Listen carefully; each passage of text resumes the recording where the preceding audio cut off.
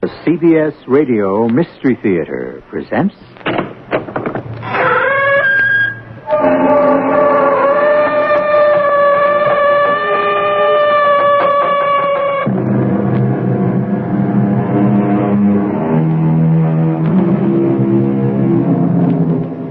Come in. Welcome. I'm E.G. Marshall. There's nothing so ridiculous or far-fetched that it hasn't already been said at some time in some place by some philosopher, and been considered and debated and in many cases enshrined as immortal profundity. Which proves what? That there is a thin line between wisdom and folly. But that's something you always knew, right? What's the matter, Tom? I just found out about the war. The war? What war? Now, you know what war, Helen. All right, Tom. There's a war. A war to the death. You understand? Oh, sure, I understand. And you're in it, too. Well, if you're in it, I want to be in it. But the trouble is, we're on opposite sides.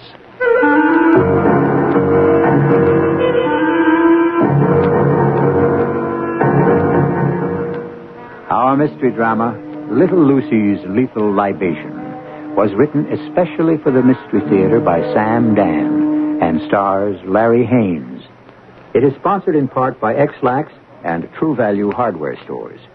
I'll be back shortly with Act One.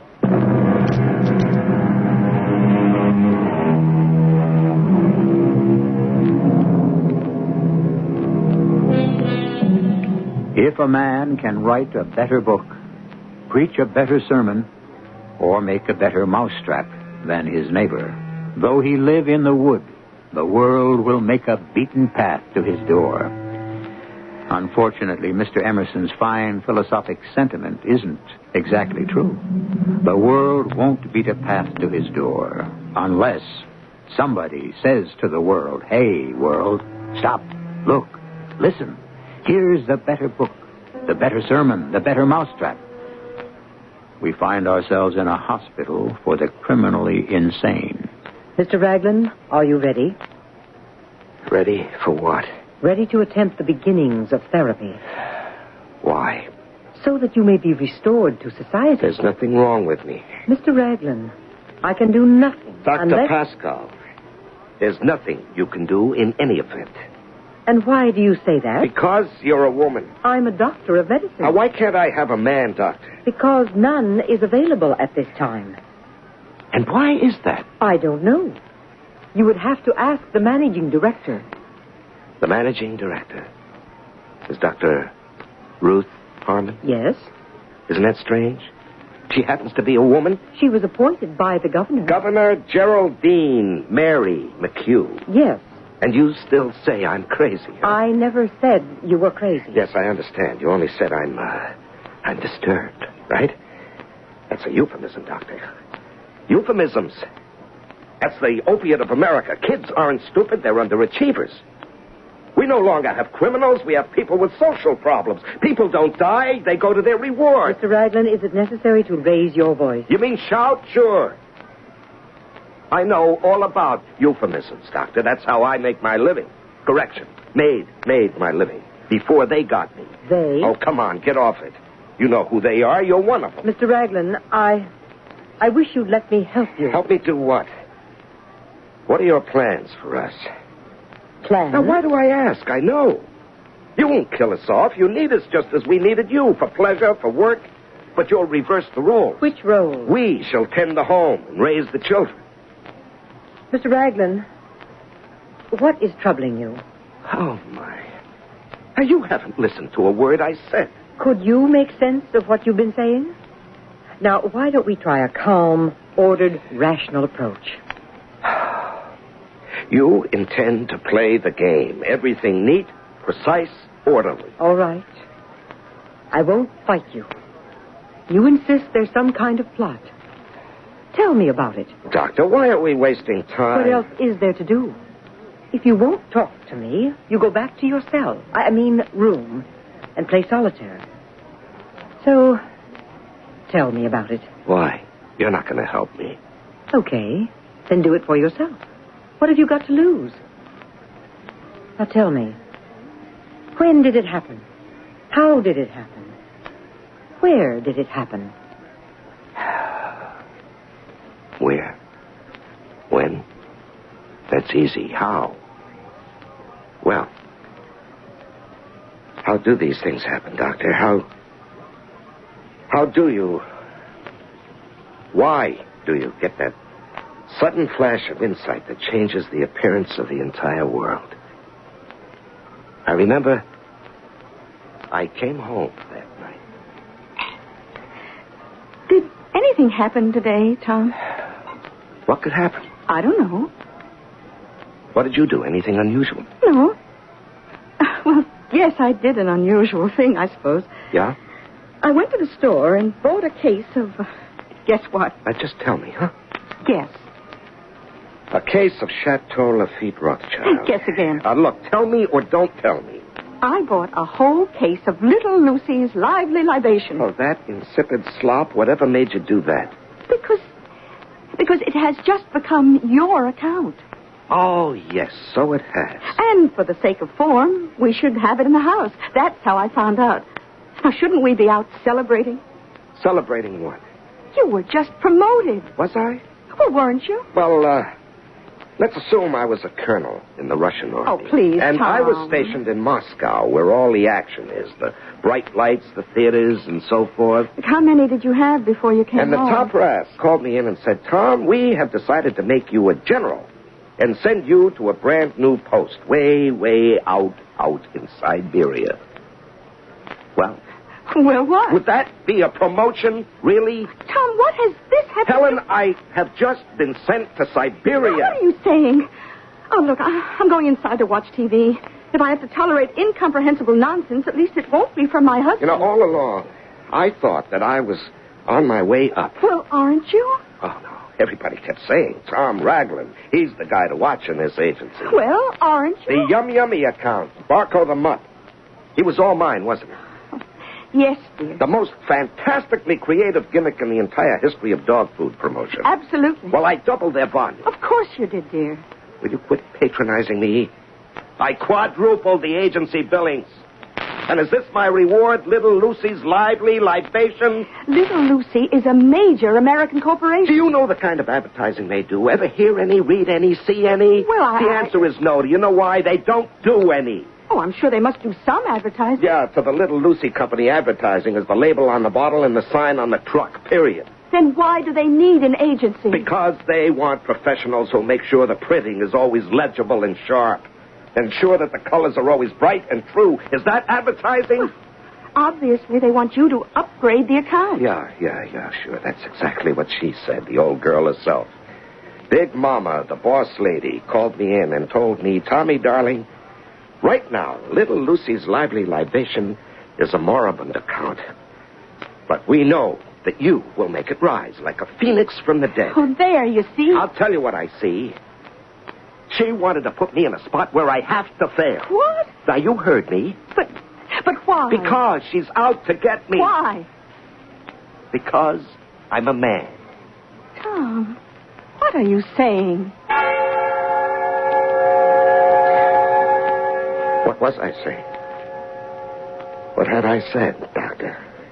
Certainly the words had come out before I was even aware of them. It was the first time I had ever entertained any such idea.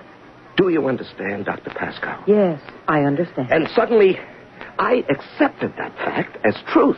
Truth? Suddenly? That you were being destroyed because you were a man? Oh, yes, absolutely. The entire conspiracy revealed itself right then and there. And what did your wife say? She said, That's ridiculous. Ms. Christabel Valentine, our big boss lady, is giving the knife to every male member of the agency. One by one, the men have been made to walk the plank. No, that can't be. That can't be true. Hear how she said that? First, you were going to deny it. It shows where your true sympathies are. Tommy. I am being sent out on a suicide mission, and I'm not supposed to come back. Sell more advertising to Little Lucy. Why, you might just as well try to sell freezers to Eskimos. Tommy, you know what you should do? Chuck it. The whole thing. You mean quit before I'm fired? Oh, you used to write plays, novels, poetry. Yeah, sure. I never sold a single one. But at least you were doing something creative. And just what do you think I'm doing now? The Barco the Mutt commercial is creative? Huh. My name is Barco the Mutt, and I love yummy and nothing else but... Well, it scans, doesn't it? Oh, it'll never get you buried in Westminster Abbey. It's where I live while I'm alive that worries me. I can't believe this is you talking, Tom. Why, you would read Shakespeare and Milton and Emily Dickinson. Tom, quit. Call boss lady Big Mama and quit. Now. Oh, sure. How will we pay the rent? Oh, I can get a job teaching. Oh, you can. I thought teaching jobs were scarce. Now, Martha Barley, who was Dean of Women when I... Well, anyway, now she's president of the university, and So, you've had this all planned. Planned? You are going to support me. You supported me all the time we've been married. Oh, good Lord, it's worse than I thought. You're in on it, too. In on what? The plot. Don't ask me what plot. I will. The plot to take over. Oh, Tommy, you are not well. First, strip them of their jobs. Second, rob them of their manhood. I'm going to call a doctor. A woman doctor, no doubt. Tom, you've always liked Ursula Cardell. And third, destroy their sanity. Oh, no, Helen, it won't work. Because I'm going to fight back. We're all going to fight back.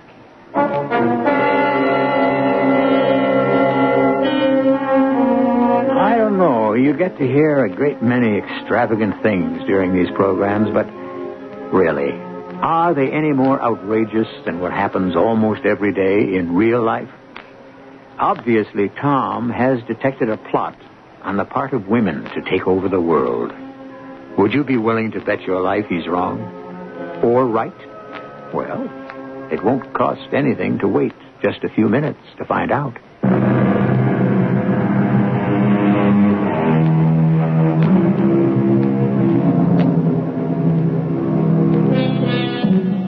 Slowly, silently, even secretly, the pressures build. And we are unaware of the gathering forces. The eruption of a volcano can create a week of horror. A revolution can impose a year of terror.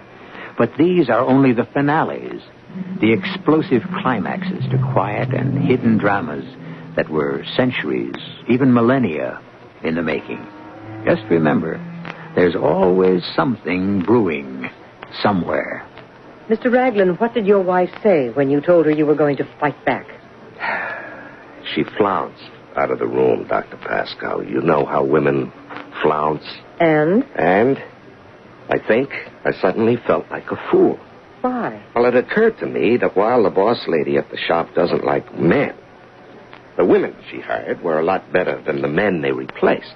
Well, that was certainly a rational analysis. And Helen had always been after me to realize my creative potential. She wanted me to quit. Why didn't you? Obviously, you despise that job. Quit to do what, Doctor? My name is Barco the Mutt is just about as creative as I can get. And so I said, Tom, stop feeling sorry for yourself. Stop looking for plots. And the next morning, there was a note on my desk. Boss lady, Big Mama herself, wanted to see me. Mr. Raglan, I understand you're not happy. Well, why am I off yummy? You're too good for yummy. Well, look how I made it sound. That was yesterday. Today, I need more billings from little Lucy. Well, that account's been lying dead here for years. Why now, all of a sudden? I asked Joe Dunning why he couldn't move little Lucy in all this time, and he couldn't give me a satisfactory answer. And that's why he was fired? Well, now you have got the job. And if I can't push little Lucy? It's a hard life we lead here on Madison Avenue. Yes, and who've you got lined up to take my place? Well, I expect you to succeed. Who's waiting in the wings? What's her name? Her name? Now, boss lady, you don't hire guys, you only fire them. You've got a date today with little Lucy. Little Lucy? Yes, Tom. There is a real-life little Lucy. She mixes up each batch of little Lucy's lively libation with her own little hands. I want you to begin talking about an entire across-the-board media campaign. Well, when did I have a chance to work one up? Tom, you were notified of your promotion yesterday. You have had 24 hours. I see. So that's how it is. Now, Thomas, whatever are you talking about? I look into Boss Lady's eyes, and let me tell you, Dr. Pascoe, I read my fate. If I have any doubts at all, they vanish completely. I am being set up. Well, I'd make a fight out of it. Maybe I could just sell little Lucy on a huge multi-million-dollar campaign. I reported to her private secretary for a brief-up. I'm Peter Hatchett. You're from the agency?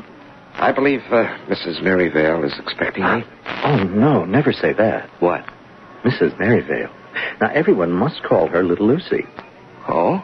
You see, she thinks of herself still as Little Lucy. Is that a fact? Well, you know the Little Lucy story, of course. No. So, obviously, you haven't done your homework, Mr. Raglan. Now, the material was sent to your office. Oh, is that so? Well, nobody did. Yes? Well, sorry, I didn't have a chance. We have a beautiful book, which tells the inspiring story of Little Lucy's lively libation. Yes, well, I must make sure to read it. Yes, well, over 60 years ago, when she was 12, Little Lucy was playing in her mother's kitchen. Now, she wanted to make Mama a delicious glass of lemonade. Yeah. And she wanted to make it special. So, she put in, a little of this and a little of that, Yes, I think so. And when her mother drank it, she exclaimed, "Oh, my, it's the best I ever tasted." And she offered some to her friends and said, "Here's Little Lucy's lively libation."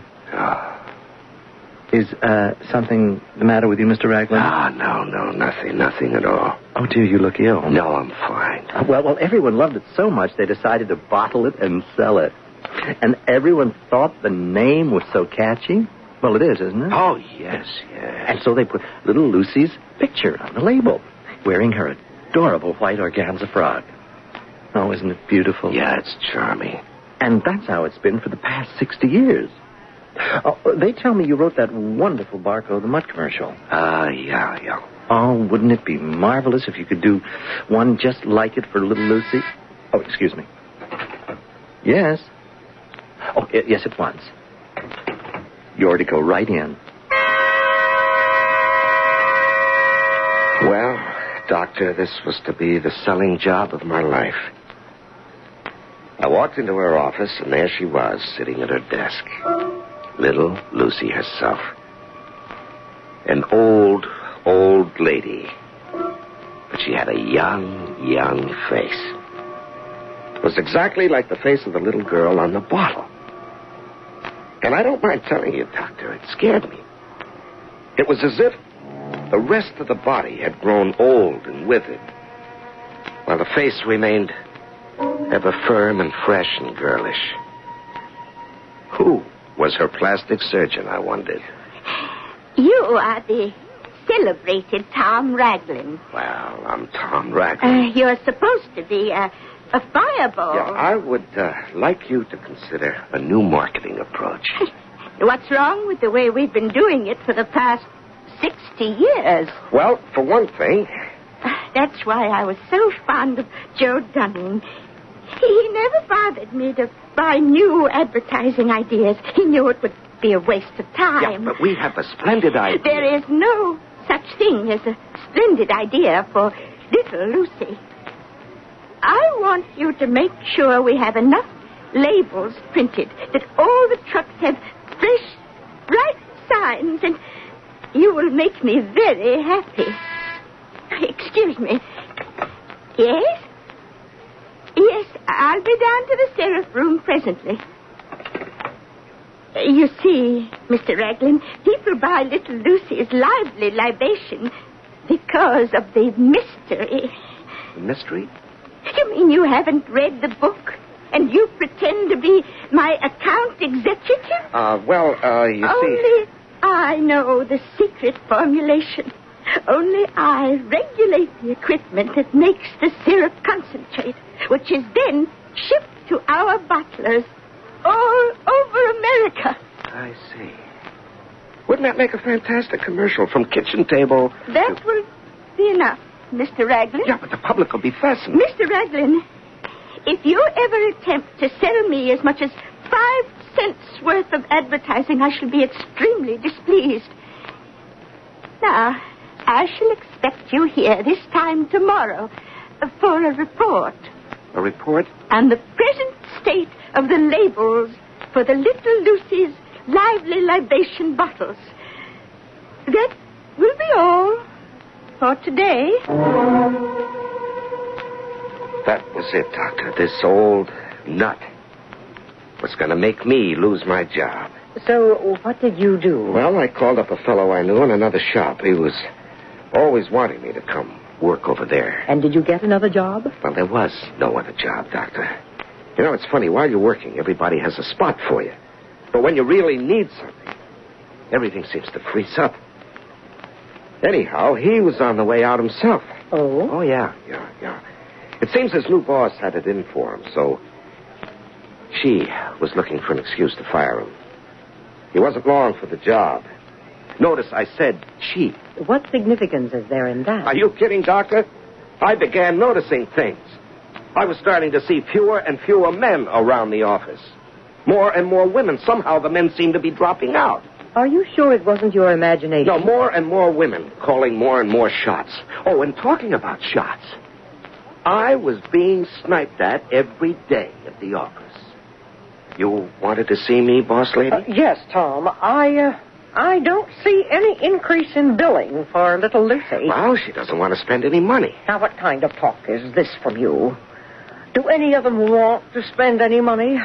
That's what selling is all about. Well, nobody can sell little Lucy. What you're saying is you cannot sell her. Is that it? Well... Because if that's how you sincerely feel, maybe we ought to put someone in there that can. Now, think about it, Tom. I thought about it, Doctor. But I didn't know what I was going to do about it. And then one day I got a call from an old pal, Terry Ingram. I can say his name because everybody knows about him. He is also in this building, Doctor. Also a patient of yours, I believe. Well, we met for lunch. Terry had been the advertising director at Yum Yummy, who had bought my Barcode the Mutt commercial. You mean you lost your job at Yum Yummy, Terry? Oh, yeah, I got canned. When was it? A week or so after you were taken off the account. Oh, what happened? You know my assistant, Penelope Maskill. Well, she's in there now. Well, how'd that happen? And they got this new vice president of marketing, Barbara Yates. And she shook the place up. Ah, another woman. Terry, isn't it obvious there's a kind of revolution taking place? Oh, like what? The women, Terry, are slowly but surely squeezing us out everywhere. I don't know. After all, that's philosophy. I leave that to you. You're a philosopher. Yeah. Tell me, what are you doing now? What am I doing now? I'm a thief. A what? A thief. Come on, Terry, how can you say you're a thief? Because it's true. How could you become a thief? I couldn't get another job. I mean, my whole life was devoted to Yummy. You know, I worked my way up to account executive. Hey, I thought I was set for life.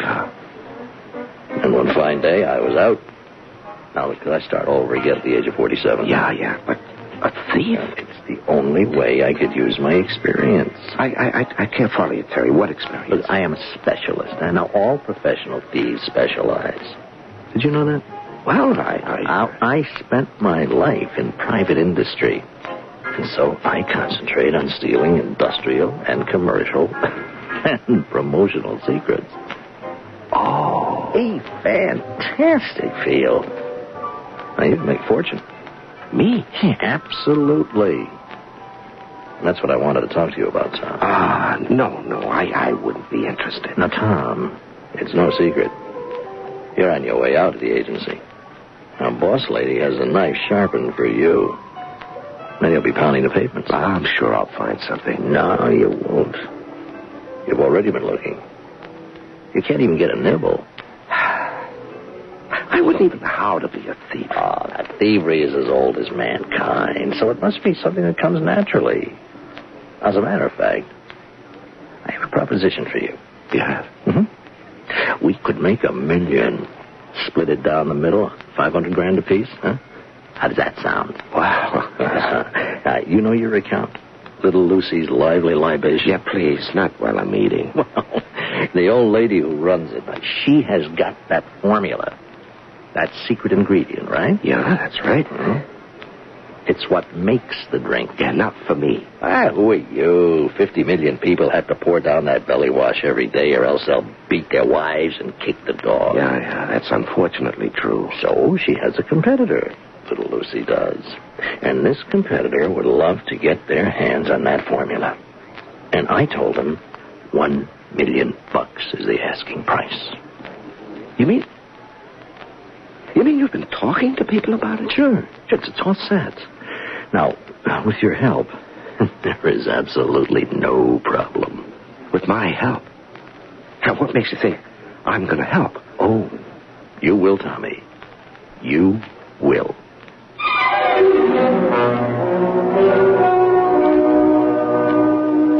Will he? Tom Raglan has been an honest man all his life. What does that mean? Are people honest from principle or because nothing has been worth stealing? Or is it a little of each? These are involved philosophical questions, so why don't you philosophize over them till I return with Act 3.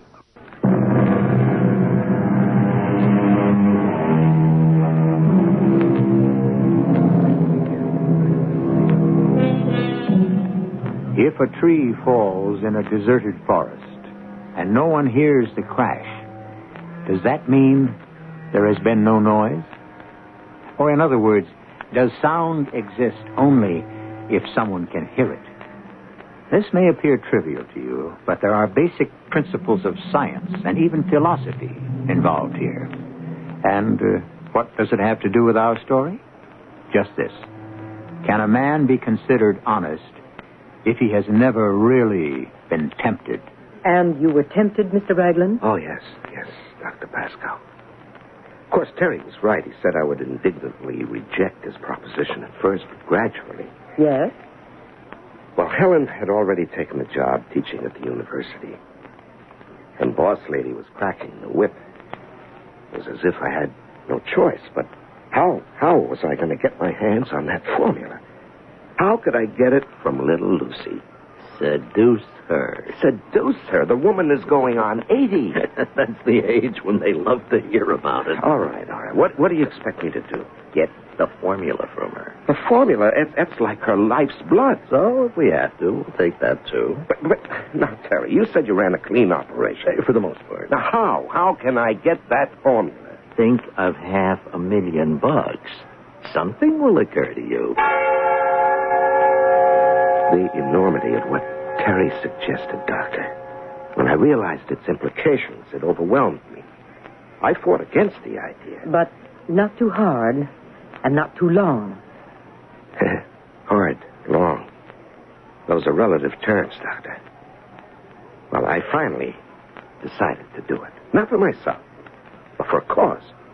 What cause? I wanted to alert man to the dangers that threaten him. Dangers? From the insidious, all-pervasive takeover of the world by the women. Oh, we're back to that. Now, we never left it, Doctor. And that's when I figured out the way to get the formula. And what was that? I was inspired by poetry. By Browning's poem, How Do I Love Thee? Let Me Count the Ways. How would this help you to steal the formula? Now, listen. How do I love thee? Let me count the ways. What's that? What did you say? It's just a poem. What kind of poem? You're not here to recite a poem, just to report on labels. Yes, I know, but I couldn't help it. You couldn't help what? Something has happened to me. I'll wager. You see, I've come here to sell you. I know that. And instead, you have sold me. Sold you what? Well, you have sold me the concept of dignity, integrity. The truth. The truth must be in the product. Yes? And so I shall return to my office and write my letter of resignation. In other words, you'll quit before you get fired. You failed your assignment. Oh, no. I didn't fail. I succeeded. I lost the Little Lucy account, but I found myself. That's why I love you. And not like a lover, but as an angel. Because you have reclaimed me. What is your angle, young man? You know, it's strange. For the first time in my life, I don't seem to have one. Well, I'll miss you. Thank you. I'll think of you always as I see you going down to the syrup room where you mix the formula for Little Lucy. I suppose you see it as a huge kitchen with an enormous bat and a ladle. I suppose. No, it's nothing like that. It's a huge computer. Oh? It's a computer, and each day I feed into it the information that controls the formulation in every Little Lucy bottling plant in the world. Oh.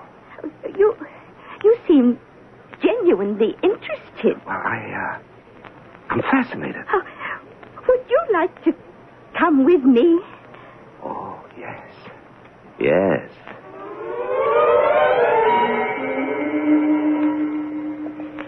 Notice I have armed guards stationed along the corridor. And inside the walls are tear gas ducts. Yeah, what fantastic security. And here it is. This door. This little green door holds the secret, the great secret. You are the most romantic young man. It's all right, Felicia. This gentleman may come inside with me. Open the door. I just noticed all the guards are women. Step inside.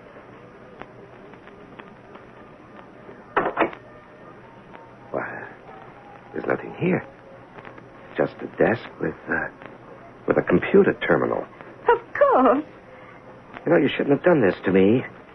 You've destroyed my illusions. Now, you stand by the door. That's it. And I shall walk over here and sit at my computer keyboard. No one must ever get close enough to see. Oh, this is remarkable. Remarkable? Yes, the gap between the generations. How this unique lady spans it from coal stove to computer. Yes, I suppose you could say that. No mixing bowls, no fancy jars. Her fingers reach and touch the stars. Oh, my. Oh, that's beautiful. Well, I'm inspired. This room inspires me. Oh, I love poetry. My favorite poet died some years ago. Edgar Guest. He wrote a poem in the newspaper every day. It takes a heap of living in a house to make it home. A heap of sun and shadow. And you sometimes have to row. Oh, my. You know him, too. Oh, I want to cry when I hear that. Oh, Tom, you are a good, decent man. Why can't they all be like you? Oh, my, the signal. The bats are ready to receive the syrup. I shall punch out the formula. All over the world, Little Lucy Lively Libation essence is flowing into thousands of vats, and the first of millions shall be slaked for another day. Oh, thank you. Thank you for this experience, man. Oh, please, you must call me Little Lucy. And only you know the formula. Only I. So, how's it coming, Tom? Oh, great. You know, every day we go into the computer room, she punches out the formula. Yeah. And every day I get to stand a little bit closer. So soon I'll actually be in a position to watch her fingers on the keyboard of the computer terminal. Yeah? Soon I'll actually be standing over her shoulder. So what you'll get from me is a miniature motion picture camera, which I can then... Say no more. I know just the thing. It's like a fountain pen. You have it in your pocket. Now, look, I don't want to go into details. Just get it and give it to me. When? When can we get the money? As soon as you're ready ready to hand over the formula. We'll have a motion picture of it. Oh, let me alert the guys. Yeah, I was all ready, Doctor. All systems would go. It seemed so easy. And then, Yes? I don't know. Maybe it was because I was going to become a thief and betray the confidence of a sweet old lady. Well, that wasn't easy. And then, there was my wife. Your wife? Yes, we were very much in love. Yes? And that morning at breakfast, I happened to look at her. She'd asked me if I wanted a cup of coffee. Just that, understand? There was something in her voice. Tom, darling, would you like another cup of coffee? Tom, what are you staring at? You? At me? Why? I don't know why. Maybe I just remembered something. What? It's something I'll never forget. Then how could you just remember? Well, it's something you remember and forget every day of your life. It's a fact. The fact that you're in love. I love you, Helen. Oh, Tom. Tom, I love you, too. And so, Doctor, I went to little Lucy's office on this morning, prepared to commit a crime. And as I drove there, I suddenly decided I wasn't going to do it. No, not for $500,000. I wasn't that kind of a guy. I just wasn't going to betray this wonderful old lady. I had to get this crazy thing, this weird idea out of my head that there was a plot on the part of the women to take over the world. Well, we were sitting in little Lucy's office waiting for the time to go into the computer room. All passion spent. It all should have come earlier when I could have enjoyed it. Well, your success came early in your life. Not success for me. Success for all women. Now, it doesn't matter. What doesn't matter? The revolution. What revolution? You know what revolution. The women's revolution. I don't mean the generalities of women doing better. I mean the takeover. What takeover? The actual physical takeover. Tom, you're sensitive. You see it. You sense it. Everywhere the men are being forced out. Look at you. I think men and women of goodwill can resolve their difficulties. No. That's all gone, Tom. Helen and I will, always. Oh, no. That's gone, too. Helen chose the revolution over you. Now, I can't believe that. The first day you came to my office, I disliked you. Why? Because of your attitude toward my libation. I told you you'd called it insipid slop. You asked me how I knew. Well, how did you know? How could I know? Whoever heard you use that expression? Your wife. Oh, no. She phoned me and told me. Helen? She phoned you and told you why? Because I'm her regional commander.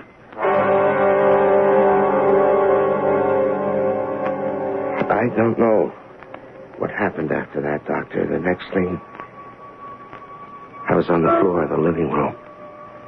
And a police officer was standing over me, and Helen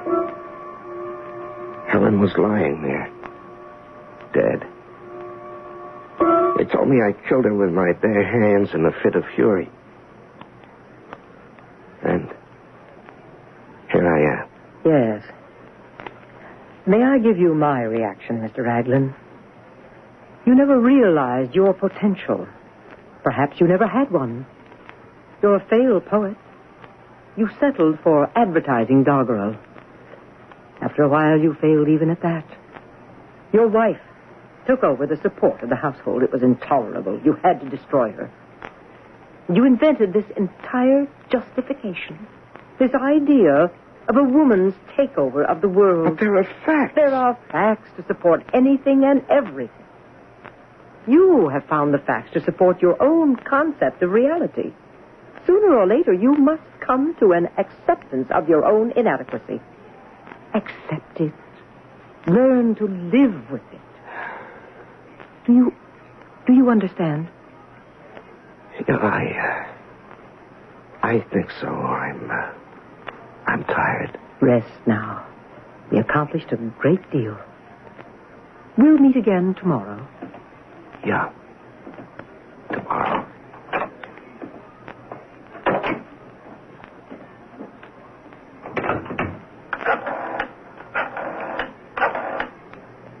Hello? Boss lady? Dr. Pascoe here. Look, little Lucy has got to be relieved of her command. Why? She talks too much. That's why.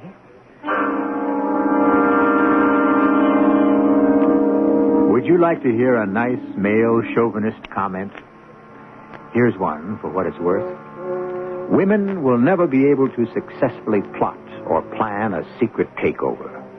Because how can you expect a woman to keep a secret? Oh, I'm not too good at keeping too many secrets myself. I'll have a few for you in just a few minutes.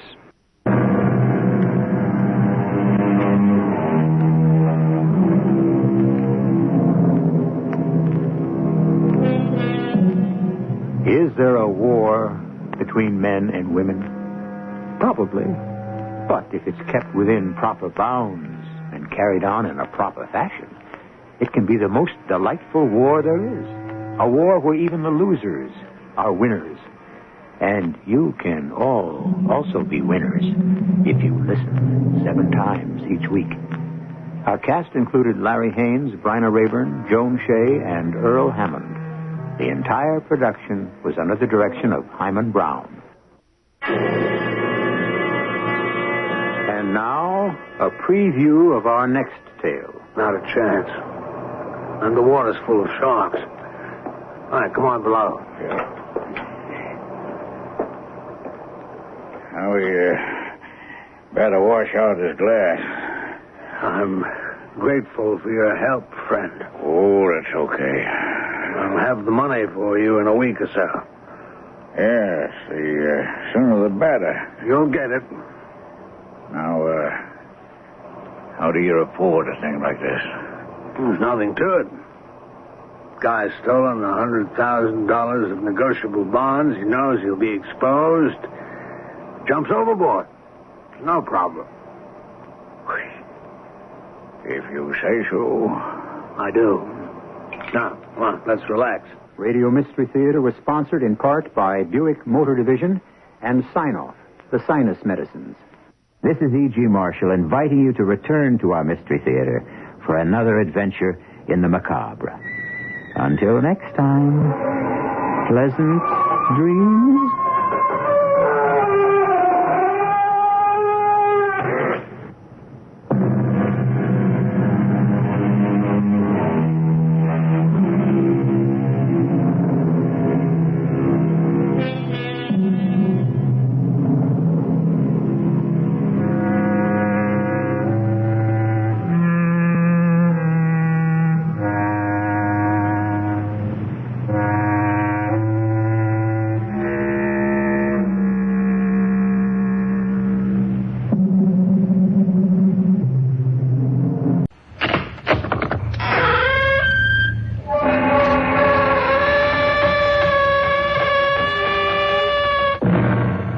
Come in. Welcome. Welcome to Mystery Theater. I am Hyman Brown. One of the perpetual mysteries in life is explored in a game of solitaire. In a few moments of reflection, haven't you sometimes wondered, what if I hadn't been there at that particular moment? Or what if I had been? What would have happened if I had been there with someone else? Or if no one was there to help me? Would the same thing have happened under different circumstances? Or would everything be changed if? This is the game that is played in our mystery drama.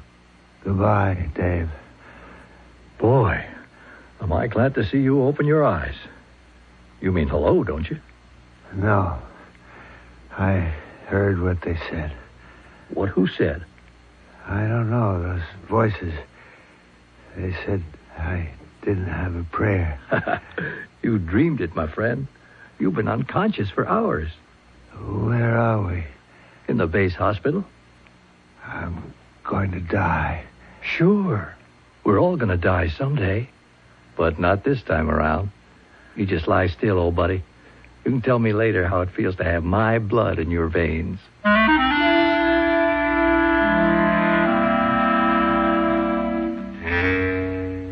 Our mystery drama, Fateful Reunion, was written especially for the Mystery Theater by Elizabeth Pennell and stars Robert Dryden and Jennifer Harmon.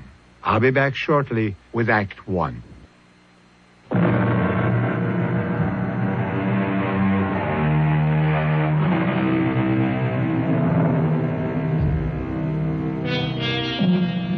Our opening scene took place some 50 years ago when two very young draftees, as members of the Allied forces, were thrown together in the landing at the beach in Normandy. Since then, the bonds of friendship have never been broken.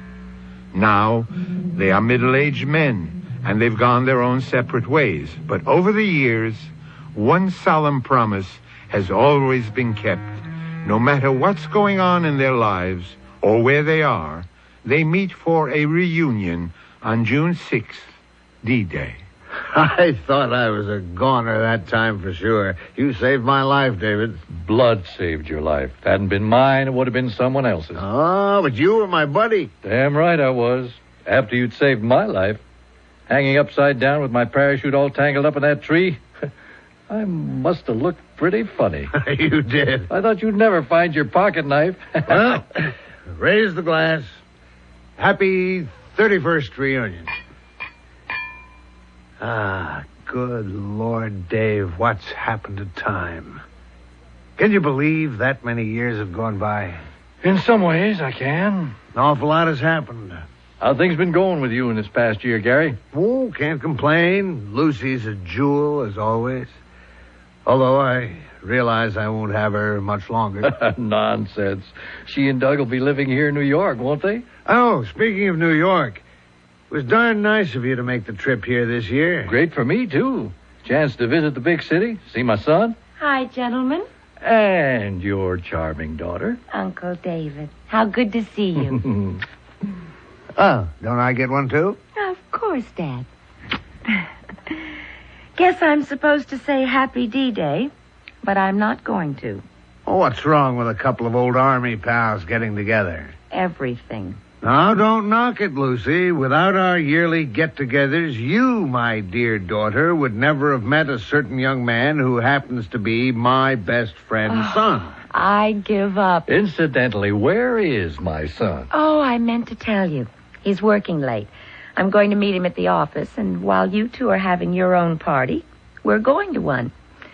But not in honor of D-Day. Well, I suppose other things did happen on this date. Mm-hmm. Like last year when Doug and I got engaged. But please stay right where you are while I get dressed. Before you take off, I want to use you as guinea pigs.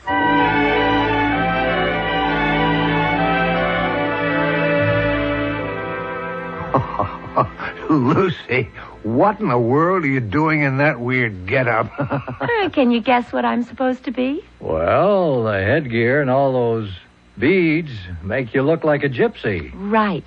And what do you think I have under this striped scarf? Well, if you're a gypsy, it must be a crystal ball. Right again.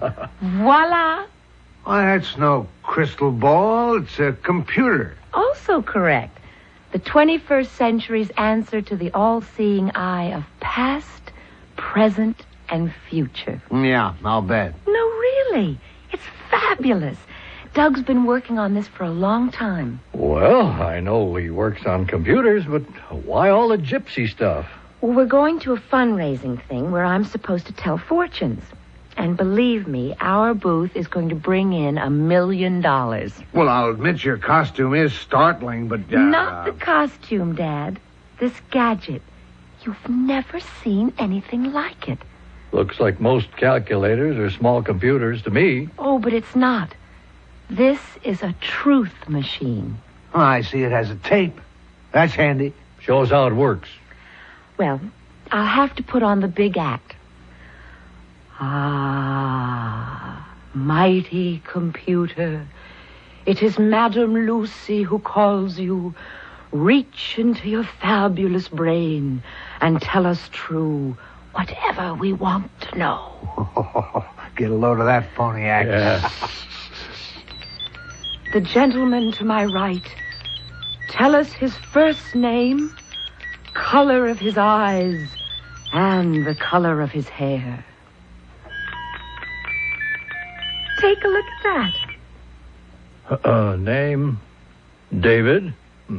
Eyes blue-green. Color of hair, gray. Why, that's amazing. Let's see that tape. The gentleman to my left, first name, color of eyes, and color of hair, if you please. I'll be darned. Name, Gary. Color of eyes, hazel. Hair, question mark? I'll ask that again. Color of his hair, if you please. It's got your number, Gary. The tape says, the man is bald. Oh, that's very funny. The whole thing's a frame-up. Obviously, Lucy's fed data into this machine. Honestly, Dad, I have no idea how it works. It just always comes up with the right answer. All right. Ask it where my home is, what I do for a living. Oh, I know. My wife's name. I'll bet it can't answer that. The gentleman named David. Tell us, O mighty one, what is his occupation? Where does he live? And what is the name of his wife? There you are. Mr. David is a bank president in Des Moines, Iowa. His wife's name is Jean. I'll be darned. It's quite a trick. Oh, I don't think there's any trick to it, Uncle David. This is different. It's your turn, Dad. Just try to stump it. Okay. Here's something that machine would never know. Ask it the license plate number of my car. What is the license plate number of my father's car? The tape says 892 NYX. Is that right, Gary? Yeah, of course it's right. Now I know this is a frame-up. You and Douglas got together and fed it answers to all the usual questions any fool would ask. It'll be great at your party if you know everybody there. It isn't like that, Dad. Truly it isn't. Why, this computer can actually predict. No, not predict, but actually tell what will happen in the future. Uh-huh. All right, let's test its brain power on that score. Ask where our reunion will be held next year. Yeah, that's a good one. Mighty computer, where will Gary and David meet for their next D-Day reunion? Here, I'll tear off the tape. You read it, Dave. What does it say? It says, there will be no reunion next year. Now I know it's a hoax. I don't understand. How can you say that? Well, I'm beginning to agree with you, Gary. Lucy, if you and Doug really didn't feed that computer bank, ask it why there'll be no reunion next year. I will.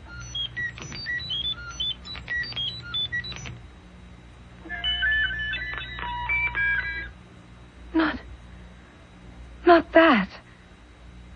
Well, what's the matter, Pat? Oh, it's come out all gibberish. The machine must have jammed or something. I'll have to ask Doug to unscramble it. Sounds mighty suspicious. I'll take that computer business up with my son tomorrow. Right now, can we drop you off in our cab? No, thanks.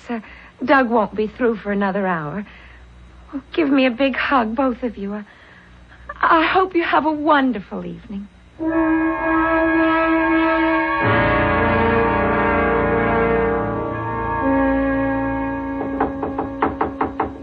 Coming.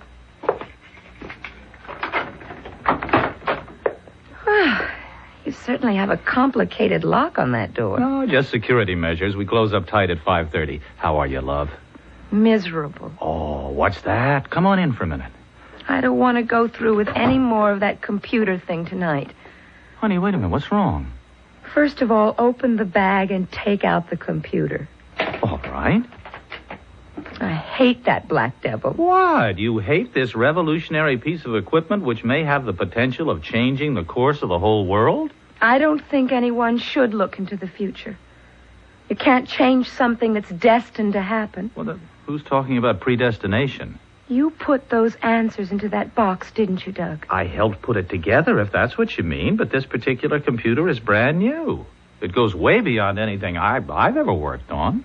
But you do know how it works. Well, not exactly, no. That's why we're so excited. The damn thing actually seems to have a mind of its own. Doug, you must stop experimenting with this monstrous thing. Never. Lucy, I simply don't understand what's gotten into you. Hey, we've always been honest with one another, haven't we? I always thought so, up till now. Well, what's so different about now? Oh, I don't pretend to know anything about computers, but I do know they can't think for themselves. No, not exactly.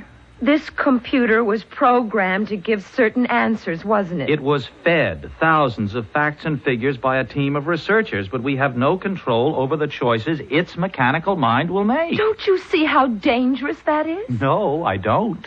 Well, fortunately, our fathers both thought it was a hoax. Oh. Something happened when you used the computer today, didn't it? Oh, Doug. They wanted to know the answer to the question, where will they hold their reunion next year? Oh, those old soldiers. Wouldn't they just? Don't laugh, Doug. You ask it that question. Go ahead, ask it. Okay. Where will my dad and Lucy's dad hold their usual reunion next year? Go ahead, Doug. Read what it says. There will be no reunion next year. Well, what do you know? Don't you see? They said it was a frame-up. They accused us of collusion to try and keep them from having a D-Day meeting. Did you do it, Doug? Lucy, I swear I had nothing to do with it. Oh, come on. There's nothing to get so upset about. Only there is. Because they asked one more question.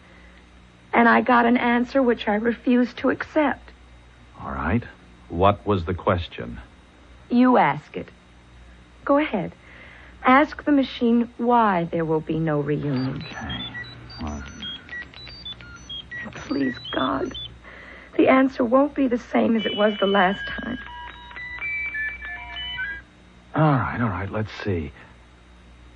Oh, no. The tape says, because one of them will be dead.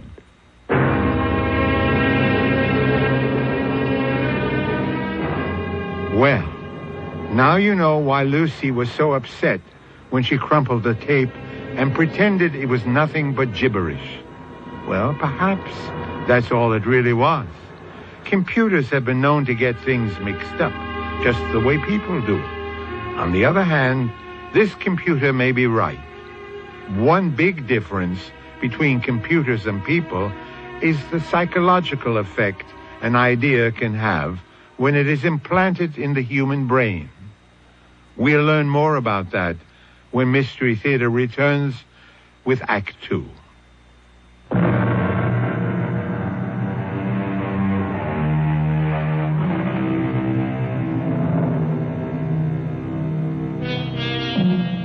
A computer can be a very useful tool if you're trying to balance the books or solve an abstract problem.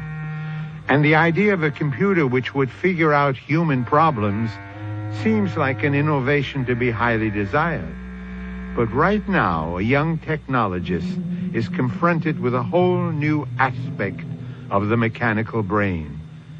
It's unsettling to be told by a doctor, a fortune teller, or even by a robot that someone dear to you is going to die. You don't believe that, do you, Doug? I don't want to believe it. Well, somebody must want to frighten us. Somebody who fed data into that machine. Honey, I keep telling you, this computer doesn't work like that. It has freedom of choice. Well, so do I. And I will not accept the word of a thinking machine. Our fathers are still young. It isn't as though one of them were ill or is in any kind of danger. Wait a minute. You're sure that neither your dad or mine saw what was on that tape? They saw the tape about no reunion. But I tore up the other one. The tape that said one of them would be dead. And pretended that there was no answer. But there was an answer. And that means now we have to ask another question. I don't want to hear anymore. Lucy, we have to. We must find out so maybe we can prevent it from happening. What question do you propose to ask? I have to ask the computer to tell us which one will die. I don't want to know. Well, I do. And I'm going to find out. Don't tell me. Please don't tell me. Well, look at that, will you? He's never done this before. Honey, please take your hands away from your ears and listen. It was all a mistake, wasn't it? I don't know. The tape says, I cannot tell you. There, you see? It is a hoax. No. This computer is programmed to respond. I'll make it tell me.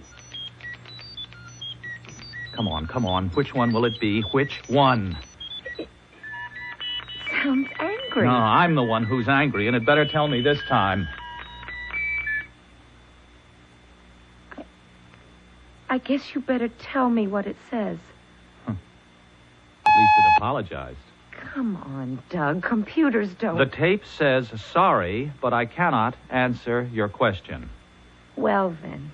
If it can't answer that one, it can't answer anything. That's not so. It's always given straight answers before. You know it has. Sure, when it was fun and games. All right, maybe we're taking this too seriously. I could be wrong, about what a computer can do.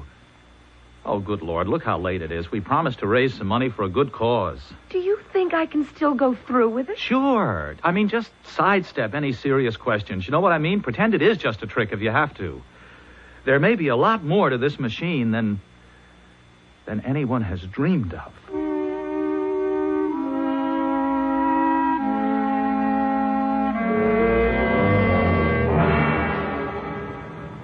Taxi! Taxi! You did say we're going to that place where the food's so good. I hope it's still good. Haven't been there for years. Hey, cab! Get in, Gary. Thanks. Hey, where to? Hey, you know the restaurant... Monsieur Henry's? Sure, fancy French place, otherwise known as Mr. Henry's. Old times coming back. He reminded me of someone. Yeah, who? That little French nurse. One with the big brown eyes. Whatever made you think of her? Wait a minute. We're going in the wrong direction. He's taking us uptown. Can't prove it by me. I never know north from south in New York. Driver, where are you going? Well, you said Monsieur Henry's, didn't you? Yes, it's on 52nd Street. I never heard of it being there. The only one I know is on East 86th Street. Well, that's not where we want to go. Go back to 52nd between 5th and 6th. Well, you should have told me sooner, mister, but there's a two-way street coming up. Maybe I can still make the light. Watch out for that truck!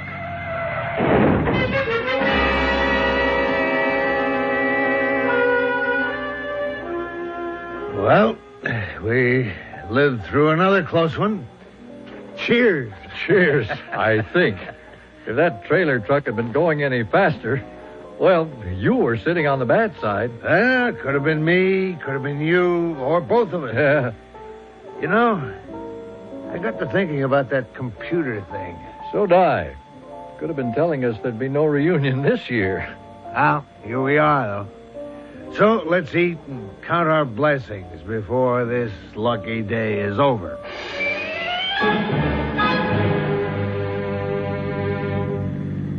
Madam Lucy, you were sensational. Not much thanks to your marvelous computer.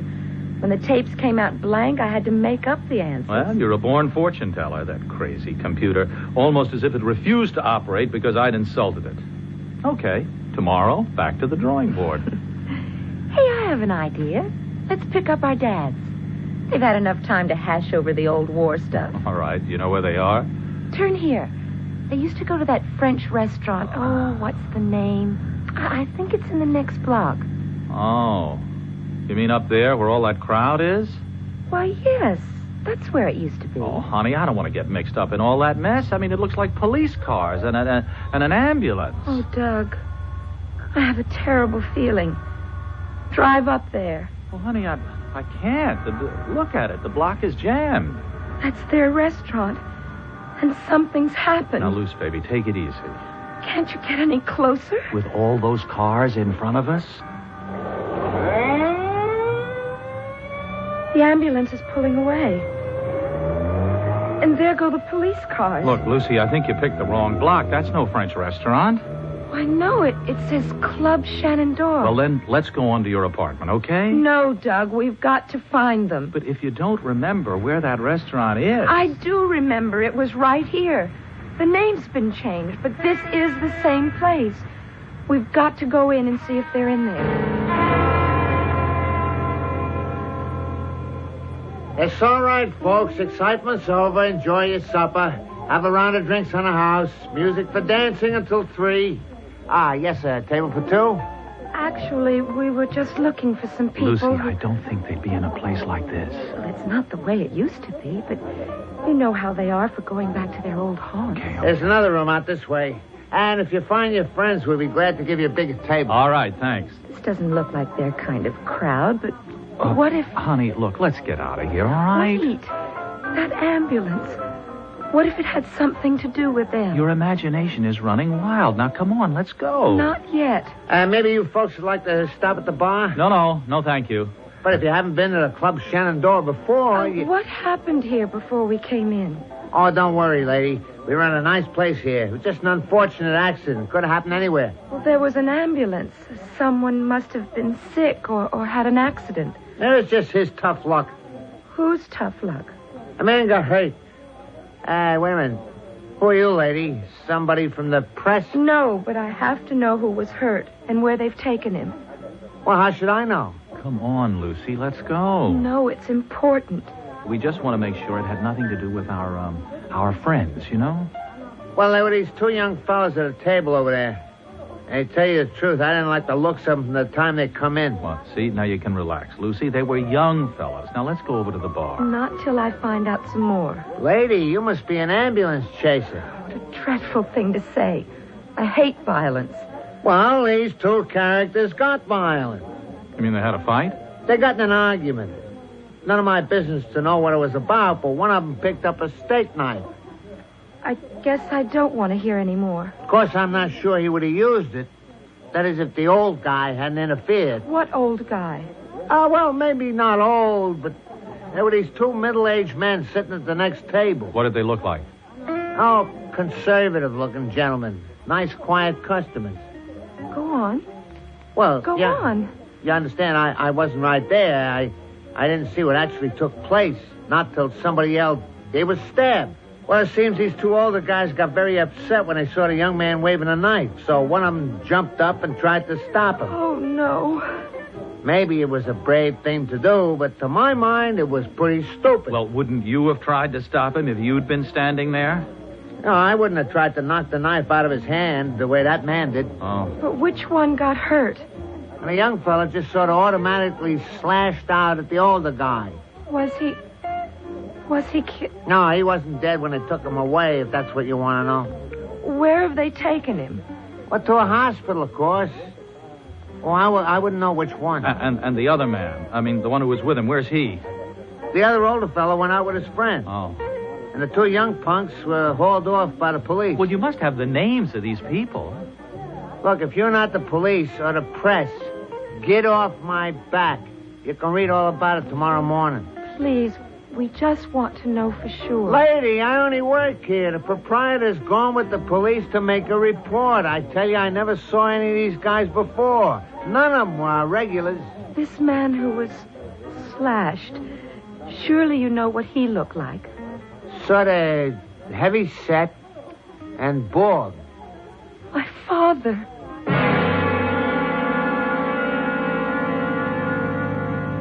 We have to drive straight to the hospital. Honey, how can we? We don't know which hospital. Well, where's the nearest one? I haven't the slightest idea. Besides, that doesn't mean anything in New York. In emergencies, they go anywhere. Well, then drive to the police station. I don't know where that is. Find it and hurry. Lucy, please. You've gone off the deep end. Well, how would you feel if it was your father? Oh, what an idiot thing to say. They're both so close to me, I'd be undone if anything happened to either one of them. But something has happened, Doug. I know it. Oh, honey, you've jumped to a big and frightening conclusion without any proof. 2 men, one of them bald? Yes, there could be thousands out on the town. Where are you going? Oh, there's nothing we can do except get to a telephone and wait.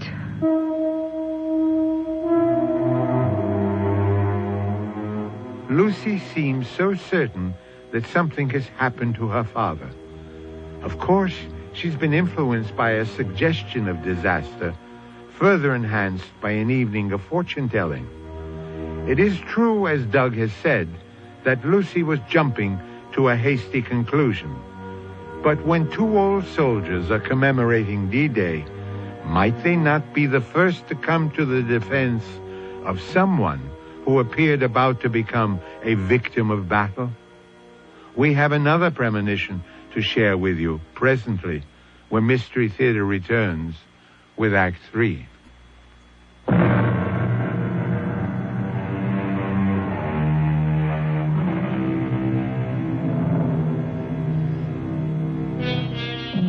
Many a mathematician has taken delight in relating our actions to the movements of pawns in a game of chess. The game we are playing might be compared to the thoughts of a wakeful chess player who, after spending an evening at the board, is tossing and turning as he replays the moves to himself and speculates, what if I had done this? Or what if I had moved in that direction? And right now, it's our turn to make the next move into the final act of our mystery drama. Oh, Doug, I hope we're doing the right thing.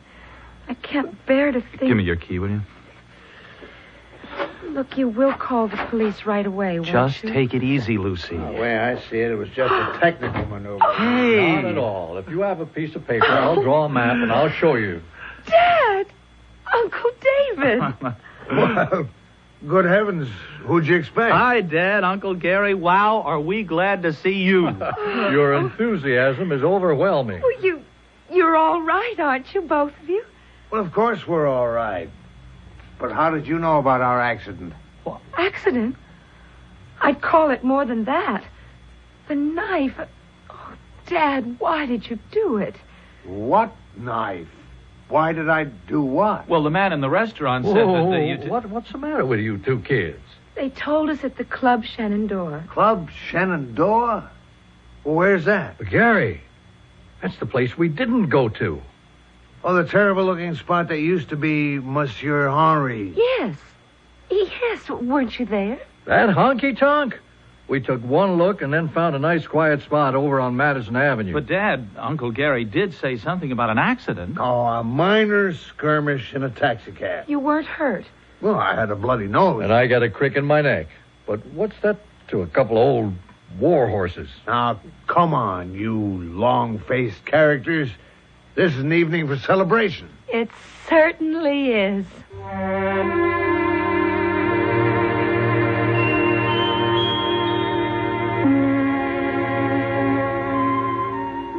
I think I'll hang these bells on that branch up there.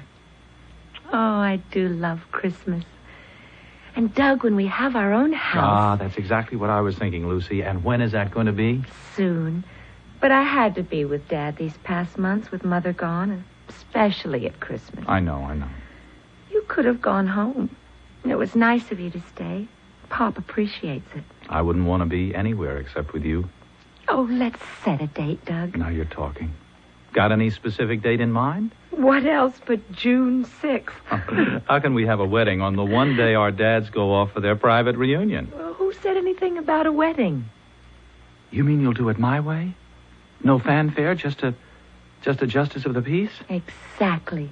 We'll make it our day, not theirs. Oh, honey, you are terrific. Hello? Yes? Yes? Oh, no, where? Oh, but why shouldn't I be worried? Of course, I'll be right there. Hey, what was that all about? It's Dad. He's in the hospital. But who were you talking to? What happened? Well, that was Dr. Daniels. He said not to worry, but Dad, he's had a heart attack and he's in St. John's Hospital. Oh, honey. He's going to die, Doug. I know he's going to die. Now, Lucy, stop that. I'm taking you to the hospital. Let's go.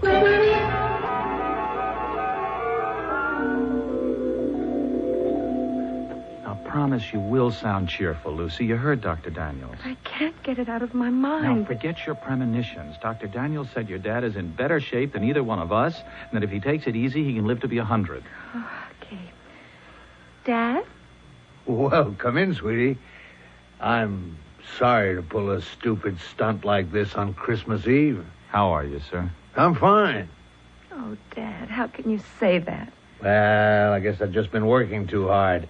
Doc says after a few days' rest, I'll be back in top form. I'm going to stay here with you. Nonsense. From the looks of the nurses around here, I'm going to have a ball. Uncle Gary, I'm going to call my folks for Christmas. Shall I tell Dad that you're in the hospital? You tell him just one thing, my boy, that I'll see him on D-Day.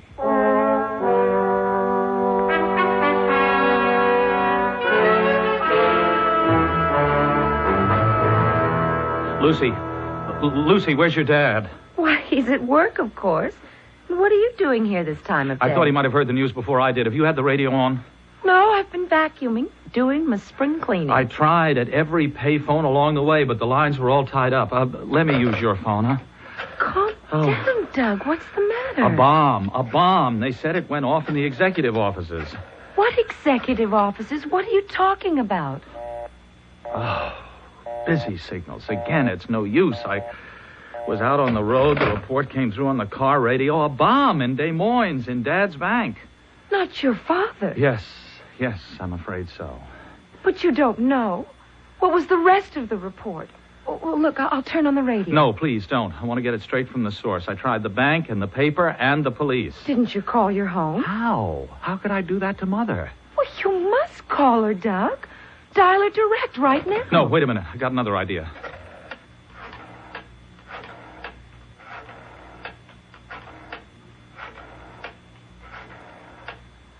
Hello? Dad? Well, yes, on the car radio. I was out of the office. I've been trying desperately to reach you. Are you all right?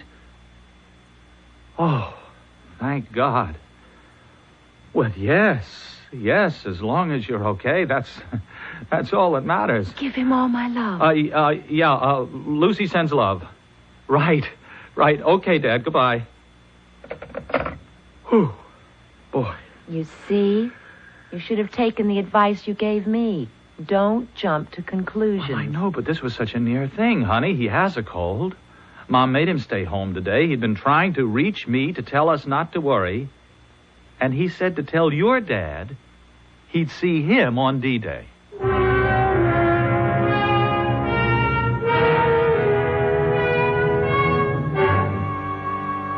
Well, old buddy, it's the 15th of May. And time for us to make some plans. You bet, Gary. Where'll it be this time? Well, I'm for keeping the destination a secret. You mean from our ever-loving families? Mm-hmm. Don't you agree? Sure do. How about getting away from all civilization? Well, it suits me. Any ideas? Yep. I got a dandy. What about up at the lake? That Wisconsin fishing lodge where we went one summer. Hey, that's beautiful. But it's pretty inaccessible without a private plane. We'll get one. You still flaunting that pilot's license? You better believe. If you'll come more than halfway, we can rent a plane in Chicago. That's great. We better meet on the 5th, if you can get away. Nothing's going to stop me.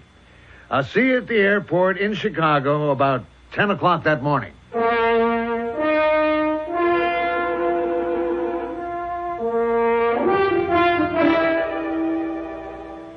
Doug, you're just in time for lunch. One whole week of glorious vacation. And you know, I didn't tell a soul that we're getting married tomorrow.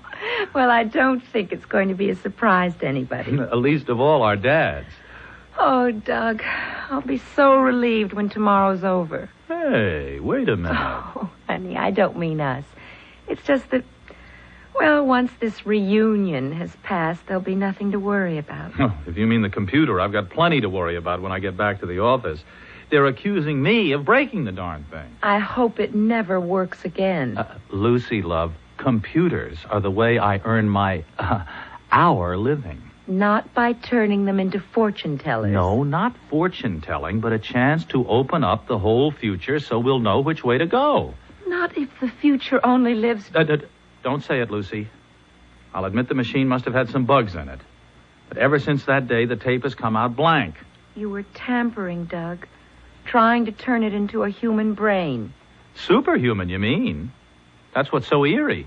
Some kinds of medicine are too strong to take. Honey, how can a computer know that? It can't, silly. This one did. It behaved as though we'd gone one step too far. Oh, look, I'd like to forget it. Oh, so would I, at least for the next 7 days. It's our time to celebrate. So, cheers. Oh, you sound like our dads. Did your old man get off on schedule? Yes, early this morning before I was up. And still the big secret about where he was going? Yes, but I happen to know he had an airplane ticket to Chicago. Uh-oh, you cheated. No one was supposed to know. But Chicago, I don't know. That seems like an odd place for them to have a reunion. Especially since he asked me to help him find his fishing rod. Well, lunch is ready. Come on. How about a little background music, huh? I'll turn on the radio.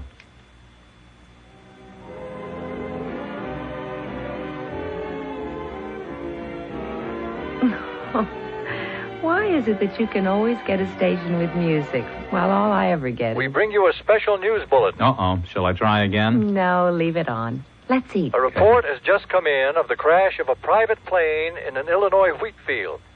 Details are not available at the moment, except that a farmer allegedly saw a small green plane flying low. Later heard an explosion. And now a fire is spreading rapidly over a section of his property, out of control. Hey, this is good, Lucy. How'd you fix this chicken? Well, it's a new recipe. It's good, isn't it? Oh, it's great. I've just been handed an update on that plane crash. Checking with the Chicago airport, we have been told that a small green Cessna took off from there this morning. Yeah, you know, Dad used to have a green Cessna. Oh, but he hasn't had an airplane in years. Well, I know, but he's still Lucy, this report is coming from Chicago. Oh, it couldn't. And here is still a further report on the tragedy. We do not know the names of the victims, but it has been established that the plane had 2 occupants. The pilot, who was known to airport officials as the flying banker from Des Moines, and a male passenger. Oh, Lucy. Repeat. Oh, the pilot, who was known to airport they were officials going to as that, the flying banker that from lake Des Moines, in Wisconsin. and a male passenger. We will bring you further developments as received by the newsroom. It is assumed that both men have perished. Dear God. Oh, no, this time it really happened. There can't possibly be any doubt. And absolutely no way that we can help them. That damn computer. It knew. It knew, you see. It knew there would be no reunion. But I'm glad it was wrong. Now will you believe that computers don't know everything? It was right, Lucy. It said... It said one of them would die. But both of them? It's better this way. Better? Well, they were closer than brothers. And after all they went through together over the years? Yes. Yes, I suppose if they'd had their choice, it's what they would have wanted. We interrupt again to bring you further information on that plane crash in Illinois. Names will not be released until after the next of kin have been notified. But our report goes on to say that, incredible as it seems, there is one survivor.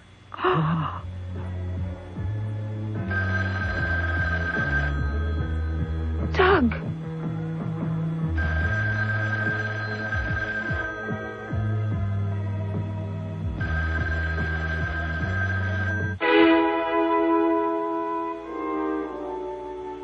I'll be back shortly with a final thought.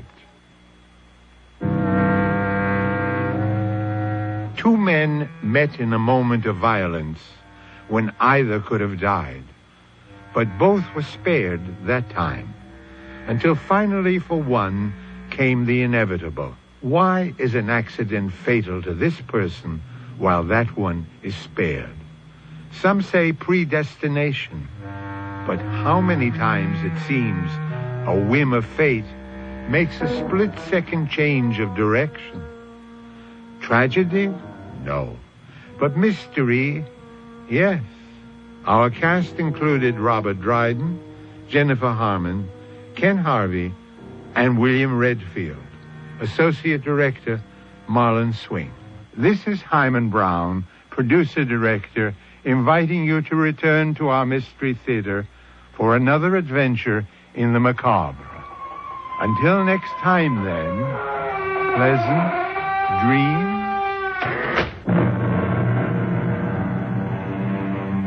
CBS Radio Mystery Theater presents...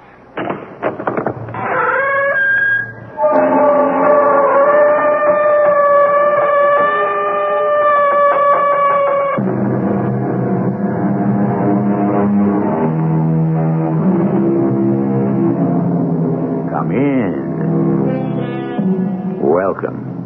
I'm E.G. Marshall. We are all doomed, said one philosopher.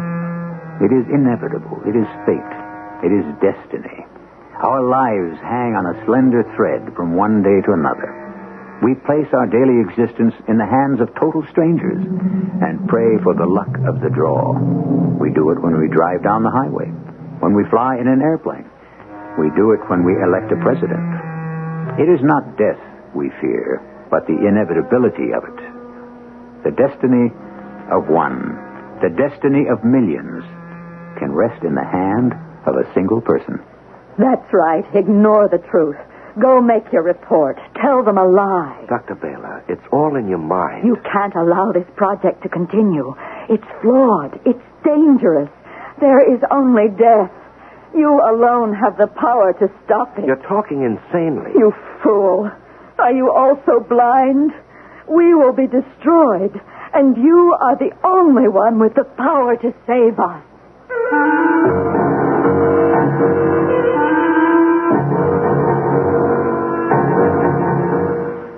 Our mystery drama, Death on Project X, was written especially for the Mystery Theater by Victoria Dan and stars Larry Haynes. It is sponsored in part by X-Lax and True Value Hardware Stores. I'll be back shortly with Act One.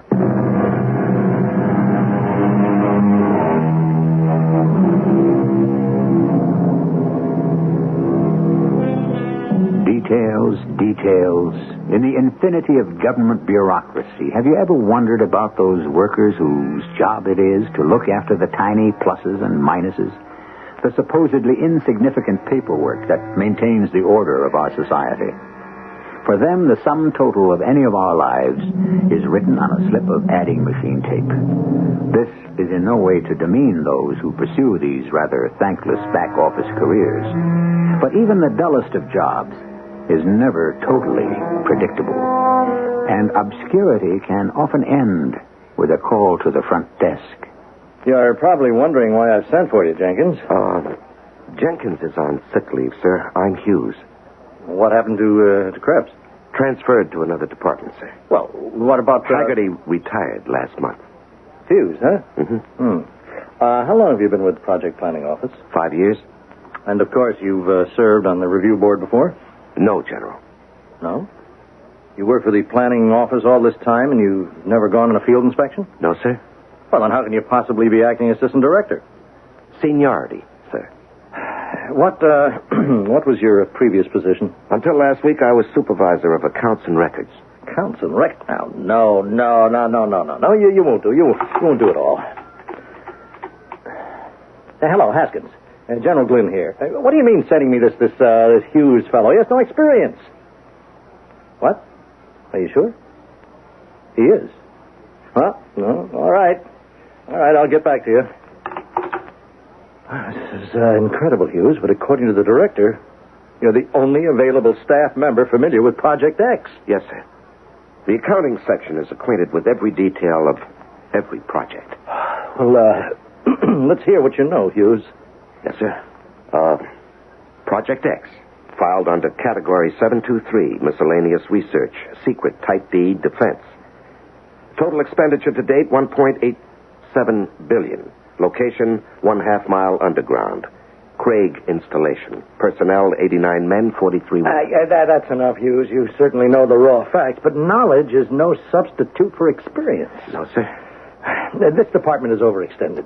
Just find us an excuse and we'll drop Project X. Drop Project X, sir? Or Project W or V or whatever we find sufficient grounds for termination. General Glynn, what would you call sufficient grounds? Bad morale for one, and misuse of funds for another. Yes, I'm sure you could spot that particular one, Hughes. And of course, there's also the high risk quotient. Now, in other words, you have reasonable doubt that adequate safeguards exist to ensure a margin for error. Well, I'm supposed to be able to determine that, sir. I'm no scientist, sir. I'm an accountant. Hughes, I've got my hands full as it is. But General, the responsibility. I mean, I've never... I know that, Hughes. And you know that. But so help me, don't you let them know it's your first assignment.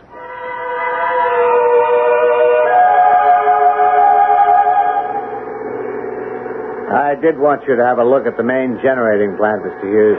Oh, it's very impressive, Colonel. Not to mention efficient. As the project's chief power source, it can't be beaten for maximum utilization of fuel anywhere. Yes, I've seen the figures. Mr. Hughes, I just want you to know that the Project X staff is completely at your disposal. I appreciate your cooperation. Yes, that's it, cooperation. The research we're doing here at X, it's at least important enough for a little common courtesy. I'm sure you've run into some real belligerent types on other inspections, haven't you? Yes, I have, certainly. If we're finished here, I'd like to take you on to the primary testing facility. This, of course, is the main lab. You won't find another as well equipped in the entire country. At a cost of nearly $67.2 million, I should think not. You certainly know your figures. Well, details have always intrigued me, Colonel. Facts, figures, these things are the black and white. They are the ultimate indicator of success or failure. You sound just like an accountant. Well, you might say I'm interested in seeing the financial outlay for this project is justified by its progress, Colonel. In other words, the boys at the planning office still want to know if they're getting their money's worth. Well, I assure you, Mr. Hughes, at Project X, you certainly are. By the way, I'd like you to join me for dinner. If you have no other plans. Thank you, Colonel. I'd be happy to. Memo to General E.F. Glynn. My first day at Project X. Record most favorable first impression. Project director extremely cooperative. Facilities well planned and in good order. Staff efficient and congenial. No evidence of any morale problems. Come in. I said come in. Oh, that's strange. Nobody there. Wait a minute, what's this? That's a note. Who'd write me a note? Let's see. Beware, the end is near. Beware, the end is near. And what kind of a message is that? You say someone slipped the note under the door to your quarters? Yes, that's right, Colonel. Strange. Colonel, Do you have any staff members here who might be a little unstable? Mr. Hughes, our people are carefully screened to avoid just that. Over 130 men and women engaged in top-secret defense research, constantly under stress, and there are never any difficulties? Well, of course, we're human. Occasionally, some of our people experience depression, fatigue, but it's normal. And you say there's no morale problem? Here? No, not at all. I'm sure even you noticed how well our people seem to work together. Do you have any conception of how crucial our research is? Do you think I'd risk it all on demoralized personnel? Well, Colonel, sir, I merely inquired. I wasn't insinuating. I told you we have nothing to hide. We're an open book. Then you won't mind if I paid a visit to your infirmary? Of course not. I'd like to meet your staff psychiatrist. Staff psychiatrist? Yes, I just think a brief talk would clarify things for me, Colonel. I'm sure there are no real problems, but I pride myself on being thorough.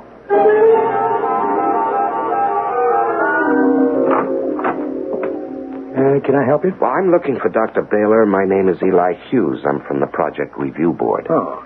You must be Dr. Hillary, the Project Medical Director? Yeah, that's correct. You have an unusually high efficiency rating, Doctor. Yes, I do what I can. Well, I wanted to speak with Dr. Baylor concerning cases of fatigue. Fatigue? Well, according to the Colonel, the only personnel problems here stem from sheer physical exhaustion. Well, I'm sorry, Mr. Hughes. You'll have to come back when Dr. Baylor's available. Well, maybe you could tell me, Dr. Hillary. Well, I'm afraid not. I am rather pressed for time. In other words, you don't wish to cooperate with an official government inspector. Mr. Hughes, don't try to pull rank on me.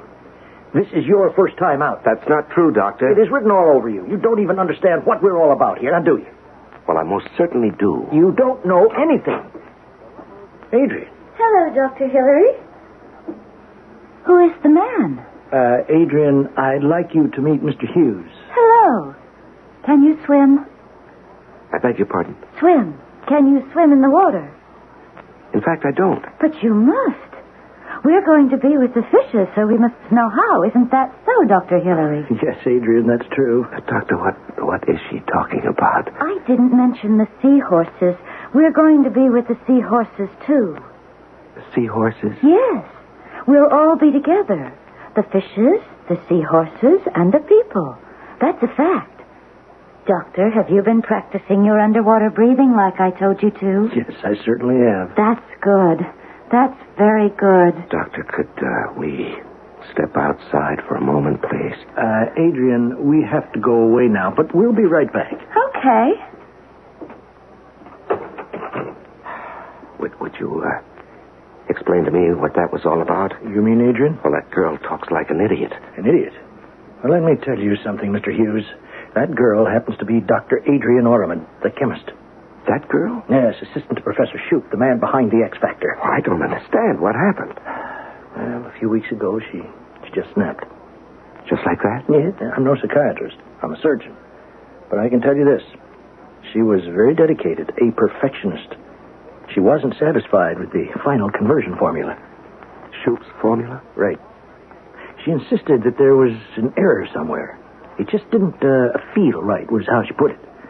In any case, she went for days without sleep, without food, looking for some imagined error. Well, she finally cracked from sheer fatigue. Oh. I'm very sorry. Are you? Are you really? Yes, Doctor, I really am. Well, you shouldn't be. To feel sorry is to care, and to care is to become involved. What's wrong with that? He's here, isn't he? The man from Project Review? Jerry, this isn't good for you. Now, you should stay in bed. I'll go. I will, just as soon as I talk to him. You're the man, aren't you? I'm Eli Hughes from the planning office. Please listen to me. Jerry, I want you to stop this. But he has to know. He has to know how sad it is. A tragedy, that's what it is. Jerry, you can talk to Mr. Hughes later. Now, we're busy now. I'll go, but please, tell him how sad it is. Yes, I'll tell him. Because he shouldn't be afraid to cry. Tell him. Make him see. He'll cry, too. Yes, Jerry. Because it's so sad. Dr. Hillary, that woman is crazy. Yes, I know. That's all you can say? What else can I say, Mr. Hughes? I've already told you. Yes, I know. You're a surgeon, not a psychiatrist. Well, what does the project psychiatrist have to say about this? Mr. Hughes, Dr. Jerry Baylor is the project psychiatrist. The Bible says, "Physician, heal thyself." Obviously, we have just met the perfect example in Dr. Baylor. If this woman is the resident psychiatrist, what can we expect from her patients? Are the lunatics indeed running the asylum? That is, if Dr. Baylor really is a lunatic. After all, who are we to say? We don't make hasty judgments here. We examine all issues carefully. We'll be back in a moment with Act Two.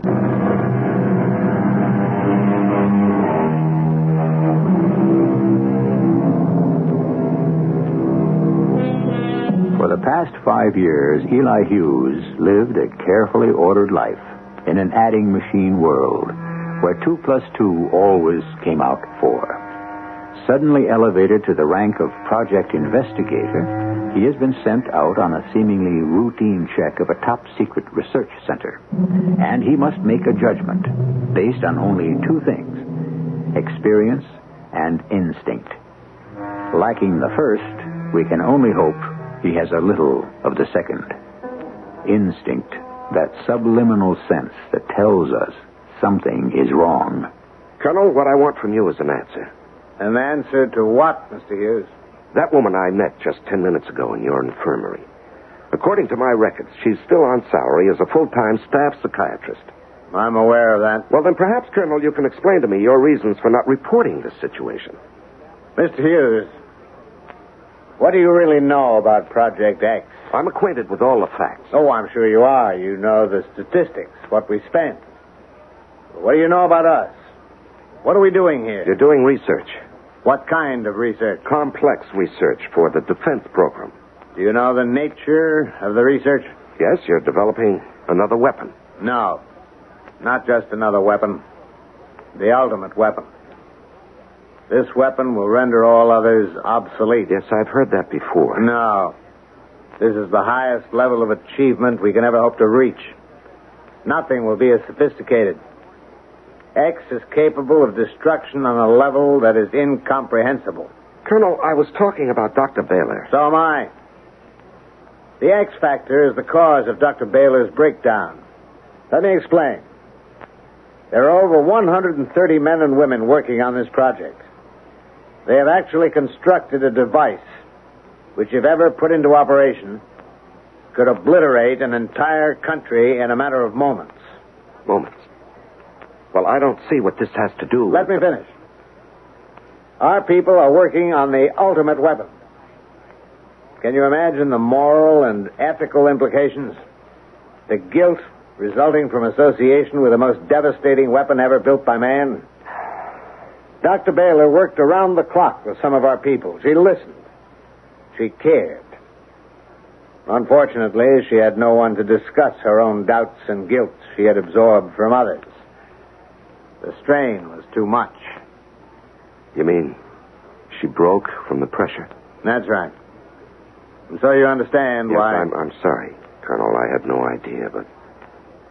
Still, this must be reported. The woman must be sent home. Why? Well, because this woman is a government employee drawing a $37,000 salary. That's your reason? Well, Colonel, isn't that reason enough? We're speaking of a broken woman, Mr. Hughes. Oh, yes, I understand that. Well, if you understand, then where is your compassion? How can you send this woman back into a world she no longer fits into? A record forever ruined. I can't help that. At least here, she does no real harm. That woman is harmless? Absolutely. She still has the delusion that she's helping her fellow workers. She feels useful. Would you take that away from her? Well, I'm not trying to. I mean, I have to follow regulations. So you'd send her away and strip every last vestige of dignity from the woman? Do you have any idea how overextended this project is? She no longer qualifies as a member of your staff. And how do you know what qualifies someone as a member of my staff? Now, listen, Eli. Now, let's forget the formalities for a while. I want you to erase from your mind the stereotype of cold-hearted military officers. I care about this project. And I care about these people. And I think what's good for one is good for the other. But I'm talking about efficiency. And I'm talking about humanity. Well, you can't have both. Who sir. says so? Maybe you've been behind your desk too long. Or maybe you've been on so many field inspections that we all begin to look alike to you. No. In fact... In fact, what? Nothing. You'll have to excuse me, Colonel. I have work to do. You're making your first mistake, Mr. Hughes. You are becoming personally involved with this project. I am not. If something is disturbing you, why not just put it in your report? Because I want to be fair about this. I know you've just been talking with the Colonel. As a result, you've made your second mistake. What are you talking about? I mean, you just can't leave well enough alone, can you? You're beginning to doubt yourself. Doubt this project. Is it really worth all the expense, all the trouble? And what do you think? Well, I can't answer. I refuse even to let myself think about it. If you want answers, why don't you talk to the man who made it all possible? And just who are you talking about? The man behind the X Factor, Professor Shoup. But I want your opinion. I already told you I have no opinion. And if I did, I certainly wouldn't advertise it. To you or to anyone else. Project X is the only sure way to a permanent and lasting peace. The ultimate weapon, Professor? But of course. Well, I don't understand how a weapon will bring peace. Isn't it obvious? Well, frankly, no. If we have the means of destroying our enemies before they are capable of responding, who would ever dare attack us? Well, what if you did use it? Wouldn't it destroy everything? No. Let me explain to you what the X Factor really is. It is the power to harness the elements contained beneath the Earth's crust and channel them for our own use. A virtually unlimited source of natural energy combined with the power to control it, actually direct it. In other words, pinpoint destruction. Yeah, that's right. Oh, I had no idea. That is why it will bring us peace, because to contemplate war in the face of Project X is to be faced with obliteration without hope of escape. The choice will have to be that of trust and peace. Yes, I never thought of that. You must admit it all puts the matter quite in perspective, does it not? It certainly does, Professor.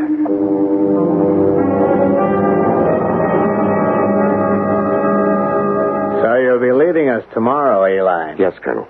I thought about what you said about Dr. Jerry Bailey. I'm not going to make any mention of it in my report. It's not necessary to the case. Thank you.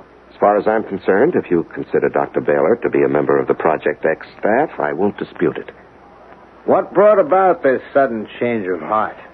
Colonel, I am not a man affected by sentimentality. Oh? My primary interest is saving the government unnecessary expense. As a full-time staff member, Dr. Baylor receives a yearly salary of $37,500.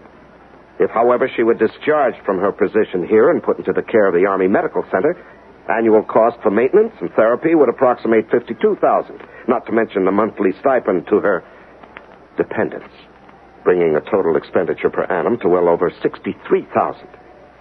Keeping the doctor on at Project X will be a savings to the government of $26,500. You're very efficient, Mr. Hughes. I try to be.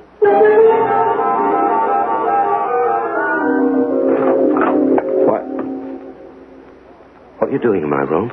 They said you were leaving.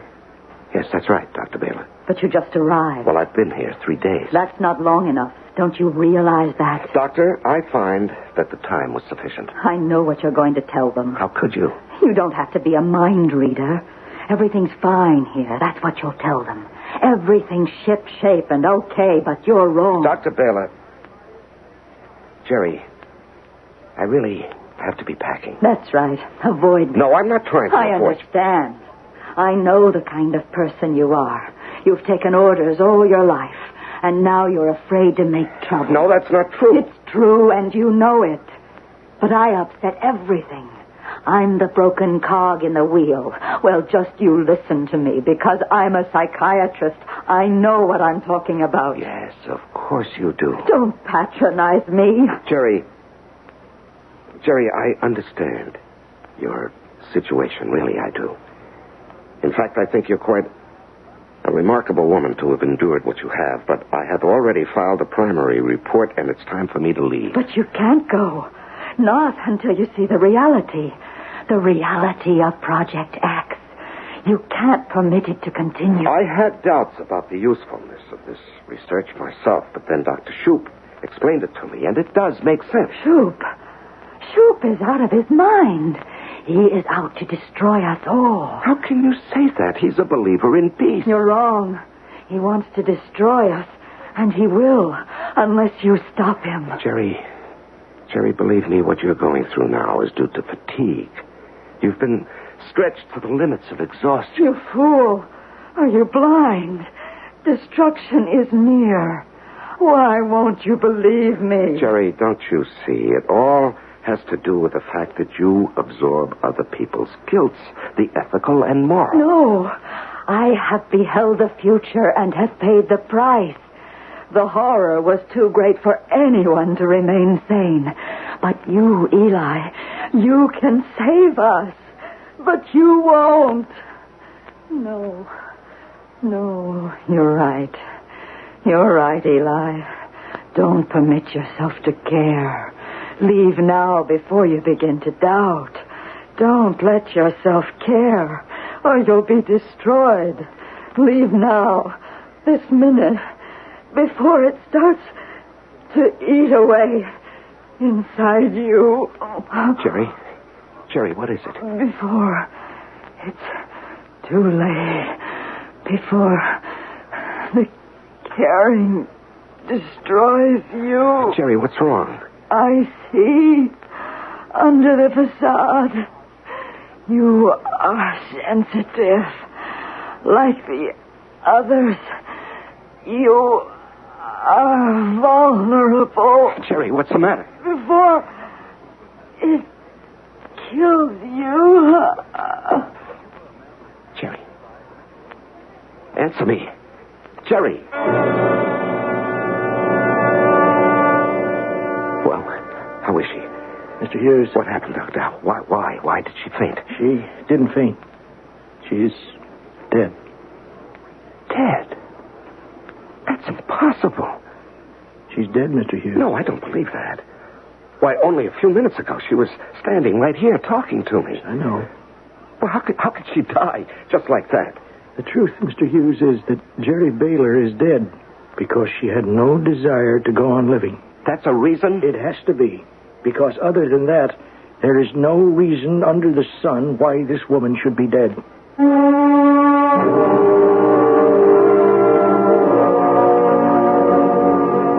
The road to resolution starts with doubt. The best way home's the farthest way about. So said the poet.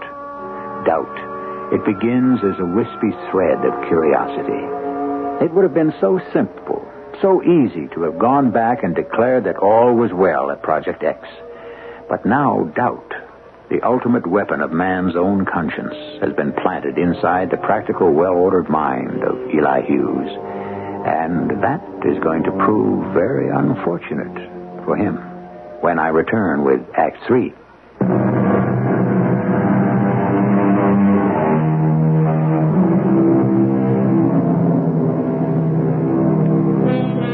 The will to live. There is no power on earth quite like it.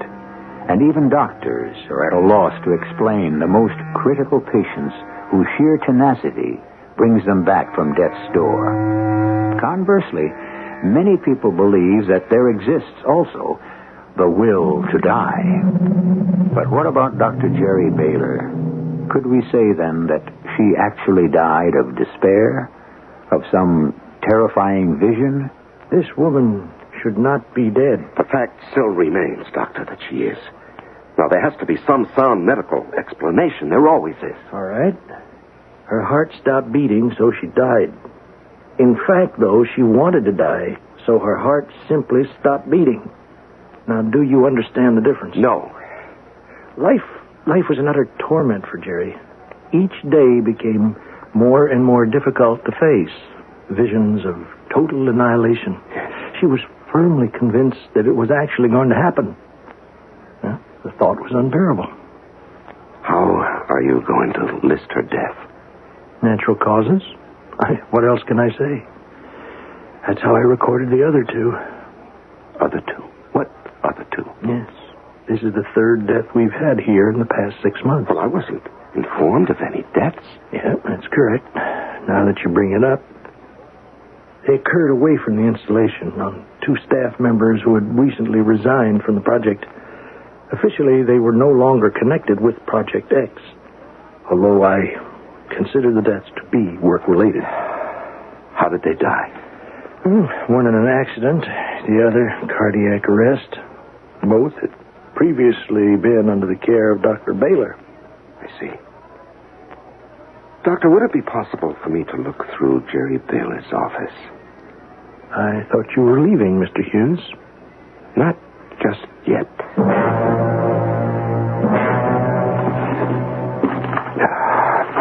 Nothing so far, nothing. Now, she had to keep some kind of records, I'm sure of it. But where... Wait a minute. One of these. Tapes. Maybe it's on tape.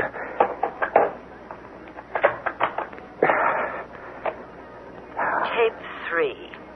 Received news today of Dr. Vanetti's death. The second death in under a month. There must be a correlation.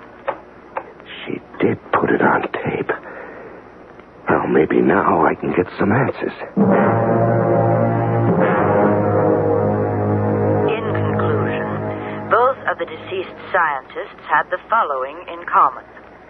They worked in the same lab. They both had previously expressed anxieties to me connected with the safety of Project X. Both admitted to an overwhelming sense of doom. Both had unusually high sensitivity ratings. Sensitivity ratings? Now, what can she mean by that? It's sort of an unofficial scientific term, Mr. Hughes. A sensitivity rating is a scale that Dr. Baylor used to classify the intuitive nature of her patients. Now, she believed that some people have a greater sensitivity to stimuli than others. Now, she was almost afraid to use the words extrasensory perception, but she believed that some people have a kind of antennae that enables them to detect danger present in any everyday situation. Oh, a kind of sixth sense, Doctor? If you go along with her theory, I guess you could call it that. Well, that would explain what happened to those 2 scientists, and even Dr. Baylor. Well, you can believe that. I don't. I just think that what happened to the 3 of them, like what's happening to Adrian inside that room there. Some people can't cope with stress. It's as simple as that. I don't know, Doctor. What about this girl, Adrian? You met her. She cracked after Jerry was no longer able to function as staff psychiatrist. Well, maybe there's a connection somehow. I'd like to talk to her again. Well, if you want, Mr. Hughes, but I really don't think it's going to give you any answers. Unless, that is, you already have one in mind. Hello, Adrian. Oh, hello. Do you remember me? You're Mr. Hughes. You can call me Eli. Okay. Eli, have you learned to swim yet? No, but I will. You better hurry up. You don't have forever, you know. Yes. Adrian, did you know a man named Dr. Vannetti? Who? Dr. Vannetti. He was a chemist like yourself. Both you and Dr. Vannetti came to work at X around the same time. Dr. Vannetti? Yes, he worked alongside you and Professor Shoup. Professor Shoup? Yes, that's right, Adrian. Now, maybe you can tell me. About Dr. Vanetti. No, I don't want to. All right. I don't want to upset you. Do you see these figures, Professor Shoup? What are you talking about? Do you see our calculations, Shoup? You've made a mistake. Why won't you double-check your figures against ours? Professor Shoup, why are you so stubborn? Your calculations are off. What calculations? I can do a backstroke and hold my breath underwater for almost 1 whole minute. Adrian, what calculations are you talking about? I don't want to talk to you anymore today. You're too serious. I hope you don't mind me disturbing you, Professor Shoup. Oh, of course not, my boy. Now, you were asking me about Dr. Vanetti and poor Adrian. Yes. Did you all, how do I put it tactfully? Did you all get along well? Very tactful, my boy, but unnecessary. In fact, the three of us got along famously. Just famously we did. Well, the reason I'm asking you is because Adrian mentioned something to me about some calculations being off. Oh, poor Adrian. She was so very distressed about Dr. Vanetti. They were very close, I understand. In other words, there are no calculations. Well, certainly there are. The calculations on my conversion formula. We start testing next week, and I'm very excited, and so is the Colonel. I take it that Dr. Vanetti disagreed with you on some of your figures. He certainly did. But I set him straight quickly. Yes. Professor, who double-checks you? Everything is double-checked by the most qualified member of this staff. Me. You're joking, aren't you? Mr. Hughes, I double-check myself. Now, on along. I have got work to do.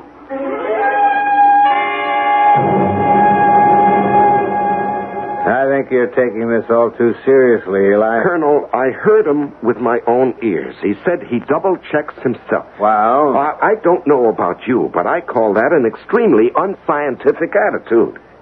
Now, I certainly intend to mention it in my report. I'm beginning to have my doubts about Professor Shoup. Oh, now, look, you have to understand, the professor is a genius, an absolute genius. Colonel, I find your attitude very unprofessional. I'm raising serious doubts to you about the emotional stability of your chief scientist. Now, how can you just dismiss it with a shrug of your shoulder? Because, well, it's this way, Eli. We're testing X on a very small scale next week. And as a favor to me, I'm asking you to let this all ride until after the test takes place. Now, you're not serious. Now, what if Dr. Raymond Vanetti and Dr. Adrian or Ahmad were right and the professor was wrong? That, Eli, is extremely unlikely. Well, I'll go along with that, Colonel. The question is, can you afford to take that chance? So you're going away? Adrian, I wanted to thank you. Thank me? Yes, you helped me make a very important decision. I'm going to make my report today, terminating Project X. Terminate? It means that Professor Shoup won't be able to carry out the testing next week. I thought it would make you happy to hear that. Eli, you can't stop it. It's too late. No, it isn't. You can see it, can't you, Eli? You're one of us. I can see that. One of us? You have it. The sensitivity. You know what's going to happen. The miscalculation in the conversion formula will set off a disastrous chain reaction. Adrian, I already told you I'm going to stop the test. No, they'll stop you. They won't let you. Goodbye, Colonel. I'm glad there are no hard feelings.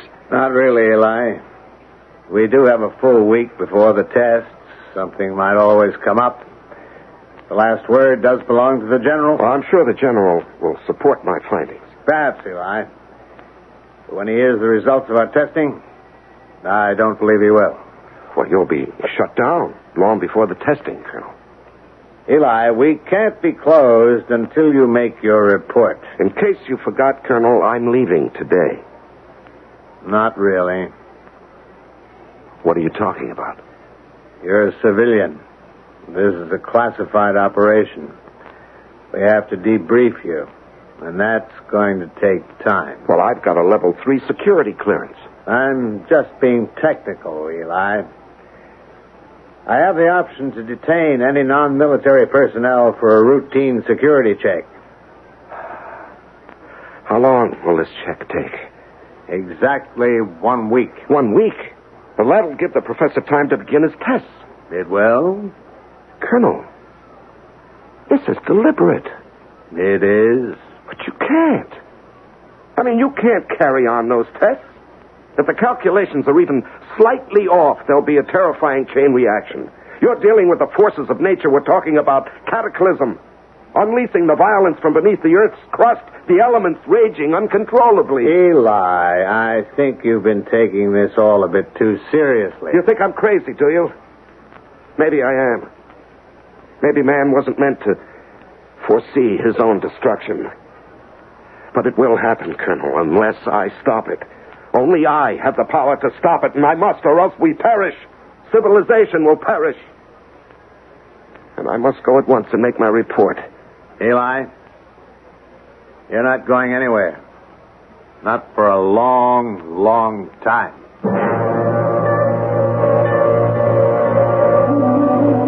No, lie down, Mr. Hughes. How long have I been here, Dr. Hillary? Almost a week. Doctor, it still isn't too late. There's still time. I told you, Mr. Hughes, not to become emotionally involved. Now, look what it's done to you. No, it doesn't matter. Not really. I can't stop destiny. Please, don't tire yourself. She was right. Jerry was right. It's a mistake to care. It'll destroy you if you care. Please, Mr. Hughes. Eli. It won't be long now, Doctor. We'll all fall in. Down to the bottom of the ocean. Back to the fishes. Well, rest now. The fishes and the seahorses. General Glynn? Yes, come in, Corporal. I want you to take a letter to the director of Project X. Ready, sir. To the attention of Colonel Lilly, Project Director.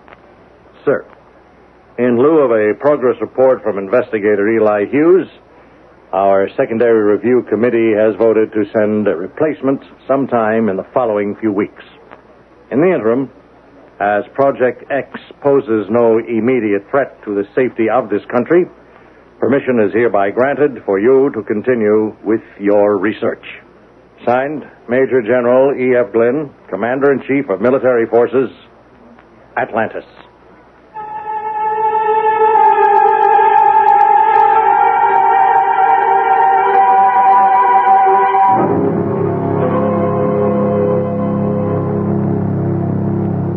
Atlantis?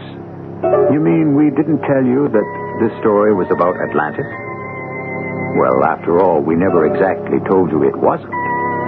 One thing is for sure, though. We don't have to tell you how this story ends. Undoubtedly, you have already heard the ending. Atlantis was destroyed. I'll be back in a moment.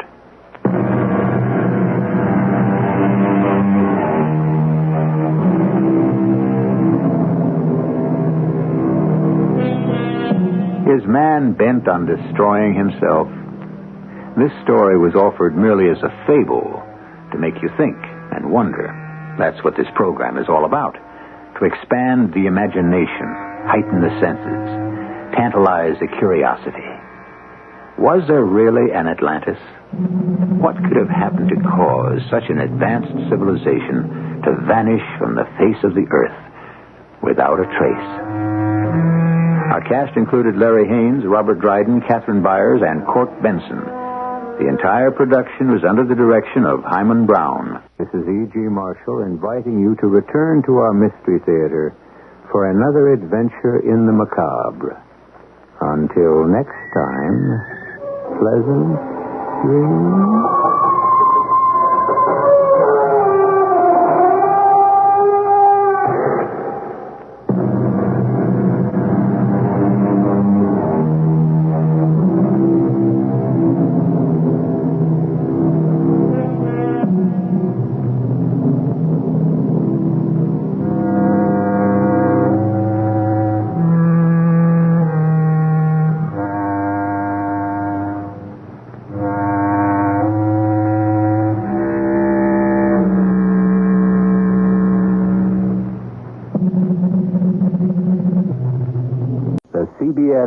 Radio Mystery Theater presents...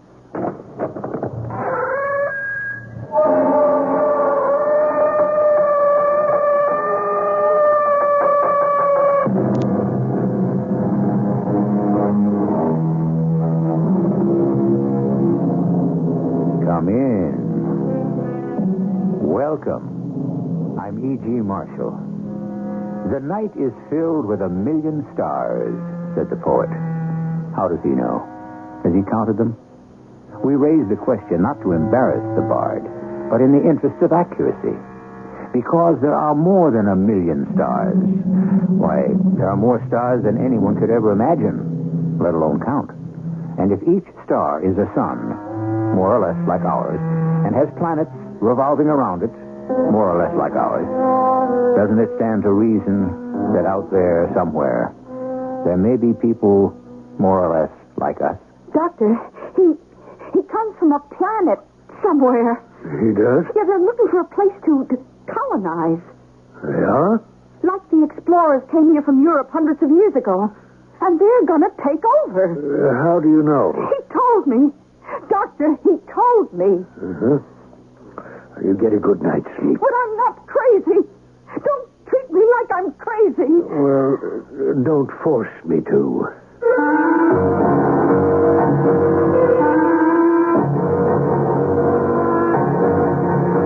Our mystery drama, Identified Flying Object, was written especially for the Mystery Theater by Sam Dan and stars Bryna Rayburn. It is sponsored in part by Buick Motor Division and Sign-Off, the sinus medicines. I'll be back shortly with Act One.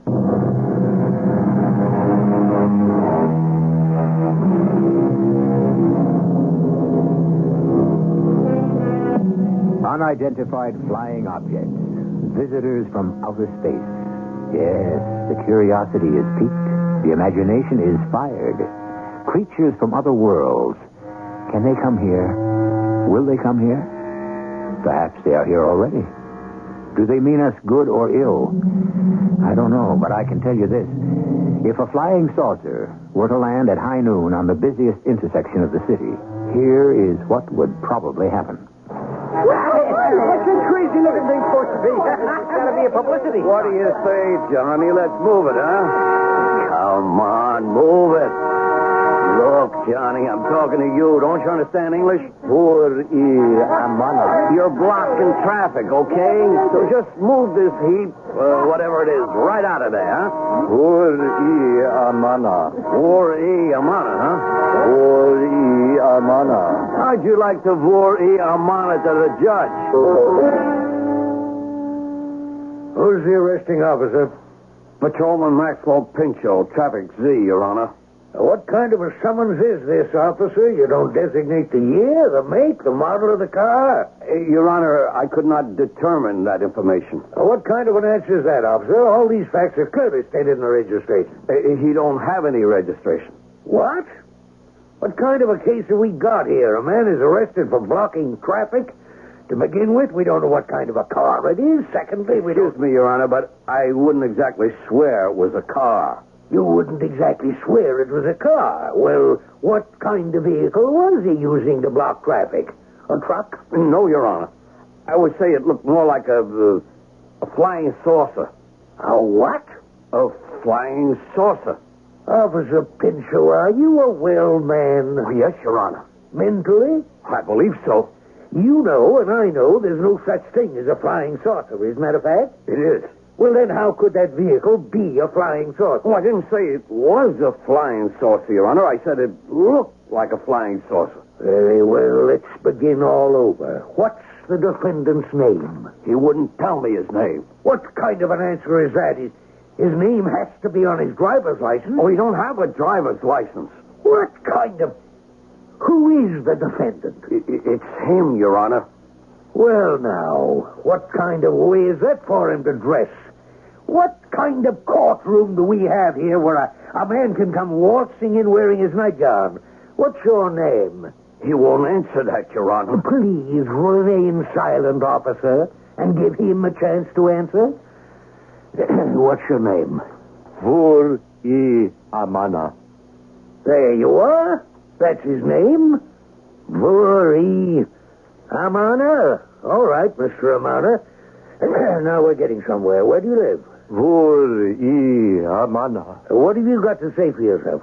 Vuri Amana. Yes, we know that. We've been there. Now, we have to move on. Now, let's have your story. Vuri Amana.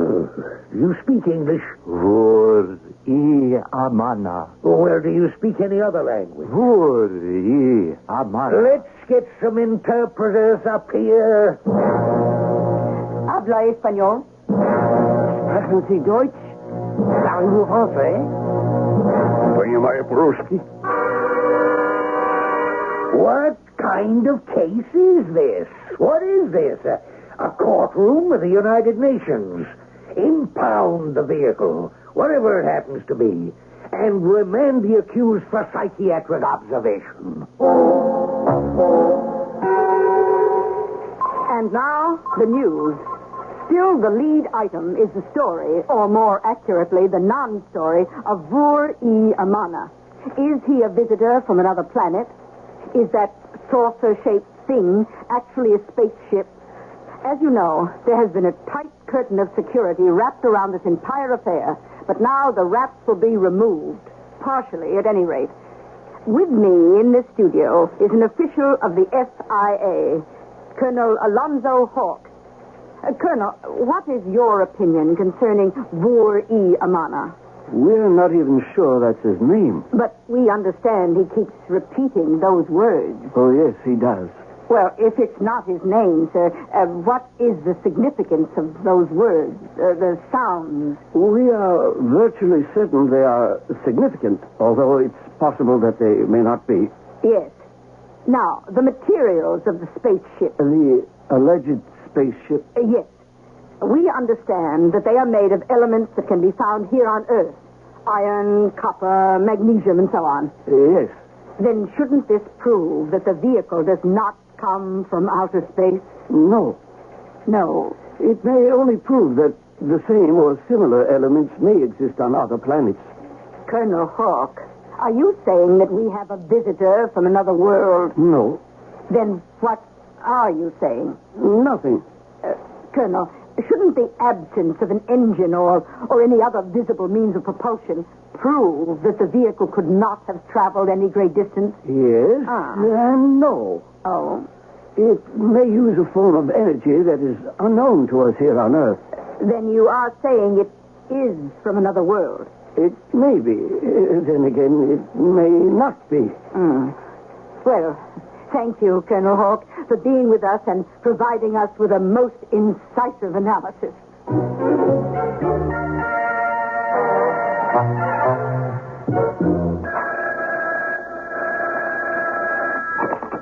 Dr. Newdale? Yes, I'm with a patient now. I couldn't say. It's a complicated situation. We made any progress? Absolutely none at all. When can we expect any? I have no idea. Certainly. Anytime. Goodbye. What am I going to do with you? Vur-E-Amana. Yes, I know. Well, now, let's try this. You see, this is a board. A board. In it, there are holes. You see? Holes. Some of the holes are round, like this, you see? And some are square. Square, like this, you see? Vur-E-Amana. Indeed.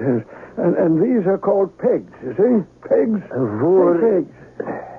Never mind, I know the rest. At any rate, see now, look. I take a round peg and I insert it into a round hole. Then I take a square peg and insert it into a square hole, you see? Now. Vur-E-Amana. Yes. But Vur-E-Amana is not the issue. Now, go ahead. See if you can fit the pegs into the holes. Vur-E-Amana. Dear, you could be from another planet. So you should be intelligent enough to pick up some of our language or teach us yours. Can you say anything else but Vur-E-Amana? Vur-E-Amana. This could all be some sort of publicity stunt. But what? Vuri amana. On the other hand, it's entirely possible that you're just a nut. A plain, simple, common, ordinary nut. Vuri amana. All right, yes. We'll try again tomorrow. Although I wish I knew just what it is we're going to try. Vuri amana. Well, we'll try again tomorrow. We'll try something. Oh, excuse me, Dr. Newdale. I thought you'd be finished in here. I am, Molly. I suppose I am. Well, I can come back and clean up later. Oh, that's all right, it's all right. I was about to leave. Oh, well, how is he, Doctor? I wish I knew. Is he really from some other place? Molly, your guess is as good as mine. You gotta admit, he keeps the room clean. Yes, he does. He ain't as messy as some. He don't give me no trouble. Oh, well, good night, Molly. See you tomorrow. Good night, Doctor. So, how you doing today? Vuri amana. Yeah, and Vuri amana to you. And listen, just between you and me, what's your angle, huh? I mean, what are you scheming to... Vuri amana. Look, we heard that before 1,000,000 times. Vuri amana. All right, don't get excited. Vur. Okay, Vur.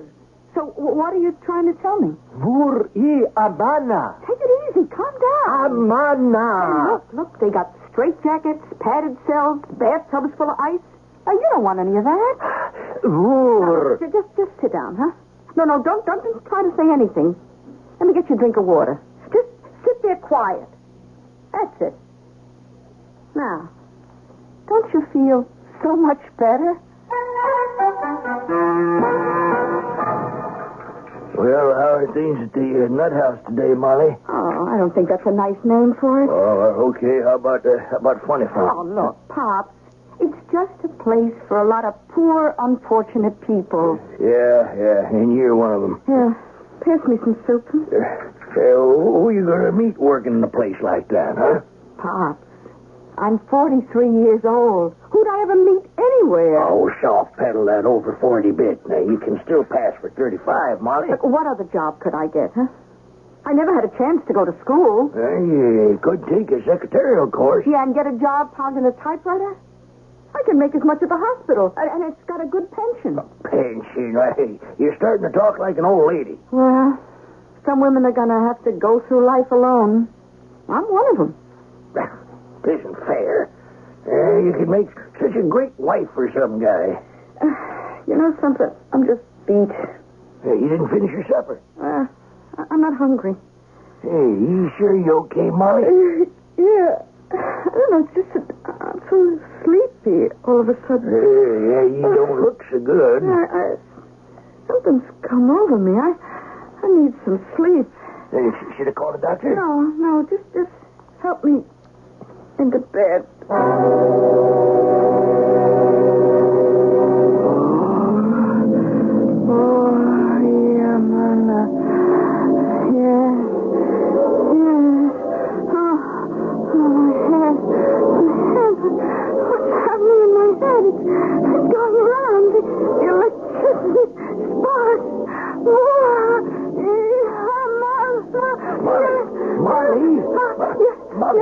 Molly, wake up now. You're having a nightmare, honey. Molly. Yes. Molly, get up. Molly, you okay? You're screaming, Molly. Molly, what is it? My head, it feels bigger. It doesn't look bigger. No. It must be. There's so many things in it. So many things that were never in it before. Molly, should I take you to a doctor? No. But Molly, honey. Wait. That's what that nut, the one who was in what was supposed to be a flying saucer, kept saying, isn't it?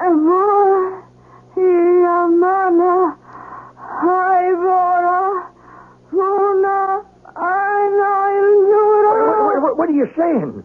Molly, what are you saying?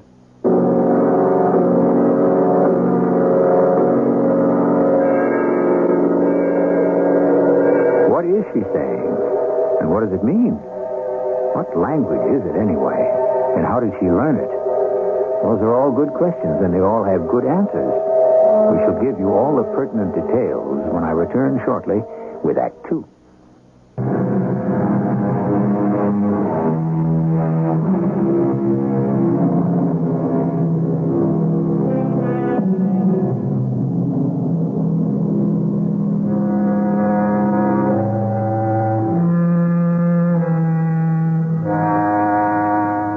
Look skyward at all the stars and beyond. Dream and wonder about other worlds. Where are they and what are they? And is it possible that someone, somewhere, at another point in the universe, also speculates about the stars and dreams and wonders just as we do? Will we ever know? Molly, what were you saying? What kind of language? Nothing. Yeah, but I heard you. I was just dreaming. No. This was after you woke up. Was it? Yeah. But you know how it is. Sometimes you can look like you're awake, but you're really still asleep. No, you said this thing that sounds like what that nutter or whoever from the flying saucer kept saying. I did? Yeah, plus some other gibberish. Pop, I can't imagine what you're talking about. Molly, Molly, you don't have to tell me if you don't want to, but I'm scared. Yeah, so am I. What does it mean? I don't know. But there's one way to find out. Oh, good morning, Molly. Good morning, Dr. Nudell. Oh, is Miss early for you? Early? Aren't you supposed to come in around noon? Oh, well, I don't have very much else to do, Doctor. You're a very devoted person, Molly. But I'm afraid you're working too hard. You don't look well. Why, I feel fine. Honest. As long as you're here, spend a little time with Vuri Amana, you know, the one from outer space. Or maybe he isn't either. Oh, all right, sir. He seems to like you. That is, he always smiles when you come into the room. Oh, sure, Doctor. Who knows? Maybe you can find a way to reach him. Yeah, but I don't know anything about, therapy. Uh-huh. Sometimes it's better that way.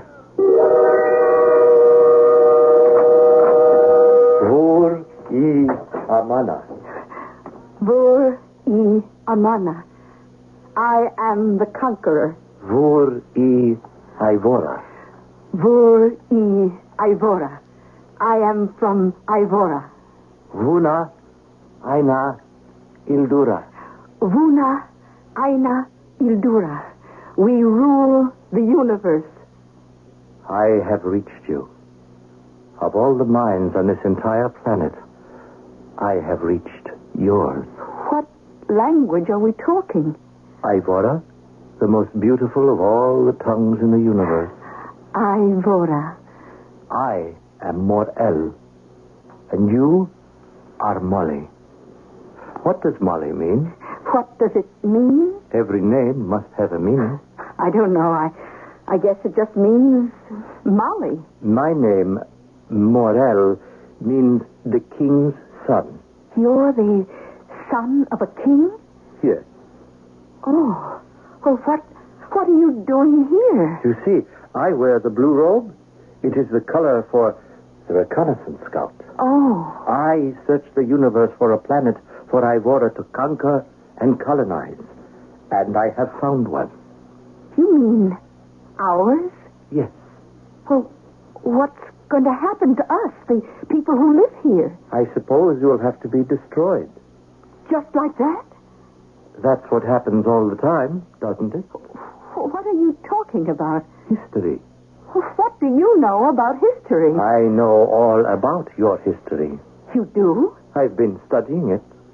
How? You see, I can reach into a person's mind, and I can see everything he knows. Oh. So, all the while Dr. Nudell has been talking to me, I suppose you could say, I've been picking his brain. I know everything he knows about history. On your planet, men killed off animals at first. Then stronger groups of men killed off weaker groups and took their land, didn't they? Well, So we conquerors from Ivora will not be doing anything strange or unusual, will we? You're going to kill all of us? I'm sorry. And it isn't because we hate you. Ivorans don't hate anyone. It is against our religion. Well, if you're so smart and so strong, why do you let yourself be kept here in this place like a prisoner? I could leave here any time I chose. You could? Yes. I could transport myself to my spaceship and just take off for Ivora. But why are you telling me all this? Because I have to have someone to talk to. How do you know I won't tell everybody about your plans? That really doesn't matter. Now, look, you're only one person. They could stop you. At this stage of things, I suppose they could. Then why did you tell me? You know I'll tell the doctor, the police. Yes. Well, maybe I know something you don't. What? You'll have to find that out for yourself. You see, Doctor, what he's trying to tell you is that he's the conqueror. You've been speaking to him? Yes, sir. I know the language. You do? Yes, he comes from a planet somewhere called Ivora. Ivora? That's right. And they're looking for a place to colonize. I guess it's like the people from Europe came here hundreds of years ago. Continue. And they're going to take over. Take over? You could say like we did from the Indians.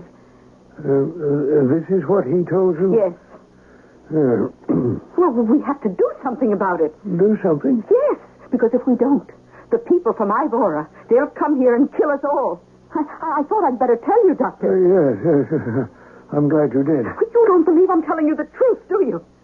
I believe you're telling me what you think is the truth. Oh. Molly, you've been working very hard, too hard. You think I'm crazy, is that it? I think you're overtired and overworked. But it's the truth. I spoke to him. I can arrange to get you some time off, with pay. Yeah. I see where this is going. Molly, it happens to all of us. Sometimes to me. What happens? You spend so much time with unbalanced people that now and then you sort of go off the deep end yourself.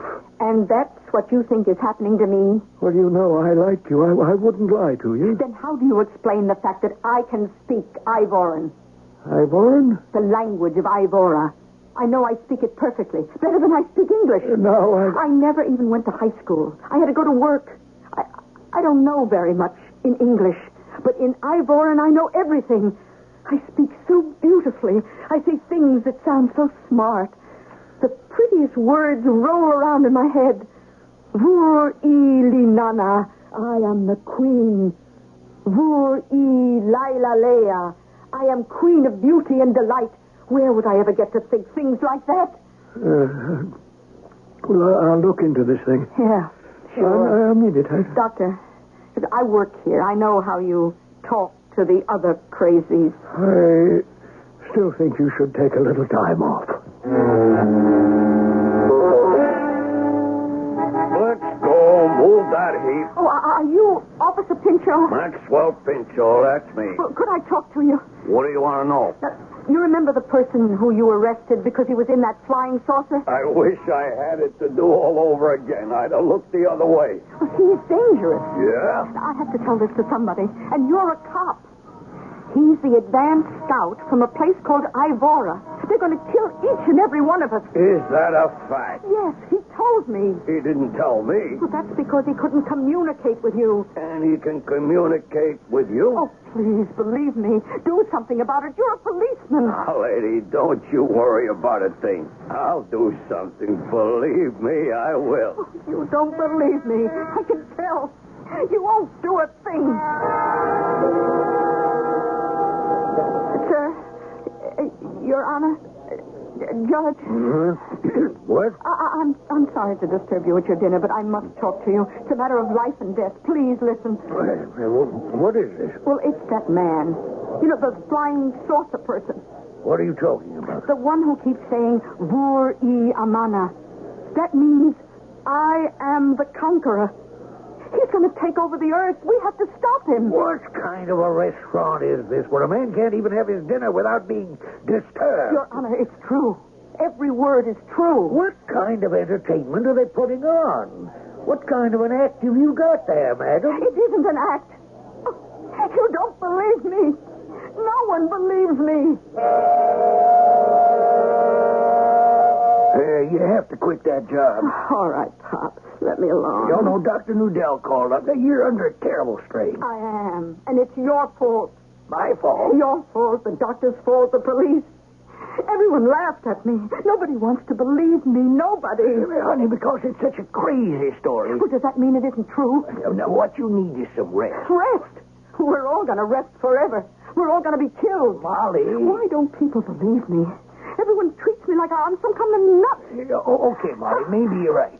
But there's nothing that you, as an individual, as one single solitary person, can do about it. You have to face it. I'm facing it. Well, good. Now, you have to accept it. No, that's the one thing I won't do. I won't accept it. Well, what are you going to do? I don't know. I'll think of something. You had a difficult time. Oh, I sure did. I told you there is something you would have to find out for yourself. I sure did. Nobody believes the prophet of doom. Your people, they don't want to stop me and Ivora from taking over the earth. That's because they don't know any better. But I do. And therefore, you have decided to stop me. How did you know? It's true, isn't it? Yes. You're going to kill me. I have to kill you. They won't believe the reason. You know that. I know that. You'll spend the rest of your life in an insane asylum. Oh, I'd be doing that anyhow. So, I got myself a gun. A gun? This one, here. I see. You're going to kill me. Oh, it's nothing personal. It isn't because I hate you. I don't hate anyone. But I have to kill you. That's all.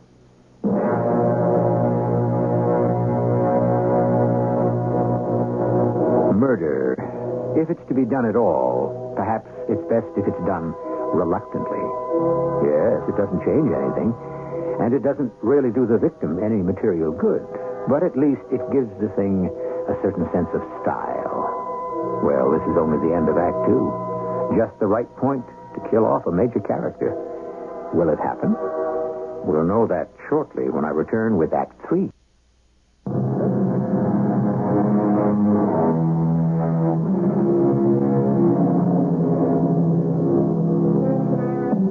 You know what they say. If you want to make sure a thing is well done, then do it yourself. Of course, murder is another story. Or is it? When you think how cheaply life is held in some quarters, when you consider how many people are killed carelessly, needlessly, it's rather easy to ask, what's one more life? Yes, it's easy to ask, but so hard to answer. Well, go ahead. Kill me. That's exactly what I'm going to do. I understand. That's a very primitive-looking weapon. How does it work? I don't know. All I have to do is aim at you and pull the trigger, and the bullet comes out and kills you. Whatever it is, get it over with. I will. So? What's your problem? Problem? Why don't you activate that weapon? I don't know. You don't know. I should kill you. Oh, there's no doubt of that. But somehow I just can't do it. You can't. The thought of taking a human life. But don't you understand? The fate of your world and everyone in it is at stake. I know. Something is wrong with me. What? Ever since I landed on this planet, I have no word for it in Ivora. A cough? Yes, cough. It's an ugly word for an ugly feeling. Why, what is it? I think I'd better activate my mental computer. Your what? Here, you call it the brain. Oh. That's because you don't use it very much, but I'll get all the facts on this thing, this cough. Oh, it's no big deal. Practically everybody around here coughs.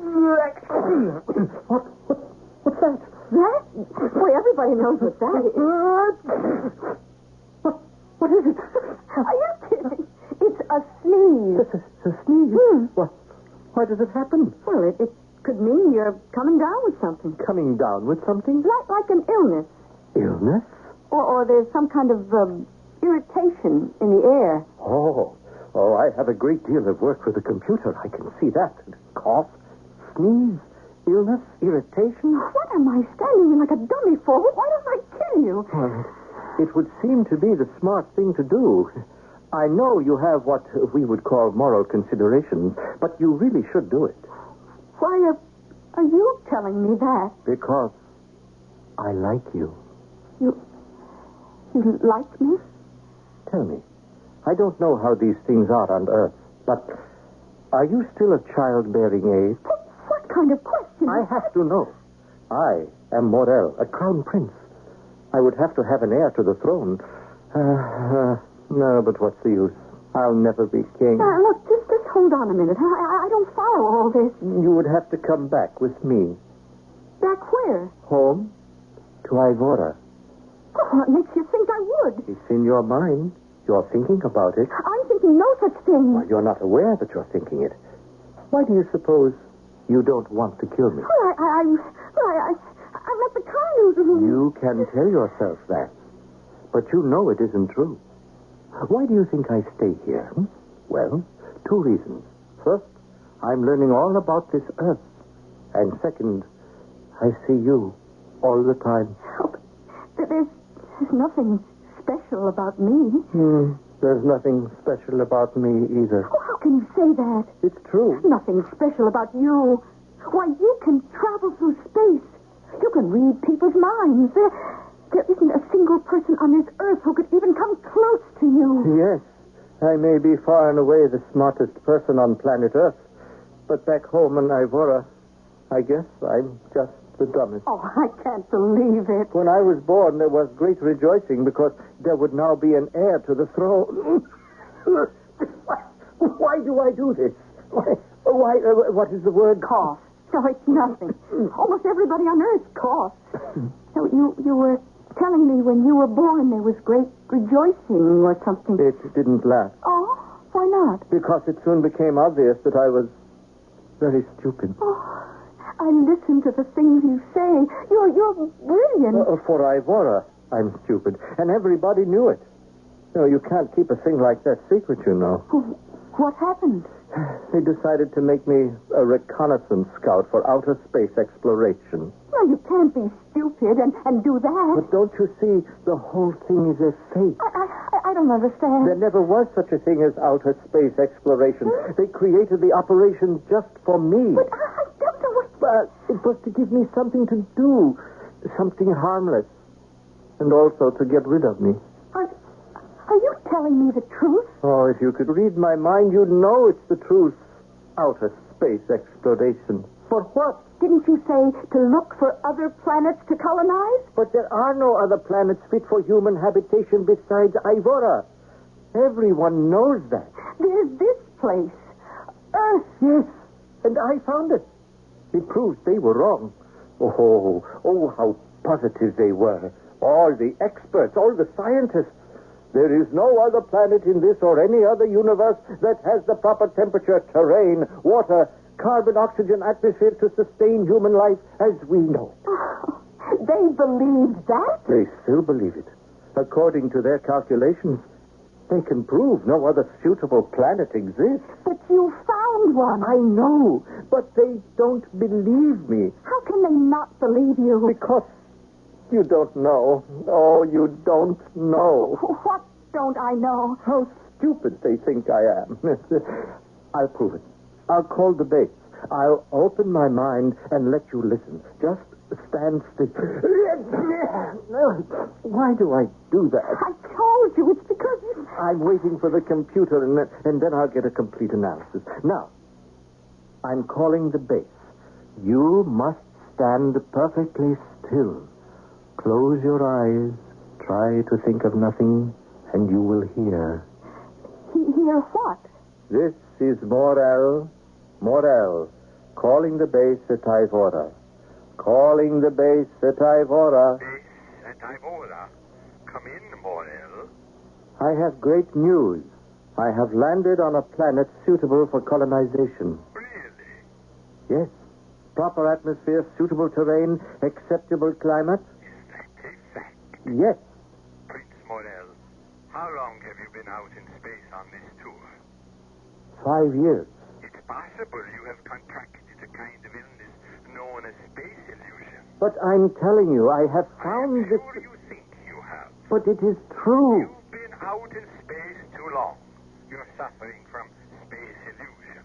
You must return for a computer adjustment. Order from the base.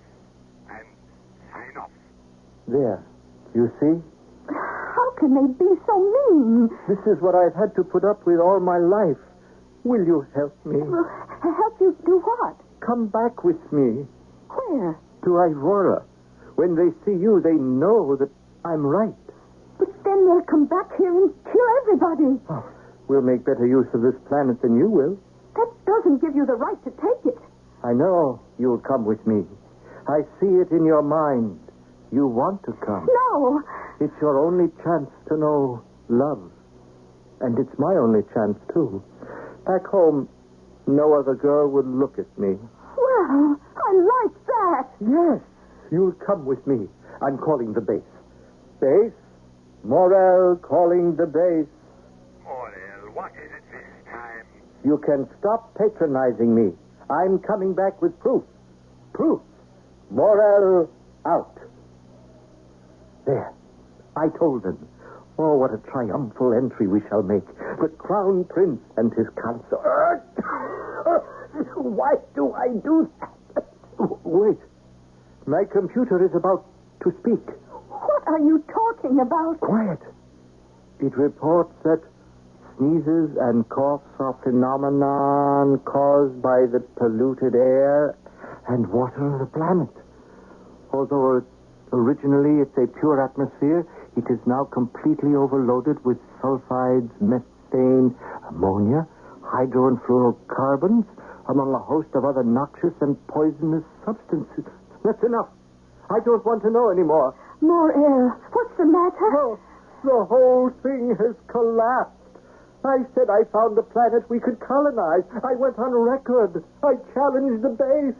And now, it isn't true. It isn't? Now I know why I cough and sneeze. You heard the computer. Soon, this place will be too poisonous for life. Now, I can't go home. I thought I'd find you here, Molly. Molly, I thought about what you told me. I believe you. You believe me? Yes.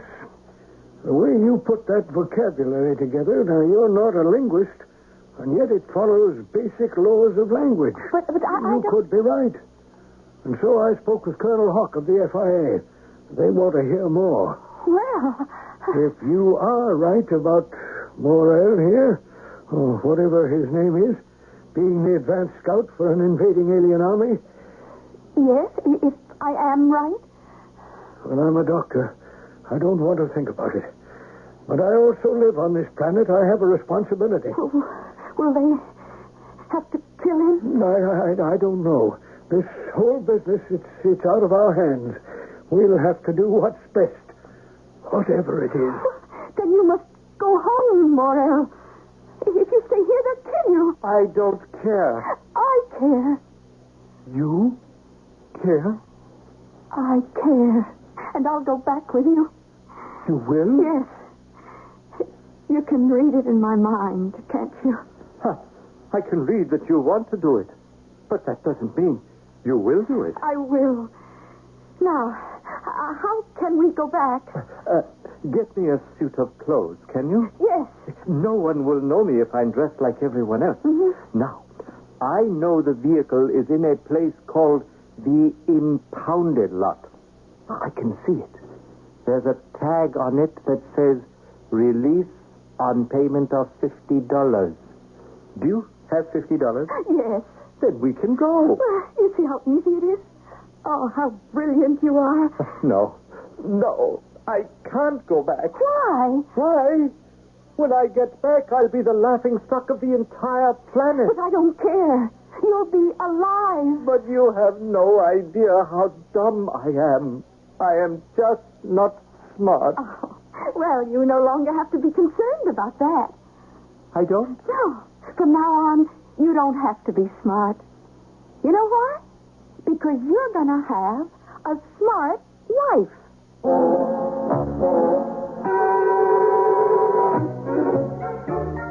These women. Maybe that's the great secret. Maybe a smart wife is all it takes. Anyhow, we don't know how things worked out when they got to Ivora because we weren't there. But if we ever do get the facts, we'll be glad to fill you in with another story at another time. I shall return shortly.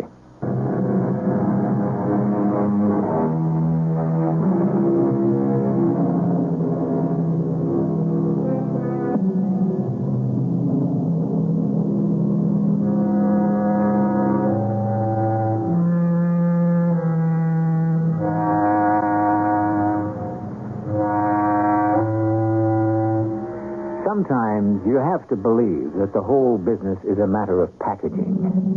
Consider, if some half-mad, half-literate, well, we might as well even say half-wit, were to come staggering into some remote hamlet and swear that he has seen a flying saucer, why, on the basis of his completely unsupported statement, millions would believe him. On the other hand, if a flying saucer were to land on the busiest intersection of the city, it might not even draw a passing comment. Our cast included Bryna Rayburn, Earl Hammond, Gilbert Mack, and Cork Benson. The entire production was under the direction of Hyman Brown. This is E.G. Marshall inviting you to return to our Mystery Theater for another adventure in the macabre. Until next time, pleasant dreams.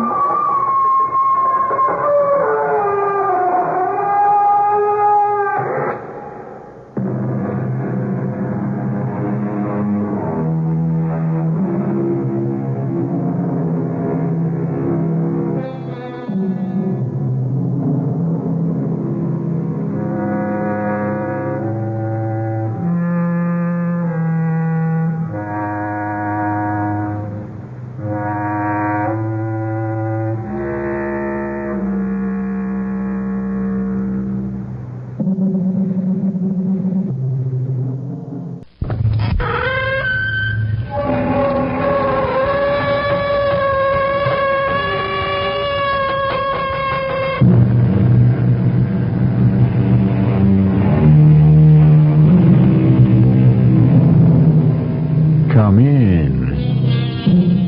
Welcome. I'm E.G. Marshall. The future arrives like an unwelcome guest. How true. And whatever we may say about it in public, who really wants to see the future?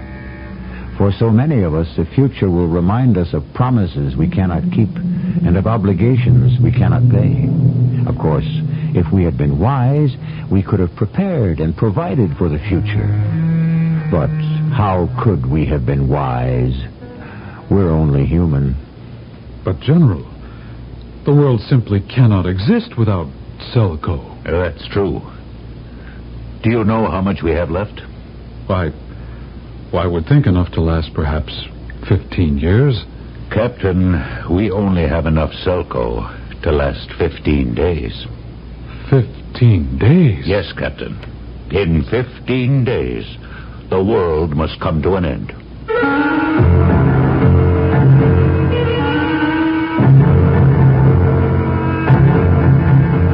Our mystery drama, The Favor of Women, was written especially for the Mystery Theater by Sam Dan and stars Lloyd Battista.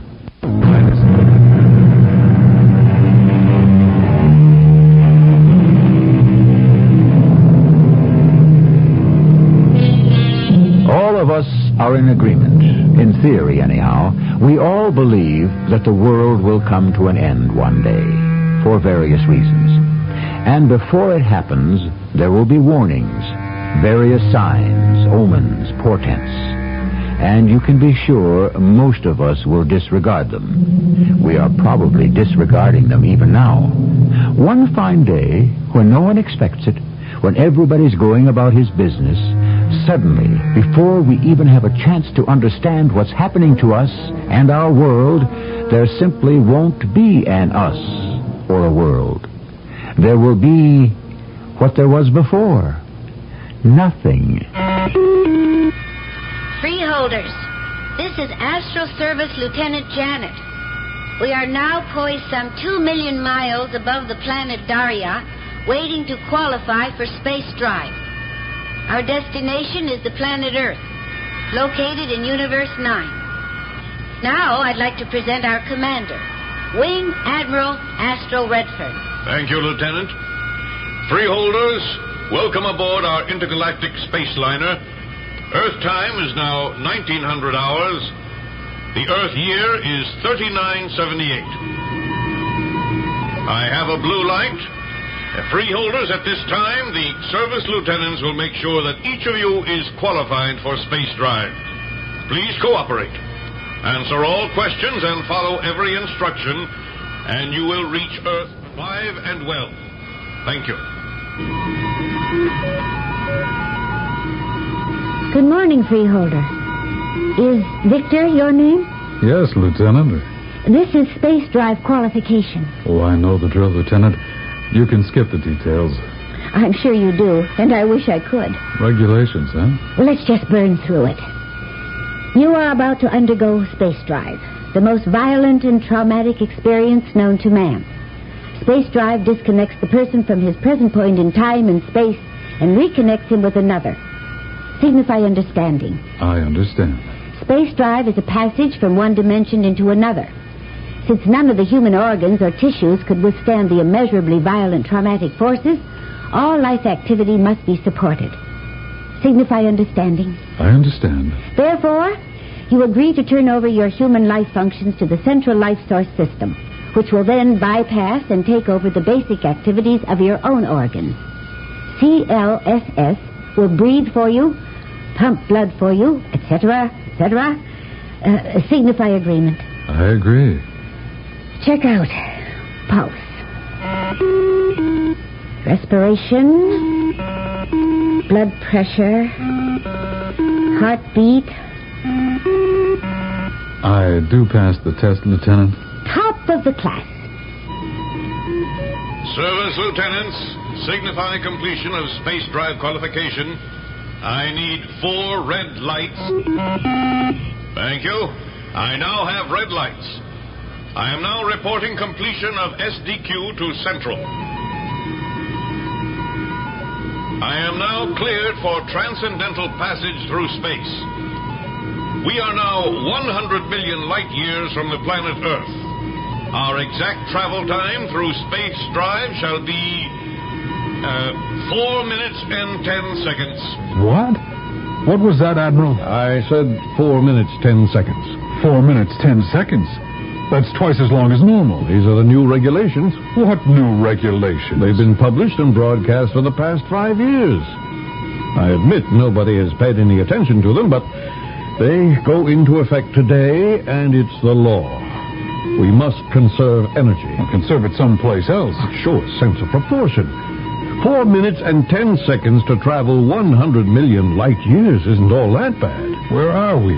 Back in the Dark Ages? Please, realize it requires exactly 1 gram of Selco to negotiate this trip from Daria to Earth at the speed of 2 minutes, 5 seconds. By doubling the time, we save half the Selco. It's a disgrace. I protest doubling the time of the journey. It's twice as much trauma. Excuse me. I have the yellow light. We are number 1 in line for space drive. We'll have the daylights knocked out of us. I'm standing by. Everyone, take a deep breath.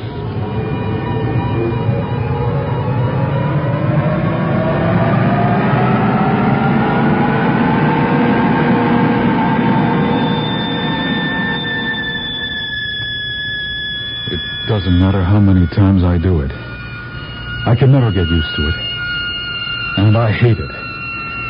It's like you're living outside your body and someone else is breathing and pumping blood for you. You feel as if you're coming apart. And what am I going to Earth for? It can't be anything good.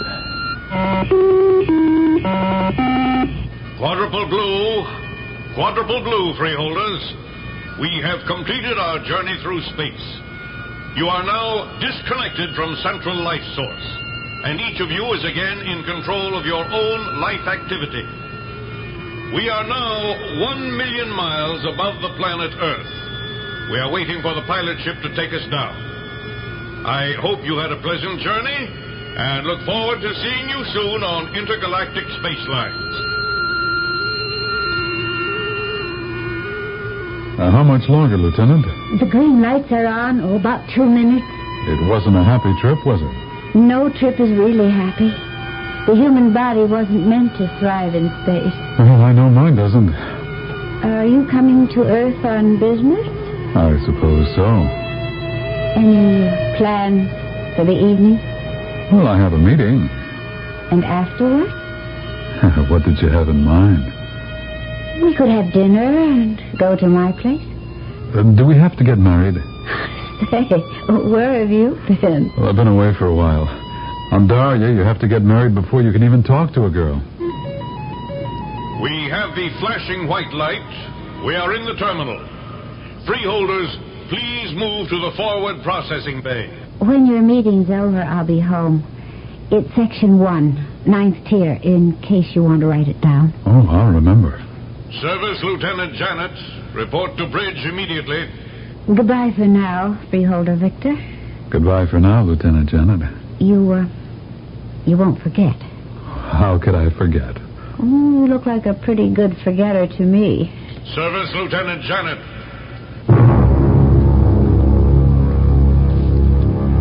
Sorry to break up your little tete-a-tete, Lieutenant, but we're alerted. Alerted? Why? For what? For how long? I don't know. Commander, this isn't a joke, please. Look at the order screen. See the red star? And whose names are on it? What? Just you and me. What about the rest of the crew? It's probably a VIP trip. But I've got a date. And this guy was really something, too. Well, there's always little old me. Yeah. That's what I'm afraid of. Captain Victor. Please, sit down. Thank you, General. Good trip? No, sir. New rules are in effect. It'll get worse. They've gone from 2 to 4 minutes. It'll go from 4 to 8. But I understand 8 touches the outer limits of safety. Then we'll cut out private space travel. Well, I don't think people will stand for that, General. We may all be surprised at what people will have to stand for. I've asked you here because you're the best intelligence operative we've got. I don't believe in false modesty, but I know I'm not the best. Not even anywhere near it. Well, what I should have said is, you're the best we have for this particular type of mission. Let me show you something. Activate number 1, please. And now, Victor, watch the wall directly in front of you. What do you see? Fire. Mm-hmm. Fire. Heat. Energy. That's what makes the world go. But fire requires fuel. Now, watch the scene. It's thousands and thousands of years ago.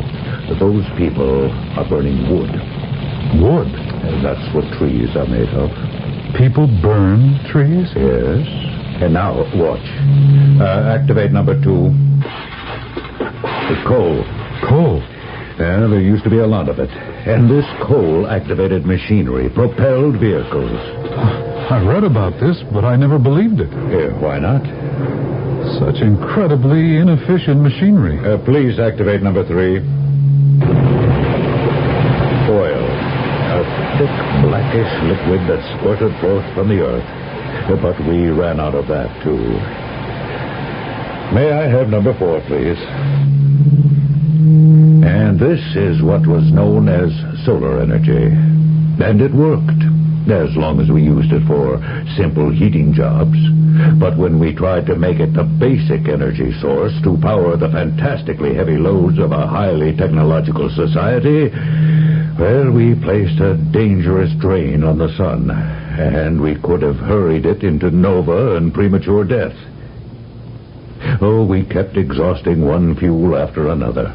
And then we discovered Selco. You know what Selco is? Well, in a general way, sir. Selco. A tiny, highly active pebble. A little stone of Selco, no bigger than your thumbnail, could handle all the energy needs of this planet for more than a week. Well, that's true, sir. You really don't need too much of it. And that's fortunate, because there really isn't very much of it to begin with. And now, what we have here on Earth is practically gone.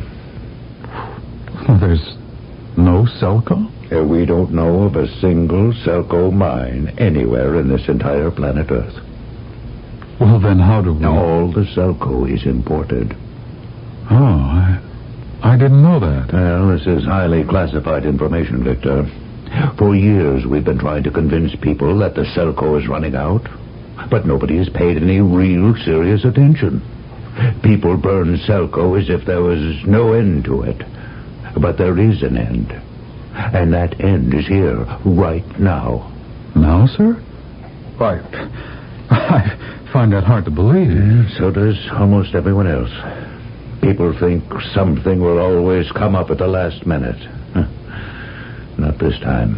At least not yet. Even by using the most drastic economies. Tell me, Victor, how much Selco do you think we have stockpiled here on Earth? You have a worried look on your face, so I would assume it's quite serious. Very serious. In that case, I would say we only have enough Selco to last us 15 years. Victor, we have barely enough Selco on this Earth to last 15 days. 15 days? Yes, Victor. 15 days. And then we shall see the end of the world.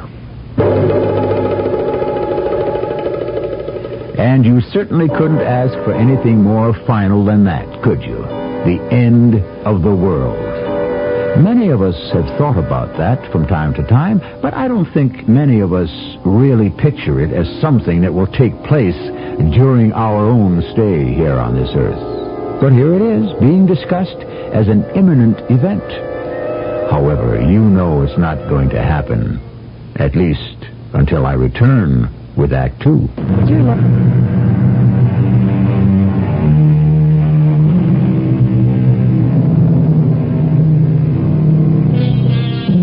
You hear about it, you read about it. An old beggar dies on the street or in some mean little furnished room, or perhaps a charity bed in a city hospital, and someone looks at this poor down-and-out derelict and says, "Oh, I recognize him.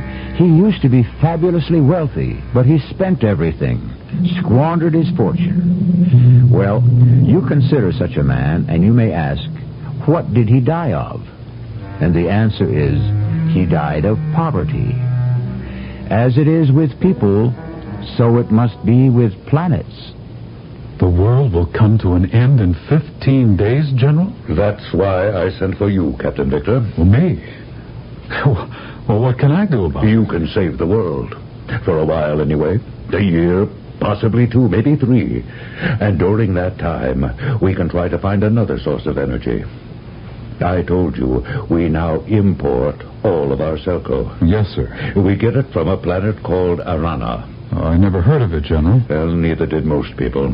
It's wild, barbaric, very primitive. And that's a very ironic joke. Why, sir? Well, thousands of years ago, people used a substance called oil. Yes? By an accident of geography, most of the oil happened to come from a wild, barbaric, and primitive place, too. And I understand the ones who owned it charged a pretty penny for it also. I suppose some things never change. Anyway, you are going to Arana. Me, sir? And you will bring back some Selco. But why aren't we still getting it in the usual way, whatever that is? In the usual way, we buy it. But for the last year, they have refused to sell us any. But why? We don't know. We know practically nothing about them. No foreigners are permitted on Arana. Well, then how can I hope to land there? Well, you'll make a distress landing. And then what? And then you will proceed as best you can to get some Selco. But I'm not... I mean, I don't have... General, Why was I chosen? Because you have a way with women. Erana is an absolute monarchy. It's ruled by a queen. Perhaps you can convince her to let us have some Selco. I appreciate your confidence in me, but... Well, then you must realize how desperate we are, and to what means we've been reduced. Now, you must convince the Queen somehow to let us have, sell us, give us anything. A few £100. It'll provide us breathing space and time. We need time. Are you telling me that the fate of the world depends on my making this Queen of Arana fall in love with me? Yes, I am, Captain Victor. Here are 2 sealed envelopes. Deliver this one to the Admiral aboard the Christopher Columbus at the space terminal, and open the second when you complete space drive. This had to be a dream. About the Selco and the fate of the world, and the fatal fascination I held for women. It's true I'd always been lucky. But was the General serious?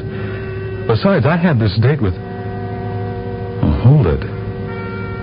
She was with the Christopher Columbus where I had to report. Well, I handed the Admiral his letter, and he began to read it.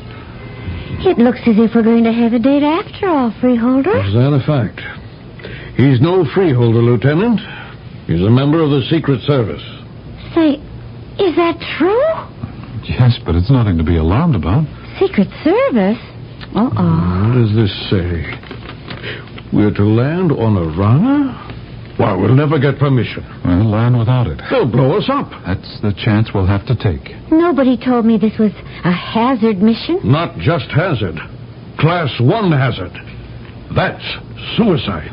Aren't you happy to have this opportunity to save the world? I'm overjoyed. As commander of this mission, I order you to set your course for Arana and prepare for space drive qualification.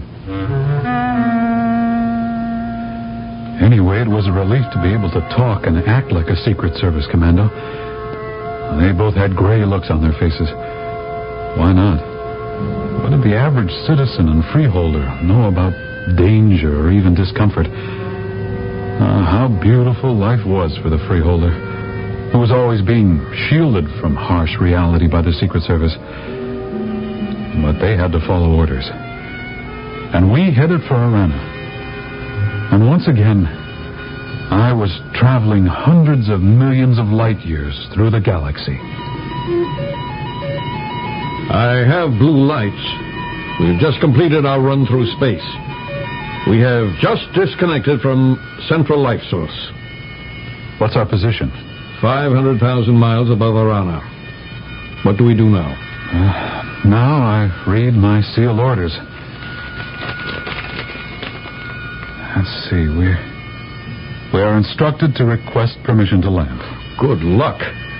We are to say that our fuel is exhausted. Well, they can check and see it's a lie. I am afraid you don't understand. We have no more Selco. But I had an emergency half-gram pebble in the fuel compartment. It's gone.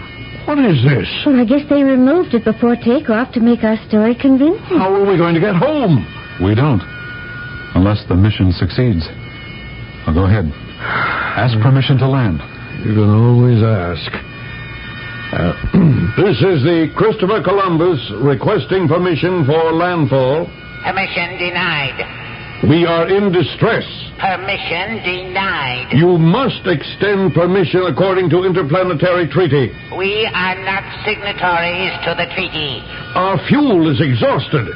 I must land. Permission denied. I am landing without permission. You have 10 seconds to alter course. I can't. I have no fuel. I'm coming down.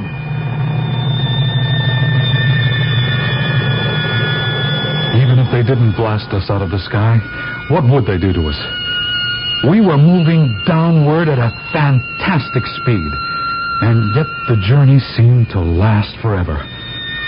Finally, there was rapid deceleration as we reached the atmosphere of the planet. The gentle bumping sound told us we were on the surface. I looked through a viewport. I could see soldiers forming around our spaceship. That is, they looked like soldiers, but they carried weapons that... Well, I saw such things in museums. I think they were called guns. Then we heard a voice. You have landed without permission. Your ship is confiscated. You are prisoners. Who is in command? I am. How many in your party? 3. You will open the forward lock and emerge one at a time. Will they shoot us as we come out? You always ask the greatest questions. I'll go first. Step out. I invoke the Interplanetary Convention of Hospitality. We are not signatories to the convention. Step out. We have 2. Where's the 3rd? You. Stand with the others. I accept full responsibility. My crew was unaware that we would enter your space. They cannot be held accountable. Silence! The next one who speaks without permission will be shot. There are certain interplanetary laws that... Shoot him!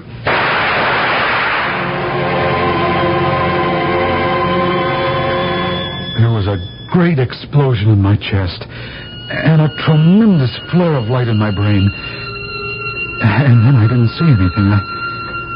I didn't hear anything, feel anything, or even know anything.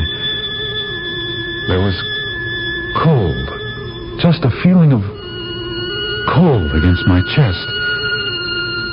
And then I became aware of a voice. Open your eyes. You're alive. You can open your eyes.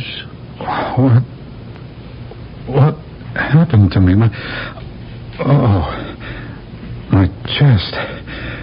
Oh, that hurts. I'm giving you the cure. What cure? The elixir of the god of chance. What's that? You do not have gods on your planet? Oh, yes. We have a god. Only one? How do you manage? Here we have many. We need them all. Your medicine comes from the god that watches over you. Well, how do you know which god watches over me? The god of chance. It is only by chance that you are alive. You could have just as easily been dead. I suppose so. Okay, wasn't I hit in the chest? How did I survive that? When Colonel Orville ordered the number 1 gunner to fire, it so happened that his weapon was set for stun rather than kill. Oh, that was only stun? He had set it that way without thinking. It could have just as easily been set on kill, and you would be dead.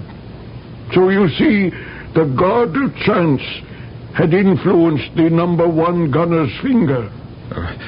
Say, where's my crew? In the cells, or the mines, or perhaps the temple. Pray it's not the temple. What's wrong with the temple? It means they will be sacrificed. Say, now look here. What is there I can tell you? I am merely a physician 3rd class, which is why I am here with you. What's going to happen?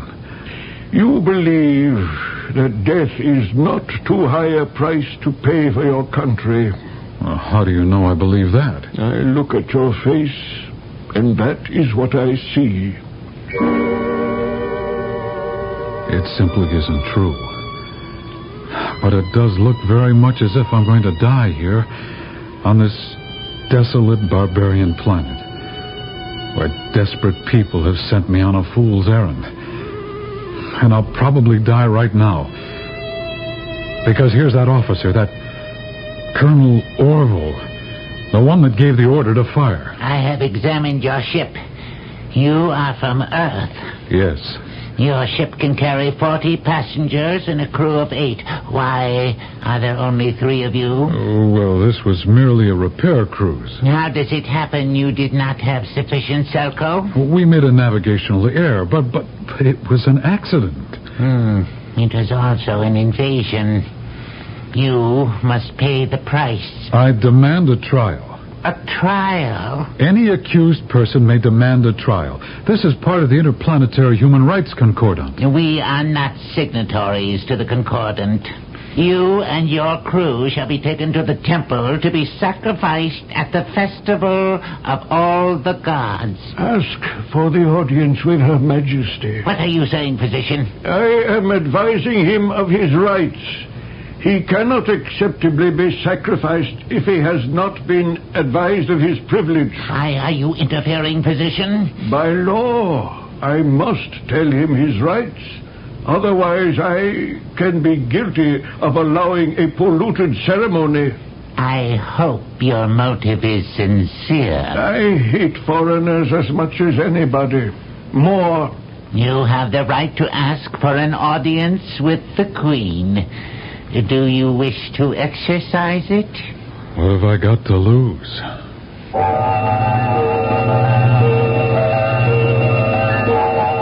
You never know. Not in this mad world of the future. Not on this barbarous and unpredictable planet. He was sent here to try to captivate the Queen. And now he's going to get his chance. So far, he's in top form. He has scored with one woman in Act 1. The next woman has been saved, fittingly enough, for Act 3. What is the best gift to possess? Courage? Ability? Determination? Faith? These are all admirable qualities, and they truly enhance the person who has them.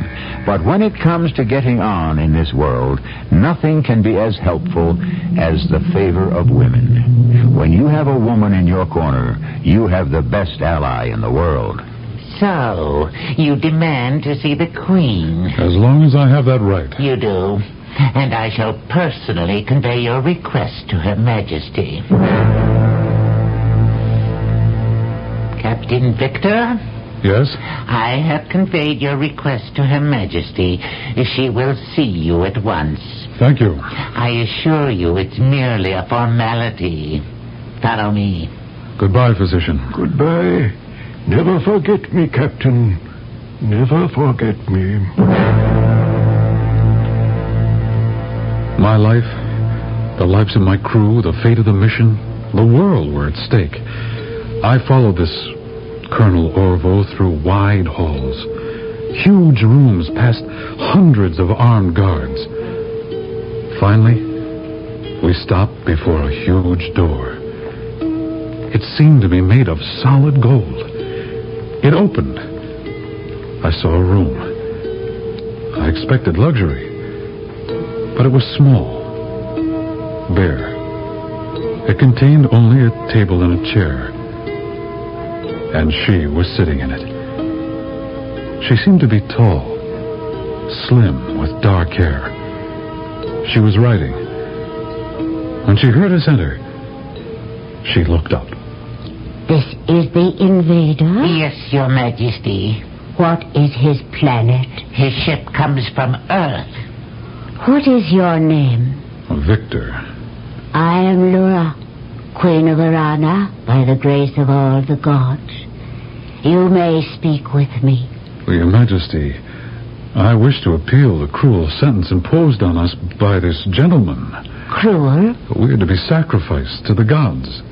Is there a better way to die? Well, the fact is, Your Majesty, these are not our gods. That's blasphemy. Well, I meant no disrespect. I was merely stating that, well, what I think is the truth. We cannot punish him for that, Colonel Orval.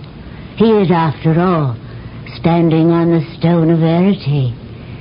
Look down at your feet, Victor. See the stone? The stone? It was placed here by the gods. And all who stand on it will speak the truth.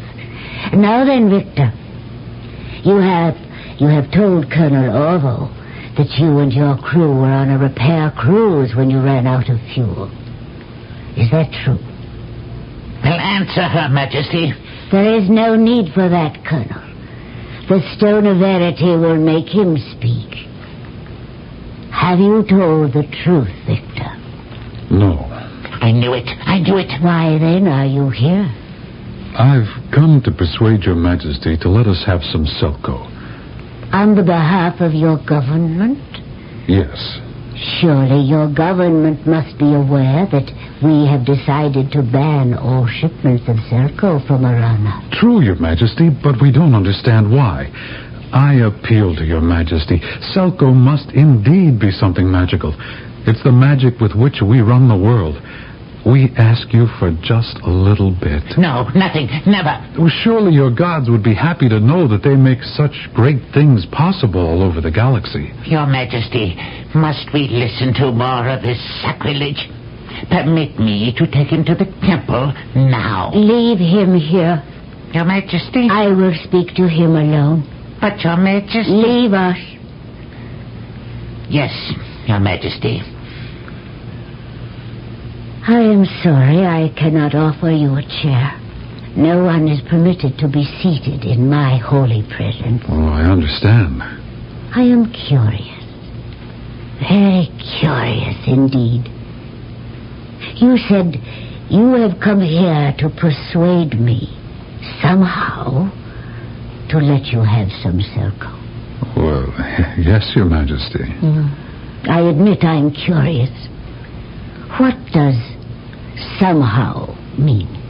Well, I would use any means at all, Your Majesty. What means are at your disposal. Remember, you are standing on the stone of verity. Is there such a stone, Your Majesty? There is, if you believe it. Have you been telling the truth so far? Yes, but I'm not sure it's because of the stone. How would you hope to convince me? Well, since we're dealing with truth, I'd hope to smile at you.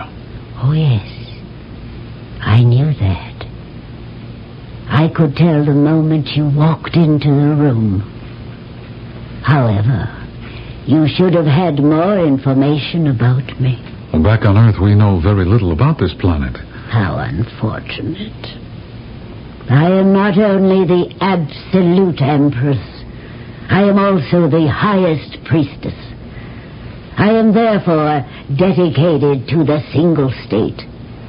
Oh, others in my position, I am sure, may have had furtive little flings, but the risk is too great, and the punishment too severe. What's that? Nothing. But the walls, they're shaking. It's an earth tremor. Your Majesty, how long have they been going on? Does it matter? Well, it may. Oh, for the last year, perhaps. I thought so. What does that mean? For the past year or two, you've stopped all exports of Selco from this planet, true? Yes. You're getting all this turbulence because you have too much Selco. Too much Selco? Of course. It's an active substance. It keeps forming because of the volatile nature of the core of your planet. Now, you must get rid of it to establish some sort of stability. I never heard of such a theory. Theory? This is fact. As long as you kept exporting Selco, you achieved a balance of forces. You weren't doing the other planets a favor. You were saving yourselves. I can't believe that. How long have you been exporting Selco? Thousands of years. Well, consult your history. Before the time of export, wasn't this planet rocked by earthquakes? I don't know. Well, all you have to do is check your history. Go ahead. I cannot. Why not? Are you afraid? We have no written history. Oh, yes. And that's another thing. Here you are, on this primitive, barbaric, savage, superstitious planet. How dare you? I myself will hold the sacrificial knife at the altar. Listen, Laura. You call me Laura? Why not? It's your name, isn't it? Look at you. Your hair. It's the way women wear it on Earth. Your gown. I mean, it's very simple. Oh, but the way it fits, the way it seems to enhance you, it seems to be part of you. That's the way women dress on Earth. What are you trying to tell me? You have tastes and ideas and things you want to do and be. But none of it can happen here, not in this terrible backwater. You are talking about my planet. I came here on what I thought was a hopeless mission. Putting it plainly, I was to seduce the Queen and coax her into letting us have some Selco. You dare to tell me this? But what do I find here? A bored, nervous, unhappy Queen, out of place where she is, scared that her planet will blow up on her. That isn't true. I've come here to beg for a few pounds of Selco. But you're the one who's really in trouble. All right. All right, Your Majesty. These are my terms. Your terms? Yes. I will help you escape from here. Escape? Oh, all right. Don't escape. Stay here. Stay here. Where no woman knows what style is and no man demands it. Stay here where there are no books, places to go, things to do, except participate in some ceremonies you don't even believe in. You go too far. I said I would give you my terms. All right. First, load my ship with at least a ton of Selco. What are you saying? Then kill this Colonel Orville. Kill Orville? Or throw him in jail. He's an evil man. Nothing but trouble. He's a fanatic. Get him out of the way. And then release my crew. Say you want to visit or inspect my ship. Make up a reason. Once you're on board, we're off. I see. Oh, you haven't seen anything yet. We'll deliver this ton of Selco to Earth. It's yours. They'll buy it from you. You'll become the richest woman in the world. You'll become a queen on Earth. Not the same kind of queen you are here, but a queen who has fun and enjoys life. Now, there you are. That's it. You can't get a better deal anywhere or from anybody. Take it or leave it. What do you say? What do I say? God! Take him to the victim room of the temple and hold him there with his two companions.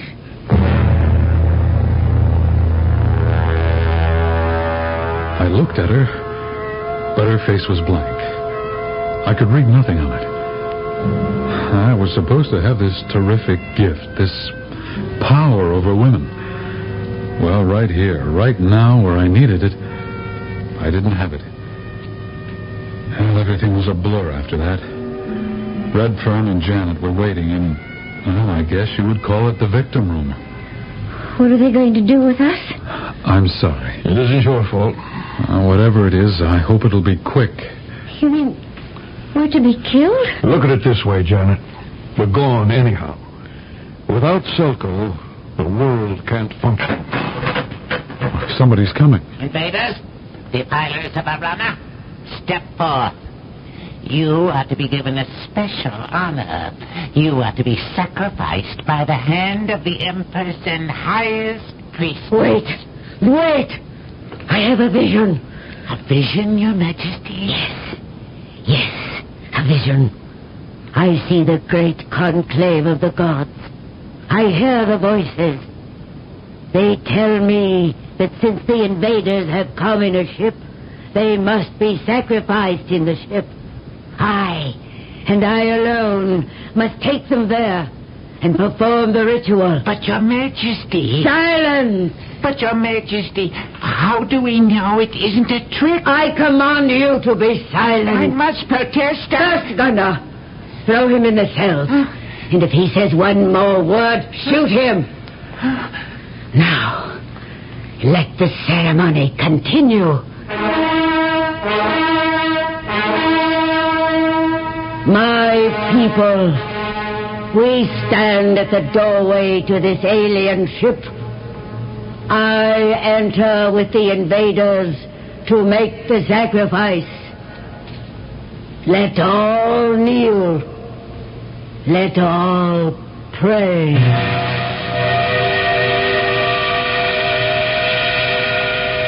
Why did you scare us like that? I needed time to load the Selco. Is it all aboard? Can't you feel it? The place is live with it. Oh, Your Majesty, you are now going to be a queen on Earth. Think you'll enjoy it more? I'm sure. After all, I have the prospects of having a king. That's right. For a little while, 10, 15, 20 years, unless, of course, they learned how to conserve and preserve. But did they? Who knows? It's always a race. We're always running out of something. And right now, we're running out of time. But I shall return shortly.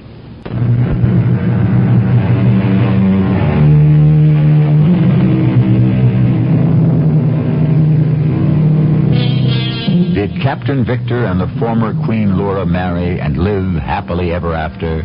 I don't know. I don't know if all those thousands of years in the future people married in the sense that we do. I don't know what living happily ever after means either. I do know that we have discussed two things in our little morality play. A, waste not, want not. B, a man who can get a smile out of a woman can generally get anything he wants from anyone else. Our cast included Lloyd Battista, William Griffiths, Evie Juster, and Ray Owens. The entire production was under the direction of Hyman Brown. This is E.G. Marshall inviting you to return to our Mystery Theater for another adventure in the macabre. Until next time, pleasant dreams.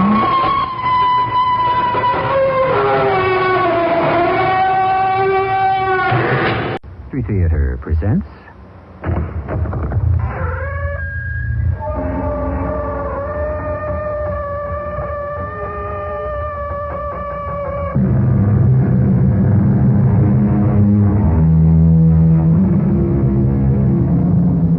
Come in. Welcome. I'm E.G. Marshall. Somewhere in desolate, wind-swept space, in Twilight Land, in no man's land, two hurrying shades met face to face and bade each other stand. Space, Twilight Land, no man's land. You'll find it between the stars, in the frozen polar wastes, and inside the soul of every man. You have to help us, Pappy. You forget. I'm not Pappy. I'm not George Papadopoulos any longer. I've become something else. You're still an officer in the United States Air Force. You took an oath to defend your country. But I don't have a country anymore. Your country is still the United States. Why are you so excited? In just a little while, the United States will no longer exist.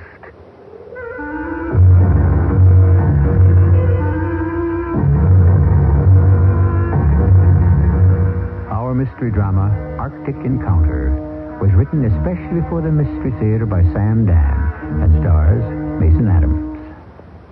It is sponsored in part by True Value Hardware Stores and Buick Motor Division. I'll be back shortly with Act One.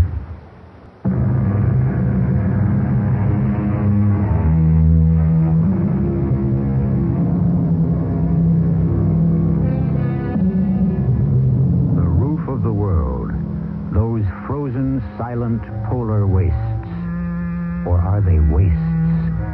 These vast, illimitable prairies of snow and ice, it is said that beneath them lie the greatest riches of the earth, the oils, the metals, all the sinew and substance of modern civilization. And perhaps here are even hidden the ancient secrets of the planet itself. At any rate, the stillness is broken every day by the noise of the airplanes as they fly back and forth, looking, listening, charting, recording. The airplanes which show the white stars of our Air Force and the red stars of theirs. Bunny Hutch, calling White Rabbit. This is White Rabbit, Bunny Hutch. Location check. Coordinates 34 and 16. Activity? Negative. Roger. Hey, Dawson, what's for chow at the base? Ah, better you shouldn't ask. Yeah, what's the movie they're showing? Better you shouldn't know. It's gonna be one of those nights, huh? Roger. Well, Pappy, another action-filled evening awaits us at the base. You wanted action, you should have joined the Marines. Bite your tongue. Besides, I'm not a fighter. I'm a lover. Yeah, so I've heard. It is true that on this assignment I do not get to practice my avocation as frequently as I would prefer. However, we must all make sacrifices for our country. What are we doing up here inside this frosted-over refrigerator, Pappy? Ours not the reason why, Chappie. Here we are, Pappy and Chappie, the Happiness Boys. You remember the Happiness Boys? I never even heard of them. They were a team. 40, 50 years ago on radio. Team? You have to be kidding. I just made that up. No, it's true. I read all about them. Billy Jones and Ernie Hare. Snappy songs and patter. And there was Uncle Don. Happy you never cease to amaze me. This is Uncle Don, your Uncle Don. Hello, little friends, hello. Where do you get all of this? Research. You are a very deep person. What else is there to do up here but read? You got to try it, Chappie. Well, I did try it. I actually read a book once. I wouldn't want to go through it again. What time do you have? 1,300 on the head. That's what I thought. Well, I wonder where they are. What could have happened to Ivan? Yeah, now that you mention it, what indeed? You don't see him, do you? Nope. At exactly 1,300, he's supposed to be visible at 11 o'clock. No sign of him. Do we report it? Why should we? Tell me honestly, if we were to spot him right now, would we report it? Well, you know we would. Okay, tell me why. Well, you know why. Tell me. Because if we do spot Ivan, that's a happening. And if we don't spot him? That's a non-happening. Well, I'll tell you who would disagree with that. Who? Sir Arthur Conan Doyle. Well, now, don't bring your English friends into this thing. He once wrote a story in which every night this dog would bark. Now, you follow this? It's not all that hard. However, on this particular night, the dog did not bark. He didn't? He did not. Which is just as significant as what may be happening out here. In what way? Each day for the last 30 days on patrol, we fly by Ivan. Today, we don't. Why not? Okay, why not? I don't know. Could it be significant? Let's throw it at Dawson. Maybe we can ruin his day. White Rabbit, calling the hutch. This is Bunny Hutch. Come on in, White Rabbit. I have an unusual occurrence to report. Proceed, White Rabbit. The dog did not bark. Yeah? That's it. What's it? That Spaskov 2-motor observation plane we fly by over coordinates 3416 to 1300. Well, it's first time in 30 days that we haven't seen him. I thought you'd like to know. I'm going to put you in for the Legion of Merit. Thank you. Now, can you tell us a movie for tonight? Sherlock Holmes in the Heart of the Baskervilles. This is Hutch over and out. You know, Dawson, he must think we're crazy. Look, in this outfit, if you're not crazy, you go crazy. Well, what do you suppose did happen to Ivan today? Well, it could have changed the patrol route. I don't think so. Not till we do. The idea is to keep an eye on us. Yeah, just like we're keeping an eye on them. Naturally. Maybe Ivan goofed and got themselves sent to Siberia. From here, that would be a promotion. Yeah. Let me tell you something about Ivan. One of them might be an Olga. What's this? If you listen real close to their messages, one of them sounds like a dame. A dame with a deep voice. Oh, they all got deep voices, those Olgas. I mean, they're built. Did you ever see pictures of them sweeping the snow off of the streets? Those are large ladies. On the other hand, some of them are frail and wispy, floating little ballerinas. Yeah, I like mine somewhere in between. So you think one of the Ivans is an Olga, huh? You could win money on it. Why you say that? Instinct. Just let there be a dame within 1,000 miles. Well, if she is, she's probably the only one. I wonder how I could meet her. Chappie, with all the dames that we have in the United States of America... Now, Pappy, you're taking an isolationist, a chauvinistic point of view. Oh, excuse me. I didn't mean to offend you. Why are we here? To maintain peace. Any fool knows that. What better way to promote peace than for people to come together and really get to know each other? Now, you take this Olga. I bet she's just as anxious for a few laughs as we are. Yeah, I can see her now. Dark hair, black eyes. Oh, yeah. Yeah, it was always my type. Oh, Olga, we're such fools, you and I. Why are we being kept apart? Don't tell me you're in love with her already. How long do you think it takes, Pappy? Chappie, Take a look. Far distance. What? 2 o'clock on the ground. Yeah? What do you think it is? What do I think? What? Oh. Check it through the glasses. That's not my imagination, is it? No, that's something, all right. Let's have a good look. Looks like a plane. Not in one piece, either. It's Ivan, all smashed up. It's a Spaskov 2 motor. It must have come down hard, too. Do you think anyone's alive there? No, there's something funny going on. We should have heard a distress signal. Maybe he didn't have a chance. If he's down, it's a cinch he's missed out on a checkpoint. His base should be trying to reach him. I don't hear a thing. Call the hutch. Tell him what we got. I sure hope Olga's okay. White Rabbit, calling the Bunny Hutch. Come in, Bunny Hutch. Bunny Hutch? What's the matter? I can't raise the bass. Come in, Bunny Hutch. This is White Rabbit. Hey, the lights are. What the? The radio's dead. What?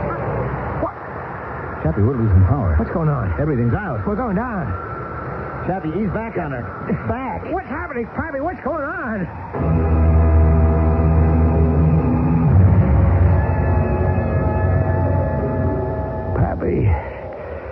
Pappy, yeah. You okay? I don't know. I feel kind of numb. How's the plane?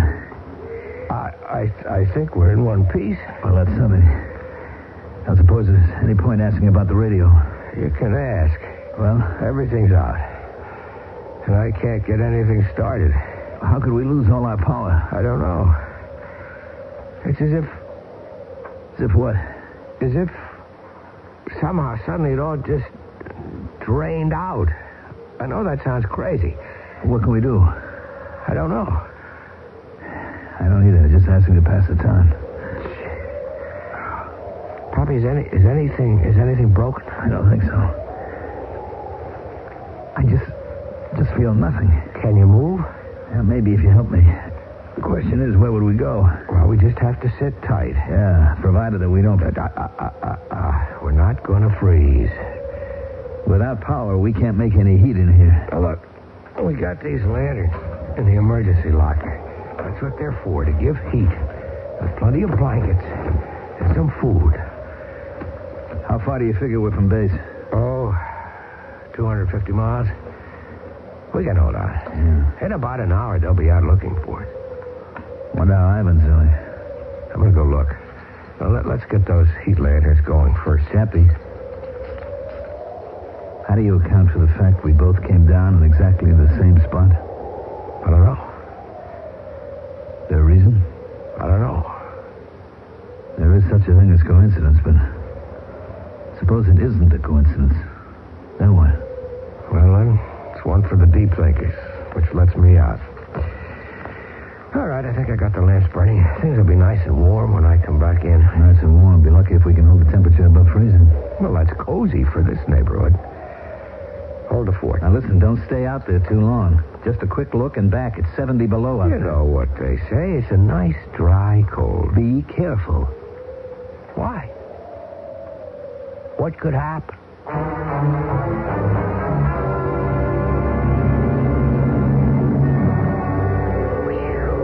Boy, it's cold. How do you get this thing open? The door should swing it. It's jammed. Boy, I don't see how anybody could be. Hey! Oh, it's Olga. Olga, hold on. I'll get you loose from there. Come on.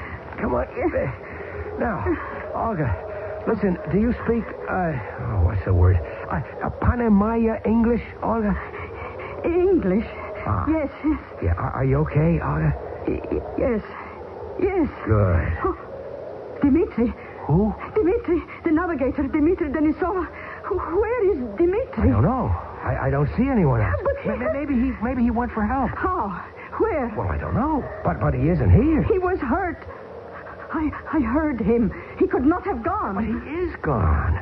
I mean, the way you must have come down and the shape the ship is in, you're lucky to be alive. Can you move?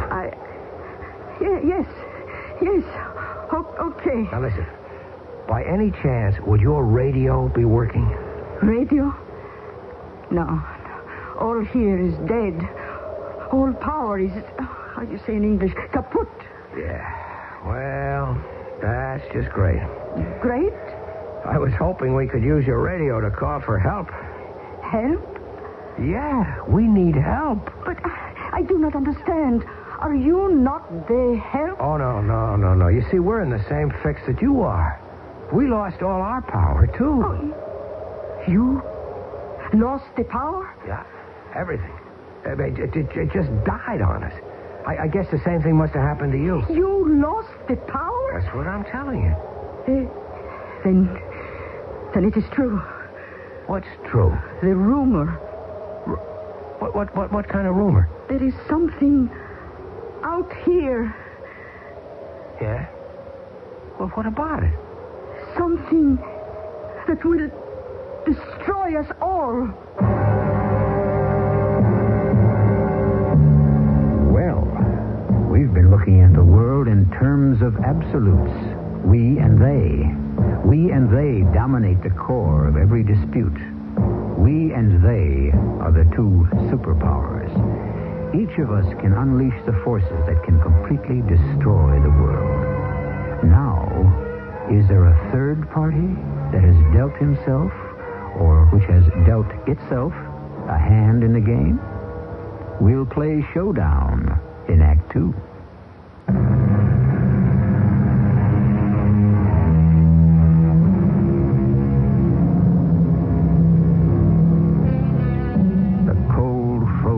Forbidding north, the wasteland of snow and ice. And yet, man has ever been drawn there. But unlike the forests that can be cleared and the deserts that can be watered, the north will always resist and reject us. Nothing of ours can take root or hold fast. The north, indifferent, implacable, ready to make of each visitor a victim. It is said something is here that can destroy us all. Sure, but that's old stuff. Cold, exposure, starvation. No. Something. All right. What? What is it? I do not know. It is a rumor. Who started it? Who? Who starts rumors? Do you not have rumors in your Air Force? Oh, sure. Lots of them. Can you tell? Do you know who starts those rumors? Sure. I do. You? Sure. I have to do something for a laugh. Yes, but this is not a rumor to have fun. No. So what kind of rumor is it? Something is here that will kill all life. What? They say something from out there. Out where? The stars. Space? Space, yes, space. Well, why not? Oh, you believe?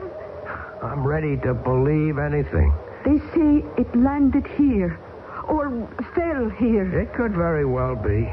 Oh, you will not say to anyone I said it to you.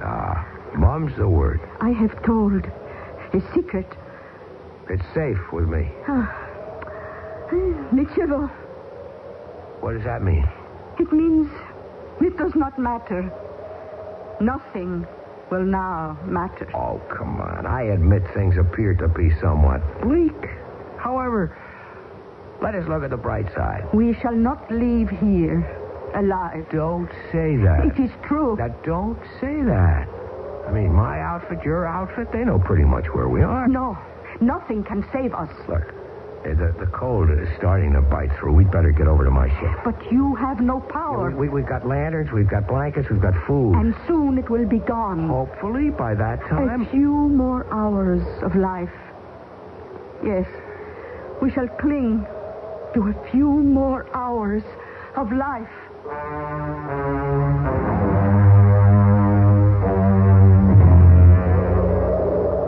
You better help me swing the door shut. What? The lamps. The lamps are out. The fuel. It must be gone. No, it's only been a couple of minutes, and there was plenty. Wait a minute. Pappy? Pappy? Pappy? George Papadopoulos, my pilot. He's gone. Gone? Pappy! Pappy, where are you? He went perhaps to look for you. He knew where I was going. Oh.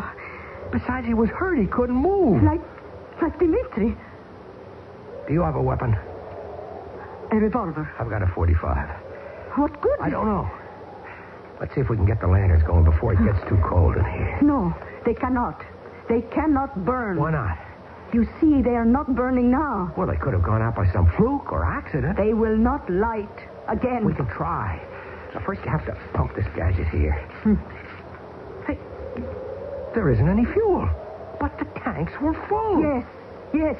It is the something that is out here. We're on that again, huh? It must be something that eats fuel and energy. Olga, we have to raise the base. Your place or mine. That's a laugh. What is? Well, what I just said, your place or mine. Why is that a joke? Well, it's funny because of the circumstances. Yes? It's all right. Maybe one day I can explain it. No, explain now. This is the only day. An hour, 2 hours.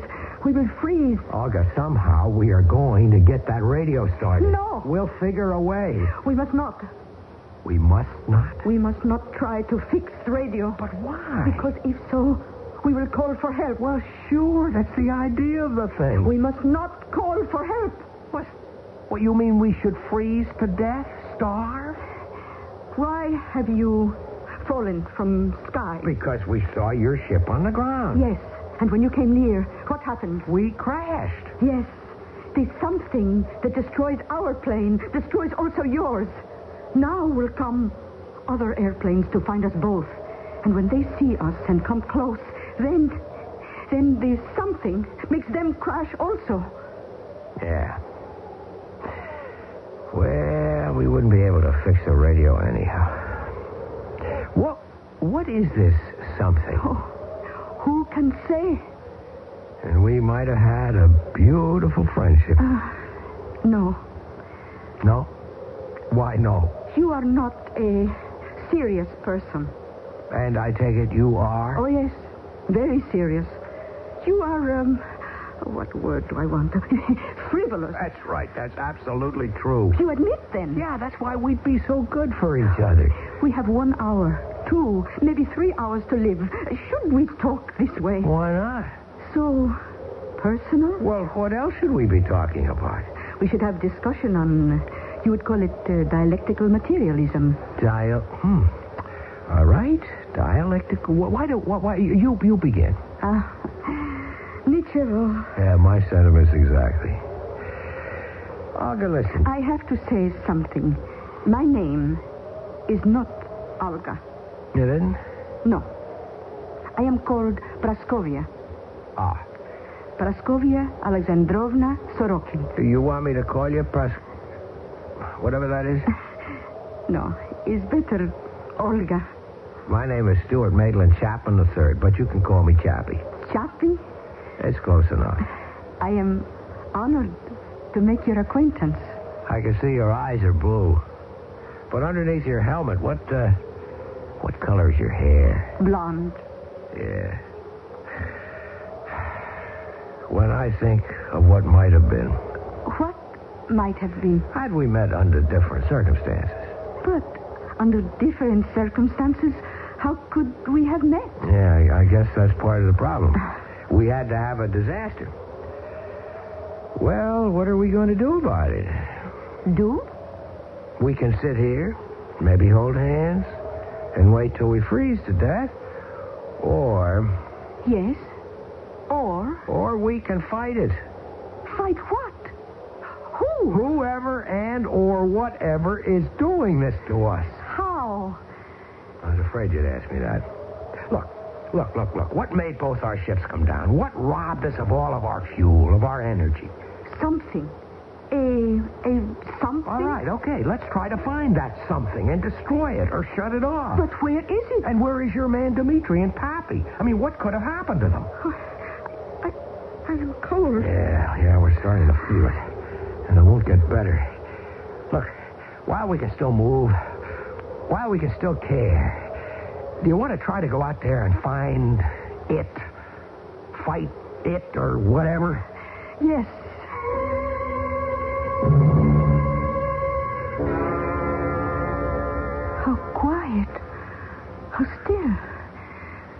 There's not even a wind. Nope, just cold. And the cold is enough. Oh, the silence. It frightens you? Honey, everything out here scares the daylights out of me. No, Choppy. You are brave. Yeah, crazy describes it better. Oh, Choppy. What is it? My hand. Your hand? The wrist. What's wrong? I'm feeling pins. What? Pins, many pins, 100 pins, 1,000, sticking at my wrist. No, don't take your glove off. My wrist. If you expose any part of your skin. But the pins. You have a wristwatch? Yes. Now move back. Move back here, quickly. Is it better? Yes. Yes. Now move back further. Okay, how does it feel? The pins, they are no longer. It is gone. Okay, now we know for sure. It's something. It goes for metal, for fuel, for energy, for I guess, anything. Everything. Choppy. Blue. Thing. What? In front of you. 20 meters. A thing. It is like a... Hey, it's like a box. Yes. But it isn't blue. It's turning red. Choppy, I feel warm. Yeah, so do I. It means we begin to freeze. No, it isn't that kind of warm. It's not like you feel pleasant and drowsy. It is hot. Why should we feel hot? Does it have anything to do with that thing? It becomes more and more red, as if it burns. That thing? It's causing everything that's happening. Must be a piece of machinery of some kind. What do you think? Yes. Well, maybe there's a switch. Maybe there's a way to shut it off. No, you cannot go near. I'll have to. No, Choppy, return. Oh. Choppy. The needle. I feel needles sticking. Return, Choppy, return. Oh. It is what I felt, no? Yeah. It has gone. The pain. Well, I guess you can only get so close and then... Wait a minute. Wait a minute. Maybe we can destroy it. How? We'll have to do it from here. You've got a revolver. I have a .45. Let's shoot at it. But what if... Yeah. What if what? I do not know. Honey, what have we got to lose? Are you a good shot? I am expert. Here goes.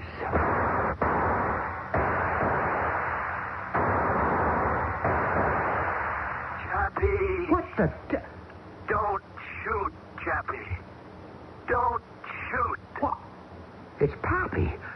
Don't shoot. Hold your fire, Olga. Hold your fire. Pappy? Is that you? It sounds like Pappy. Whatever did happen to him anyhow.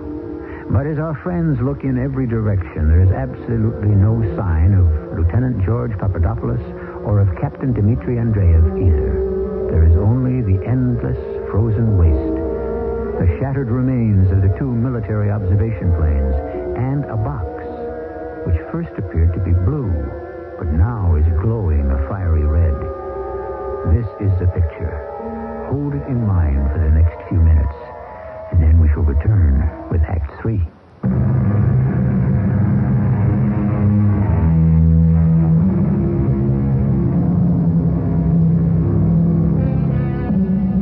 As I was going up the stair, I met a man who wasn't there.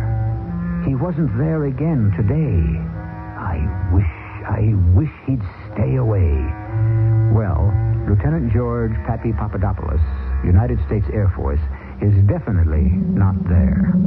And while Lieutenant Stuart Maitland Chapman doesn't exactly see him, he hears him, which can be classified as the same basic type of problem. All right? Don't shoot, Olga. Don't shoot. Is that you, Pappy? Yes. Yes, it is me. Where are you? That's a good question. Well, do you have a good answer? I have an answer. I don't know how good it is. On the other hand, good or bad, I'm not sure those are distinctions that matter too much anymore. Pappy, don't try to kid the troops.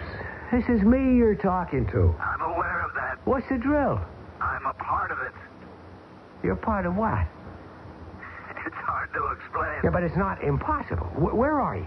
Obviously, I'm here. I was right, Pappy. One of the Ivans was an Olga. Yes. And the other one is called Dmitri. Olga, where's his voice coming from? From... Oh, it cannot be. From where, Olga? Her name isn't Olga. It's Praskovia. Right now, that's not the problem. From where, Olga? It comes from the box. That's what I thought. Are you in there, Pappy? Yes. It cannot be. It is impossible. His voice. It must be a tape. Dmitri told me all about her. Pappy, what is this? I'm trying to explain it. This is a thing. What kind of thing? Like, you could call it a world. What do you mean? A world? A world. Like the one you live on. You said a world like the one we live on? Right. Does that mean it's another one? Yes. You could say that. Oh, Pappy, for crying out loud. Choppy, you must be calm. You realize he's my best friend and I can't understand a thing he's talking about. Why is so difficult? A world. Another world. So? Where is it, Pappy? Where is it and where are you? The box. The box? What do you think this box is? Well, it looks like... It looks like computer from Sputnik. That's right. A Sputnik? A satellite. Ours or theirs? I don't know. It doesn't matter. It was dead. It was dead? Yes. It just floated in space until... Well? Until this wandering world... What wandering world? Well, it's a kind of... A kind of what? I'm looking for a word to describe it. I must be crazy. I'm hearing things. Intelligence. That's the word. A world of intelligence? Yes. Well, what kind of a world is that? Just thoughts, ideas. What kind of thoughts and ideas? Everything.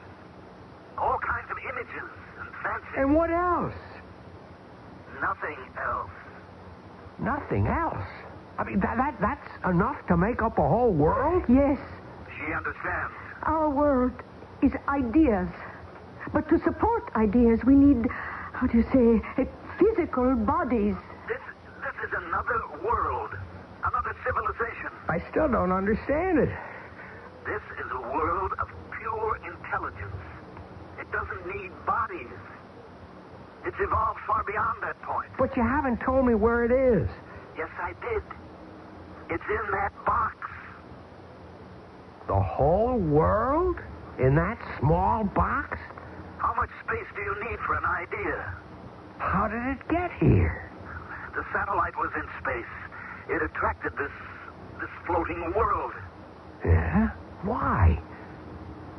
Because... Why? I think this is something he doesn't want to tell us. I will tell you. Because it doesn't make any difference now.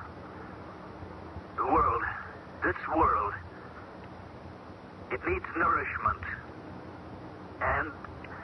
I think I know where you're headed, Pappy. And it takes its energy wherever it can find it.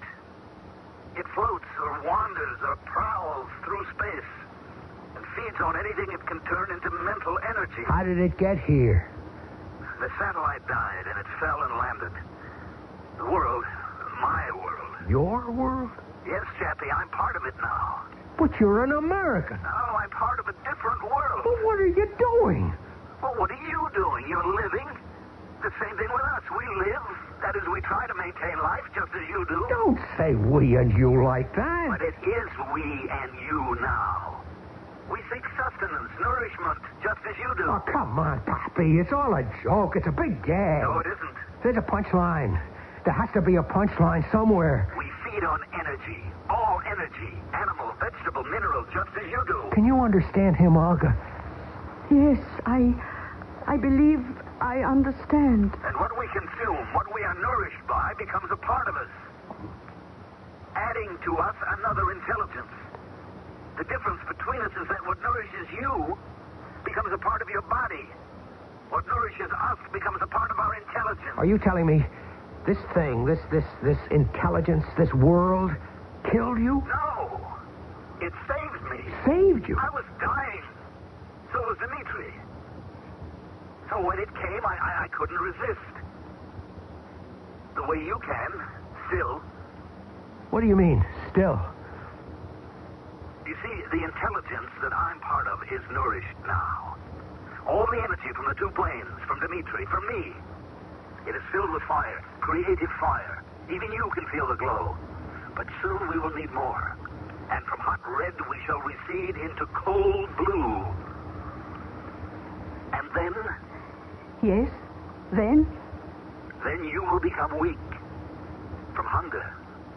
From cold. And you will not have the strength. You will also become part of this world. No. It isn't bad.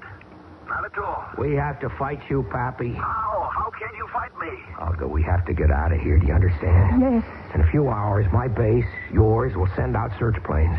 Those planes, if they fly by here, they'll be brought down by this thing. We must not be here. They must spot us away from the range of this thing. How far can you go, Chappie? How far in this cold? A mile? He's right, but we have to do something. Yes, but what? It doesn't matter. Soon you'll be one of us. Us. Be grateful. We will save your life. Oh, sure. Instead of dying of the cold, you'll be rescued by our world. You'll be part of the intelligence. I would have died. Dimitri would have died. No. There's nothing you can do about it in any event, Chappie. You see how the red is fading? Soon we will need more energy. You will become colder and weaker. And the others? What others? You know what others. Your old buddies, the guys in your outfit. I no longer have an outfit. Why can't you understand They'll that? fly by. They'll see the wrecks. They'll come in closer. They'll be trapped and destroyed just as we were. Not destroyed. Just changed. Changed. Olga, can you think of something? What can we do? Chappie, do you realize this is the first time in your life you ever asked a woman for advice? Well, maybe she's the first one I ever met who I felt like asking. Why do you think you can ask me? Well, because... Oh, come on. Tell me. Well, it's because... Well... I understand. It is difficult for you to say it. Maybe. It's difficult for me also. What's going to happen to us? Nothing. You'll both blend into this one great intelligence. You'll be part of this world. No. Choppy, it is getting cold. It is. See, the box is now turning blue. Olga, we have to do something. Oh, let us sit close to each other and wait. Wait for what? Oh, Nichivo. No, we have to fight. Pappy. Yes. Come on, Pappy. You have to help us fight this thing. Chappie, I am this. No, not you. You're Lieutenant George Papadopoulos, the most popular guy in the 199th Squadron. No. You can't drop it like that. Your friends, your country. I mean, you can't cast them aside like a snake gets rid of a skin. You took an oath. You don't understand. What's there to understand? A guy betrays his country. That's clear enough, and it's bad enough. But you're even worse. Don't say that, Chappie. Don't you call me Chappie. That's for my friends. Lieutenant Chapman to you. I'll tell you why you're worse.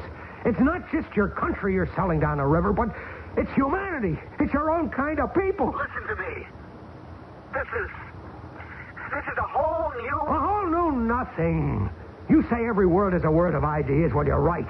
But your ideas belong to this world. The stuff you grew up with, your friends, your family, the Air Force. Chappie. You know I'm right. All those memories, all the things you like, the happiness boys and Uncle Don and Sherlock Holmes. Chappie, don't. I can't help you. You have to. They won't allow it. They? Me, the rest of me, the part that was once them, is trying to stop me. Is there anything that we can do? Yes. Tell us. Just tell us. I'm being drowned and they're taking the words from me. What words? The words I can't tell you. Try, Chappie. Those words are gone. But remember the first thing I said to you. Pappy. The first thing he said to me. What was the first thing he said to me? We met at the base and he said to me, "What's your name, sport?" That's what he said. What's your name, sport? Oh, what is sport? Oh, athletic, no? That's not what he means. but it's the first thing he ever said to me. No, not the first thing he ever said, but not the first thing he said now. First thing he said, don't shoot, Choppy, don't shoot. He's right. But why? Why don't shoot? Because shoot can hurt, destroy, maybe debar. Hurry, before it gets too cold to hold the guns. Hurry!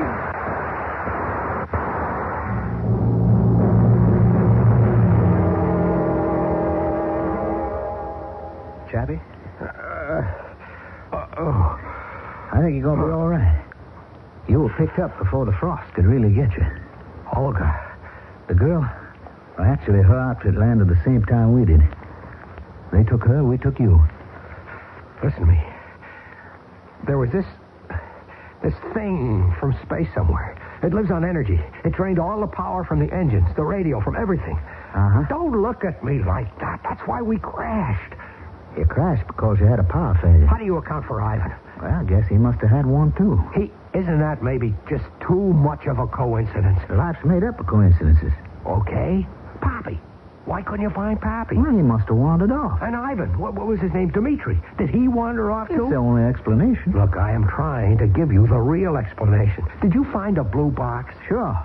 It was a broken old computer housing from a space satellite. Dawson, I am trying to explain to you. And Chappie, I'm trying to explain to you. Leave well enough alone.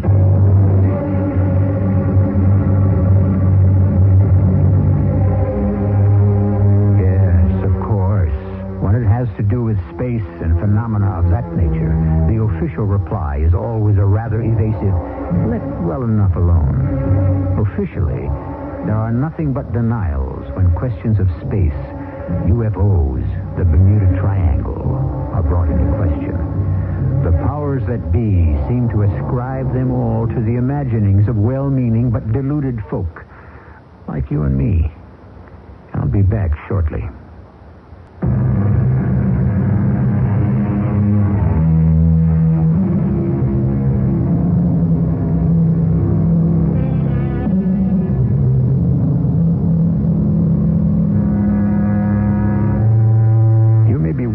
Whatever became of Lieutenant Stuart Maitland Chapman and Praskovia Alexandrovna Sorokin, or, if you will, Chappie and Olga, you can understand how difficult it would be for them even to encounter each other again, much less engage in a courtship.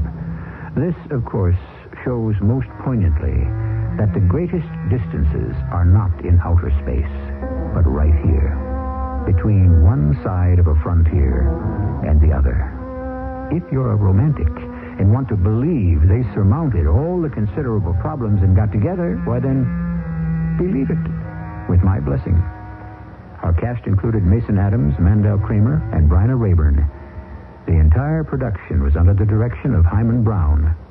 Radio Mystery Theater was sponsored in part by Buick Motor Division and True Value Hardware Stores. This is E.G. Marshall inviting you to return to our Mystery Theater for another adventure in the macabre. Until next time, pleasant dreams.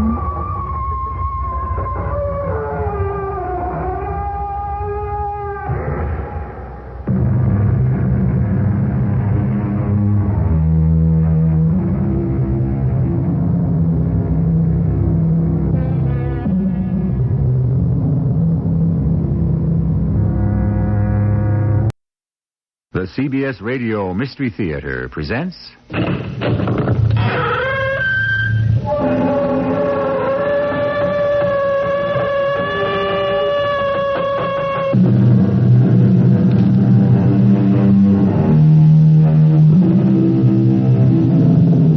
Come in. Welcome. I'm E.G. Marshall. I'm here to guide you on an excursion throughout which I believe you'll be very glad to have a guide, for the way is treacherous and horror waits around each turning. Hi, Archie. Let me have a cup of coffee, will you? Hey, did you ever hear of anybody getting a free ride on the Long Island Railroad? You're looking at the man who did it. The conductor walked right past me. I had my ticket out there ready for him to punch, and he walked right past me. How about that coffee? Archie. Archie. You act as if you can't even see me.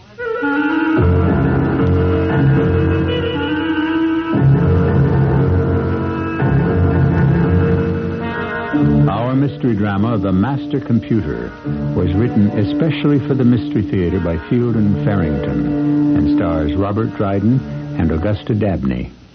It is sponsored in part by Anheuser-Busch Incorporated, Brewers of Budweiser, and Buick Motor Division. I'll be back shortly with Act One.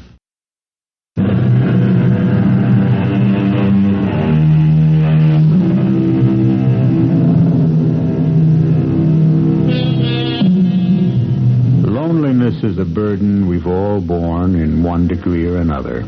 It throws us back upon our own personal resources, which, in the ordinary course of things, are sufficient to sustain us. But there's nothing ordinary about the loneliness we're going to deal with here, even though two people share it. This is loneliness, intolerably multiplied. Grace and Harry Clayton are returning from a pleasant summer vacation, but they're exhausted. They've driven in one day from Opaquet, Maine to Newton, Long Island, the small suburban town in which they live. You know something great? I never realized how beautiful Newton is. Well, I just want to crawl into the house and collapse. Oh, I hope I can make it to the bed. One stop first. I want to pick up the mail at the post office and tell them they can start regular delivery again tomorrow. Well, you better hurry then. The post office closes at 5:30. I'll make it, I think. Oh, Harry, do you dread going back to work in the morning? No, not really. Vacations have to end sometime. Otherwise, they wouldn't be vacations, would they? Oh, good. Parking right in front of the post office. You wait in the car. I won't be a minute. I think that man's getting ready to lock up. You better hurry. I'll catch him. Now, hold it a minute, will you? Just a couple of seconds. I want to pick up some mail you've been holding for me. It won't take a second. Did you hear what I said? Well, you could answer me at least. Well, I'll be damned. Why do people have to be so damn rude? He looked right through me. You'd think I wasn't even there. Well, I can pick up the mail in the morning. Come on, let's go on home. No, that's not the point. He might at least have had the courtesy to answer me. Oh, I guess he was just doing his job. They do close at 5:30. So, would it kill him to say, sorry, mister, I can't let you in? Oh. Hey, you want to stop somewhere for a bite to eat? You don't feel like cooking this evening, do you? I don't feel like stopping either. We'll open a can of soup.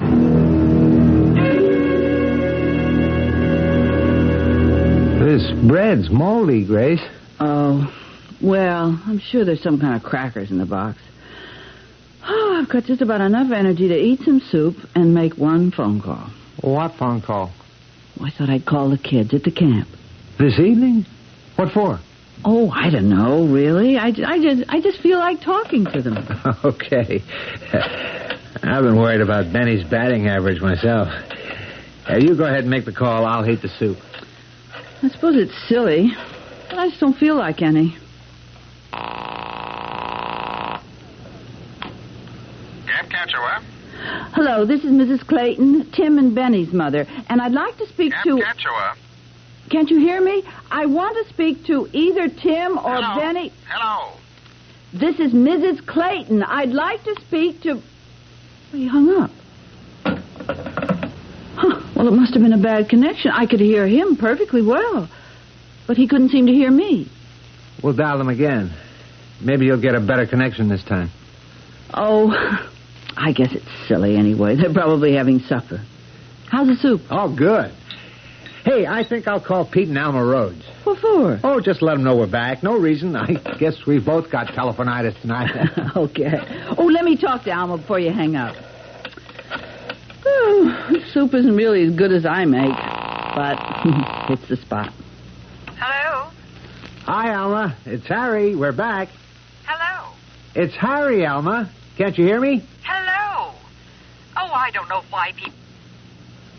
I guess our phone's out of order. Same thing? She couldn't hear you? Yeah. I'll report it to the phone company tomorrow from the office. Oh, what if somebody tries to call us tonight? I'll be very glad the phone's out of order.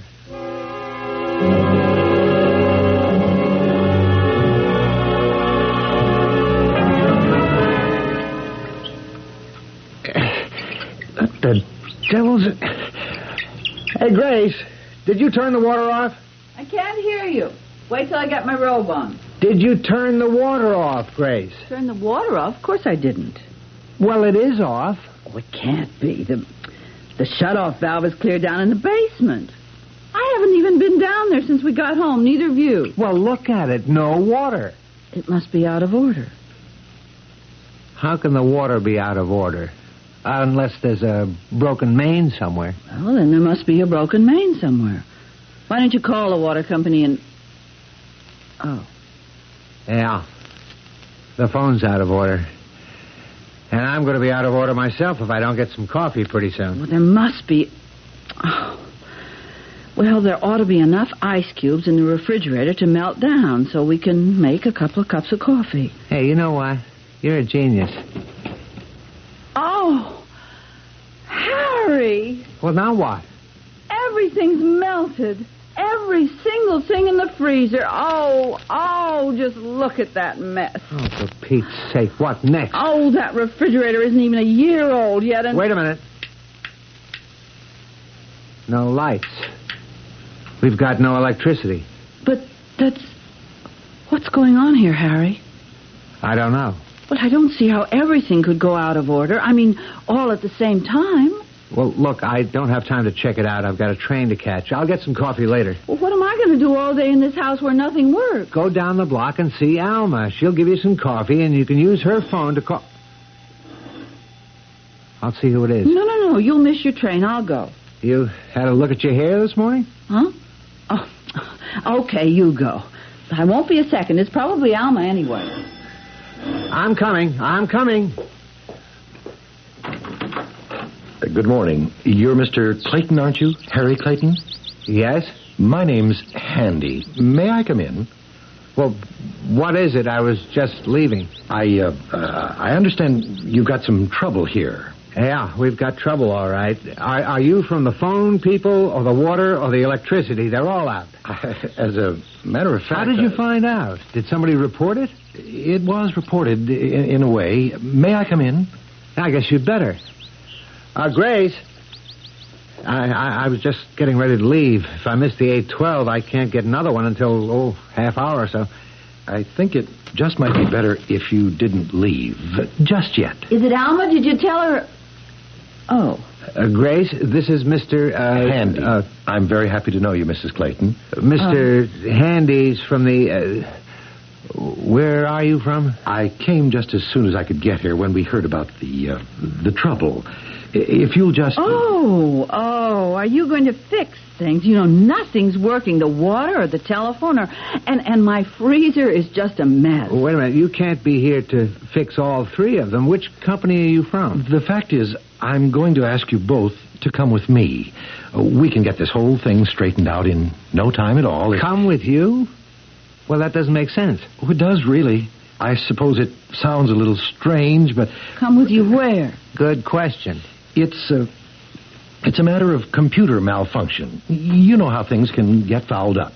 You can't really blame the computer, I suppose. It must have been improper programming or...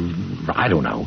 It's never happened before, and I'm very sure that it will not... What good's it going to do our coming with you?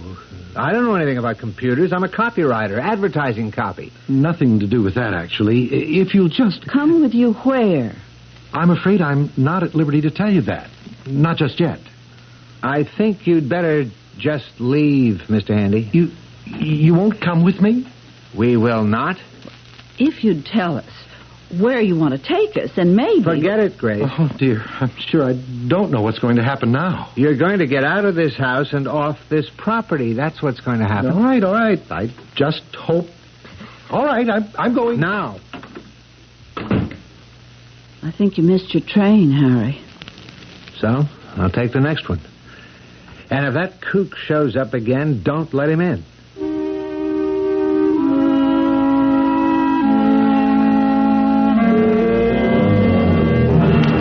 Hi, Archie. Let me have a cup of coffee with you. I haven't even had my first cup this morning, and I'm dying. Did you ever hear of anybody getting a free ride on the Long Island Railroad? You're looking at the man who did it. The conductor walked right past me. Had the ticket out there ready for him to punch, and he walked right past me. Hey, how about that coffee? If I don't get it soon, Archie,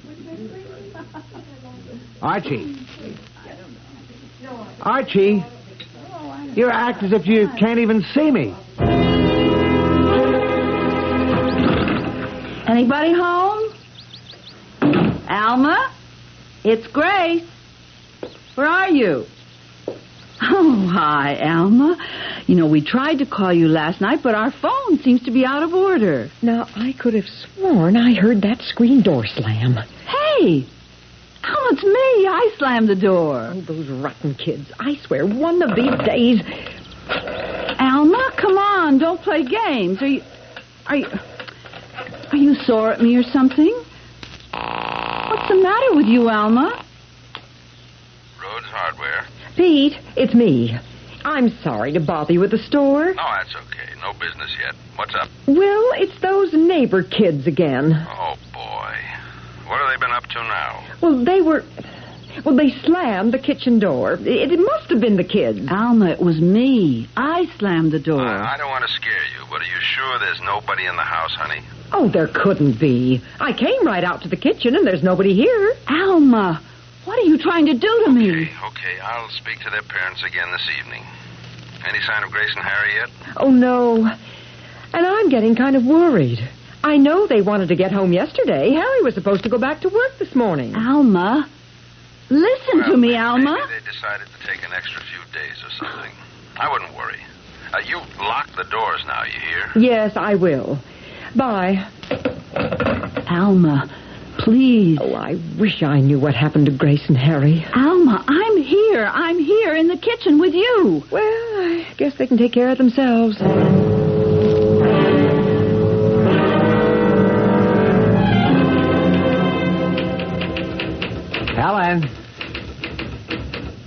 Helen, I'm back.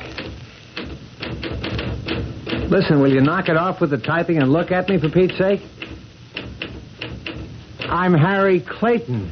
I've been here almost 3 years, and you... Damn it, look at me. Stop that typing. All right, if you won't talk to me, maybe Dave Green will. Listen, Dave, I want to know what's going on here. I walked into the office where I've been working for 3 years, What and the she will... devil? Helen, why did you open this door? Open the door? Now, Mr. Green, I've been sitting right here. Funny. Okay, get Mr. Bradwell on the phone. Tell him it's about the Ocean Mist account. Listen, Dave, I've had just about enough of this. How could it blow open? There's not a breath of air in this place. Come on, Dave, a joke's a joke. You know perfectly well I'm standing right here beside you. Yes. Oh, how's it going, Ernie? Listen, about that Ocean Mist copy. I know, but Clayton hasn't come in yet this morning. Dave, for Pete's sake! Oh, he'll be here all right. He's a dependable guy. Let's give him another day. He may have had some kind of car problem, you know. He's fast. We won't lose any time waiting. Don't worry. He'll show up. Or he'll be good and sorry. Is it possible for a man suddenly to become invisible to the people around him? Unable to make himself either seen or heard? Well, it certainly isn't ordinary, but since it seems to be happening to Harry Clayton and to his wife Grace, it must be possible. Imagine the feeling of total isolation. Imagine the loneliness. I do hope you'll be able to hear me when I return shortly with Act 2.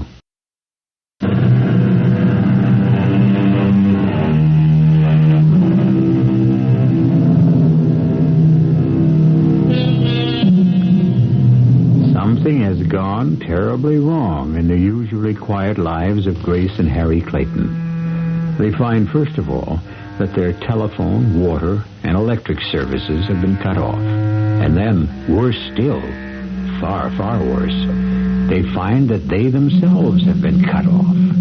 Cut off completely from the comfort and warmth of human interchange.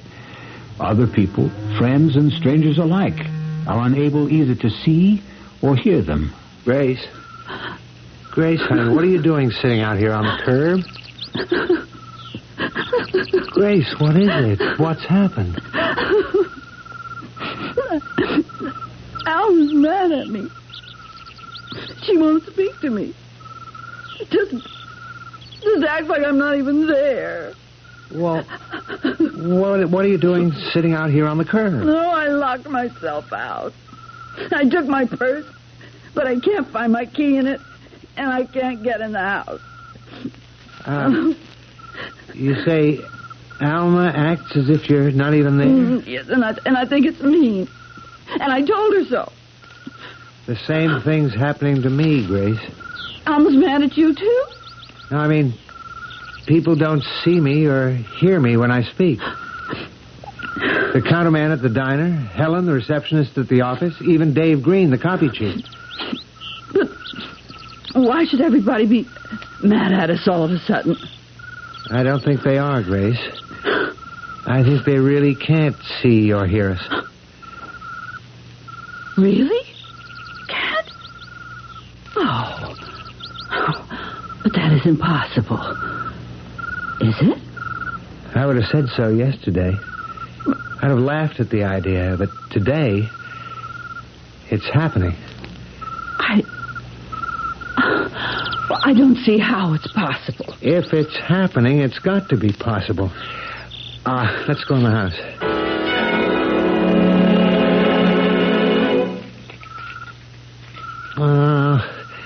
I haven't got them.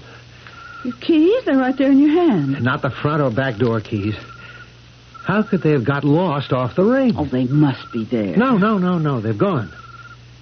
I had them last night. We got in all right last night. Oh, dear. Should we try a window? Now they're all locked. Hey, I've still got the car keys. We can... What, go to a restaurant? No, we can't order. I'm not hungry anyway. Are you? No, I'm not. Now that you mention it. Well, we've got to go somewhere. We can't just stand here. Harry, let's go and try Pete and Alma again. I can tell you right now it won't work. And it's not an experience I enjoy, being treated as though I don't exist. But we could try once more, couldn't we? If it'll make you feel better, sure. Alma? Out in the kitchen, Pete. You hear anything from Grace and Harry? No, not a word. Hey, what's that smell so good? Oh, just plain old stew. Love it. Well, how was your day? So. Better than yours from the way you sound. Well, I can't get Grace and Harry off my mind. Well, it is funny they didn't call or something if they decided to stay over at the lodge for a while. I just...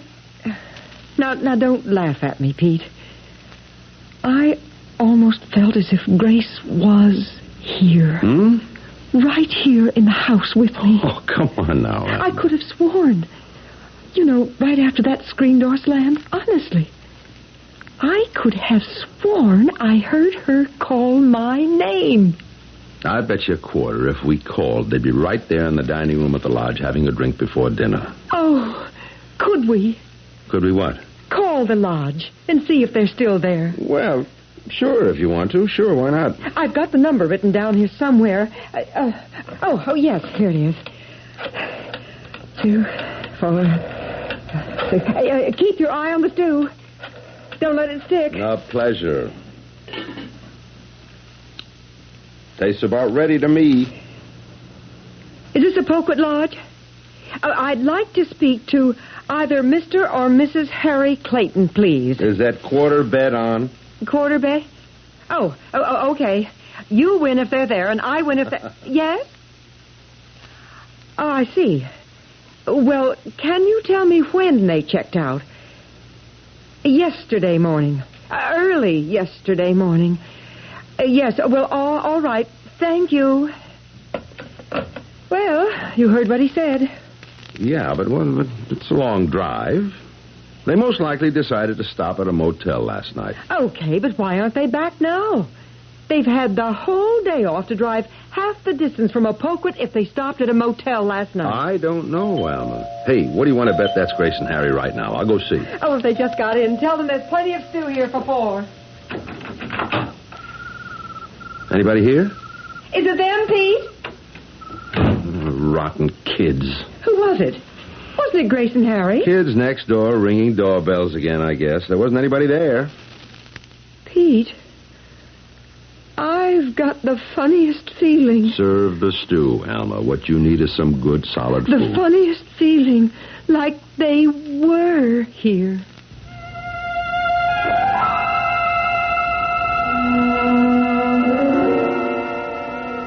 There must be something we could have done, Harry. Something to make Pete realize that it was us ringing the doorbell. I don't know what. It's the most frustrating thing that ever... Come on, get in the car, Grace. I don't know what's happened to us, but I do know that things don't go the way you expect them to anymore. I'm scared, Harry. Scared. So am I. Ah, the car goes. That's something, anyway. Harry? Yes? Can we drive up to Camp Catchawa, see the boys? You sure you want to? Oh, yes. What if they can't see us or hear us, like everybody else? What if they don't even know we're there? But surely the boys. After all, we can see each other. Yes, but we don't know why. All right, we can try it, I guess. We've only got about a half tank full of gas, though. Well, there'll be plenty of gas stations along the way. So? For one thing, I don't have much money, $6 or $7. And I don't know any way to get any more. And if I had $1,000 in my pocket, how would I go about getting a gas station attendant who doesn't even know I'm there to put gas in the car?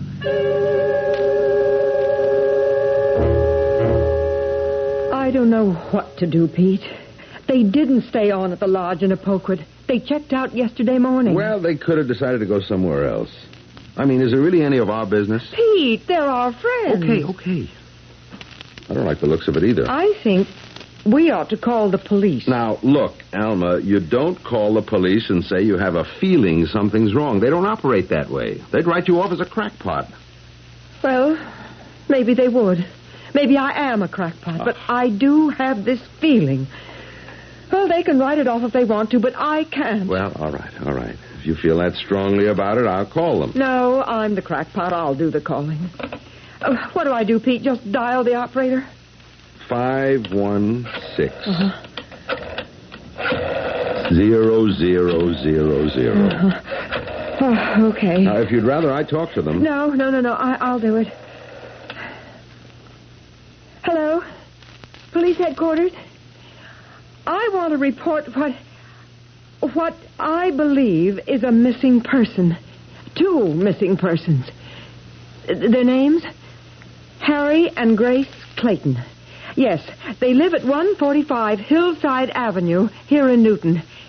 My name is Alma Rhodes. I live just down the street from them at 141 Hillside. Well, you see, they've been away on vacation. They stayed at Apoquet Lodge in Apoquet, Maine.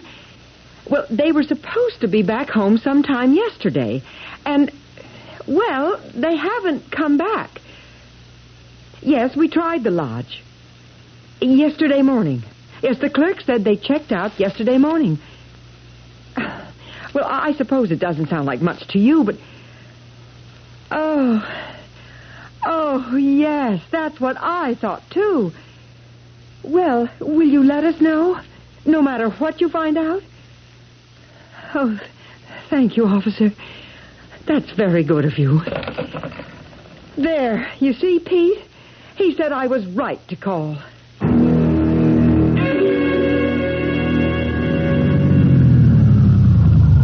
I don't think this station's open, Harry. Well, we're running pretty low on gas. Maybe they don't lock their pumps. Isn't there a light in that window around there on the side? Huh? Oh, yeah, looks like it, Okay, I'll go around, and if there's somebody there, I'll offer to buy $6 worth of gas. And if there isn't anybody, or if he doesn't hear me, I'll just help myself. Well, I don't know whether to come with you or wait here. Wait here. I won't be long. Hello there. I'd like to buy some gasoline. $6 worth of gas if you're open for business. If you don't sell me $6 worth, I'm going to steal a whole tank full. Okay, if that's the way you want it. Did you talk to him? Yeah, sure I talked to him. He didn't answer me, of course, but I talked to him. He may have been asleep. He was leaning back in a swivel chair with his eyes shut. Well, didn't you shake him or anything? No, I didn't want to touch him. Wait a minute. Let me see if I can make this pump work. Ah, it works. Turns itself off when it's full. Harry? Yes? Why didn't you want to touch him? I don't know. I've been thinking about that. I haven't felt like touching anybody all day. On the train earlier, I kept dodging and ducking so I wouldn't touch the other passengers. Why? Well, I guess I don't really know. Maybe I was afraid that they wouldn't feel it if I touched them. But you picked up the pump hose and put it in the tank. I mean, if you could do that... Yeah, I know. Let's go, Harry. As soon as the tank's full. You see, the gas hose is a thing. I'm afraid to touch people. I'm afraid to.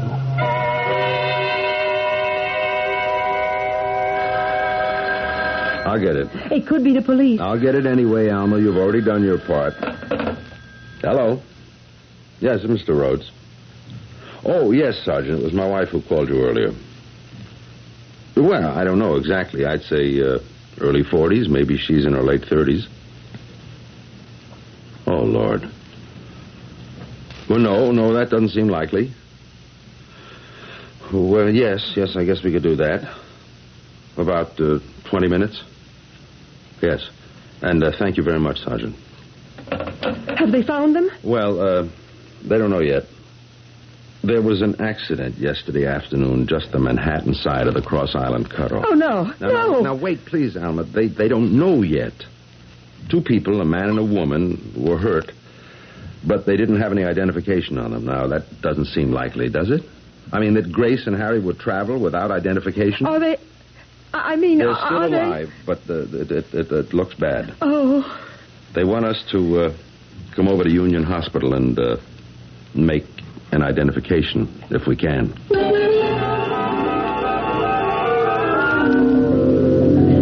Harry, are you sure you made the right turn back there? I've driven this road 100 times. Harry? Huh? You remember that man who came to see us this morning? What was his name? Handy. Mr. Handy. Yes. I wish we'd gone with him. Wherever it was he wanted us to go. Maybe. Didn't seem like a very good idea at the time, though. But at least he could see us and hear us. Yeah, you're right. Come to think of it, he's the only one who's been able to all day. Harry. Yes? Do you want to know what I think has happened to us? All right. I think we're dead. The most perplexing mystery of all, death. Philosophers have devoted lifetimes to puzzling over it, and the best they've come up with is pure surmise. It is, to be sure, the cessation of life as we know it, but few of us can believe that it represents the absolute end. There must be a continuation, and in the nature of this continuation lies the mystery. Are we nearing a solution? Well, one solution, perhaps. We'll see when I return shortly with Act 3.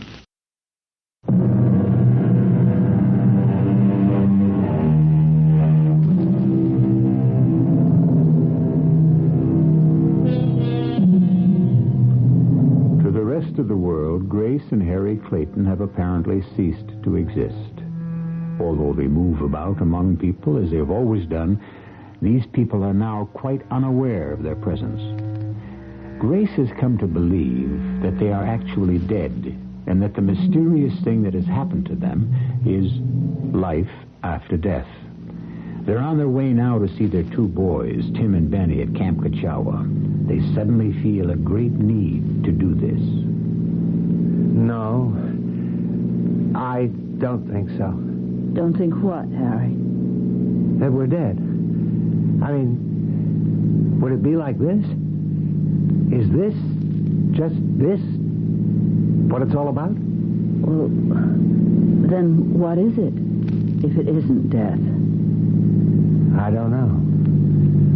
Could it be some kind of an in-between thing? I mean, like purgatory or limbo or I don't know what you'd call it. But could it be something like that? It could be anything. It could be... Oh, I make a right here, don't I? Won't the boys be in bed by now? I don't care. We can go into their cabins and well, we can look at them at least. Nobody can keep us from doing that. No. You think it's for the last time, don't you, Grace? Yes.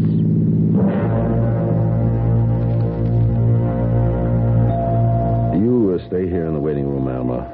I'll go in and see them. I ought to go in there with you. If I weren't... What would be the point? In case it should be Harry and Grace, it wouldn't help matters for both of us to have to see them. Pete? Yes. It is Grace and Harry? Yes. Are they... They're still alive. Doctor says he doesn't see how it's possible, but they're both still alive. Is there any hope at all? Well, there's always hope. I'm quoting the doctor. I don't understand about no identification. Yeah, neither does anyone else.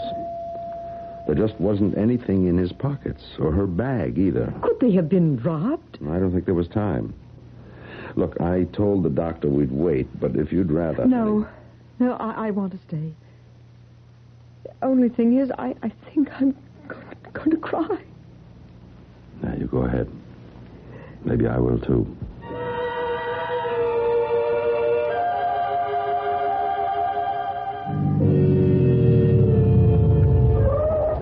What's this? The office? Why are you stopping at the office? Well, maybe the counselor will talk to us. Well, he might. Just because we... You know better, Harry. Yeah, okay. But anyway, we don't know what cabin Tim and Benny are in. They must have a record of it somewhere in the office. Tim wrote that they have a little cabin all to themselves. These prices, they should have room service.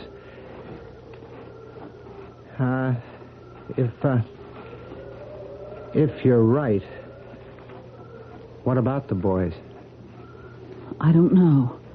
My sister, I guess, and her husband, Alice, and Fred, they'll be good to them, and...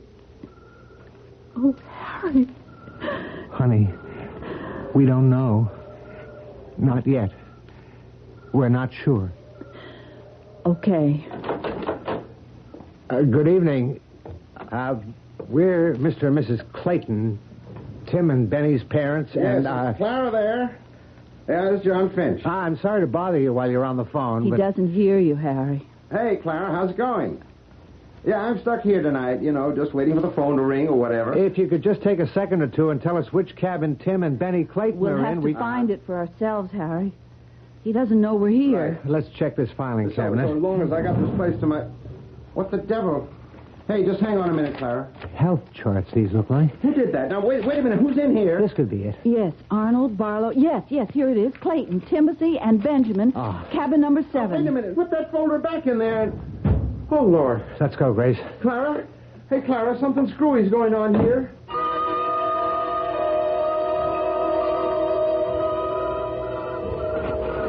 Can you read the number on the door there? It's so dark. Yes, this is it. Number 7.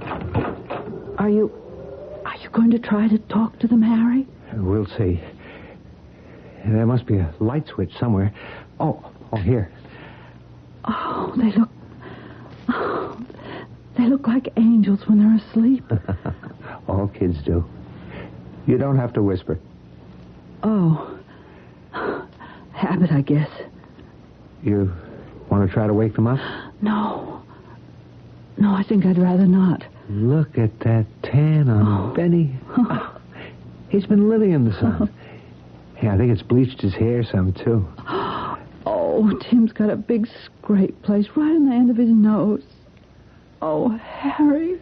I think we'd better get out of here, Grace. Not just yet, please. It might be the last. Can't we stay for just a little while? All right. We'll have to go eventually. Benny's been biting his nails again.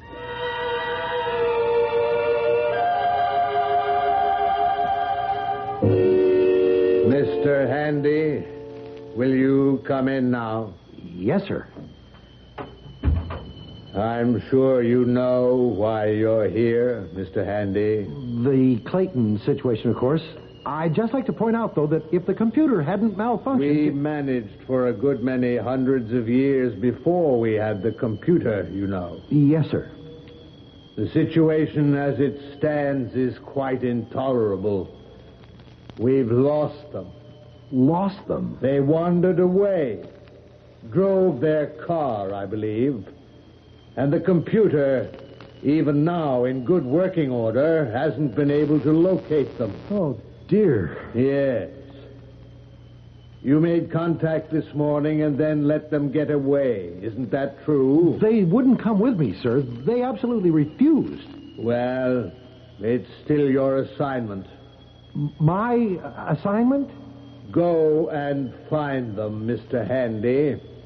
Go and find Grace and Harry Clayton. But if the computer can't find... Then you must.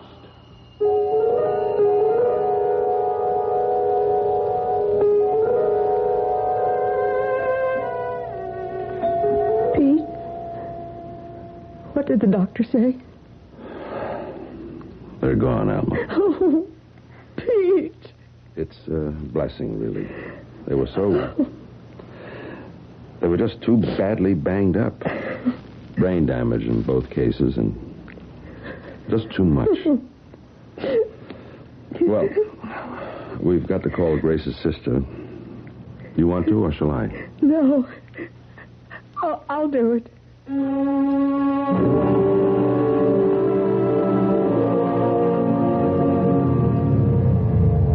Now what? Are we out of gas? No. Not according to the gauge. Damn thing just stopped, that's all. Oh, what are we going to do now, Harry? I don't know. Just sit here, I guess. Or get out and walk in the fog. I don't think it matters much. But we can't just leave the car sitting here in the road like this, can we? How long since we've seen a car, Grace? Well, not for a long time. Listen.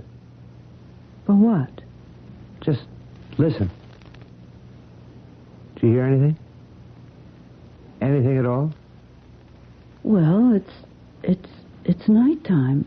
A foggy night. Nobody... No frogs. No crickets. Absolutely nothing. It's scary. With the fog and everything. Yeah. Especially everything. Mr. Clayton! Mrs. Clayton! Yes!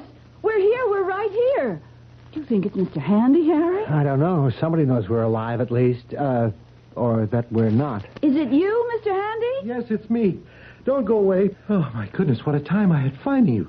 You shouldn't have left the house. Well, we couldn't get back in. We both lost our keys some way. Yes, well, it doesn't matter now, does it? Mr. Handy, are we dead? Yes, you are now. The computer's been fixed. What's a computer got to do with it? You see, when the truck crashed across the divider and hit your car on the way home from Maine, just at that moment, the computer malfunctioned. It didn't record your deaths. So, well, of course, you weren't properly dead or properly alive either, and all sorts of things went haywire. We're really terribly sorry. So that's how it was. It seems so strange. We didn't even notice. It was instantaneous, or would have been, except for that miserable computer. You've been in a coma while we got it repaired. So, what happens now? Well, you aren't going to make trouble about coming along with me this time, are you? Oh, no, not this time. Oh, good. That's fine. Then everything's all right. Except we have 2 children, you know, Mr. Handy. But they're provided for, aren't they? We'll never see them again. What do you mean you'll never see them again? We're dead. They're alive. Well, but they'll die, of course. What? Eventually. Everybody does. You know that. Oh. Well, at least we get to see them once more. But to wait a lifetime. No, my dear. It'll hardly seem longer than drawing in a breath and breathing it out again. We're dealing with eternity here, you know.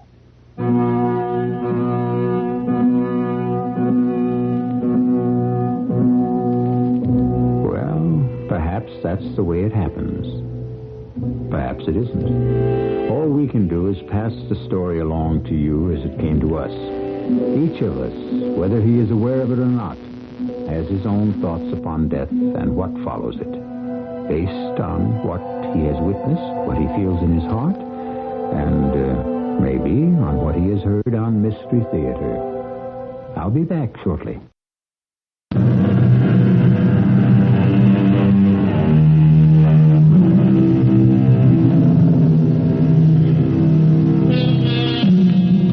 There is no way to give you a follow-up on what happened after the end of our story.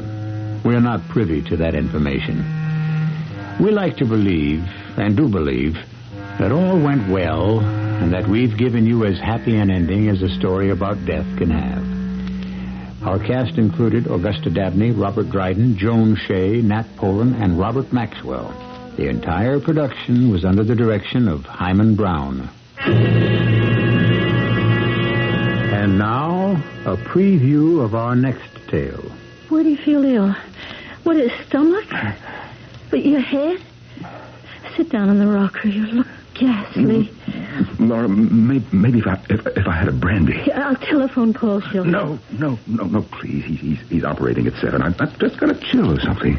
You wipe your face with a wet cloth and I'll be right up. I heard them. Every word. They're coming back. Killers. Oh, what shall I do? Is it too late to call the police and turn in the money? Maybe not. But give up $80,000 because I'm afraid of a pair of hoodlums? What have I got to be afraid of? Say they confront me. I tell them that I haven't got the money. Would they risk shooting me? No, I won't give up that money. I won't. Radio Mystery Theater was sponsored in part by Buick Motor Division and Anheuser-Busch Incorporated, brewers of Budweiser. This is E.G. Marshall inviting you to return to our Mystery Theater for another adventure in the macabre. Until next time, pleasant dreams.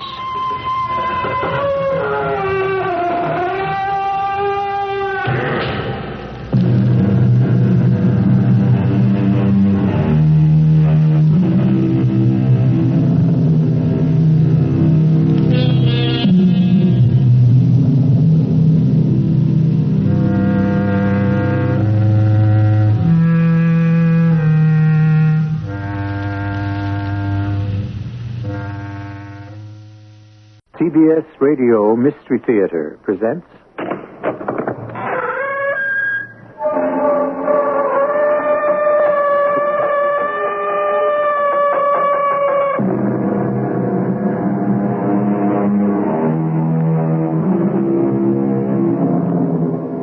Come in.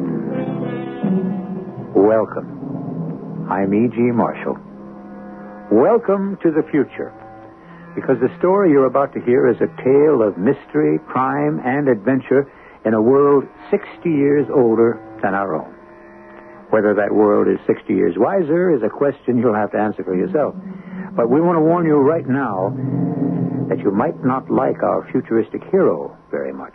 You may even dislike him a great deal. For after all, he is a criminal, a swindler, a con man, a fugitive, and perhaps something even worse. All we ask is that you don't judge him until the last sound is heard, even if it turns out to be this sound. You hit Mrs. Sorensen. That's right, everybody. You'll hurt your friend, Mrs. Sorensen. And if you don't let me out of this place, I'll hurt her myself. She's an old woman. Yes?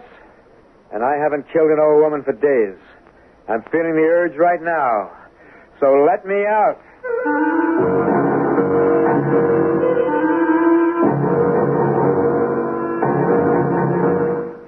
Our mystery drama, The Night We Died, was written especially for the Mystery Theater by Henry Slesser and stars Bob Reddick and Joan Shea. It is sponsored in part by Buick Motor Division. I'll be back shortly with Act One.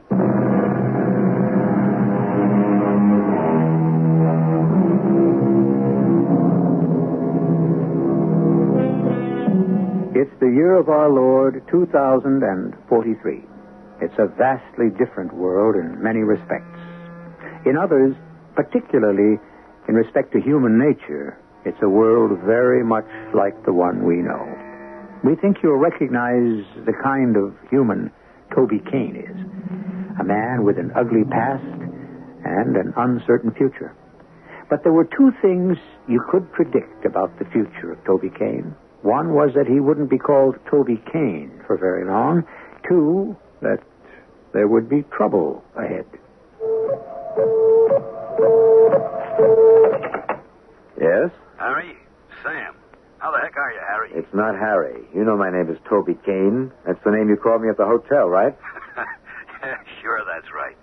Oh, you make it tough on a guy keeping up with you, Harry. I mean, Toby. I'd like to know how you kept up with me, Sam. How did you know I'd left Callisto? Who told you my new name? Mutual friends, Toby. Everybody knows that you gave Moffat the slip again. That cop's going to get awful sick of chasing you. He won't be chasing me anymore. Harry Rentlow is dead. He committed suicide on Callisto. Sure, I get the idea. Listen, Toby, you must be pretty strapped by now. Could you use some high financing? You offering me a loan, Sam? Heck no, I'm offering you a project. I could use some experienced help. Can I see you at the hotel tonight? All right. Meet me in the Neptune Lounge. Oh, that's great, Harry. Look forward to it. The name is Toby. Toby Kane.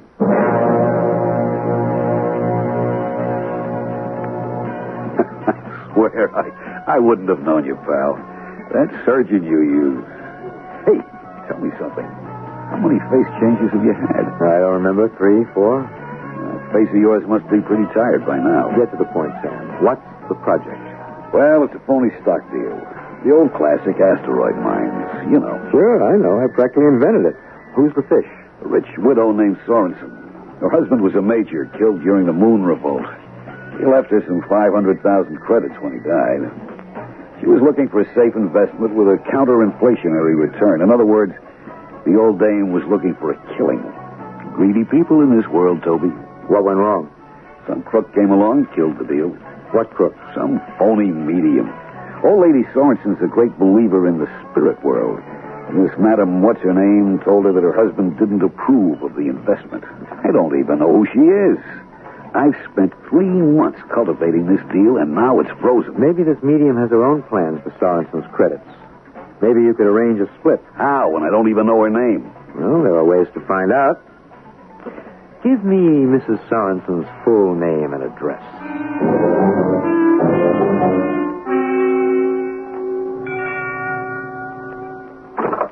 Come on in, Toby. Hey, Vanessa, he's here. Oh. Hello, Mr. Kane. Hello? Sam tells me you've come up with a solution to our problem. Vanessa knows the whole scam, so you can trust her all the way. I didn't say I had the complete solution. What I have is the name of the medium. How'd you get it, Toby? Oh, it was easy. Mrs. Sorensen was a rich widow, right? Rich widows have their habits, like taking a Mars cruise, for instance. I called Mrs. Sorensen and spoke to her maid. Said I was from the White Line Cruise Company and wanted to clear up our records on her Mars trip. Sure enough, she took the trip in 32. But how did that help you? The next thing I did was write Mrs. Sorensen a letter. I've got a copy right here. Dear Mrs. Sorensen, I doubt that you'll recall me, since 10 long years have gone by since our late meeting. But I still recall with pleasure our delightful chats aboard the Mars cruise, particularly concerning our mutual interest in the spirit world. Oh, wait a minute, Toby. Now, let me finish. When we became acquainted on the voyage, perhaps I mentioned my dear wife. I am saddened to report that she passed on to the great beyond a few months ago, leaving a great void in my heart. However, recognizing the eternal nature of the spirit, I am not completely desolated. My one problem now is to locate a trustworthy medium who can bring my dear Agnes back to me. You mean she actually replied to that? She thought she did remember me. And she gave me the name of the lady who's querying the stock deal. It's Olivia Nemo, South Court Street, New York City. Oh, terrific. I'll go see this phony and make a deal. I've been to see her, Sam. Well, what did she say? Will she make a deal? No. Mrs. Nemo's not a very cooperative type. I suspect she has her own ideas about Mrs. Sorensen's investments. That's why she's spending so much time gaining her trust. Well, what do we do now? Well, I think it's simple enough. We offer the lady more than Mrs. Nemo is offering. Like what? Well, for one thing, I know that the lady doesn't attempt to bring back any image of Mrs. Sorensen's late husband. Oh, well, Mrs. Sorensen wouldn't be fooled by some phony ectoplasm stuff. But what if Mrs. Sorensen actually saw her dead husband? Saw him just the way he looked when he was alive, but yet obviously now part of the heavenly community. What are you getting at, Mr. Kane? Well, I've written one more letter to Mrs. Sorensen from the same old ship companion. Dear Mrs. Sorensen, thank you so much for recommending your friend Mrs. Nemo. However, since writing you, I discovered the most remarkable medium I've encountered in all my 70 years. A man named Shan Kazar, who has produced the beloved image of my wife Agnes right before my eyes. The living image, moving, talking, smiling, expressing her serenity and joy in the hereafter. Oh, for heaven's sake. But who is this Shan Kazar? Well, can't you guess, Vanessa? It's me. Come on in, George. Can't tell you how good it is to see you. That's good to see you, too, Phil. I'll tell you one thing, George. Those plastic surgeons did one heck of a job. You look great. As you know, that fire bullet didn't just burn off my features. It did a pretty good job of my mind. I couldn't tell them what I used to look like because I didn't know. Sure, I remember, but what the heck? Here you are, and here I am. Well, some other things are different, Phil. You stayed in the Army. Hey, I see I have to call you Colonel now. Tell me what I can do for you. If it's possible, I'll do it. You know that. Well, it's a kind of unusual request, Phil. It's about those holographic image identifications they made during the moon revolt. The HIDs? Sure, I remember. The Rebs were doing such a great job of infiltration that security insisted on three-dimensional projection holographs of every officer. They're pretty spooky, aren't they? You could swear the person was in the same room with you.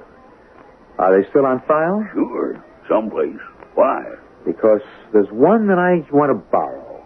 The holograph of a major named John Sorensen of the 1st Moon Division.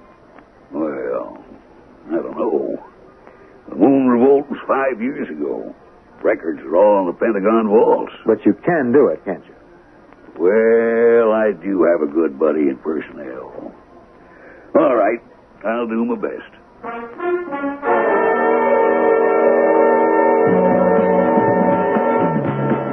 So you're a moon revolt veteran, Mr. Kane. I don't think I've met one of those in years. Well, not many moon veterans like to admit it. It wasn't the most glorious action in military history. Sam told me you were very badly wounded. Yes, my face. Oh, how awful. Well, maybe not. For all I know, the surgeons gave me a lot better face than I had originally. You really don't remember? I remember very little before that fire bullet hit. Oh, it's dreadful. I mean, the whole war was just sickening. The moon colonists got the nutty idea that they ought to be an independent nation. Didn't they realize that they'd never had a chance? It took 2 years just the same. 2 very bloody years. Oh. I still remember hearing about that horrible night. The mass suicide. It was only a few days after the surrender. All the leaders of the revolt, I guess they decided they'd rather die than face trial. All those bodies piled up in the crater Aristarchus. Oh, it gives me the shivers to think about it. Have you ever seen his statue? Whose? The man they call Arrigo, the leader of the revolt. There's a statue of him at the base of the crater. The only reminder left of what happened there. Oh, it's funny, isn't it? When the revolt was happening, everybody hated that man, Arrigo. But now I suppose we all think of him as some kind of hero. All martyrs become heroes, I guess. But when they sent me to the moon, all I cared about was getting off alive. And now? Now, what do you care about, Toby? Staying alive, the best way I know how. And if that means fleecing a rich old widow, here's to the fleecing. I hope you know what you're doing, Toby. My name is Shan Kazar. Yeah, but your name might turn into a number if this HID thing doesn't work. It does work, Sam. It's unbelievable. Oh, Mrs. Sorensen is here. All right, get behind the curtain, Sam. Pull the switch when I give the signal. Remember now, the key word is light. Come in, Mrs. Sorensen. I hope I'm not late. Oh, no. No, you're just in time. Mrs. Sorensen, let me introduce you to Shan Kazar. I am delighted to meet you, madame. I'm very pleased to meet you, Mr. Kazar. If you can really bring poor John back to earth, even for a moment. Mrs. Sorensen, I promise that you will not be disappointed. The spirits are present. I can see something glowing in the darkness. It's a light from the other world. Can you see it, Mrs. Sorensen? Oh, yes, I see something. Someone. Oh, dear God in heaven, it's him. It's my husband. Edith, my darling. Oh, John, it's really you. Edith, my sweet. I am well and happy. I have found peace here. What is it like, John? Where are you? Oh, please, tell me. Do not ask me such questions, Edith. You must guard your health and your finances. You must take care of the money I left you. Yes, I will. You must invest it, Edith. Invest it wisely. But how, John? You told Madame Nemo. No. Do not believe that woman. She is an imposter, Edith. This is the first moment I have spoken to you from the other side. But what about the money? Should I invest it in those asteroid shares? Yes, my precious wife. I have had a glimpse of tomorrow. You will be wealthy. You will continue to have the earthly comforts I wish for you until the hour of our reunion. John, you're beginning to fade. I must go now, Edith. I must return. Wait. One more moment. He is going, Mrs. Sorensen. Back to beyond the curtain.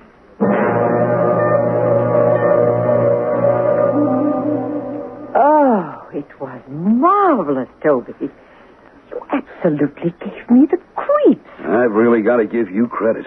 You're still the best in the business. Well, let's wait for the payoff, Sam. Let's get that money in our hands before we congratulate each other. Oh, do you want me to get that? No, I'll take it. Hello? Toby, it's Phil Digby. Yes, Phil. How are you? Listen, Toby, about that HID projection. It really did the trick. You don't know how much you helped, Mrs. Sorensen. I just don't know what went wrong. My friend in the Pentagon goofed. Goof? What are you talking about? The holograph reel was the wrong one. It was a Major Warrenberg of the 6th Infantry. He isn't even dead. He's retired up in Nova Scotia. Toby, you there? Yeah, Phil, I'm here. And, don't worry about it. The old lady's eyesight wasn't that good. I guess the uniform was enough. Wow, that's a relief. Then you don't want the right reel. No, that's okay. It's all over now. And thank you again, Phil. What is it, Toby? Is something wrong? Oh, I don't know. But that wasn't Major Sorensen the old lady saw. And I don't think her eyes were that bad. She knew I wasn't Oriental even with this makeup on. What I'd like to know is, who's playing tricks on who?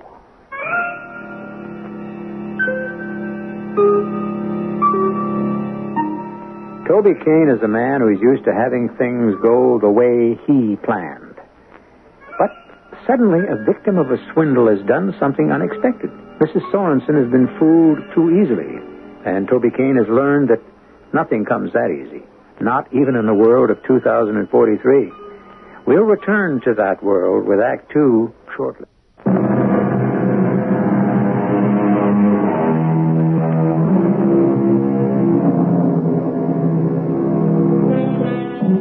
Toby Kane, con man, has a disturbing riddle to solve. Why did Mrs. John Sorensen react so quickly to the ghost of a man who was clearly not her husband? Toby brooded about it for the next 24 hours. But then something happened that gave him something else to think about.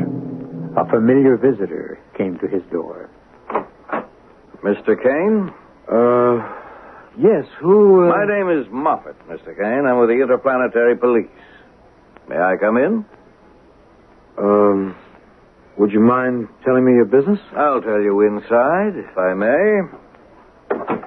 Truth is, Mr. Kane, I'm here to do you a favor. What kind of favor?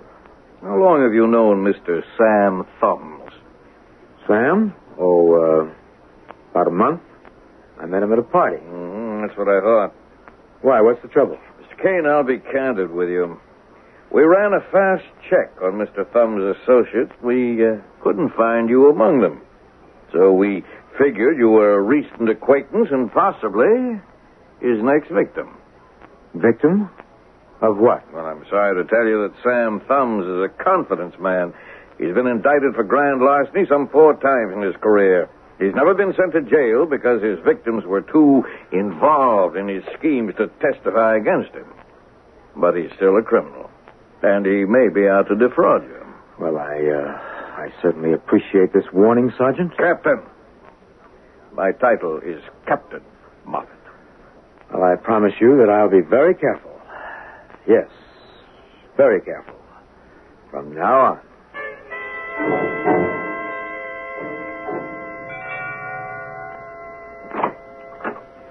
Yes? Mrs. Sorensen, I'm the one who called this morning. Oh, yes. You said your name was... what again? Kane. Toby Kane. However, my name was George Spanner when I served with your late husband in the 1st Moon Division. Yes. Won't you come in? Very good of you to see me, Mrs. Sorensen. Oh, I see you have a portrait of your husband. Yes. Well, he's certainly a fine-looking man. Mr. Spanner? Or Kane, or whatever you call yourself. Would you kindly tell me why you wish to see me? Well, as I said, your husband and I were in the same hospital together. That simply is not true. Pardon? My husband was killed at the Battle of Pluto Crater. He was never brought to any hospital. He died instantly. Now, just what is it you want?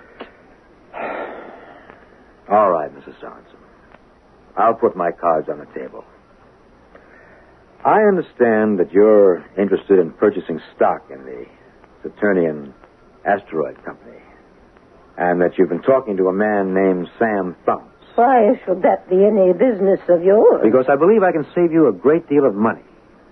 I know certain things about Mr. Thumbs and about this asteroid mining project. I'm sorry, Mr. Kane, but I am not interested in what you have to say. But you can give me a chance. Yes. That's exactly what I'm doing. I'm giving you one chance to leave this place before I call the police. Sam, something is wrong here. Very wrong. Now tell me again. How did you get the lead on old lady Sorensen? It was Vanessa. Vanessa? So what? Well, didn't it ever occur to you that Vanessa might have been part of a police trap? Did you ever stop to think she might have been working for my old friend Moffat? Moffat's on Callisto. He's on Earth, here. A few hours ago, he was in my hotel room trying to protect me from you. Oh, Vanessa's okay, Toby. I swear it. Listen, it was her idea to get you into the act. What did you say? It's true. Vanessa was the one who told me that you were available. Oh, you fool. Don't you see what that means? How could Vanessa know so much about me unless the cops told her? Toby, I just don't understand why you're so upset when everything is going just the way we planned. The way who planned, Vanessa? Tell me how you knew about my escape from Callisto. Oh, this is ridiculous. I didn't even know you were George Spanner or Harry, whatever you called yourself. It was Sam who found out you were back on Earth. That's not what he says. Toby, the only reason I stayed interested in Sam was because he was your friend. Because I wanted to get close to you. This close. Oh! Oh, darling, I'm so sorry. These long fingernails of mine, they scratched your neck. Now you can scratch your memory.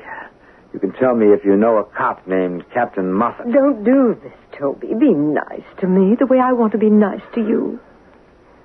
Kiss me, Toby. Toby, aren't you feeling well? I feel dizzy all of a sudden. Oh, you poor darling. Come, sit down. My neck is burning. Oh, these awful cat claws of mine. I really should cut them down, shouldn't I? I can't see straight anymore. Oh. You did something to me. Stuck a pin in my neck. Toby, sit here. Don't fall and hurt yourself. Drugged. You've drugged me with something. I can't see. Can't stand up.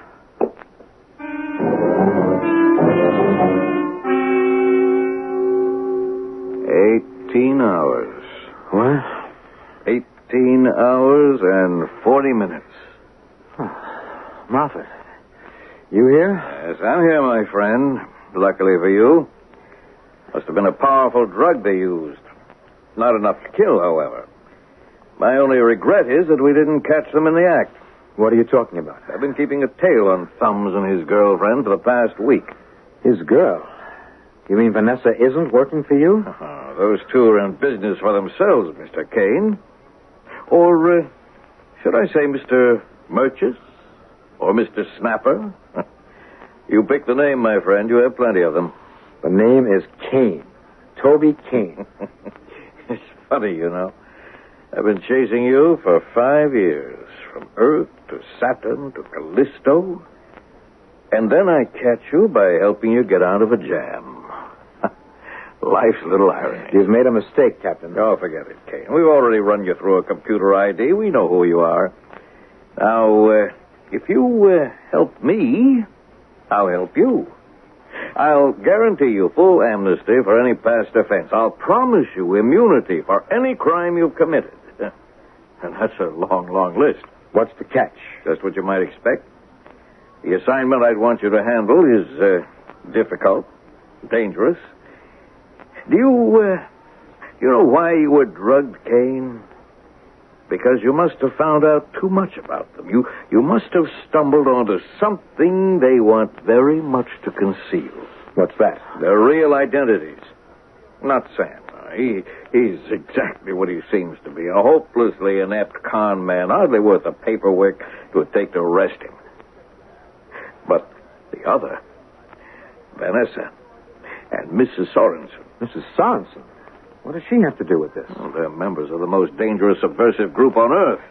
We have good reason to think they and their friends are ready to commit treason. Treason? Against who? Against the entire world, against the planet Earth. Why, you're crazy. Are you saying those two women are plotting another moon revolt? Oh, not alone, I assure you. There may be hundreds or even thousands of others ready to repeat the same madness of 5 years ago. We think that both of these women are related to the Men that we thought had died in the crater Aristarchus. Thought they died? Their graves are there. Yes. But we're beginning to doubt the identities of the men buried in those graves. Now, we've begun to suspect that the Earth forces were victimized by a hoax. A con game, if you like. You mean they're still alive? Arrigo and the others? No, we don't know how many, maybe only a handful, but I want you to continue to play the game you've always played, but this time on our side of the law. What game? Well, I want you to continue to be a cheat, a swindler, a liar, a pretender, only I want you to victimize a very special group of suckers. A group we've observed closely for the past year. Now, we know their habits. We know their meeting place. We know everything, except their plans for the moon. And that's what I want you to find out. Well, why should I be successful? Because you're going to have another face change, Kane. An official one this time. Here, we want you to look like the man in this photograph. My God. That's right. It's the man they call Arrigo.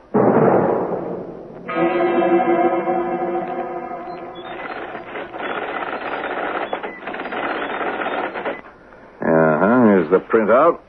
Now, you take these, Kane. They contain every available fact in the life of Arrigo. 10 biographers couldn't have collected so much data if they'd conducted 10 years' worth of research apiece. Well, it's still not going to work. Even if I learn every single fact there is to know, there'll be other facts that could trip me up. Yes, we recognize that possibility. It won't be enough to have Arrigo's face, even his voice, and memory, and manner. There are certain things about people, things that can't deceive those who are close to them. Yes, but they'll want to believe, Kane. Don't you see? These people have been waiting for Arrigo as if he was some kind of messiah, come to rescue them from oppression. Oh, they'll welcome you without suspicion. A million things can go wrong. Yes, and then you're a dead man. Well, it's the gamble you'll have to take or reject. The alternative, of course, is jail. Yes. A prison asteroid, Kane. You live out the rest of your life on a barren rock in space. And if I do this thing, amnesty? That's correct. What a shame. And I was just getting to like this face. There's an old saying that one must set a thief to catch a thief. But does it really apply here? Can a swindler, a con man, and a criminal have enough brains and heart to overcome a group of dangerous insurgents? Can Toby Kane walk into their midst and learn their most important secrets? Or will he die in the attempt? We'll find out shortly in Act 3.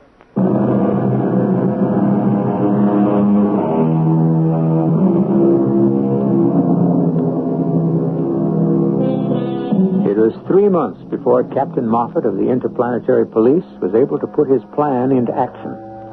The actual face change took only a week. The recuperation took 2 weeks. But the rest of the time was spent in educating Toby Kane to talk, think, and feel like the rebel called Arrigo. Finally, they knew there was nothing further they could do but send Arrigo on his mission, beginning with the first name on top of the list of suspected sympathizers. Come in, Mr. Duncan. Won't you sit down? Thank you, Doctor. Well, shall we get right down to it? I always believed that... Something wrong, Doctor? No, it's nothing. It's just that for a moment you looked rather familiar, like someone I knew a very long time ago. I see. Can I take this chair? Oh, yes, please. We'll just talk informally at first. You can tell me what your problem is, and I'll tell you whether or not I believe that psychotherapy can be helpful. Well, I'm not sure I can describe the problem. I've been having fits of depression lately. I've been having strange dreams every night. Yes, can you describe one of these dreams? Well, last night, for instance, I dreamed that I was walking in outer space, surrounded by stars and meteors. I was just alone. What? But then I looked below me and saw a soft, glowing object It looked warm and friendly and inviting. Once I had been afraid of it. Once I had thought of it as being cold and airless and alien. But now, I knew it was home. And what was this object? It was the moon. And it was mine. Who are you? Does this dream mean anything to you, Doctor? If it doesn't, then I think we're wasting each other's time. Who are you? I'm a ghost, Doctor. A ghost from Aristarchus. But a very solid ghost. Here, take my hand. Arrigo. Arrigo! Yes, Doctor, Arrigo. I've been a long time getting back. But we were so sure that you were killed. I survived. Now I'm here. And now I'm ready to help. I've heard that there are plans, Dr. Sullivan. Oh, yes. There are good plans. This time we won't make the same mistakes. We're going to be ready before we strike. And when will that be? Well, the date hasn't been set. There's been too much disagreement among the members of the Central Committee. But now, maybe now, with a new leader among us. How, Doctor? How will it begin? Well, in the only way left to us, Arrigo, we won't begin on the moon, but on Earth. Earth? We're beginning right here. Preparing our weapons right in the camp of the enemy. What weapons do you have? Moon-to-earth missiles with atomic warheads. The weapons we should have had before the revolt. The only weapon that will give us the iron fist we need to make our voices heard. By the time we're ready to declare the moon a sovereign power, we'll be pointing the warheads at the continents of Earth. We won't fire them if our demands are met. And if not? Then we'll make sure that Earth never forgets the price of tyranny. But how can you build these missiles? Where? I'll show you, Arrigo.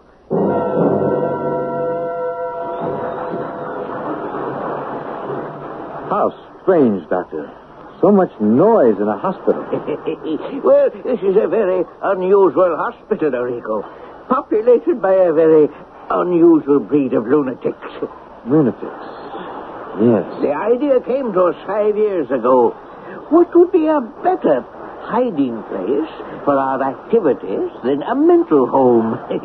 So, we built this hospital and filled its rooms and wards only with patients marked by that special madness of the moon children. It was a brilliant idea. Well, what you see here is only the tip of the iceberg. That noise you hear comes from below, from an underground missile factory.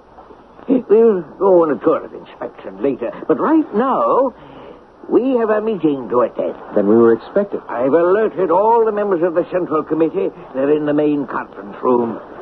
I don't have to tell you that this is a great moment for all of us. Please come this way.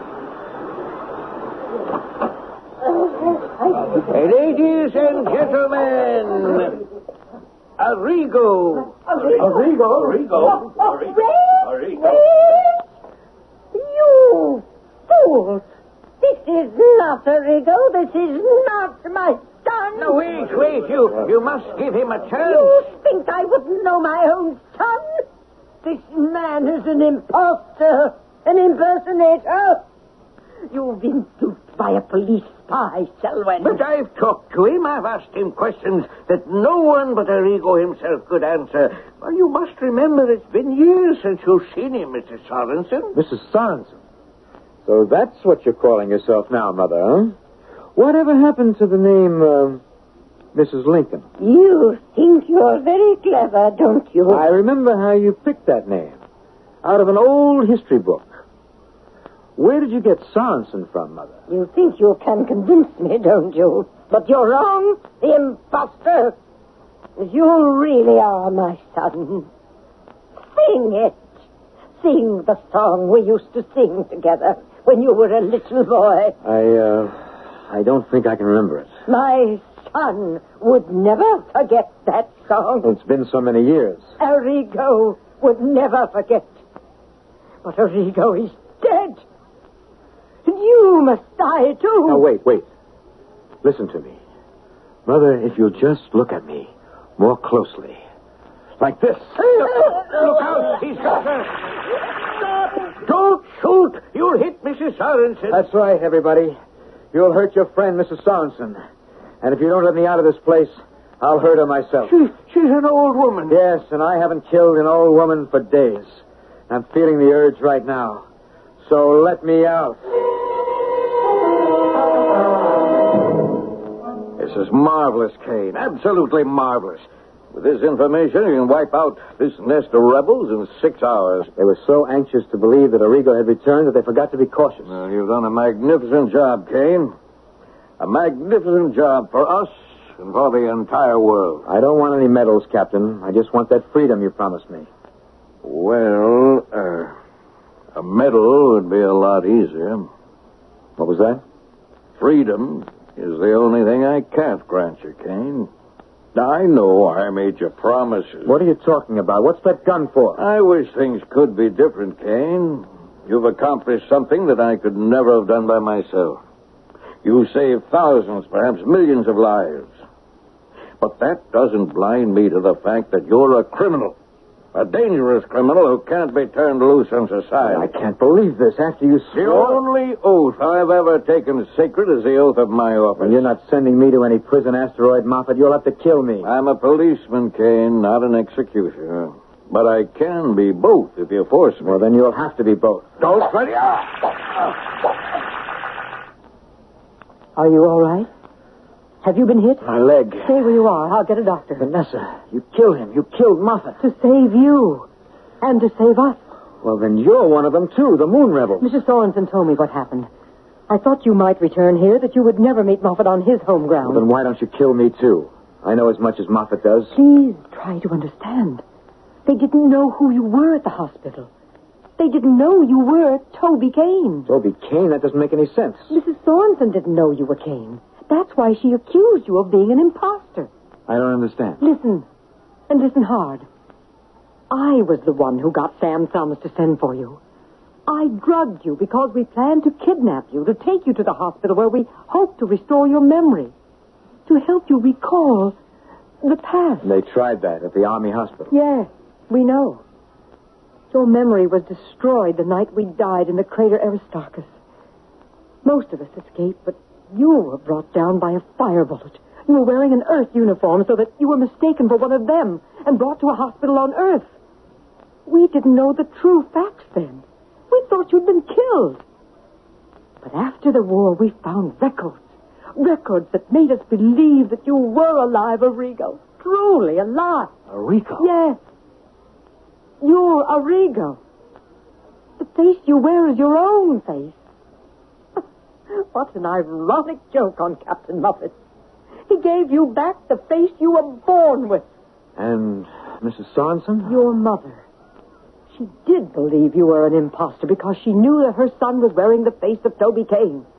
She never expected to see Arrigo with his own face. I can't believe it. I don't remember anything before the hospital. They had me convinced that I was an Earth soldier. I never knew why I hated the fact so much. You will remember. We need you to remember. We need you to lead us. And I need you to love me. Look at me, Toby Kane, Arrigo. I am your wife. Here it is, Colonel. A recorded message from the moon base. Put it on the screen, you idiot. Let's hear what this madman has to say. Yes, sir. I can't understand it. A whole garrison of moon troops surrendering without firing a shot. And now this lunatic with his demands. All ready, Colonel. Well, play it. My name is Arrigo. It is him. My name is Arrigo. And I am spokesman for the Provisional Government of Luna. The moon is no longer a satellite of Earth. From this day forward, the moon is an independent world with full sovereign powers to choose its own leaders and determine its own future. We are prepared to defend this independence with our lives because we are the children of the moon. And the moon is ours.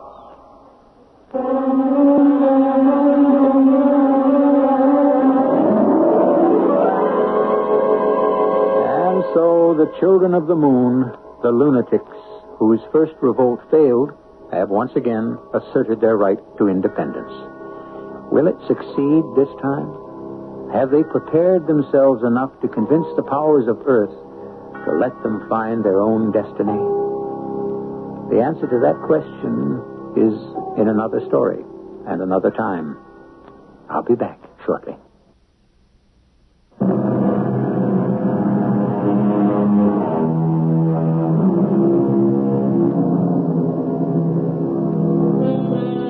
Will it ever really happen? Now that man has walked on the moon, will the next step be colonization? Will the moon become a new homeland where men will live in an artificial atmosphere, eclipsed by the great green globe of Earth, and yet become strangely devoted to the cold and rocky world they call home? Stranger things have happened. Our cast included Bob Reddick, Joan Shea, William Griffiths, and Jackson Beck. The entire production was under the direction of Hyman Brown. And now, a preview of our next tale. Why are you doing this to me? My thoughts guided me. They found your ship. They found you. What do you want from me? No more searching. Your hands are my hands. No. Your eyes are my eyes. It's impossible. I live again in the sunlight again. We live. No. We share this body. I survive in this body. No more darkness, no more aloneness.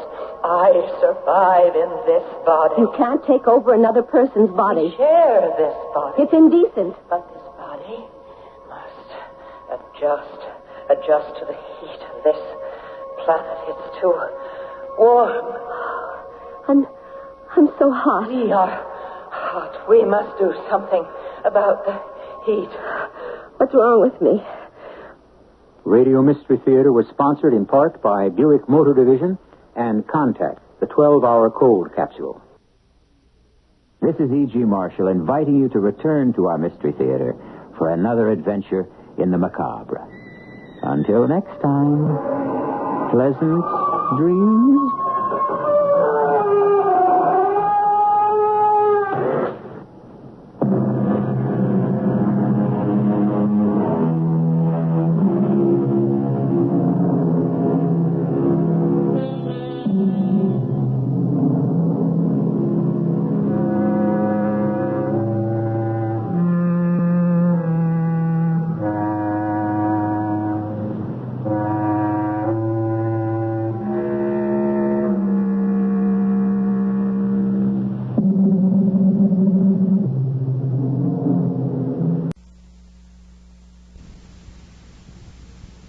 CBS Radio Mystery Theater presents...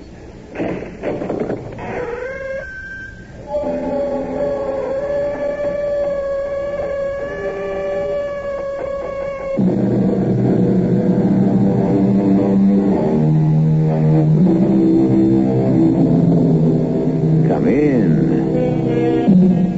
Welcome. I'm E.G. Marshall. Welcome to the halls of mystery. The corridors of terror, where the impossible becomes the probable, and the unexpected becomes the accepted. Because in this exciting theater of the mind, the things you don't see, but imagine, are far more terrifying than anything we might show you. Oh, you'll hear strange things, and these will conjure pictures that only you can produce. For starters, let's listen in on a phone conversation between electronics engineer Roy Watson and his boss, Andy Carter. Hello, Roy. I know it's 10 o'clock at night, but I've got something strange over here at the lab. Can you come right over? Well, sure, Andy. Well, what's up? It's something on the L43 tape recorder. The one I brought home the other night? Yeah, and while you were using it, it picked up those sounds you've been telling me about. Well, the mice? I don't know what you've got in those walls of yours, but they're sure not mice. I want you to get over here and listen to them.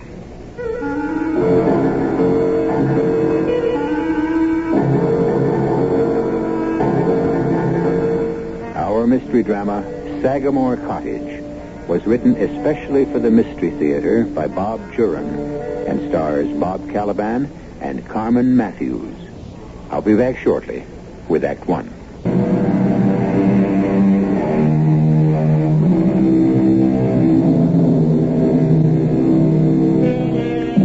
Large houses have large shadows and large secrets.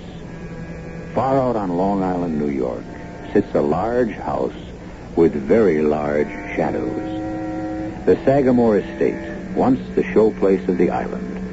The estate still stands, but the happy days have died with the generations. To make ends meet in maintaining the estate, Miss Eleanor Sagamore, the last remaining family member, rents out a small cottage, the caretaker's cottage in better days. And it's to this cottage and this foreboding estate that young Roy and Peggy Watson are now traveling. Two destinies are fast approaching each other, and what will happen, only time can tell. Well, we ought to be within sight of it soon. The real estate agent said it was only 10 miles. Roy, did you think he acted funny? About our renting the cottage? Yes. Well, frankly, I did. He insisted there were better and more attractive places, but not for the price. We don't have to take it. Oh, there, up ahead. That must be it. Oh, it has to be it. From the description we got. We'll be there in a minute. I don't see any cottage yet. It must be behind the house. Yeah, it probably is. The gatehouses were near the front of the estate. The caretakers live back in the gardens. It's been some time since anyone cared for these grounds. Well, I imagine the old girl has little enough to live on without expensive gardeners. Oh, the house doesn't look too bad. But I'm sure it's nothing like it was. Let's go. She must have seen us arriving. It's so still. How does she stand it all alone? That's her problem. Come on.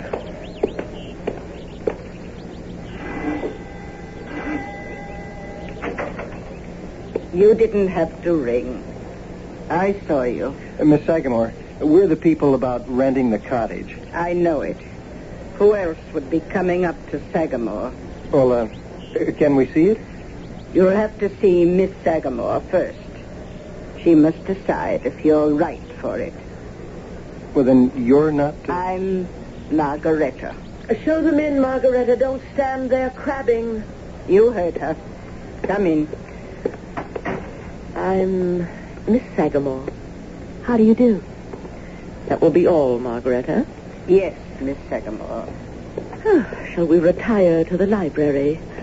Actually, I could answer the door faster than Margareta, but she's been here so long I couldn't hurt her feelings. I have to allow her the chores. I understand. It's nice of you. We arrived at Sagamore the very same day. She came to work as a housemaid the day I was born. But you're interested in the cottage, not in us? Well, we would like to see it. Please sit down. What brings you to the island, Mr. Watson, is it? Yes. I'm starting a new job out here with Crown Electronics. Oh, that ghastly building 2 miles down.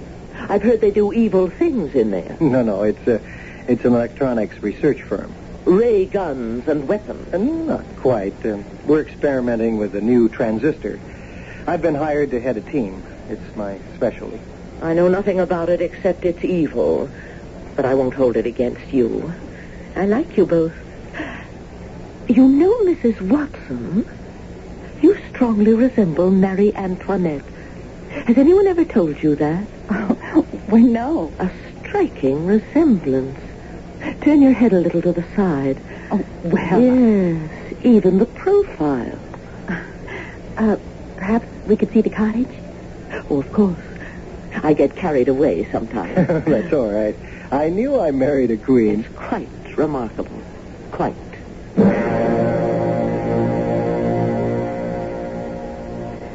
Well, what do you think? It's absolutely charming.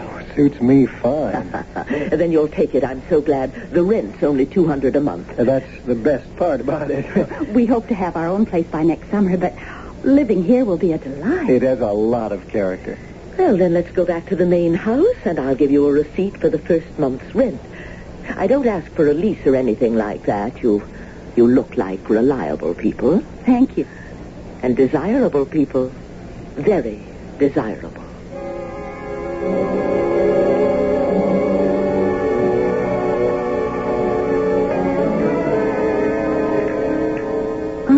Even the china's expensive, Roy. Limoges yet. In a rental cottage. First class all the way. Look, you get settled in. I'm going to run over to the labs and let Andy know I've arrived. Okay. The place is so clean, there's not much to do. I'll see you later, my queen. Roy, she gave me the creeps when she told me I looked like Marie Antoinette. Why? I thought it was a compliment. Well, probably was, but the way she looked at me, scrutinized is the word, I felt so uncomfortable. Forget it. She probably won't mention it again.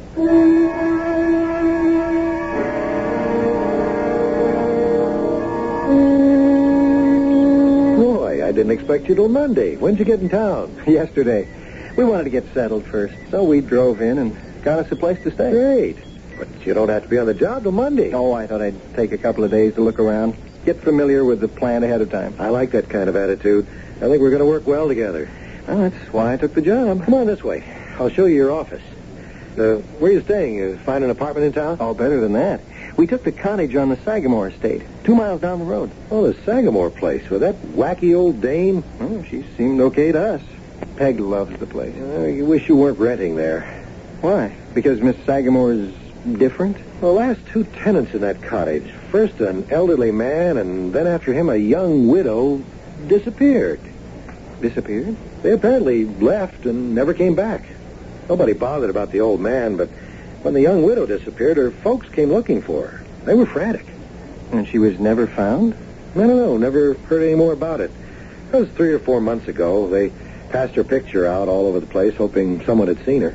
But surely they didn't think Miss Sagamore... Oh, no. She seemed as surprised as anyone else that they'd left. In fact, I still have one of the pictures here. Kept it just in case there was a way to help those people.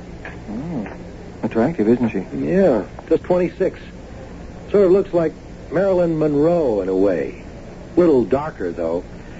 I still wish you'd move out of there. You find me 2 bedrooms, carpeting, fireplace, and utilities for $200 a month, and I will. Well, you win. But watch your step. I don't know what it is about that place, but I don't want to lose a good assistant.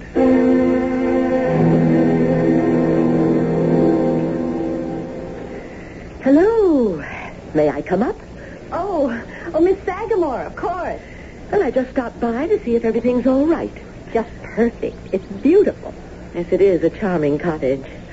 And it's so nice to have someone in it again. It's been vacant for several months. I can't imagine why. It's so lovely. Oh, people around here have strange ideas. Oh, I did want to mention, Mrs. Watson, not to let Margaretta bother you. Sometimes she says and does things that, oh, well, she's getting on in years. I understand. Oh, and by the way, should you hear music from the main house tonight, it's just a little party I'm having.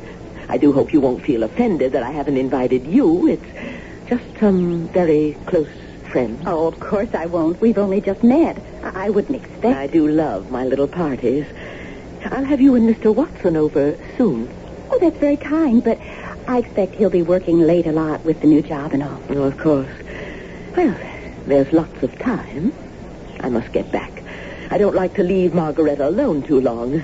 Thanks for coming by. Oh, Mr. Watson's coming up the drive. Oh, he's home sooner than I expected. I'm so glad to have you both, my dear. My Marie Antoinette. I hope you'll stay a long, long time. Certainly. Till we get a place of our own. Hi, honey. Hi, Roy. Well, I'll leave you two to each other. Good day, Mrs. Watson. Oh, hi, Miss Sagamore. Good day, Mr. Watson. You're back early. Oh, not really. Andy and I went over the plant, and I'll go back early tomorrow. Yeah.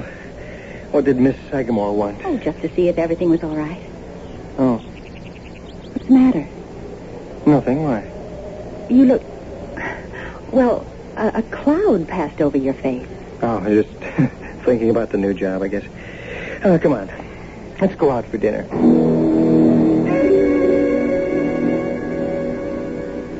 You should eat your potatoes. I'm not hungry. You know I never eat very much, before a party. I don't know why you insist on filling my plate with a lot of food I won't eat. It's not the party. It's them, isn't it? Yes. Do you think it's wise so soon? I don't care. I must. Do you want me to begin? You can start the preparations. But I want to think a little more about him. Oh, I'm bushed. I'm not even going to watch the news. That sounds as though things are in full swing at the main house. You said she was having a party, huh? Mm-hmm. Some close friends. She apologized for not inviting us. That's funny. I didn't see any cars parked out there. I'll get the light. I wonder why she has a party on the second floor. Looks like there's dancing going on behind the curtains. With a house that size, she's probably got 10 living rooms. Unzip, please, huh? I want to get an early start at the plant tomorrow. I still wonder why there weren't any cars out front. What? If Miss Sagamore's having a party, well, wouldn't there be cars? Well, you'd think so, but who knows? Maybe they all came in one car, parked in the garage. I'm too tired to care. Maybe I'll take the train into New York City next week. I'm dying to see Fifth Avenue. Oh, you'll love it. You ready for the light out? I was ready an hour ago. Listen. You're lucky I'm not afraid of mice. Sounds like we have a visitor. See it? It's behind her, in the wall. Oh, I guess the fields are full of them. Oh, if he's not bothering you, he won't bother me. They're kind of cute anyway. Okay. Night, honey. Night. Persistent little character.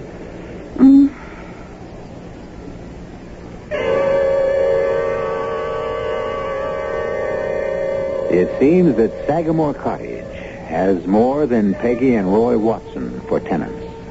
But then, as Peggy said, field mice are kind of cute. They're really not undesirable, and they generally mind their own business. So Roy and Peggy really have nothing to worry about with a field mouse in the walls. That is, if it is only a field mouse. We'll return to Sagamore Cottage shortly with Act 2. Skittering in the walls of your bedroom is not exactly conducive to sleep. And for Peggy and Roy Watson, it was a restless night. The rustling in the bedroom wall stopped after a while, but the next day at Roy's office... Morning, Roy. Hey, why the long face? Oh, not much sleep last night. Oh? Mice kept us awake half the night. Mice? In the walls, rustling and squeaking. Yeah, I told you shouldn't have rented that place. And Peg's going in to get some traps when she goes shopping. A cat's better, if they're field mice. And they probably are. They can grab that bait without setting off the trap. They don't weigh half an ounce, you know. But a cat, now he'll take care of them. Yeah, maybe you got a point. I'll talk to Peg about it tonight. Feel like starting on that transistor scheme today? Sure. Fine. I'll have Jim McDonald set you up. And say, you might check with him about a cat. His house usually has a litter or two. His wife has a soft heart for strays. Okay, I'll get me a cat.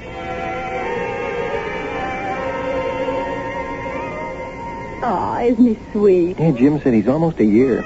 Just right for mousing. Well, the traps didn't catch anything in 2 days. Maybe just having the cat around will scare the mice off. Oh, you're beautiful.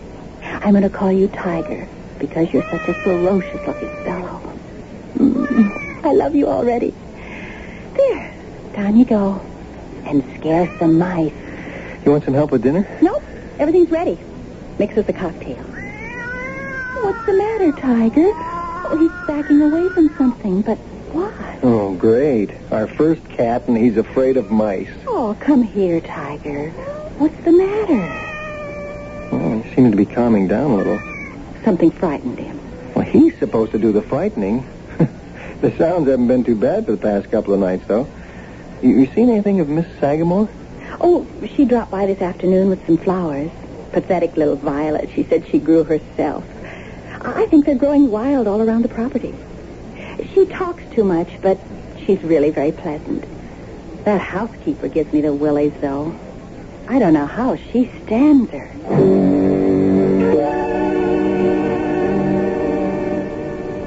Time for your tea, Miss Sagamore. Oh, I don't want it, Margaret. That doesn't matter. It's time. Oh. If things are to work, they must be done exactly. It's always been that way, you know it.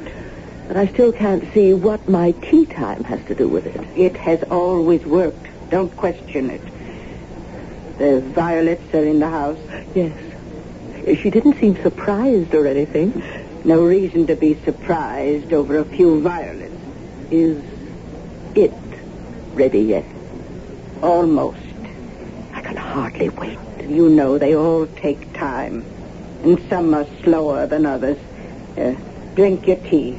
And I want you to stay in bed tomorrow. But I was going... You'll stay in bed tomorrow. Yes, Margareta. I'll stay in bed.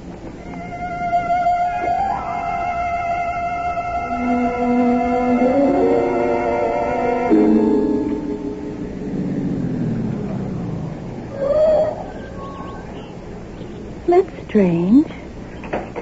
I was sure I closed the house door behind me when I left. Oh, hello, Tiger. Hey, you didn't open the door, did you? Well, it's a good thing I came back for the tape measure. I'll be sure to lock it this time.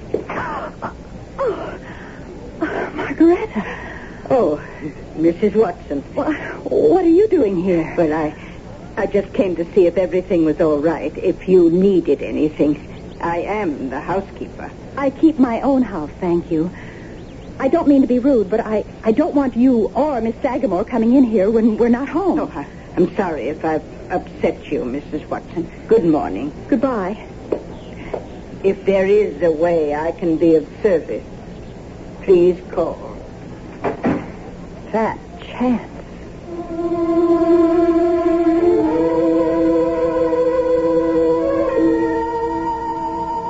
I don't like that woman. The sooner things start working, the better. It can't be too soon to suit me. I wish she hadn't surprised me in the cottage. It's just liable to make her too suspicious.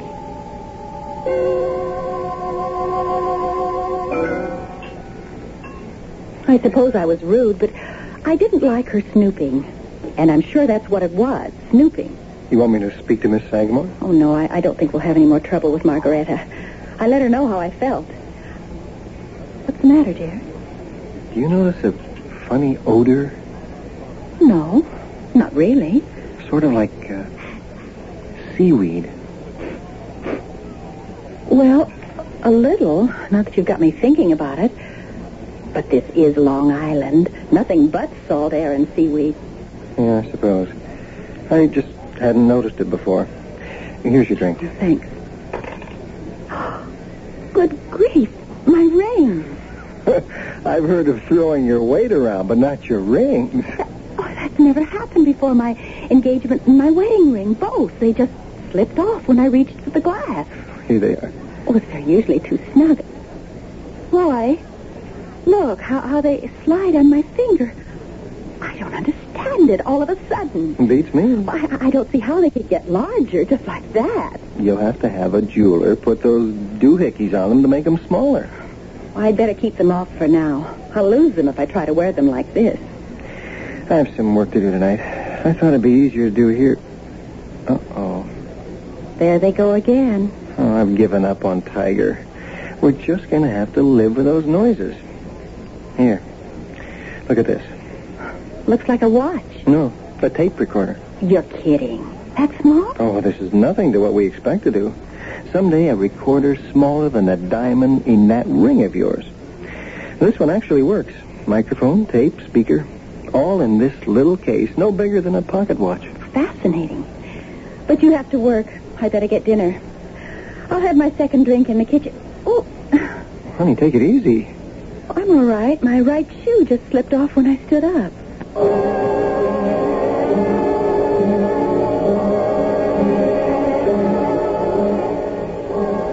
Oh, good morning, Mrs. Watson. I hope you don't mind a visit. No, of course not. I want to apologize for Margaretta being here yesterday. As I told you, she's getting on in years, and sometimes, well, she's set in her ways. Always has to have someone or something to care for. Well, I'm sorry if I was rude to her, but I didn't like her being in the house that way. How are you feeling? Feeling? Fine. Why? You're looking a little thinner. You notice? Well, I'm afraid so, but, then it's probably just a change, the adjustment to a new life. I have found that my clothes, my rings are looser. Well, that's not so bad. Overweight can be a problem. But I was never... It doesn't matter. I'm having another party next Saturday night.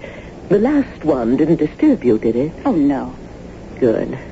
One of these days, you and Mr. Watson must come to the ballroom. You particularly. I know you'll find it enchanting someday. You'll see. Yes, that's very nice of you.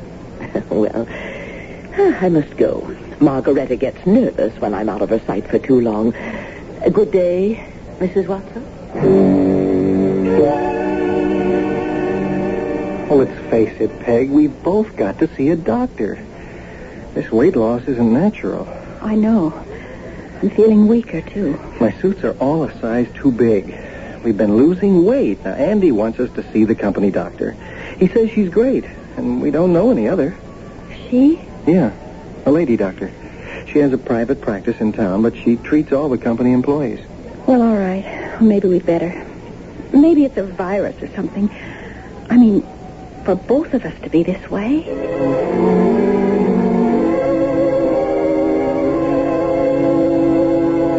Every test is negative, Mr. Watson.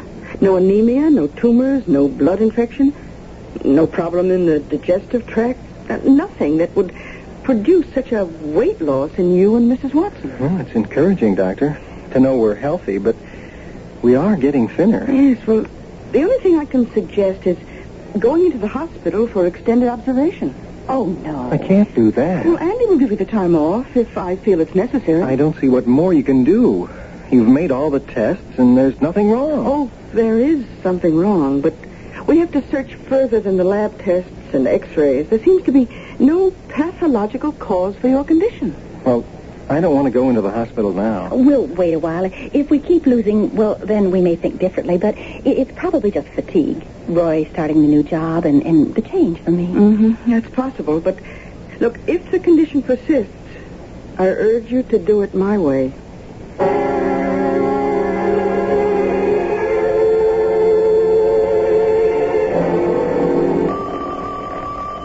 Oh, I get it.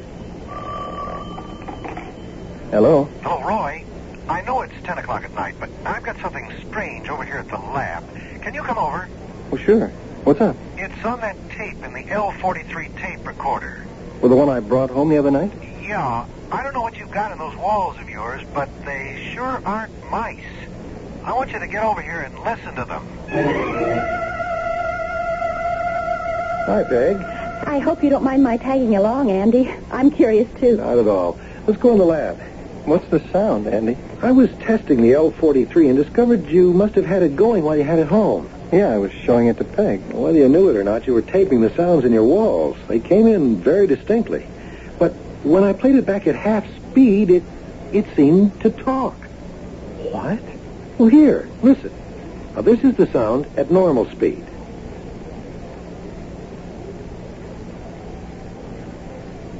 Now, at half.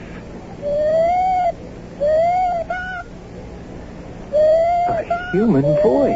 I don't know if it's human, but it is a voice saying something. We can't slow the L43 anymore, but if we re-record and slowed the master tape further, we might understand it. But what can it be? There's no one behind the wall, unless they're ghosts. Or coincidence. Variable speeds on tape recorders can produce curious sounds. I'd like to do some more taping in the cottage, Roy, with more refined equipment. Well, I have no objections. Well, how about tomorrow night? The sounds get going at nighttime, don't they? Usually. I'll bring over the M2400 model. It's the most sensitive recorder we've got. Okay. Well, there's no harm in experimenting. If you two insist, then come for dinner, Andy. You can have your fun over brandy.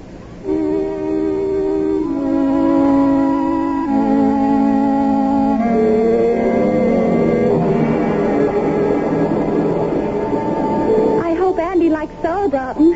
I guess I should have asked. I think he'll eat anything as long as it's home cooked and not his usual bachelor fare. Well, there you are, Tiger. Your dinner's in the corner. Oh, His Highness finally showed up, huh? Well, he's not wet. He must have been in the bedroom. Look. Wait, he's got something in his mouth. Oh, I'll bet he finally caught one of the... Oh, what'd he catch? Well, let's see. What you got, Tiger? Come on, drop it. What is it? Tiger, that's no way to ask. Oh, it's nothing but a hunk of straw. Oh. Well, there's your seaweed smell. Well, let's see. It's a little straw doll. Oh. I wonder where he found it. Well, he seems to like it. It's his toy. Look at him play with it. Well, I've got to look at the potatoes. Oh, there's Andy. I'll get it. Hi, Roy. Not too early, I hope. No, never. Come on in. Where can I put this tape machine? Over here on the table. We'll set it up after dinner. Well, things have been quiet tonight. Hi, Andy. The cook will be with you for cocktails in a minute. Yeah, good time. Charming little place here, all right. What's going on up at the main house? Oh, another of Miss Sagamore's parties, probably. I thought I heard music up there. Fix the drinks, Roy. I'll be right in. Andy? Scotch is fine.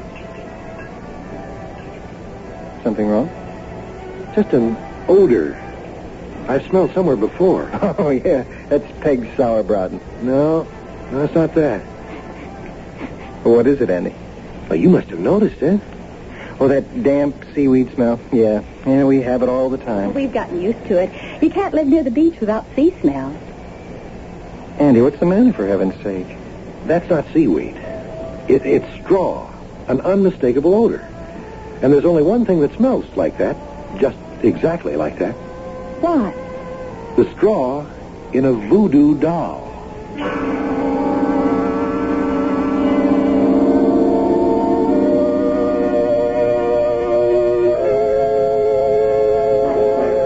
Things at Sagamore Cottage seem stranger all the time. Noises in the walls, the Watsons' weight problem, and now voodoo in the 1970s on Long Island. Well, they tell me it's not limited to Haiti. But is it really a voodoo doll or just something the cat dragged in? We'll find out when I return shortly with Act 3.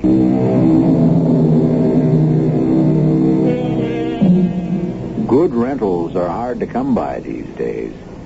To get a delightful cottage on Long Island with wall-to-wall carpeting, fireplace, utilities, 2 bedrooms furnished, and all for $200 a month? Well, you've got to expect some drawbacks, like noises in the walls and perhaps voodoo dolls the cat brings in. Are you serious, Andy? I had some experience with them when I was on college field training in the West Indies. And there's no smell quite like the straw of a voodoo doll. It's quite unmistakable. But voodoo here? Oh, good Lord. That thing Tiger brought in. It was a hunk of straw. Shaped like a little doll. What? Well, the cat had a straw thing in here earlier.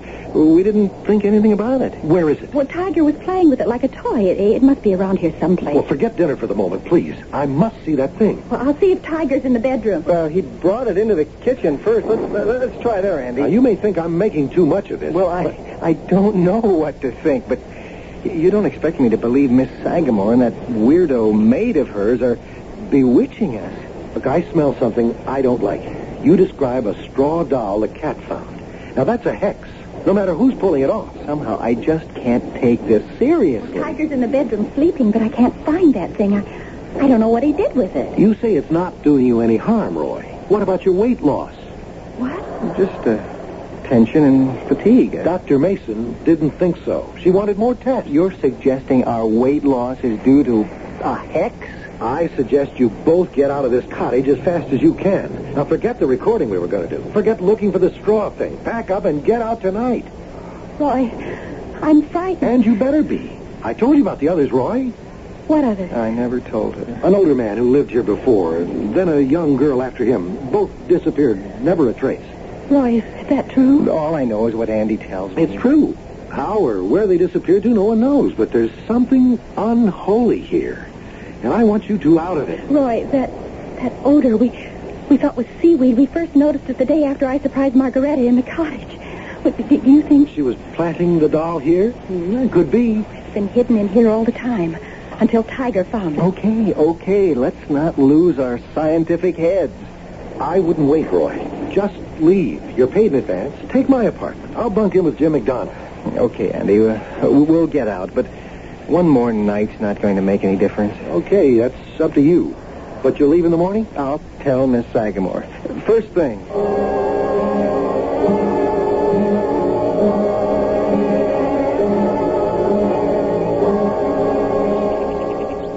Oh, what a heavenly morning. It makes last night seem like a nightmare. Yeah, I'll go up and tell Miss Sagamore we're leaving. I'll come. You don't have to. You're not leaving me alone. It's too bad we couldn't get any more tapings last night. Not a sound in the walls. Frankly, I don't care. I'm sorry to leave this charming cottage.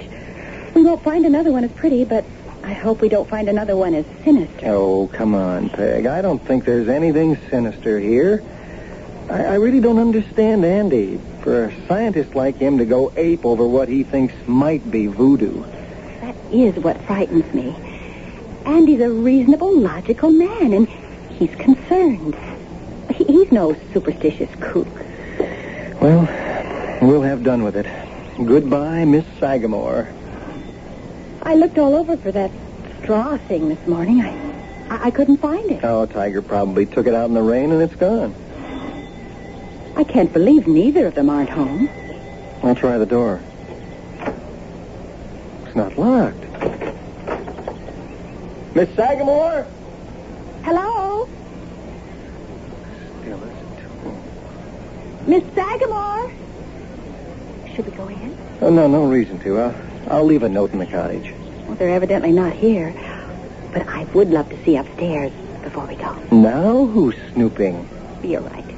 But let's just take a peek, huh? Okay. Maybe they're upstairs and didn't hear us. Yeah, I still think we should leave a note. Miss Sagamore! This place is like a museum. Oh, I can't imagine living here. How does she stand it? I guess in its day it was fantastic. Now it's just old and dingy. Let's go upstairs. I've just got to see that ballroom.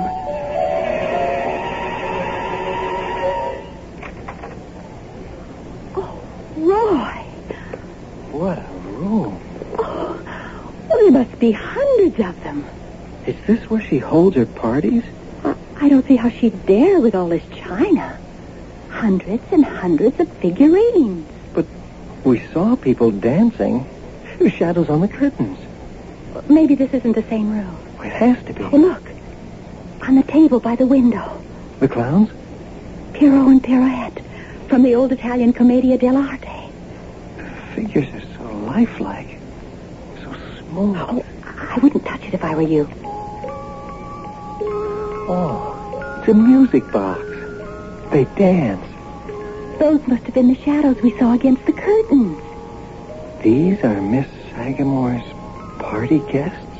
Oh, she's an old woman lost in her memories and souvenirs. I think we ought to get going. These things are all so beautiful. Oh, this table seems to be all fairy tale characters. And over there, a complete English drawing room. Well, even Bo Peep's sheep look real. Except for the size. Oh, I'm going to take a chance and hold Bo Peep. Oh, it's just perfect. But no name. Usually the designer's mark is on the bottom. But such perfect features. She sort of looks like Marilyn Monroe, only darker. What? What's the matter? You've gone white as a sheet. Let me see that. Well, be careful with it. It can't be. Roy, what is it, for heaven's sake? When Andy told me about the girl who had the cottage before us, the one who disappeared, he showed me a picture her parents had sent around. Come on. We've got to get out of here fast. And I mean fast. Hurry. Just hurry. Don't pack. Just get the stuff out of the car as fast as you can. I'm hurrying. Oh, get out of the way, Tiger. Oh, Roy! What is it? In the drawer. Another doll. Don't touch it. It wouldn't matter. The spell is cast. Oh. How did you get in here? There is no escape. Roy, what's happening? There is no escape. Roy, I'm shrinking. We're both shrinking. Peggy, run. Try to get away. I can't. The cat! Tiger! It's gigantic! Run! Hide! There is no escape. Help me.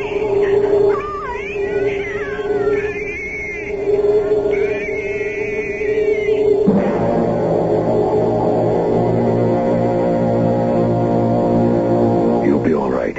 Lucky I got you in here. Sorry I couldn't get your wife in time. What is this? Where am I? Behind the baseboard in the bedroom. What? You're only 4 inches high, as I am. Margaretta's voodoo works well. I'm sorry about your wife, though. She got to her before I could help. She? Margaretta. I'm dreaming. I'm in the middle of a nightmare. It's too much listening to Andy. It is nightmarish. I tried so hard to warn you. Who are you?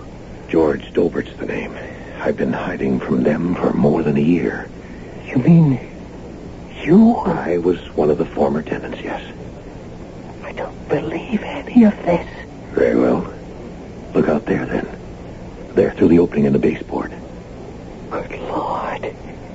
That's the bedroom. 100 times as big. Now you believe me. I tried to warn you. I tried to warn that young girl a few months ago. But neither of you could understand my squeaks.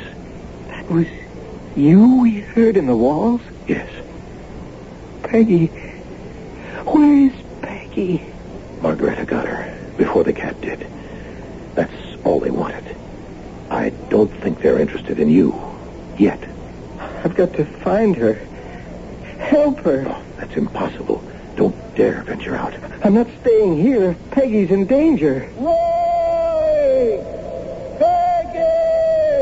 It's Andy. Andy, help us. Roy! Where are you two? Andy, in here, behind the baseboard. You've got to help us. You've got to find Peggy. Find Peggy! It's no use, you know. All he can hear are your little squeaks. Little mouse squeaks. Just like you heard from me. I'm going out there. No. If you value your life. My life? Don't be funny. I've got to get to Peggy somehow. I'm not staying here if Peggy's in danger. No, you can't help her. I'll show you how to live in here, how to get food, how to avoid them. Not a chance. I'm going after Peg. Stop, Mr. Watson. Don't go out there. I'm going to find my wife. I don't care about anything else. Come back, please. I tried to warn you.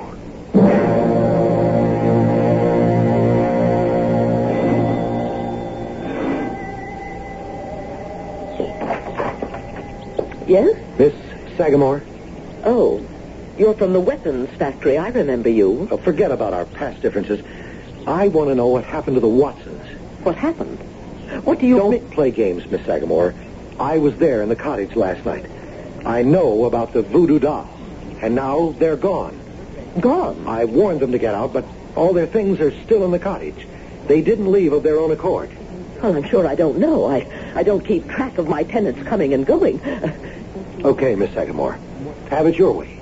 But you haven't heard the end of this. They were friends of mine. And I'm following this one up. You should have let me handle him. Perhaps I will. He was always a bother, and now it appears he's becoming troublesome. Besides, I do need a taller Louis XIV for my Marie. Is she ready? Here. Margareta. She's perfect. One of your best to date. I'm pleased with it myself. The glaze is particularly good, I think. Her, Margareta. Her. Not it. My Marie Antoinette.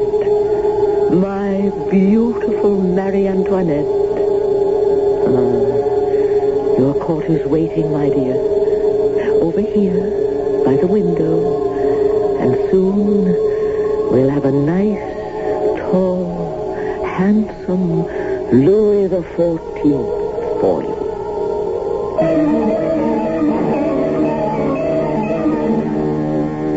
Well, at least this Marie Antoinette won't lose her head. Unless, of course, she happens to fall to the floor, which seems unlikely under Miss Sagamore's watchful eye and loving care. Her figurine collection is her life. I suppose for Peggy Watson, it was her fate. She ended as she did for two reasons, really. The first, she was the spitting image of Marie Antoinette. The second, she made the mistake of renting Sagamore Cottage. I'll be back shortly.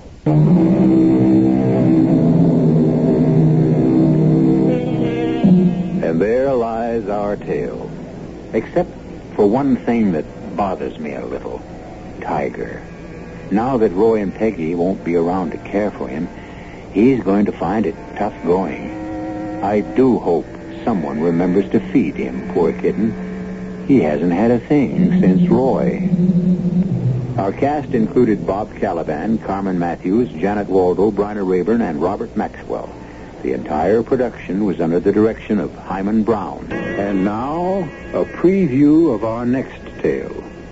I am the resurrection and the life, saith the Lord. He that believeth in me, though he were dead, yet shall he live. What's happened? I can't open my eyes. Whose voice is that? Sounds like my commanding officer. And whosoever liveth and believeth in me shall never die. I know that my Redeemer lives. Those are the words of the burial service. Who are they burying? And though his body be destroyed, yet shall I see God. That huge explosion. That's it. An enemy shell must have hit the frame of the shed ransom and I was standing on, just as I was about to pull the trigger of my rifle. The Lord gave and the Lord hath taken away. Blessed be the name of the Lord. May the Lord receive the soul of Jerome Searing. They're burying me. Amen. No. It must not be. This is E.G. Marshall inviting you to return to our Mystery Theater for another adventure in the macabre. Until next time, pleasant dreams.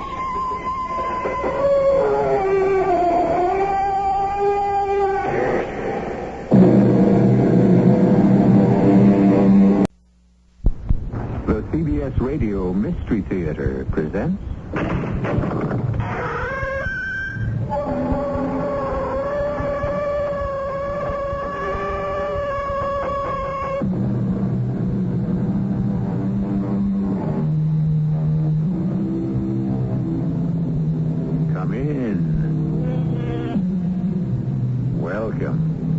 I'm E.G. Marshall.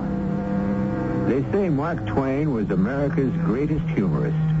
And that's probably true because he was one of the most serious men ever to be born in this country. To Mark Twain, laughter and tragedy were two sides of the same coin. And most of the time, the coin was counterfeit, which in itself is the great joke life plays on most of us. And since life is a jest which ends in a mystery, we are privileged to present one of Mark Twain's greatest mystic fantasies. You can save him. They all think he stole the money. But it isn't true. You can think of everything. Think of something now. Something. Help me. Call another witness. There are no witnesses. All we have is his own word that he didn't steal the money. You do have a witness. Who? The money. The money? What kind of witness is that? What can money do for him? You know the old saying, money talks.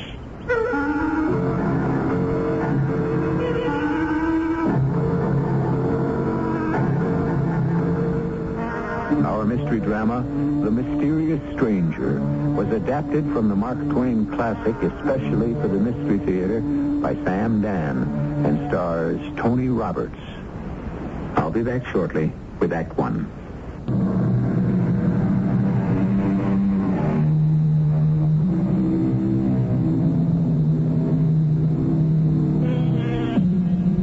It is the winter of the year 1590, and we are in Austria, in a sleepy country village. Here, high in the mountains, there are still demons and evil spirits, and witches are burned at the stake regularly. But for most people, it is a calm place, a quiet place, a prosperous place.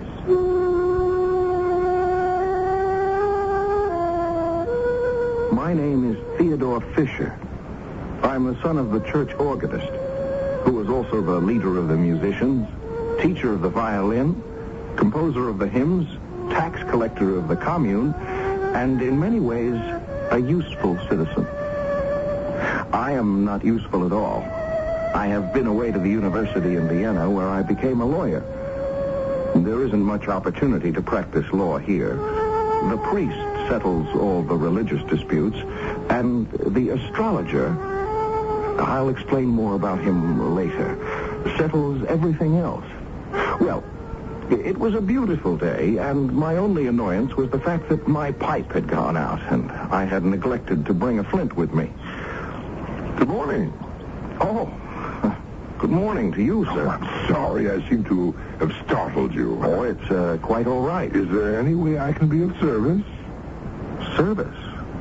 No, I don't believe so. There's nothing you require? Require? Oh. Well, I would like a light for my pipe. A little thing like that must not stand in the way of your happiness. May I?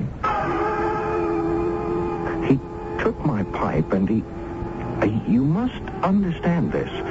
How can I say it? He simply blew his breath on it.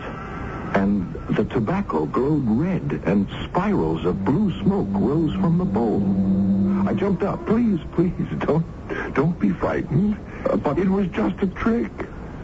A trick? Of course. What did you think? Well, a little conjurer's tricks. What else can you do? Anything. Do you remember when you were a child? You had a toy castle. There were knights and ladies in the courtyard and cannoneers along the walls. I do remember that. How would you know? Well, it's a trick. Now, let us build that castle, With what? With this pile of dirt. But what? Everyone was dirt to begin with. Isn't that so, Theodore? How do you know my name? What's a trick? And really, there's absolutely nothing to it. All you do is take some dirt. All he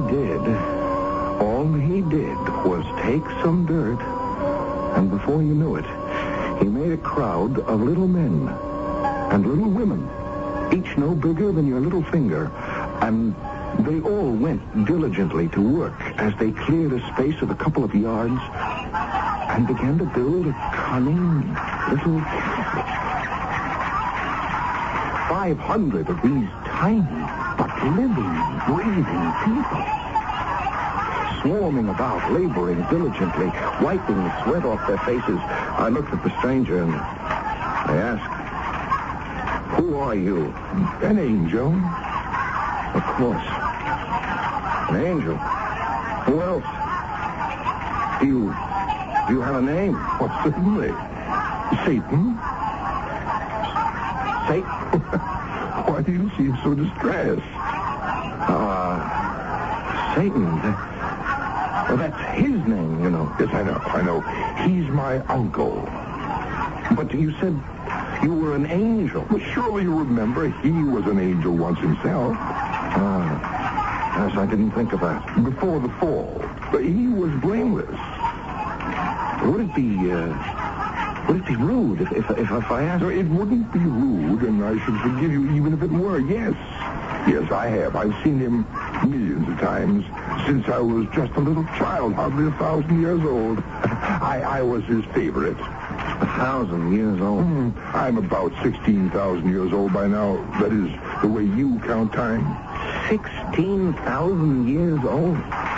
You must have seen... Oh, I've seen it all. I saw Adam created and Abel murdered. I saw Samson surge against the pillars and bring down ruin and death. Oh, what haven't I seen? The castle is finished. There. How do you like it? How could anyone help but like it? It's perfect. These people are actually human. It's another world. Someone fired a pistol. No, it's thunder. Thunder? But there isn't a cloud in the sky. Oh, not in yours, but in theirs. See how the sky above the castle becomes dark and terrible. The thunder, the lightning. People. Poor little people. They're terrified. You're killing them. They'll all be dead. Look. The earth is opening under their feet. They're going there. They're gone. The earth has swallowed them up. They're all gone. Oh, those poor people. Oh, don't weep for them. They're of no value. But they were living creatures. It's no matter. We can make plenty more. Shall I? No. You'll only destroy them again. Oh, that's the history of the world, isn't it? Well, good morning, Theodore. Oh, you startled me, Uncle Peter. How could I startle anyone? I didn't see you coming. Were you busy with great thoughts? Oh, no. I was merely talking to this... Well, there was someone here just a moment ago. Oh, yes, my boy. I know it affects me, too. I keep seeing people who aren't there myself. What are you doing here, Uncle Peter? What am I doing here? Well, something brought me here, but I can't seem to remember what. I'm not myself these troubled days. I'm not myself. Well, good day, Master Theodore. Now, as I was saying, where did you go? I merely made myself invisible. Yes, but you should talk to Uncle Peter. He's not dull and ignorant like I am. And besides, he has a beautiful niece, huh? Margaret. Satan. Could you help them? Help them? Uncle Peter. That's what I called him. But he used to be Father Peter. I know, a priest. You know? Yes, until he was accused of some heresy. It was the astrologer. Why is everyone so afraid of the astrologer? Now, what was the heresy he accused Uncle Peter of? It doesn't matter. It was enough to be accused by the astrologer. I see. You see, folks have nothing to do with Uncle Peter these days, and he and Margaret are about to starve. And you want me to help him? Please. All he needs is a little money to pay the rent on his cottage. Buy some food. He might not thank me for it. You might not thank me for it. I try to help him and Margaret, but they're too proud. Wouldn't it be easy for you to have him find... Yes, just find some money? It could be dangerous. Why? Well, because it could change the entire course of his life. Yes, but that's exactly what he needs, to have the present course of his life changed. Every man's life consists of links in a chain. Each link is an act. It has its proper place in the chain. Remove one link, and the entire future becomes different. But I've been trying to tell you, he needs another future.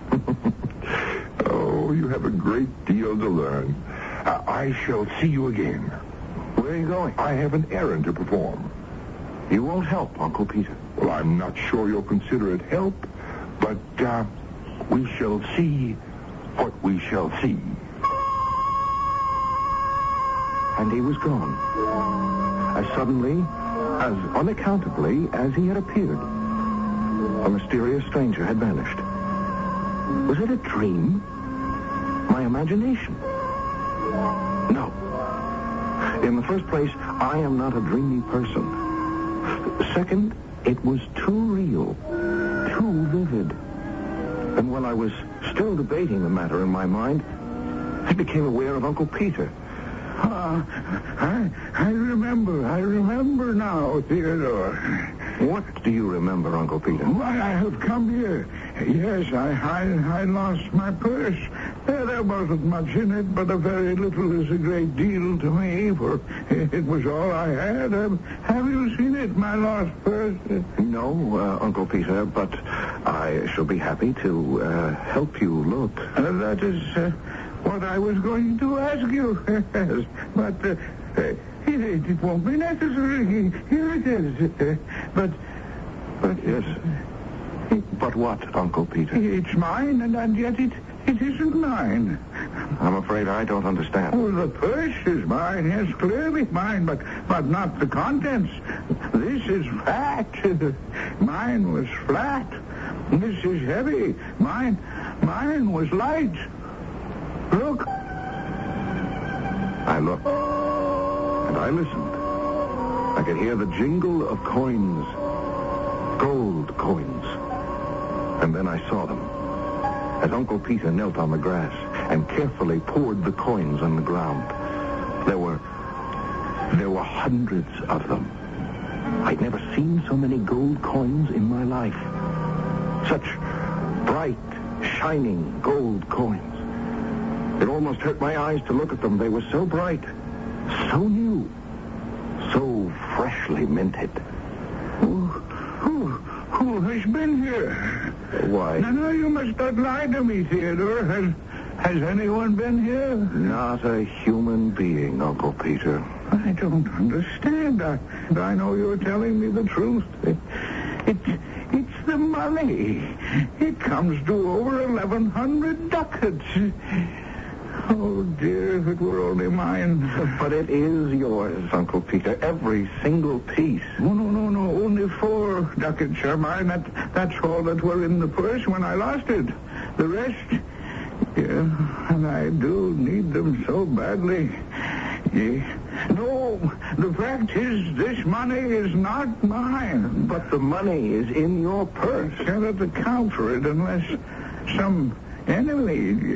Yes, it's a trap. Oh, but Uncle Peter, with the exception of the astrologer, you don't have a real enemy in the village. Nor does Margaret. No, it must be a trap. I must have an enemy. Do you have an enemy rich enough to chance 1,100 ducats just to do you a mean turn? Well, Of course not. It's yours. Every bit of it. Didn't you pray for help? Yes. Well, isn't this help? Yes, I'll take it. And I shall do good things with it. And I'm sure everything will be all right. Of course, Uncle Peter. Everything will have to be all right.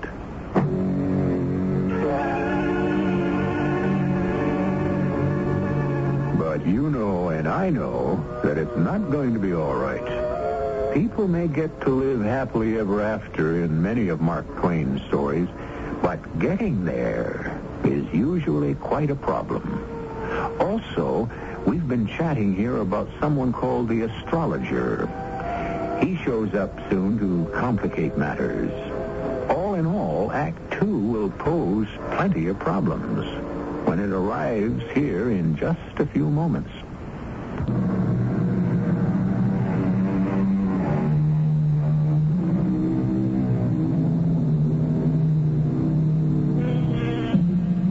Theodore Fisher is telling the story of Mark Twain's mysterious stranger. And Theodore is the only one in the small village who has seen him. The mysterious stranger claims to be Satan's nephew. But by now, we can safely assume it's the old boy himself. Mark Twain always likes to use these little tricks. Throw a surprise visitor into a quiet little town and watch the ripples swell into waves. It made immense talk in the village the next day. Father Peter told the entire circumstance just the way it happened. He said the only way he could account for it was, well, it must have been the hand of Providence. Suddenly, Father Peter and Margaret had plenty of friends, or at least visitors. Mothers started sending their daughters to Margaret for piano lessons, and it began to look like the old adage was true. You have no trouble making money once you have money.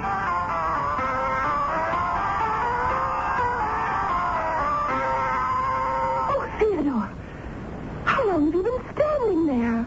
I didn't want to interrupt you, Margaret. I don't know when I've been so happy. I'm glad you have so many friends. Well, it's the gold that has many friends. I still have the very few who always... Well, you know what I mean. And how is your uncle? He's a new man. But I'm afraid. Afraid? Of what? Well, Uncle Peter says it was a hand of Providence that brought the gold. And, wasn't it? Well, I believe it was, but there are tongues wagging in the village. There are those who say it's the hand of Satan. Satan? Yes. Oh, how would they know? I mean, why should Satan want to give your uncle all that money? Theodore, I don't understand it. One day we're poor, the next day we're rich. One day we're alone in the world, and the next day we have scores, hundreds of friends. Don't even try to understand it. Everything will be all right. But one thing troubles me deeply. What? The astrologer. We have yet to hear from the astrologer. Oh, the astrologer. Oh, well, what can he do anyhow? I tried to pass it all off as a joke. But the truth is, the very name of that man sent shivers down my spine. The astrologer. He made it his business to know everything that went on in town, and to become involved in it somehow. A few days later, a note was delivered to me. It contained 5 words. I want to see you. That's all. No please, or if it's convenient, or by your leave.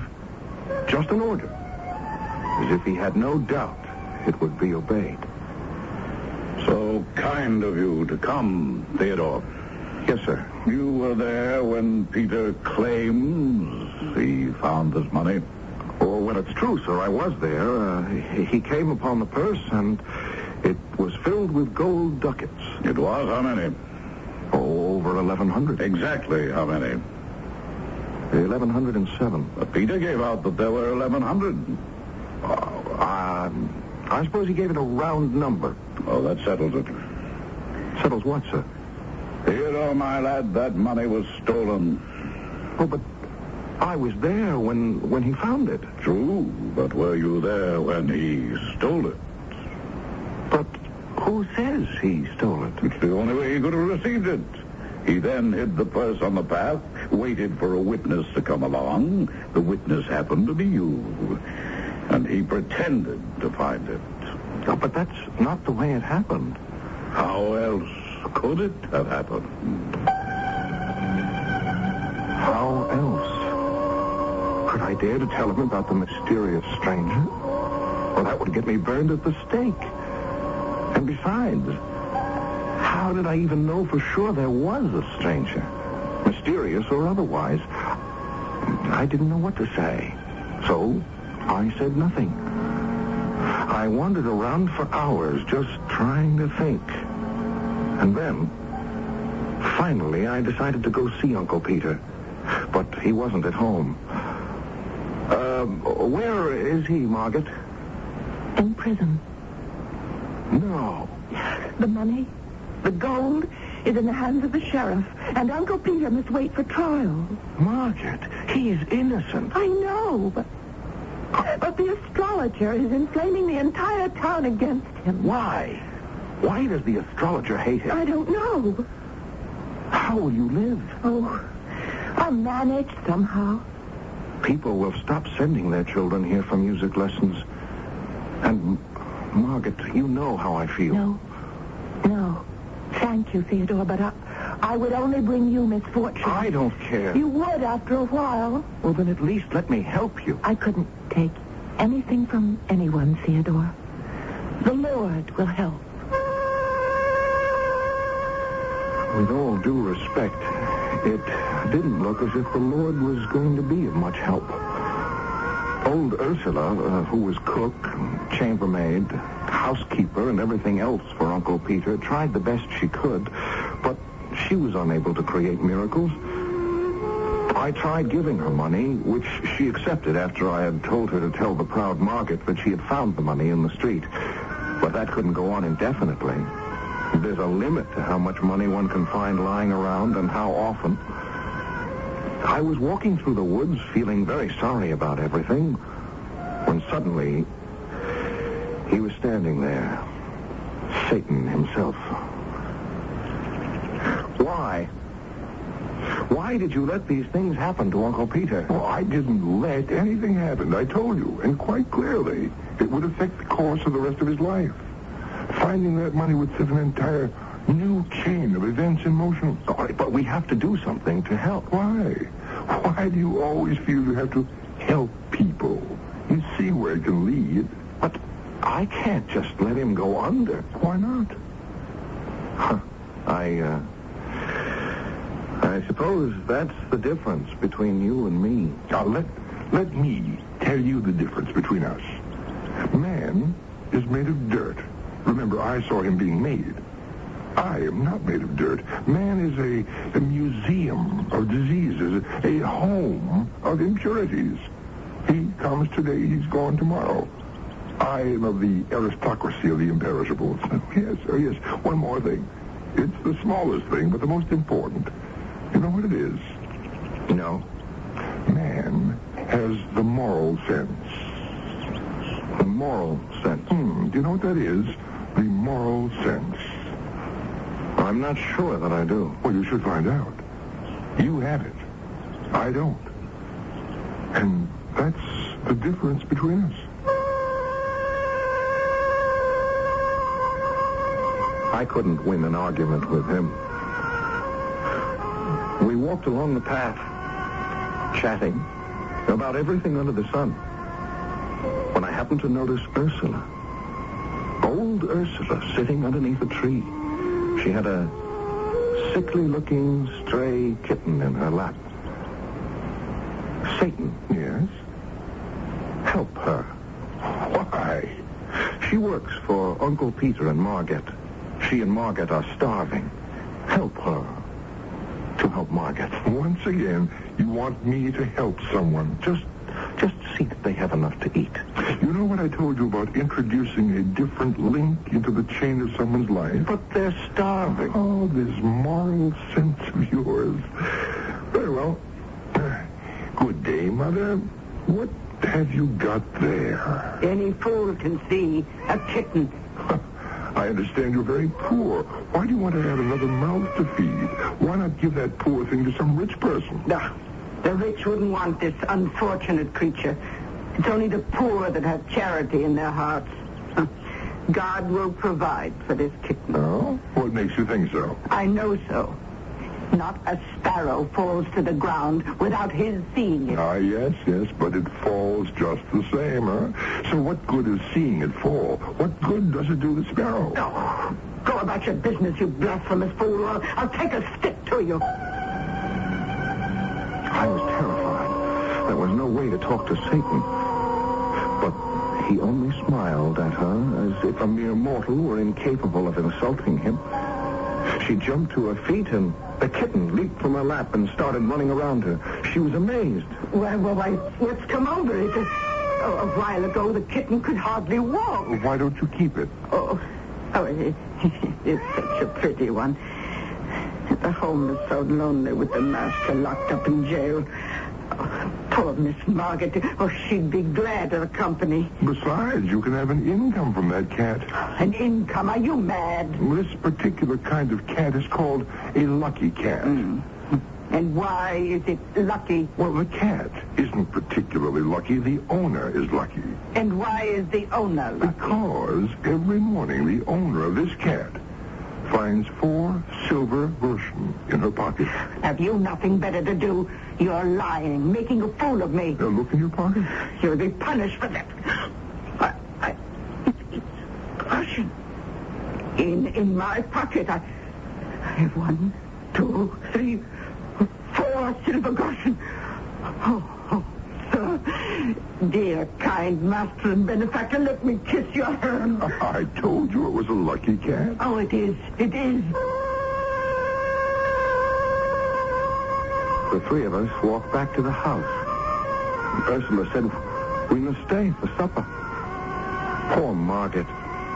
She didn't mean to be inhospitable, but what on earth was there to eat?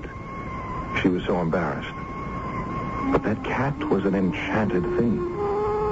If you put a fish in the frying pan, as soon as you took it off, bang, another one appeared in its place. If you poured wine from a bottle, there was just as much left as before you started. Margaret was absolutely astounded by it all. More fish? Yes, mistress. Well, where did you get it, Ursula? It's a gift of Providence. And the wine? Providence. Now, Ursula? Miss Margaret, don't you believe in Providence? Well, of course I do, sir. Well, then why do you question it when you see it? Well, I don't know. I have chicken and beef. Ursula? Providence, mistress. I stole a glance of Satan.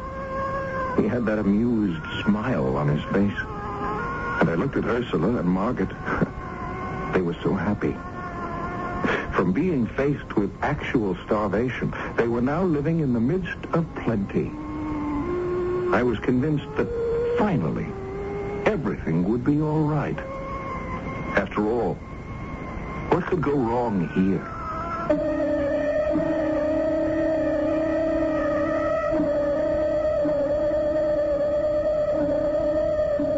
Our friend Theodore, he keeps thinking everything's going to be all right. At times, he forgets he's a character by Mark Twain, who liked to set his heroes up and then knock them down.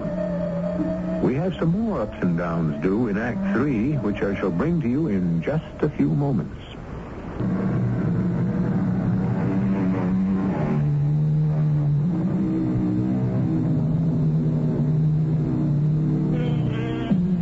Once again, Theodore has asked the mysterious stranger, who is Satan himself or else his nephew, and does it matter, to interfere with what seems to be a natural course of human events. And really, he asked for little enough, just some food to keep them alive. And the stranger certainly has been generous, probably too generous.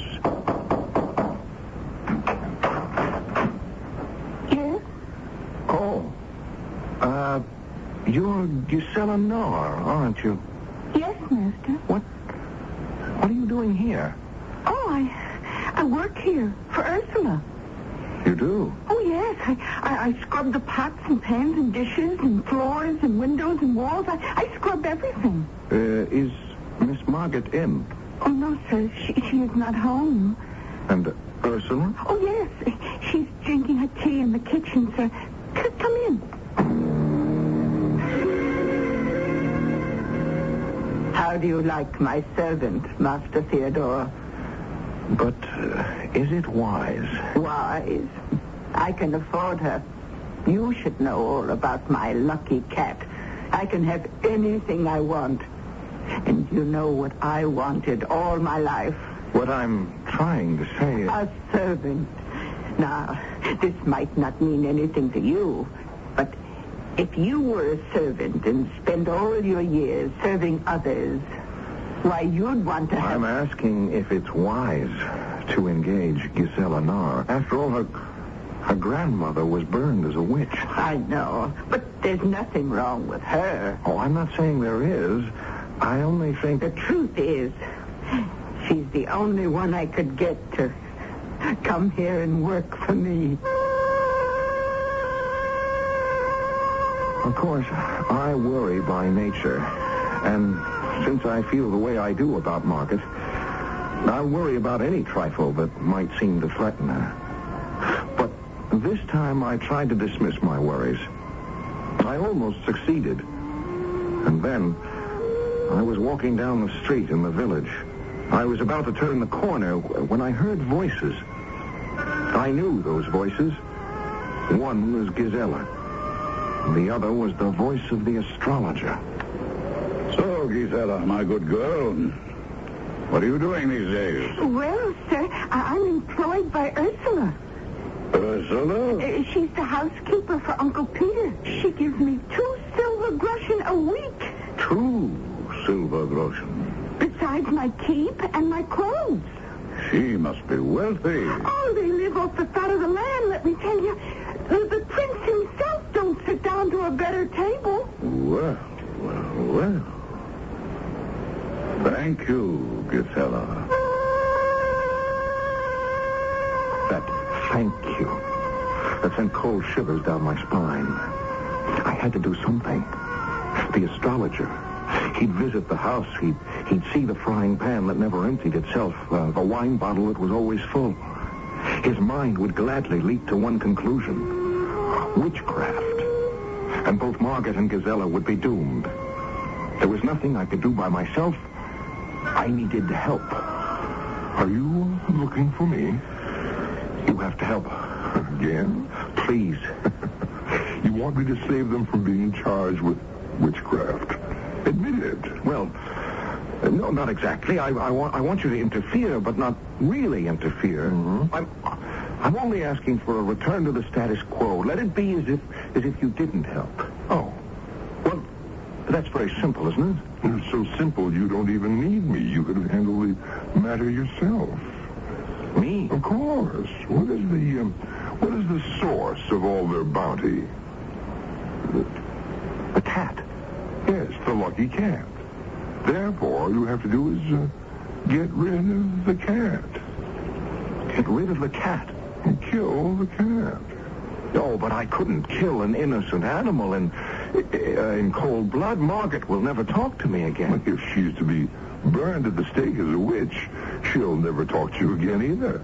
Are you actually weighing between Margaret on the one hand and that cat on the other?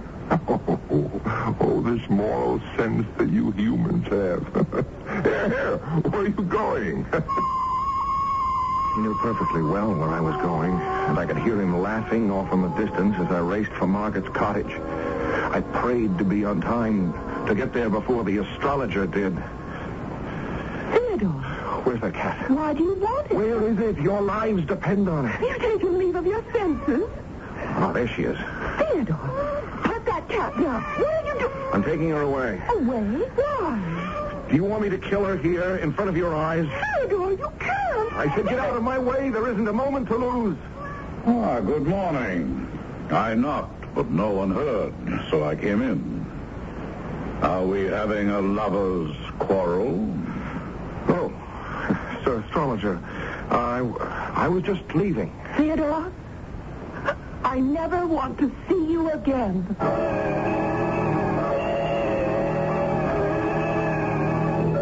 Well, the deed has been done, I see. Yes, but you'll never speak to me again. Well, women seldom realize how long never can be. You saved her. The astrologer asked if he could have a bite of food and a drink of wine. And you know, there was nothing in the house. Nothing at all. I've lost her. I've lost her for good. He was quite disturbed about it, and angry with himself for having listened to the wild story of a stupid young girl. Well. All in all, it was a good day's work for you. Why did I have to get rid of that cat? Oh, that cat was wandering alone in the woods and ill just a few weeks ago. It was doomed in any event.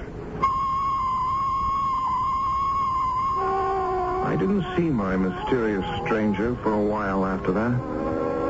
I didn't see anyone.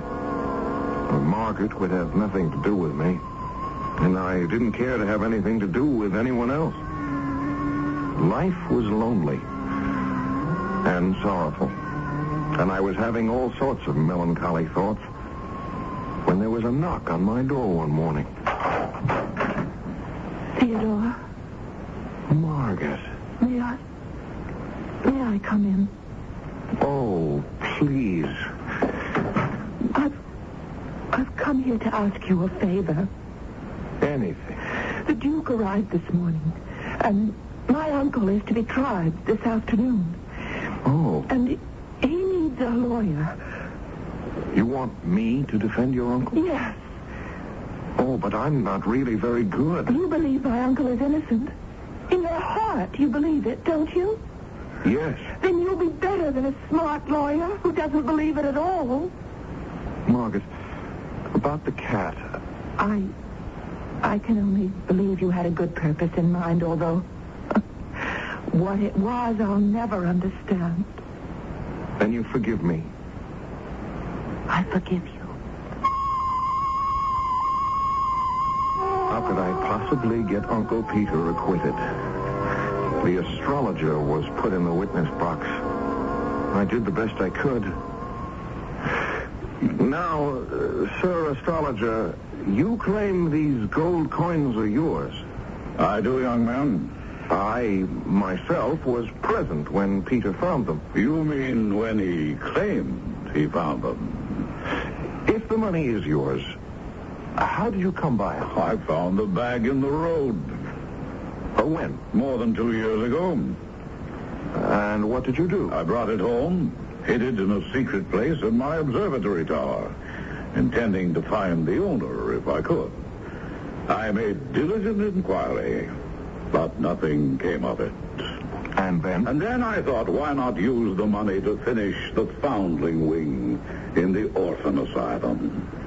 So I took the money out of its hiding place and counted it to make sure it would be enough. And then, I'm sorry to say this, just as I was restoring the bag to its hiding place, I looked up, and there was Peter standing behind me. Well, how could that be? He often came to my place unannounced to ask for a little help. He was quite needy. Proceed, sir. I became uneasy and decided not to use the money just then, but to wait a bit longer in case the owner might show up. And then? When I heard of Peter's find, I was happy for him, naturally. Naturally. I had absolutely no suspicion until I discovered my own coins were gone. And I detected 3 suspicious circumstances in Peter's story. Well, please name them. A, Peter claimed to have found his money in a path. I found mine in the road. B, his find consisted exclusively of gold ducats. So did mine. C, he found 1,107 ducats. I found exactly the same. It was telling evidence. I could see it on the faces of all in the court, especially the Duke. Besides, who would be inclined to disbelieve so powerful a person as the astrologer? They would find Peter guilty for sure. And suddenly he was there. Satan, in the back of the room. I turned to the Duke. Your Excellency, may I have a short respite? Granted. Listen to me. We must save him. You never learn. The disgrace of the scaffold. Your moral sense, it will be the death of you one day. Go back there and call a witness. What witness? It will occur to you at the right time. Now, Sir Astrologer, suppose we prove that this money on the table here is not the same money that you found. Then it would belong to Peter. I would say so. Your Excellency, may I call another witness? I should say witnesses. Your Excellency, it's too late in the trial for new witnesses. But these are not new witnesses. They've already been partially examined. The coins. The coins, Your Excellency, they are witnesses. But coins cannot speak, young man. But they can. Witchcraft. Be careful, young man. Look, you see, each coin speaks. Each coin declares it is not the one the astrologer claims he found 2 years ago. By its date, each coin proclaims it. Each coin declares it did not exist 2 years ago. If Your Excellency will examine the dates, he will see that these coins were only minted at the end of this year. They're scarcely 6 months old. There was a great shout of approval. The astrologer had finally been brought to book at last, and the money was restored to Peter, and everyone crowded around him. He had many friends now. I looked around to thank Satan, but he had disappeared. Finally, I made my way over to old Uncle Peter. Sir, what is the moral sense? The moral sense? Why, that is the faculty that enables us to distinguish good from evil. Well, that sounds as if it could be considerable trouble. Oh, yes. But it's the most valuable thing we have. Valuable? Good heavens, lad, it's the one and only thing that lifts us above the beasts and makes us certain that one day we shall inherit immortality.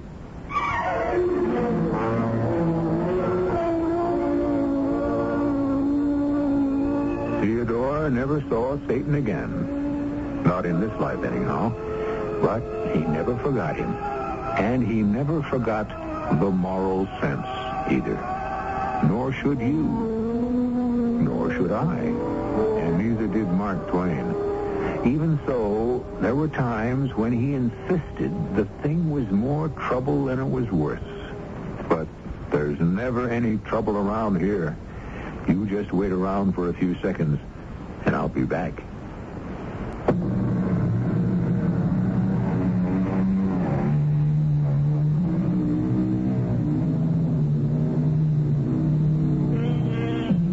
Mark Twain, by far the funniest man our country had ever produced, and yet underneath a wisdom and an understanding.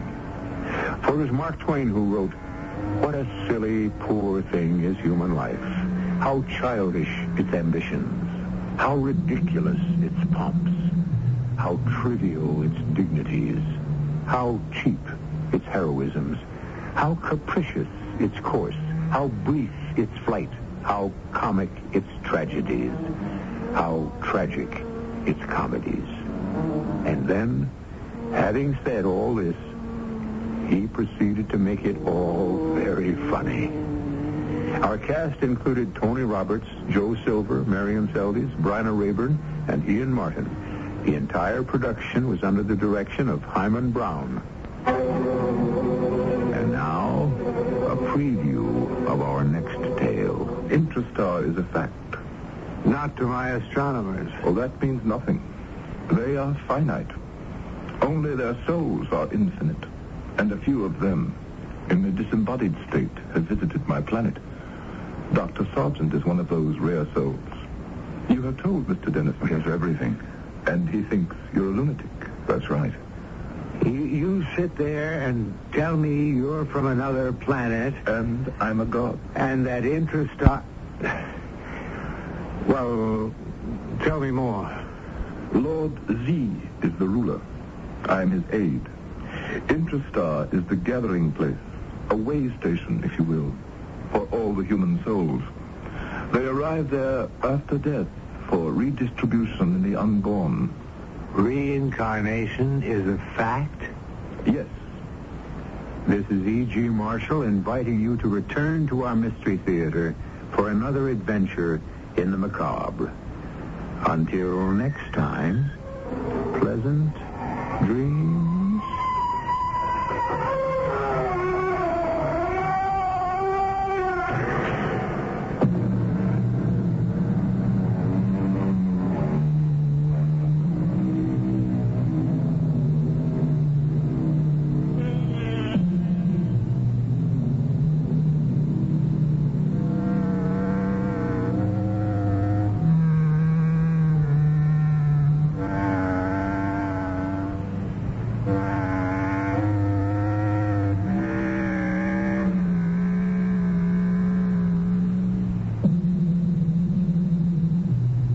CBS Radio Mystery Theater presents...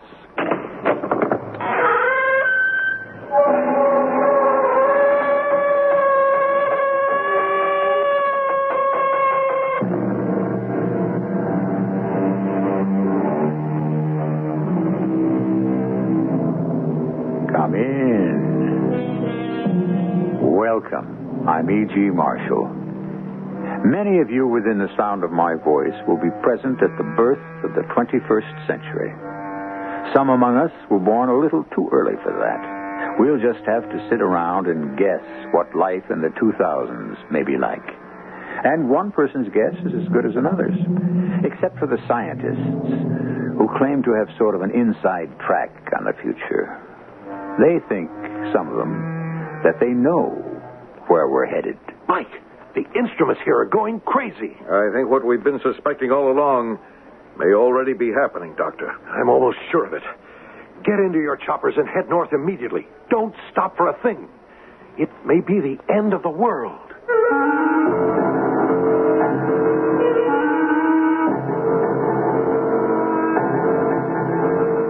Our mystery drama, Bottom of the World, was written especially for the Mystery Theater by Arnold Moss.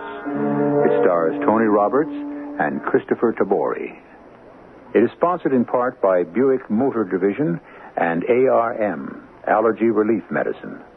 I'll be back shortly with Act One.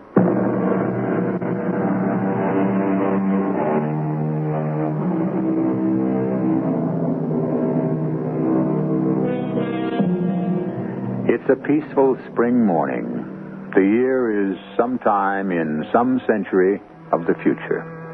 3 men are seated in a glass fishing boat. The high-powered motor is speeding them to the middle of a huge freshwater lake. At this moment, they are some 3 miles from the nearest shoreline. The oldest of the 3 men smiles at his 2 younger passengers, nods, and gears the motor down to a slow idle. Bob, J.J., I think this is it. How can you tell, Dr. Burns? I've been here before. Yes, this should be an ideal spot. So this is where the fish are, Doctor? Fish? Of course. They've never failed me. Not once, J.J. And I'm sure they'll cooperate today. Shall I cut the motor, Doctor? No, Bob. Keep it at idle. It's safer. Dr. Burns. Yes, Bob? I speak for J.J. as well as for myself. You mustn't think we don't appreciate a man on a schedule as murderous as yours, head of one of the most sensitive agencies in the whole government, closing up shop for a whole morning just to take 2 of his younger protégés off on a fishing trip. So we've been wondering, well, how shall I say it? What you've done to deserve such special treatment. Something like that. Yeah, why us? Well, first get your lines over the side, Bob. Let's see. You've been with the command, how long? 3.5 years? Nearly 4. And you, J.J.? Nearly 15 months now. The Strategic Sea Command, the SSC, thinks you're both just about tops. Oh, thank you. And that's why I brought you out here today to the middle of this lake. To talk. Only incidentally to fish. Is it safe? Well, the boat's been gone over from stem to stern. Clean, no listening devices. We'll keep the motor idling. So what we say will be for our ears only. Now listen, both of you. To begin, you both know what our energy situation is. Of course. The last drop of oil was drained out of the entire planet way back in the year 1998, wasn't it? Fissionable material for any nuclear energy is almost gone. Fossil fuels exhausted. Wind and tidal energy is neither dependable nor sufficient. And our last hope, energy from the sun, hasn't worked out the way we'd hoped. Not quite. You know that back in the 1970s, we started to investigate the possibilities of oil in the south polar area of the sub-frigid zone. Yeah, but we failed. It was impossible to reach whatever may have been there, if there was anything to begin with. That's true. After all these years, we're trying again. We are? 2 weeks ago, we started drilling. We're drilling at this very moment for what could be billions of barrels of oil. Our technology has improved to where we think we may have an even chance of success. In the South Polar area? Why are you telling this to us? What's that noise? Where do you come in? By the front door, like everyone else. After all, it is a private restaurant. I'm told they have a new chef. Yes, who specializes in preparing seafood. Yes, exactly. A little expensive, but it's worth every cent. I eat every chance I think whoever was in that plane has gone, so we can continue. Now, to answer your question, where do you come in? The SSC is sending you both down there to report on whatever progress we may be making. Yes, but surely your technical crew keeps you informed. We're in constant radio contact with them. Mike Gonzalez is one of the best in the whole command. Not only an engineer, but a bit of a poet, too. Then, excuse me for asking, Doctor, but... They are very much aware of what we're up to. Their noses are out of joint because of it. And they will stop at nothing, absolutely nothing, to prevent us. That and something much more serious. Which is? The subfrigid ice sheet, as you well know, covers over 5 million square miles. How thick it is, how deep down it goes, is anybody's guess. Anything that would cause that huge continent, that solid block of blue ice, to slip, to break up, to disintegrate, would mean the end of all of us, wouldn't it? But all. The way it probably happened 20,000 years ago. The last ice age. Any slippage of the ice sheet, any breaking of this tremendous mass of miles thick ice would result in gigantic tidal waves all over the globe. Which would cause sea levels to be raised to what? 40, 50 feet? We estimate hundreds of feet, maybe even thousands. What would happen to our cities? I suppose most of them would wind up at the bottom of the sea. It's only the beginning. As these gigantic blocks of ice keep rushing to the north, melting almost not at all, their white, snowy surface would reflect solar energy back into space. And the entire atmosphere around us would be chilled way down below the freezing point. Way down below. Yes, but Dr. Burns, why would they consider doing anything like that? I mean, even if they could make it happen, they'd be out of their minds. They would consider it, Bob. And they could make it happen. There's not enough space on this globe for both them and us. Yes, but wouldn't that be the end of the world for them, too? No, not by a long shot, Bob. Unfortunately for us. Your job, my friends, is to prevent this if you can. When do we leave, Dr. Burns? Tomorrow morning. Meantime, J.J., you have a nibble at the end of your line. Pull it in. Slowly. Slowly. Oh, it's a big one. Hold on to it, J.J. Careful. Here it comes. Look at the size of it. Oh, what a beauty. Wait a minute. Don't touch it. All right, what is it? Fastened onto its side. Look, a tiny microphone.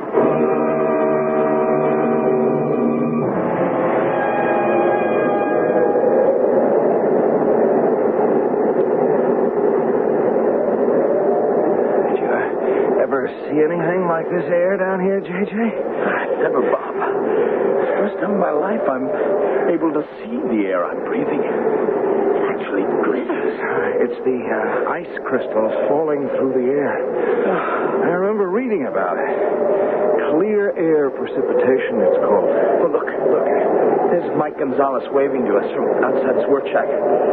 Be with you in a minute, Mike. Take it easy, fellows. Let me get used to the altitude. He's right. Wow, you take a look at those huge boulders. They're crazy formations. It's as if some oversized monster had twisted them into those shapes. 50, 60 feet high. But they don't look real. Morning, Bob. J.J. You sleep well? Like a top. Yeah, same. Noise of the engines didn't bother you too much, I hope? Well, after the flight over the mainland, which I thought would never end, nothing could have stopped us from sleeping like a couple of kids. Well, let's go into the work shack. Quieter and a little warmer. I'll some hot coffee? Oh, no, thanks. No, we just finished breakfast. Little trouble with your breathing, J.J.? A little. Yeah, the altitude. 10,000 feet above sea level. Just take things easy till your bodies get used to it. Now, let's talk about ice sheet. It's been thickening into a solid mass at the rate of over 5 feet a year. For how many years? No one knows for sure. We've already taken ice out of the drill hole that's 27,000 years old. 27,000 years old? And we've only drilled down into a little over a mile of ice. What makes everything so much more difficult is that the whole sheet floats in constant motion. What was that? That, my friend, may be our biggest worry. Maybe our only real worry. The ice cracking up? It might be just that. But how? Why? What would cause that?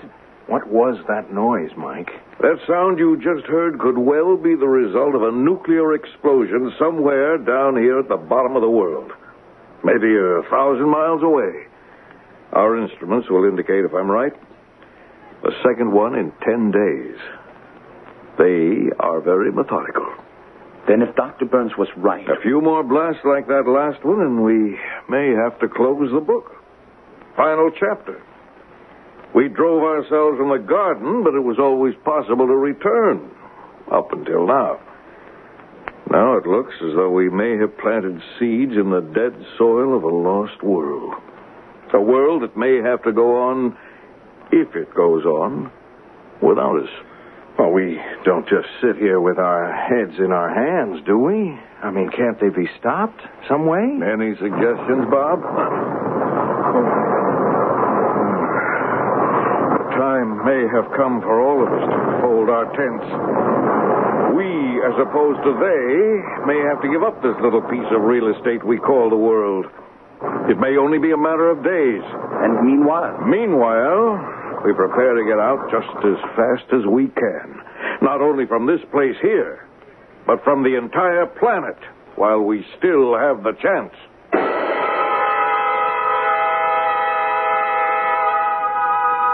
It's been said that a man begins to live only when he treats each new day as if it were his last.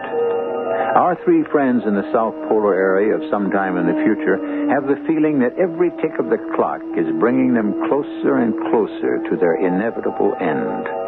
That each of the next few days may indeed be not only their last, but the last for most of the world they know. I'll return shortly with Act 2.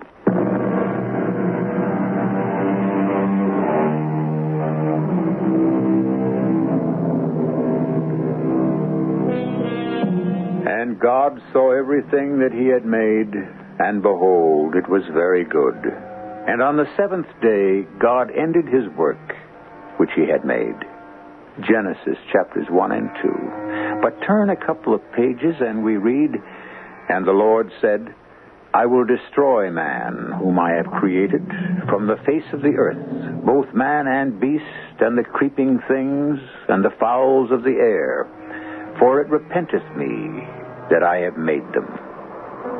Might this be the thought going on in the minds of the three men in the South Polar area of the sub-frigid zone at some time in the future as they listen to... It may be only a matter of days. And meanwhile? Meanwhile, we prepare to get out just as fast as we can. Not only from this place here, but from the entire planet while we still have the chance. And the first thing we do is to make contact with headquarters at SSC, Dr. Burns. And then I'm almost certain that all hell will break loose up there. Here goes. We've got over 1,000 rocket ships on the alert, ready to take off on an hour's notice, just for the eastern seaboard alone. Did you know that, Mike? Each one capable of taking on 1,000 passengers. Total 1 million. That's quite a few people. 1 million? Pretty small number for this particular job. Remember, there are over 10 billion of us all over the globe. Calling ODF. SSC calling ODF. Yes, I've got him. If I can just clear this channel. Burns of the Strategic Sneak Command, Operation Deep Freeze. Are you there, ODF? Dr. Burns? That you, Mike? Yes, Dr. Burns. I was just trying to get through to you. I thought for a minute they might have jammed our wavelength. Am I coming in clear? Very clear. What the devil's going on down there, Mike? Why do you ask, Doctor? We've got some of those strange readings we got last week. The instruments are going crazy. In fact, there have been 2 sets of readings this morning, only minutes apart. What's up, Mike? I think that what we've been suspecting all along may already be happening. Yes, I'm almost sure of it, Mike. And they're putting just about everything they've got into those explosions. What are your orders? Mike, how long would it take to dismantle every bit of vital equipment? 3 days, maybe 4, depends. 4? Mike, I want you and your crew to destroy every piece of usable equipment you've got. Everything. Right away. Every motor, every machine, every instrument, except the radio. Leave that for the last. When do we start? Right now. Mike, we're at the point where every hour, every minute may count. You mean that we... The sub-frigid ice sheet has already begun to slip, broken up in over a dozen places. We'll follow your orders to the letter, sir. Then head back up here as quickly as you can. Load your men into the choppers. Head north for the mother ship, which is waiting for you. Mike, we'll radio your assignment to a specific spacecraft on your way up here. Mike, this is it. So shake the ice out of your tails real fast. Every one of you.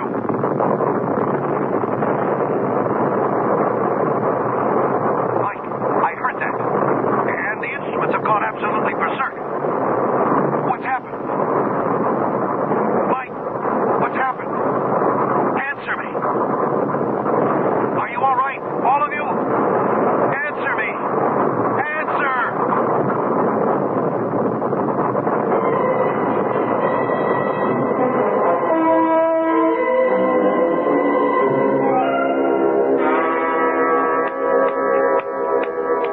Come on, JJ. Come on. Wake up. Wake up.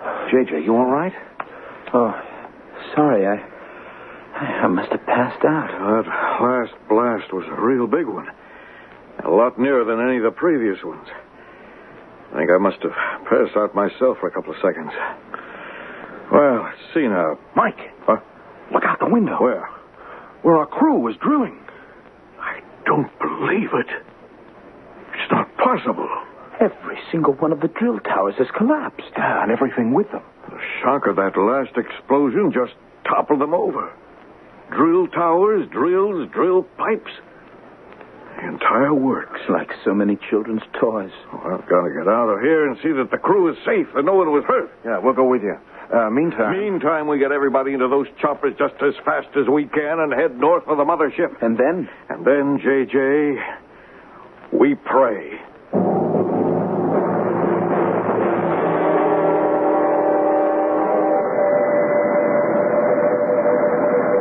We can all of us count our blessings. So far, thank heavens this mothership was waiting for us.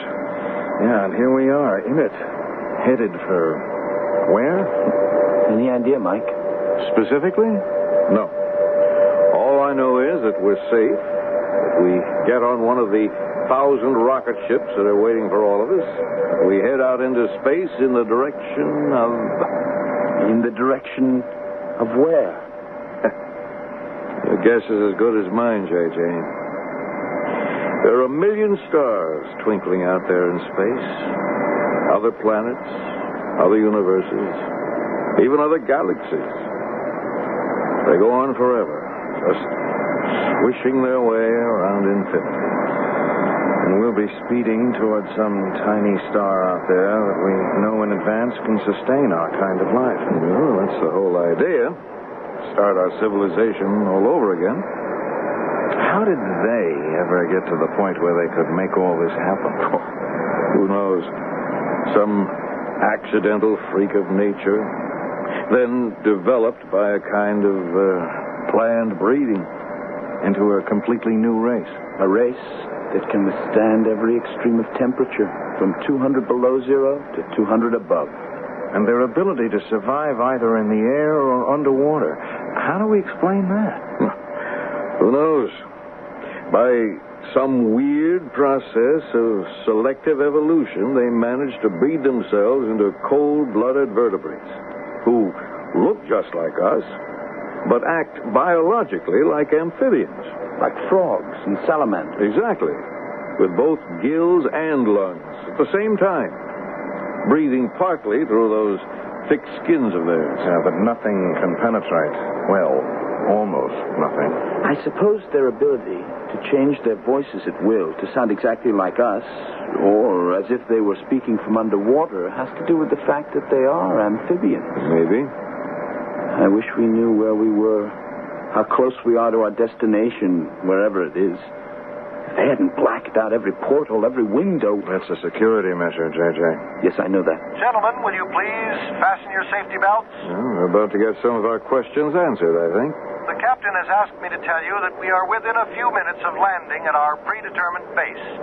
After we land, you are asked to remain seated until the aircraft has come to a complete stop. Yes, but stop where? You're about to find out. All occupants will then proceed across the east runway to one of the rocket ships which is awaiting you.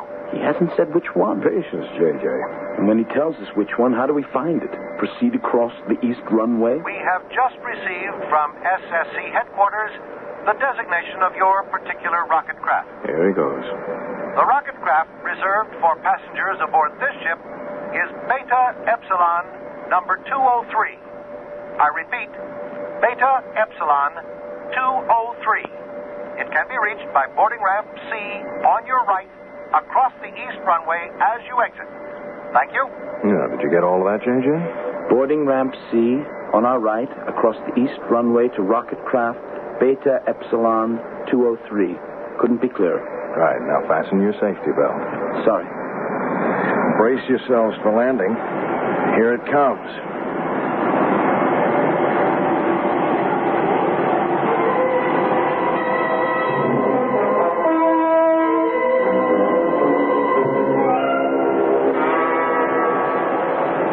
I wonder if Dr. Burns is here to meet us. To get a one-to-one report from us on what happened? I certainly hope so.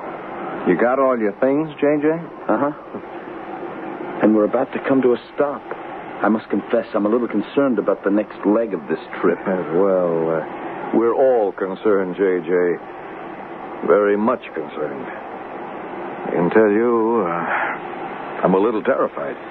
It's taking them an awfully long time to open those doors. Oh, what's holding them up? Oh, patience, J.J., patience. Are they going to keep us standing here all day? Why don't they open the doors? Gentlemen, may I ask all of you to please take your seats once again?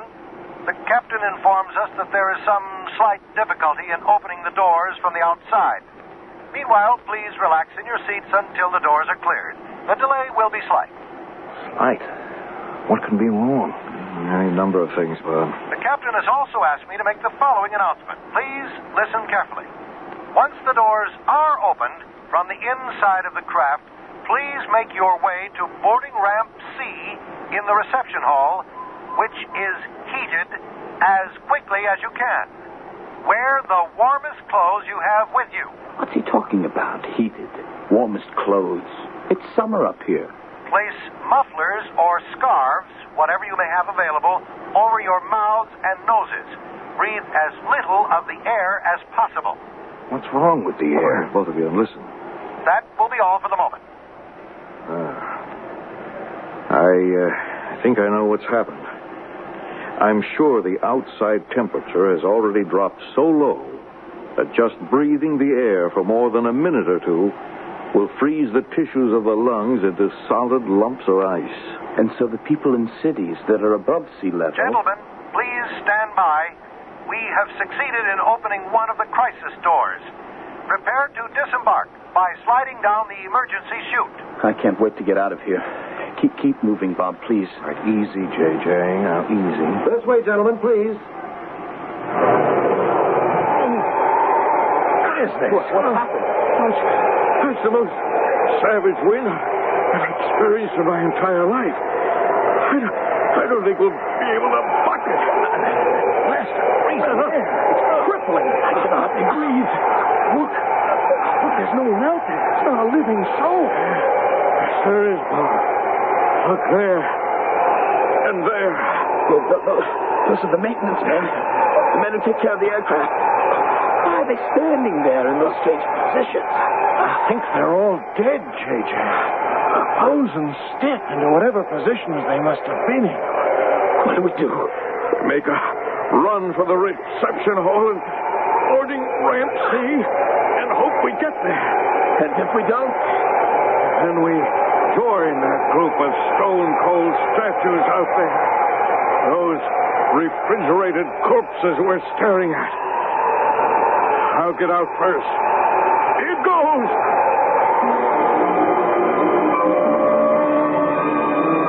Our three scientists make a dash toward survival to catch the transportation that will carry them away from a planet that's quickly collapsing about them.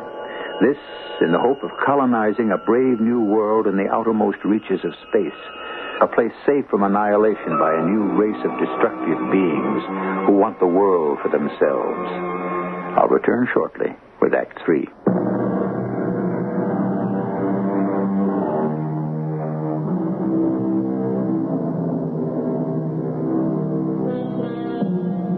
From Chapter 5 of the Book of the Revelation.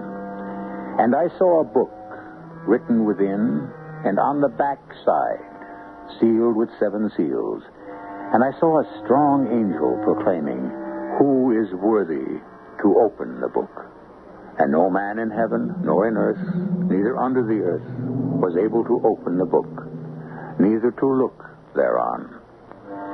No man today is privileged either to open that book of the future completely, or to reveal what lies ahead for all of us. But the scientists are doing their best to peek, trying hard. Now, we rejoin our 3 scientists. I don't think I've ever run so fast in my whole life. You, J.J.? Halfway to this hall, I was sure I'd never make it. Hey, you all right, Mike? Yeah. A little weak in the knees and very short of breath. But we did make it. What's more, we're on high ground. It's warm and comfortable in here. And we don't have to go outdoors again to get to the rocket ship. I'm not sure I could go through that a second time. Have you two noticed anything peculiar? Anything special about the people who seem to be moving toward Beta Epsilon 203? Peculiar? Well, I haven't had the chance to look. Yeah? Well, when you get the chance, look. You may find a little surprise. Meanwhile, I'm going to try to get a call through to Dr. Burns again.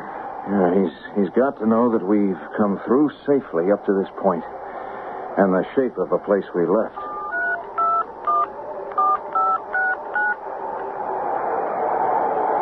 What's happening, Mike? Nothing. Absolutely nothing.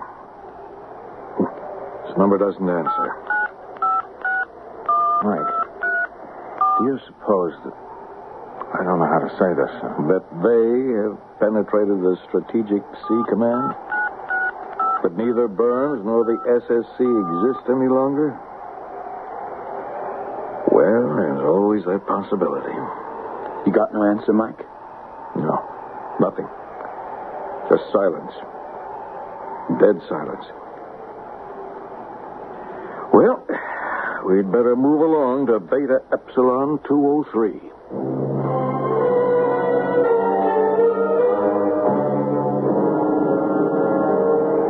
The ship is full. We've been sitting here over 20 minutes. Why don't they take off? Get us off this ground. Get the whole thing over with. I'm sure they're doing their best, J.J. You all that anxious to leave our little world? This is no round trip, you know. It's one way, all the way. They're welcome to what's left. Good riddance. Well, let's face it. I mean, we don't have much of a choice. We couldn't possibly stay alive here. They can, but we can't. Well, sooner or later. Yeah, let's count ourselves among the lucky ones. Lucky to be able to leave. There are millions of other men and women who'll never make it. You're both right, of course. You get your wish, JJ. We're finally off. So long, little world. Here's to our new paradise. We walk through blindfolded, and the noiseless doors close after us forever.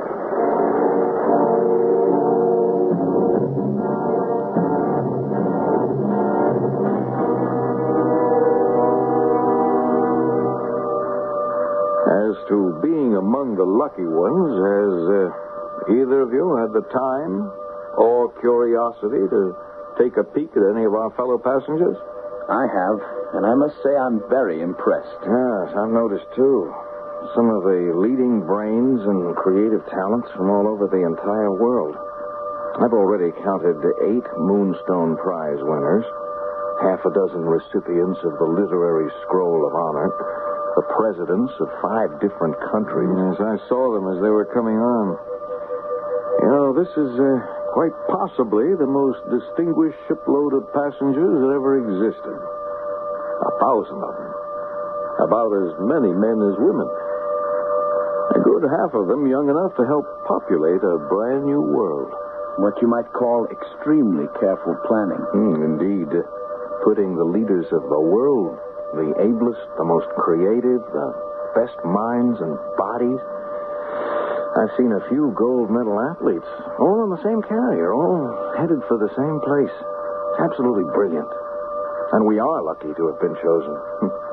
Who do you suppose thought of this? Who was responsible for it, Mike? I have no idea, Bob. And I hope you're right. Right, about what? About how brilliant an idea this was. You'd think Dr. Burns would be on board, wouldn't you? Maybe he's in one of the other sections of the ship, which would explain why we couldn't reach him. Yeah, could be. Ladies and gentlemen, welcome aboard Beta Epsilon 203. Listen. The captain has asked me to tell you that our planned destination is Galen 2683 of the galaxy of the Lapithee. The physical properties of Galen 2683, its life-supporting qualities, air, water, climate, extremes of temperature, are almost identical with those that we have left behind. That's comforting to know. Quiet, J.J. In the unlikely event that there should be any difficulty in landing for any reason, Maton 2211 of the same galaxy will serve as backup. Flying time should be approximately 48 hours. That's all? If you have any questions, members of the crew will be happy to try to answer them. Thank you. Galen 2683. Here we come. Will the following passengers please identify themselves by pressing button B at the right of their seats? Mr. Michael Gonzalez, J.J. Porter, and Robert McDonald. I've got the button right here. I'll get it. There is a voice message for you 3 gentlemen. Kindly connect by pressing button F as in Frank. Thank you. As in Frank. There we are. Who could possibly... Mike, Bob, J.J. This is Burns. Dr. Burns. What do you know? Are you all right? You take it, Bob. Yes, we're just fine, Dr. Burns. How about you? Fine. We're certainly happy to hear your voice. We tried to reach you before we left. We had a little difficulty. That's understandable under the circumstances. I suppose you'd like to know how we are. At the moment, I would like to know nothing. Yeah, let me talk to him. Dr. Burns, this is J.J. The passenger list on this ship seems to be very special. We thought you might be on it. Obviously, I am not. And, of course, none of you has any idea why. Or have you? What's the matter with him? He sounds funny. Mike Gonzalez here, Dr. Burns. I'd like to venture a guess why you're not here. Yes? Are you free to speak? Just answer yes or no. The answer is yes. Now listen to me, the 3 of you. You've noticed that your fellow passengers are people most capable of starting a new civilization. They will never have that chance. Why not, Dr. Burns?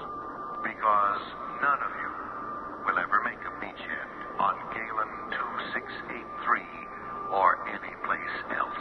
What's he talking about? We all know how efficient they are, do we not? They are nothing less than diabolical in working out their plans. That they do nothing without a precise master plan. So? Beta Epsilon 203 is part of that plan. A plan to exterminate every leader of the world all at once in one single blow. I don't believe this. Believe it. There's not a chance at even a few of you escaping or surviving. The end for all of you will be complete, final, and very neat.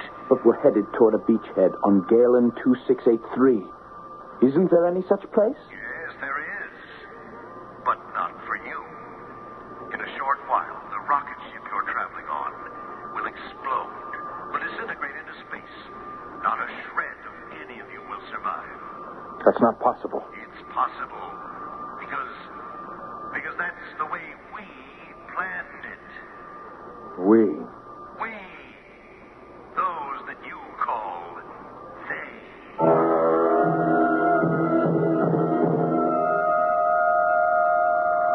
What's that odor? What is that? It's like burning rubber. No idea. Ladies and gentlemen, you are not to be alarmed by what seems to be the smell of burning rubber. It is routine at this stage, as is the mild turbulence you may be experiencing. Mild? We're being bounced around like... Easy. Look, he's making his way toward us. You gentlemen received your message satisfactorily? Yes, we did. Thank you very much. You understand its significance? I think we do. Then there's no point in pretending any further. One of us is keeping an eye on the crew.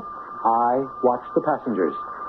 Not that there's anything you could possibly do to prevent what will happen. A question. Yes? How much time do we have before... Minutes. A very few minutes. And what happens to you and the one up forward that's guarding the crew?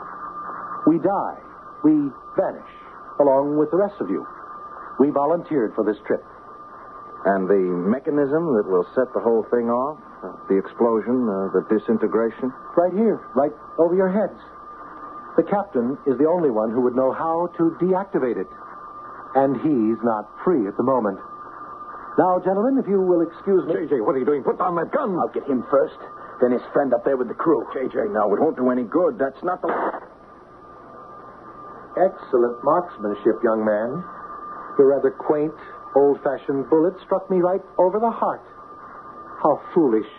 How wasteful. Surely you know your bullets cannot penetrate our skins? No. But this can. And now, the same treatment for his friend. Up forward in the cockpit with the crew. Mike, JJ, excuse me, please.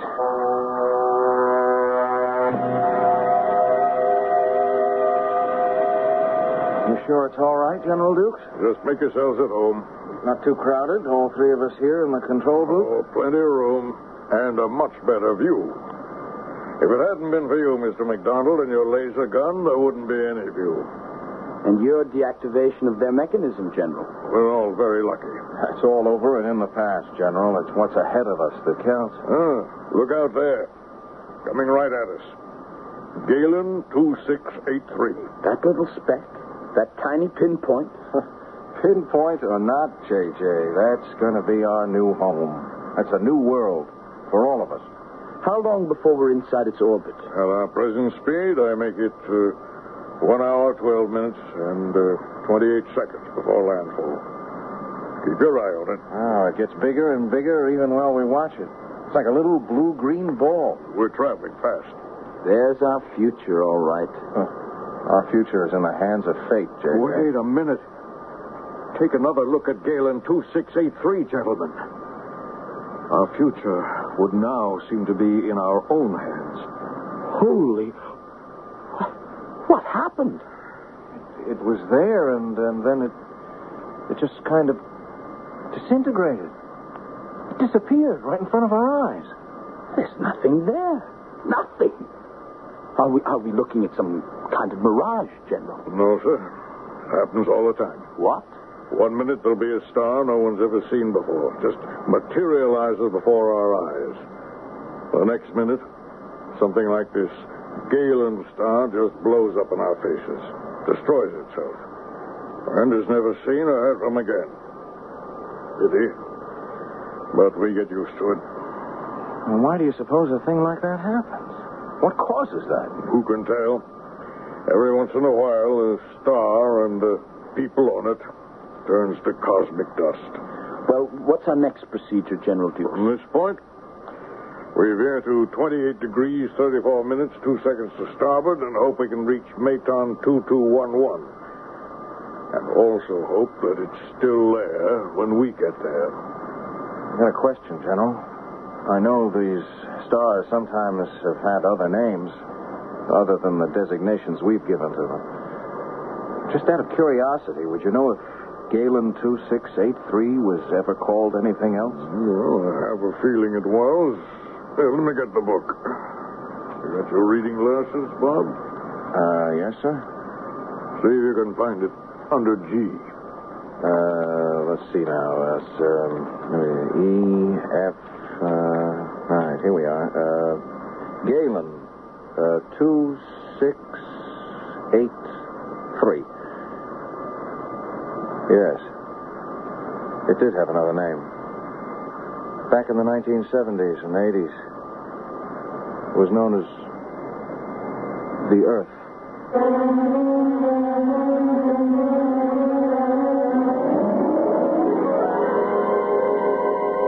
As J.J., Bob, Mike, and their companions hurtle through space, bound for an obscure star hidden away in an endless cosmos, we wish them Godspeed. A journey that started in the frozen, sterile wastes of one world will terminate, we trust, on the less barren, welcoming soil of another, where they can build an exciting, fresh new world by profiting from some of the mistakes of this one. I'll return shortly.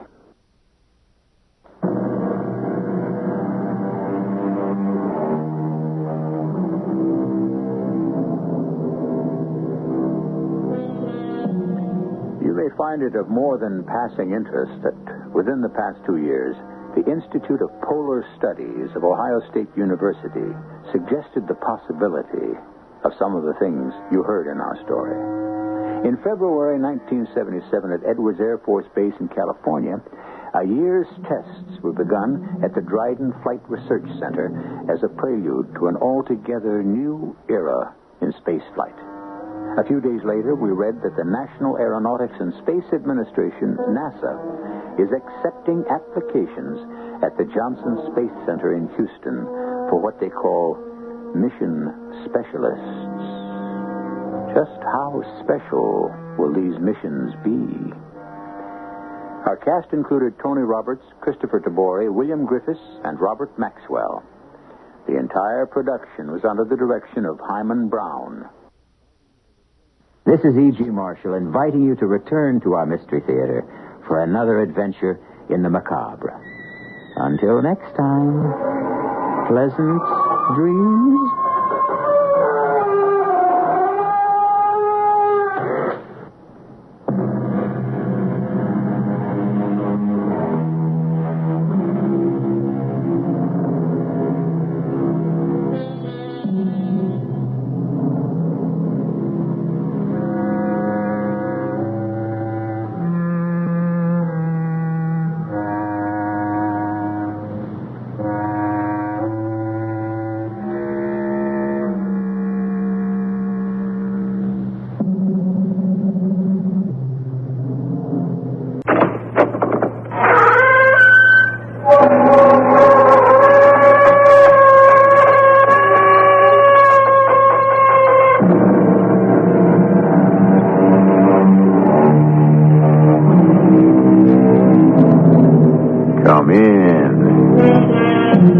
Welcome. I'm E.G. Marshall. A good deal has been made these days of the power of the ancients over life and death. Since no one has ever returned to tell us, we have no idea whether any one belief in any one deity guarantees life after death. Does Charon run his ferry across the Styx in both directions? Will Anubis guide any other nationality than ancient Egyptians to judgment? Will Vishnu appear to the Hindus or to all of us to punish the wicked?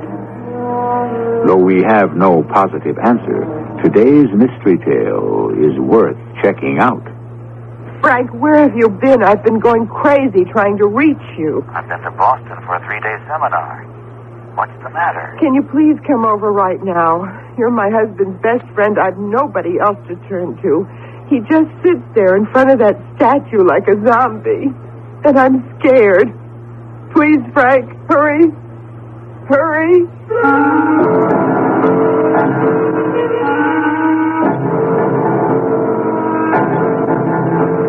Our mystery drama, Messenger from Yesterday, written especially for the Mystery Theater by Gerald Keane, stars Norman Rose.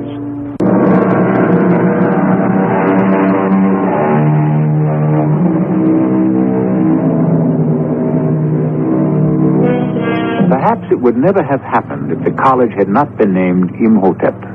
But there it was, christened Imhotep College, after the Egyptian god of knowledge, in a small New England town. Except for a department of Egyptology, this college carried a pretty complete curriculum from accounting basics to writing art of effective. So, why did it happen there? That man driving a 1969 station wagon into a driveway, that's where our story begins. Gloria! Hey, Gloria, I'm home. I know you are. There's one in the house. Gloria, can you come outside a moment? Darling, I'm in the middle of frosting my own birthday cake, if you want to know. I know it's your birthday, honey. That's why I want you to come out to the car. I can't come now, Rem. You'll be sorry, Gloria. Oh, all right. Oh, men, you are all alike.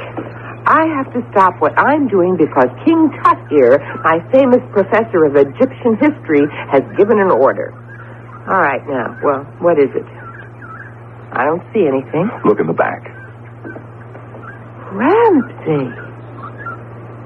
What is that? Are you crazy? Happy birthday, darling. A life-size statue of an Egyptian pharaoh? I don't know whether to laugh or cry. Do you think it looks all right in that corner? I don't know, Gloria. You see the way its right arm is sort of bent at the elbow? Mm-hmm. Well, I was thinking if we could sort of, prop it up against the mantelpiece, how would it look there? Ramsey, you are really too much. You bring me a life-size reproduction of a standing pharaoh, and you want to put it in the middle of the room? Oh, it'll look like it's leaning with its elbow on the mantelpiece. Come on, how about it? A contemporary sculpture. Oh, I can imagine what our friends will say when they come to visit. Gloria, who's your friend? Or, Gloria, there's a man by the mantelpiece. I was kidding. I think it looks great in the corner. Can you think of any other place? It is the only place. I certainly don't want it in the kitchen, and I don't see it in the bedroom. All kidding aside, sweetie, you like it? How can I not like it? It's beautiful. All that gilt. Must have cost a fortune, but I'm afraid to ask. Gloria, look at it.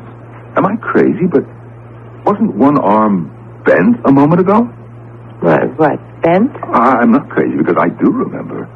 Mr. Ray of the junk teak shop where I got it, I remember we were carrying it out to the station wagon and that right arm was bent. Mr. Ray said it probably had been, holding something like a spear. How could it have been bent? That's what I want to know. Because right now, that pharaoh has got both his arms straight down at his sides.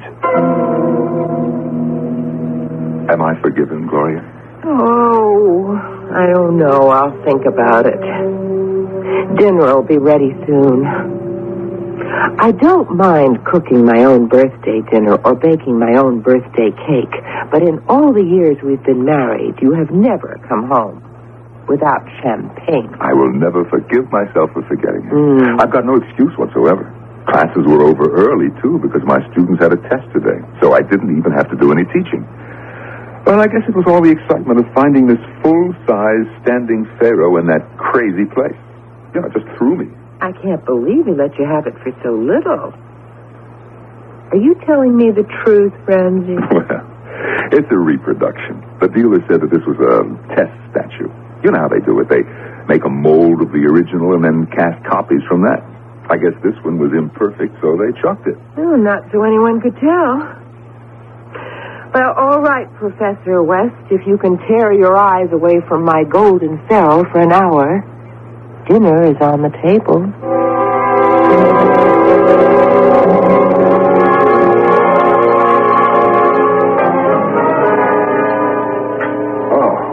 That was some feast, Gloria. Well, I gotta loosen my belt. That chocolate cake. Some more coffee, darling? You bet. Look, can I have a second piece? You cannot. I'm putting the rest of this cake in the fridge where you cannot get at it.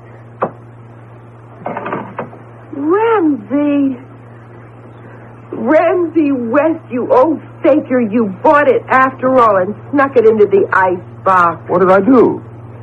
This bottle of champagne. And I was beginning to feel sorry for myself. Hey, where did that come from? Oh, Mr. Innocent. Gee, Gloria, I forgot. I got so excited finding this Egyptian statue in a junk shop, I clean forgot. Look, honey, this bottle of champagne, I never saw it before, believe me. You are the sweetest absent-minded professor I ever married. Go on, open it. I love surprises. But, Gloria, honest. Will you stop it? Now, the next thing you're going to say is that the pharaoh put the champagne in the icebox.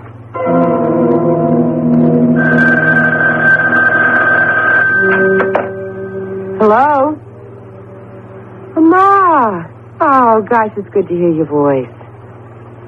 How's Dad? Mm-hmm. How's life in Florida? What? Oh, she is. When did that happen? Oh, my gosh.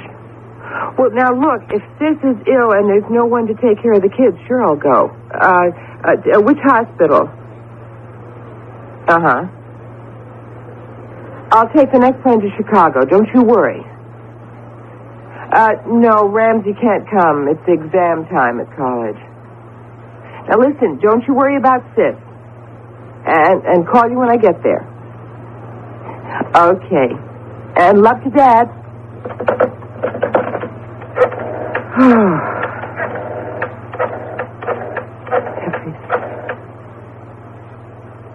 Can I speak to Professor West? Well, this is his wife, and it's urgent. Oh, I see. Well, then can I leave a message for him? Okay, tell him that my sister is sick, and I'm taking the next plane to Chicago to help take care of her kids. Will you see he gets that? Thanks a lot.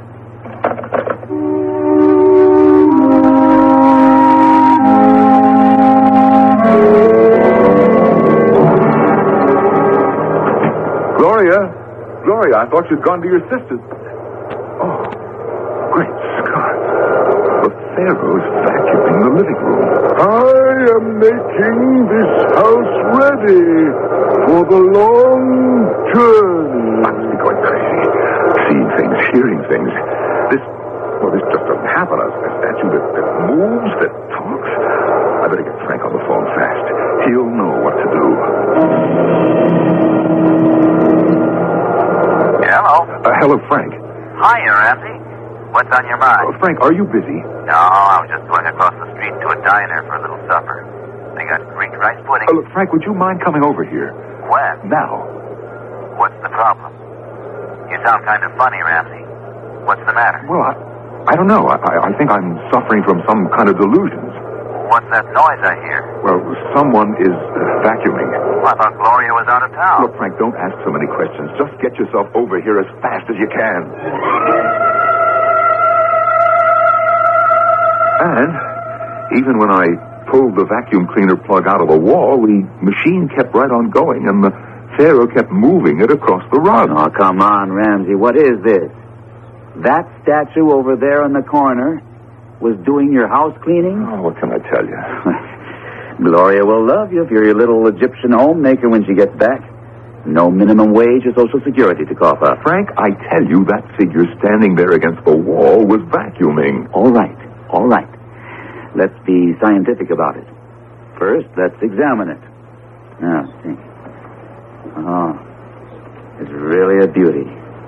I haven't seen anything like this outside a museum. Is it on loan from someone? Oh, it's Gloria's birthday present. I picked it up at Mr. Ray's junk teak for next to nothing. You were always lucky. Look at the workmanship. This must have been made by one of the master carvers. And the age of it. 19th dynasty, am I right? The original probably was.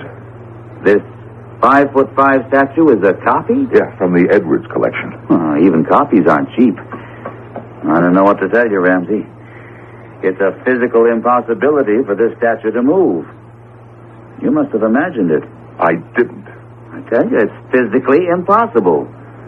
Now tap all the way around to the back. See? Solid, through and through. And it's not on casters. Now, how could the legs have been walking? Search me, but they were. I'd say, on the basis of what you tell me, you need a rest from teaching Egyptology. You've probably become so immersed in your subject, how can I put it, the ancient Egyptians have become so real to you that your mind has brought this statue to life. Frank, will you take a look at the handle of this vacuum cleaner? Do you see those specks? I'll be a son of a gun. Mm-hmm. Would you say that on this handle there are traces of gilt and gold paint? Oh, boy. Mm-hmm. Do you still think that I was seeing things? No. But I'm beginning to wonder about me. Ramsey, how many drinks have we had? Go on, tell me more. It said, I am making this house ready for the long journey? Right, as clearly as you're saying it now. Tell you what I think.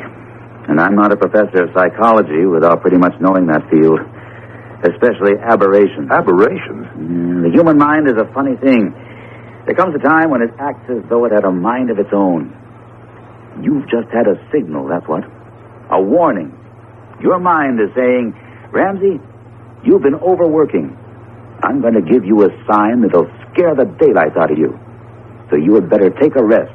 That's what my mind is saying to me. Mm-hmm, more or less. Well, I guess you're right. It's been my experience that if those signals are disregarded, the subject could be heading for a nervous breakdown. That's a little free advice. Now, got any food in the kitchen? I'm starving. Wait till you see Gloria's creamy chocolate cake. She's got it tucked away in the icebox.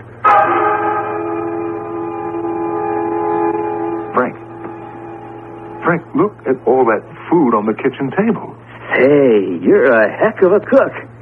And lit candles, and my favorite little fat steaks. And chocolate cake on the side, and coffee on the burner. Hey, I ought to come over here more often. Frank, I didn't prepare that meal. What are you talking about? I tell you, I had nothing to do with cooking this dinner, or setting the table, or lighting the candles. Well, whatever magic you practiced, it turned out great. It sure beats the diner. I'm sitting down and digging in. Wonderful. Cooked to a T. I hope the nourishment was prepared as you wish. What did you say? Frank, turn around. Look who's standing in the door. Jumping Jehoshaphat. The Pharaoh.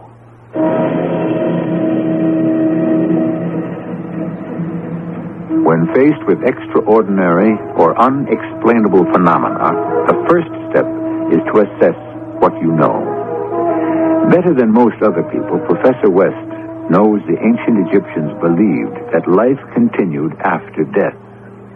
Whether there is fact in such a belief, who can tell? But certainly, the power of movement, recognition, and speech had been given to this plaster effigy of a man who lived 2,500 years ago. I shall return shortly with Act 2.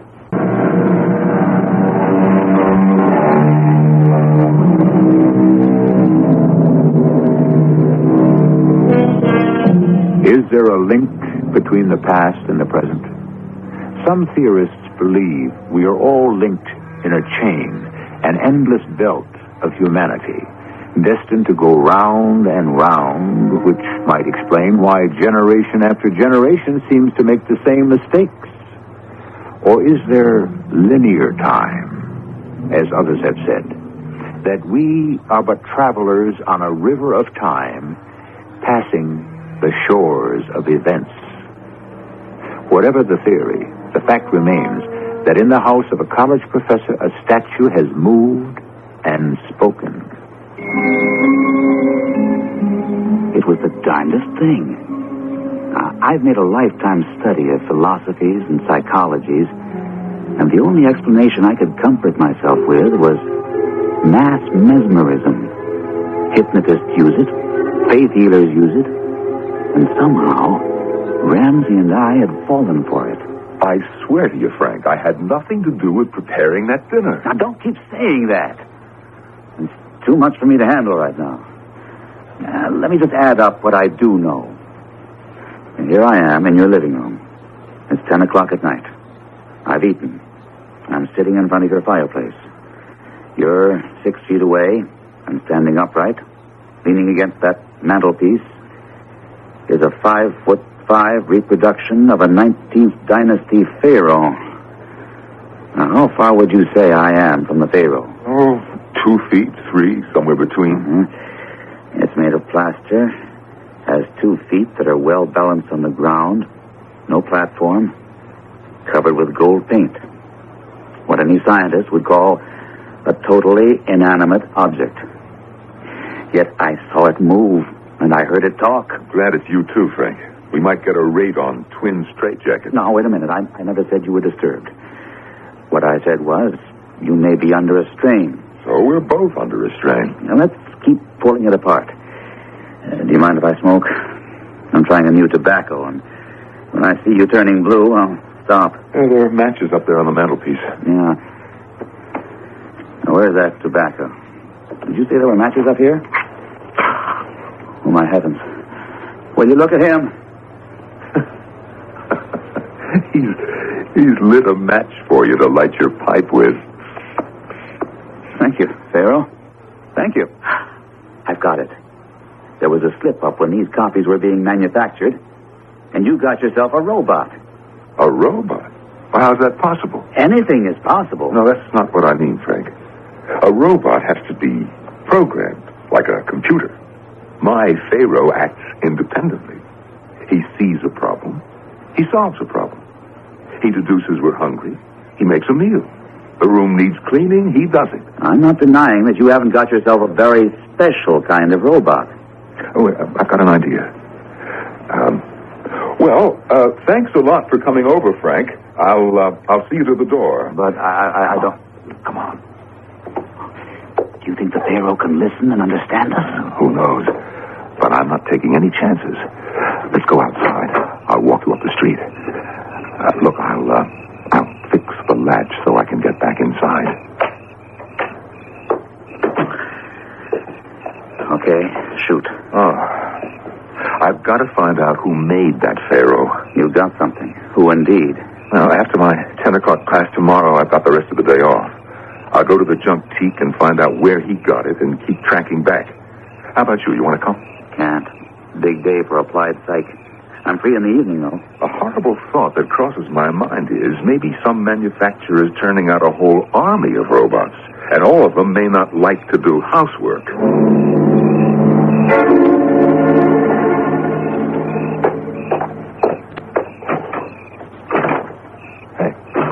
Hey, what is this? I'm locked out. I know I put this door on the latch. Hey, let me in. Pharaoh, stop kidding around. Let me in. About an hour later, I was home reading in bed, and Ramsey called. Told me he'd been locked out. Had to break a window to let himself in. Said the Pharaoh was just where we left him, standing in the living room.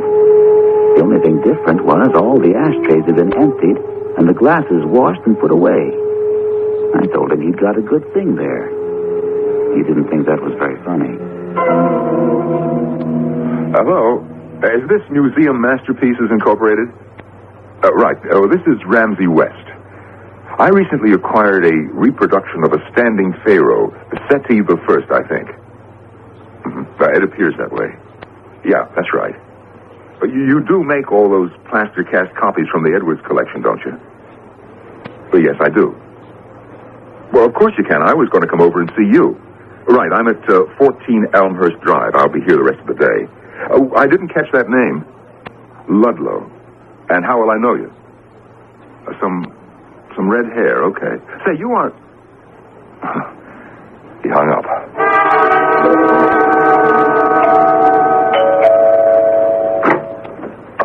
Mr. Ludlow? Mr. West? I thought you were. I know you. Your face looks familiar, too. You're Red Ludlow, class of 61. And you're... Ramsey West. I teach Egyptology at Imhotep College. Well, good for you. Oh, you're with Museum Masterpieces, huh? Professor, I am Museum Masterpieces. There's my truck in your driveway. Oh, yes, so it is. It's a nice job. Oh, come on in, Red. Well, actually, nobody calls me Red anymore. I've got so little of it left. Where's the pharaoh? In the living room. Through here. There he be. The reason I wanted to come over and talk to you, I wanted to know how many of these have you made? Oh, just 100. If more orders come in, we'll cast another batch. Do you think you could move him forward away from the wall? I want to look at something at the back. You see, oh, my goodness. Was I imagining that? I thought he stepped forward. Well, I'm spending too much time in the shop. Those fumes must be getting to me. What are you looking for in back? Serial numbers. You don't think the Egyptians put serial numbers on the statues of their pharaohs? No, but we do on the copies. I was afraid of this. What's the problem?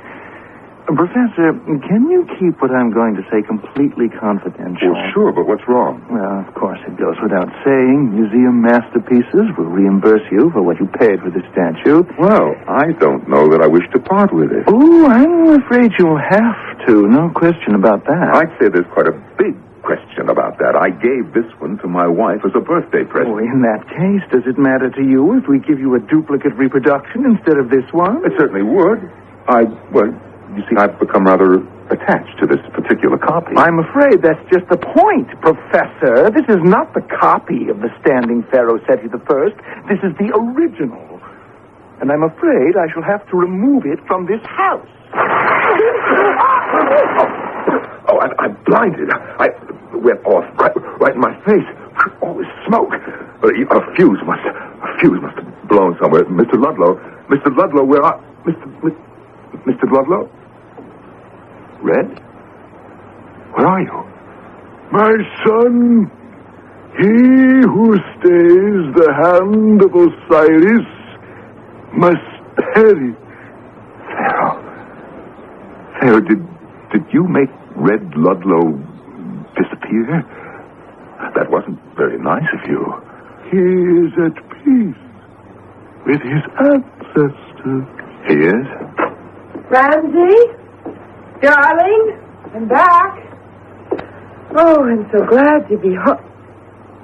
Honey, what's the matter with you? You look terrible. Oh, yes. Well, it's just the shock of seeing you. How's your sister? Shock? Well, that's a nice thing to say, I don't think. Oh, I tell you, it's good to be home. And there's that beautiful pharaoh. How are you, Pharaoh? Did you take good care of Ramsey while I was away? Don't talk to him. Don't say anything. Well, why shouldn't I? He's my pet pharaoh, my birthday present. You never know. What would you do if he answered you? Well, depends. I guess if he spoke 19th dynasty Egyptian, that would knock me out of the box right away. Well, so, let me look around. Well, I congratulate you. The place is spotless. Ramsey, you are a marvelous housekeeper. Well, I had help. And the first thing I knew, Frank, There was this flash, and that was the end of Red Ludlow. I don't know what to say. And 2 minutes later, Gloria shows up. Her sister suddenly got well and came home from the hospital, so Gloria took the first flight back. Did you tell her what's been going on? Are you kidding? I don't even know how to explain his truck in our driveway. And what happens when Museum Masterpieces comes looking for the boss? They'll ring my bell, and the next thing you know, the police will stop by. What am I going to tell them? You sure can't tell them Red was atomized by a Pharaoh reproduction. They'll haul you off to the loony bin. That's another problem. It's the original. Lord knows what it's worth. It's probably priceless. First thing, get rid of that truck in your driveway. Well, how can I? When Red disappeared, the truck keys disappeared along with him. Then you're in the clear. No corpus delicti, no crime.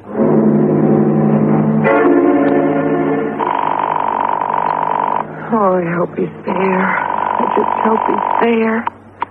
Hello?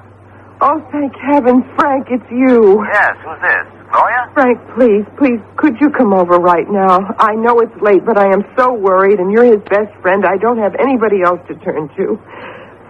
Frank, it's just terrible. He hasn't been to his classes all week. It's like I'm married to a zombie. He just sits there and... Frank, just hurry up and come over, will you, please?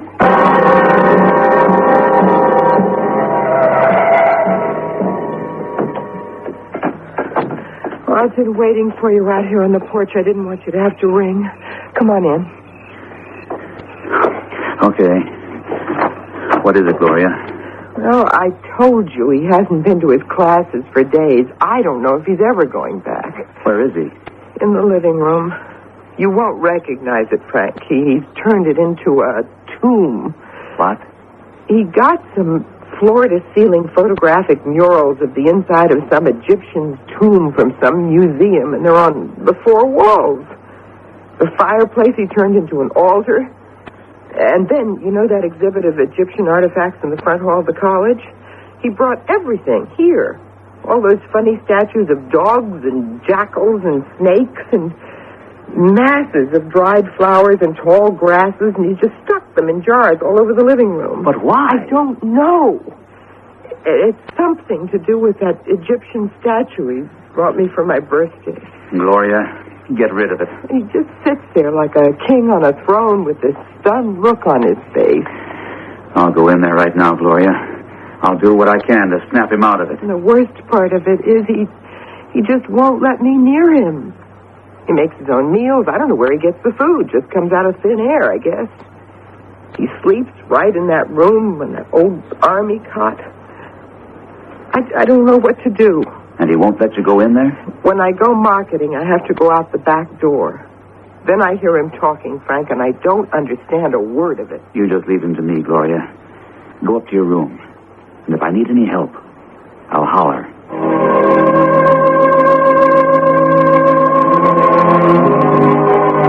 Is there a link between a statue thousands of years old and a teacher of today?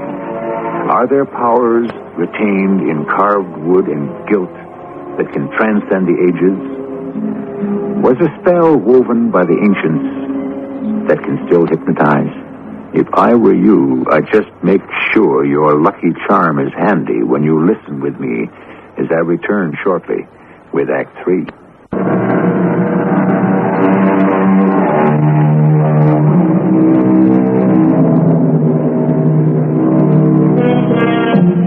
In a perfectly ordinary average house on 14 Elmhurst Drive, in a room transformed to a replica of an Egyptian tomb, there is a statue, the Pharaoh Seti I.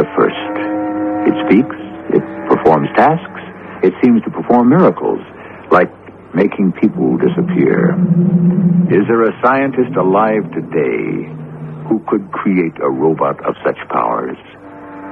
Or are these powers manifest beyond anything we can imagine? I'm not going to pretend I know the answers. All I knew was Ramsey West, professor of Egyptology at Imhotep College, had gotten himself much deeper into ancient death rites than he should have. And as his best friend, I would do anything to help him and protect him. Hiya, Ramsey. How are you, old boy? Who is it? It's me, Frank. Say, you really made this into quite a museum, didn't you? What are you doing sitting on that... Where did you get that chair? A lot of nice designs you painted on that. Made it look like a throne. You may advance. Oh, hey, Ramsey. It's me, Frank. Kneel, slave. What, are you kidding? You have been ordered to kneel. Oh, hiya, Pharaoh. I didn't see you standing there. Kneel, slave. Sure. Okay, I was going to kneel anyway. What is your message, slave? I just stopped by to see how you were, Ramsey. I see you got the Pharaoh still. So I guess nobody came around for him. Yeah, say, can I get up off my knees? Rise. Oh, Ramsey. Ramsey, snap out of it, pal. What's with you? What's the matter? Ramsey, come on. Get up off that chair, will you? What? Frank? The least you could do is offer me a drink. Frank, is that you? Ramsey, you got to snap out of this. Now, give me your hand. I'm not going to hurt you. Attaboy. Now, slowly, I'm going to pull you off that throne. Here we go. Come on. Come on. Stop. Father, stop him. Darn it. I must have tripped. How dumb can you be? I can't get up. What's the matter with me? Bring me my crook and my flail. Ramsey, somebody stop playing games with me. Let me up off the floor. Ramsey? Are you all right? Ramsey? Frank, are you hurt? I don't think so. I just can't get up. Gloria, go, run, get out of here if you value your life. The next 5 hours in Ramsey West's living room were about the most terrifying I'd ever known. It made me realize that, indeed, all those forgotten dynasties of ancient Egypt, all their beliefs that the dead and their families and friends would continue life after death, were no mere superstitions. But why Ramsey West should be caught in this web, I did not know then. At about 2 a.m, I had talked myself hoarse. Ramsey fell asleep in his chair, and even the Pharaoh's eyes seemed to close. I crept out. Frank, is that you? I didn't expect to find you still up. Been sitting here in the kitchen all this time. Oh, Frank, what am I going to do? Let's begin with a cup of coffee. I've got the water on. You want strong, regular, or weak? How many spoonfuls? Strong, please. I just couldn't connect with Ramsey. I talked, but most of the time he just didn't hear me. He's in some spell of some kind. I don't even want to know what it is. But how can we get him out of it? What's that? It's just the tea kettle. Cooped up in that mausoleum sure made me jumpy. I don't know if I should tell you this. I guess I have to. Somehow, that Pharaoh, somehow it talks. It really does. Oh, Frank. Not you, too. I am perfectly sane, Gloria. It doesn't always say things that make sense to me. Right after you got yourself out of there, I was lying on the floor, remember? Ramsey said, "Father, let him live." But let who live? Me. Now, there are 2 ways we can go. I can pick up the phone and call the hospital and tell them to send over the men in the little white coats. No, I couldn't do that, Frank. So let's try the other way first. Once during the evening, I heard Ramsey call the statue Father. Maybe that's the key. Get rid of that statue, and we're okay. Now, have you got a hammer or a hatchet or something heavy like that? I think so. Don't know if we have a hatchet. Ramsey keeps all our tools in this drawer. A screwdriver and an egg beater. Oh, how's this? That's a pretty good-sized hammer. Thanks. This ought to do the trick. Plaster is plaster, and if you hit it right, it ought to shatter like glass. Gloria, I may make an awful mess of your living room, but it's the only way. What are you going to do? You know, he's sitting in the dark now. May even be asleep. Well, I'm going to walk into that living room, turn off all the lights, go over to that plaster Pharaoh, and I'm going to break it up into little pieces. Frank, it's not a copy. It's the real thing, an original. Gloria, no matter how valuable it is, believe me, it's not worth having above ground. Well, couldn't we call a museum and have them take it away? It must be destroyed. Look at the damage it's already done to this house. To Ramsey, to you, to me. You want to put this... There's only one word I have for that statue, this evil thing, into a museum where it might affect thousands of people who come to look at it? I never thought of it that way. I'm going in now. You stay here. No, I can't. I have to be with Ramsey. He may need me. Okay. Yes, this hammer's a good weight. Let's go before we lose our nerve.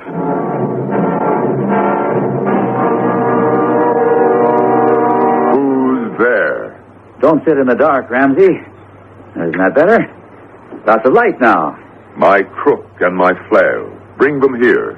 I'm here, Ramsey. So is Gloria. I don't know who you think will bring you a crook and flail, but I have my symbol of power, a hammer. I'm sorry, Ramsey, but we have to do it. There is evil intent in the air. You bet there is. Ramsey, stay there. Just stay out of my way. Don't strike the statue. I must. Frank, what happened? Why did you drop the hammer? What? The hammer. What was I doing with the hammer? The Pharaoh. Yes. So? You were going to smash it. I don't see anything that needs fixing. I can't remember now why I brought it in here.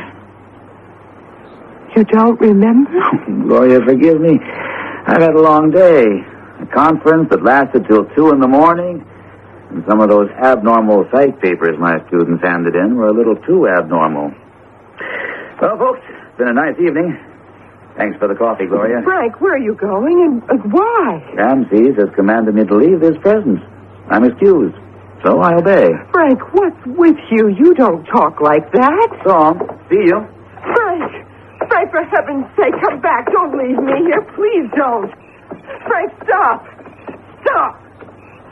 Frank, what happened? Oh, hi, Gloria. What are you doing out here? Frank, don't you remember?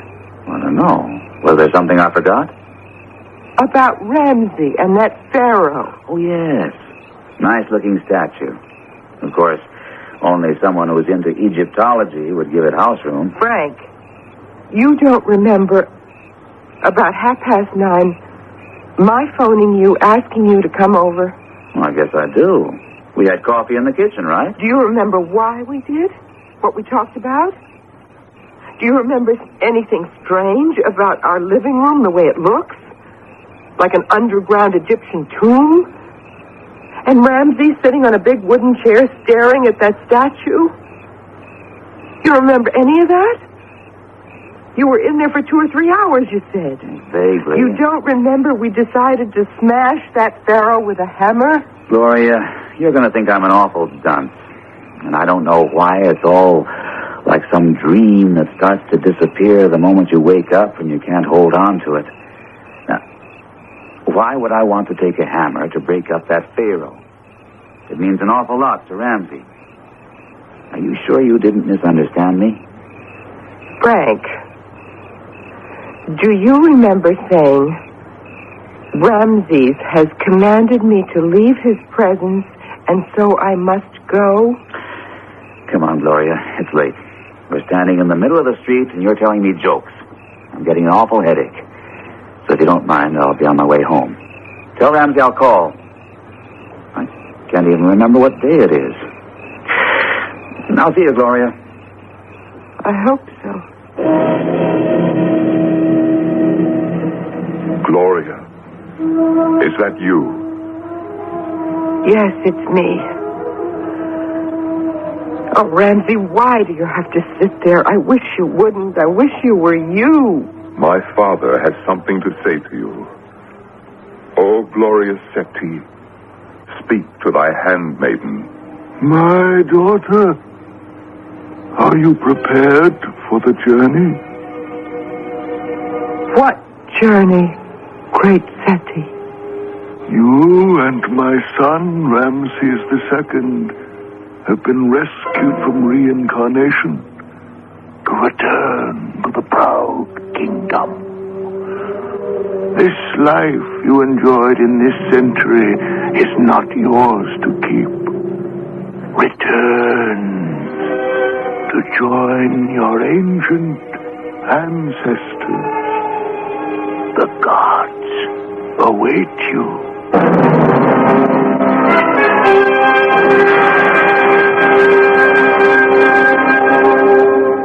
Didn't I tell you, darling, this was a perfectly lovely house?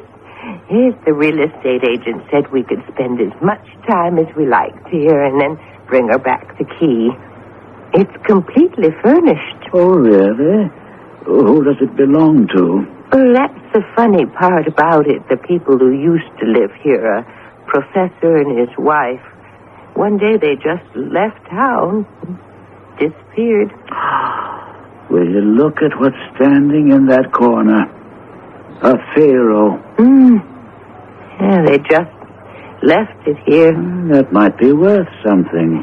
The most curious coincidence is that he was the professor of Egyptology at the college, the job you're going to be taking.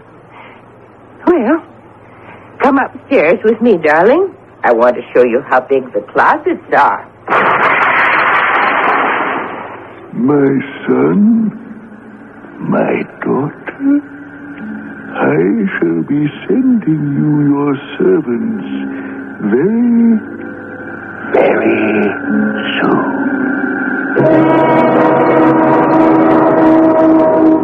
I've been looking through old textbooks on ancient Egypt to try to make sense of what happened. Of course, I was struck with the similarity of names, Ramsey and Ramses II. Then I read all that about reincarnation, and I wondered, had they found themselves in the wrong century and had to go back? Your guess is as good as mine. Which reminds me to tell you what is inscribed over the tomb of Ramses' father at Abydos on the Nile. Death does not end all things.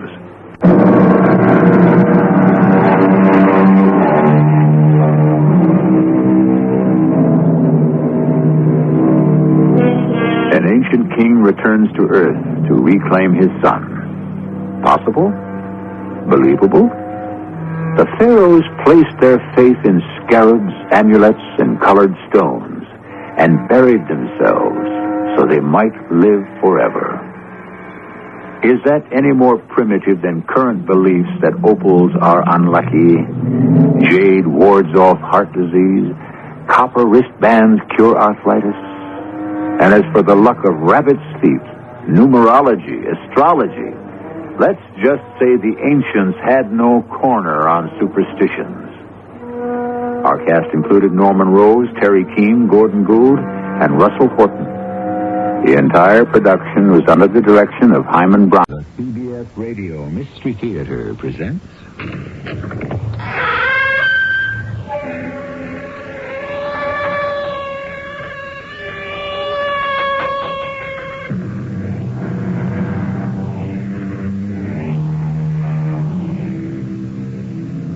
Come in.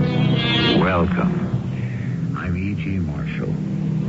Has it occurred to you that if anyone lives long enough with someone else, eventually both personalities begin to merge? A man begins to look like his dog. A cat takes on the traits of his mistress. A man and wife find out unexpectedly how much the thinking of each has affected the other.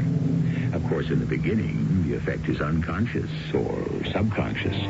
The partner affected may not realize what is happening, if indeed anything is happening at all.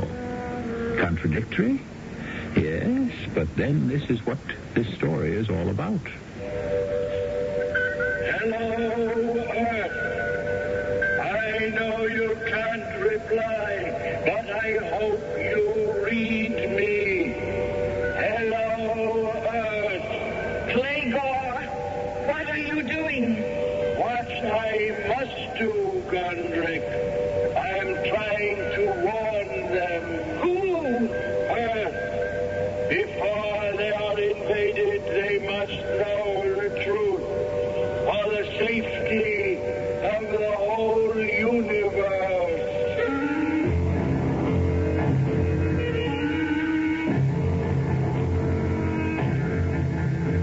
Our mystery drama, Look Who's Coming, was written especially for the Mystery Theater by Ian Martin and stars Terry Keane and Joe Silver. It is sponsored in part by Contact, the 12-hour cold capsule. I'll be back shortly with Act One.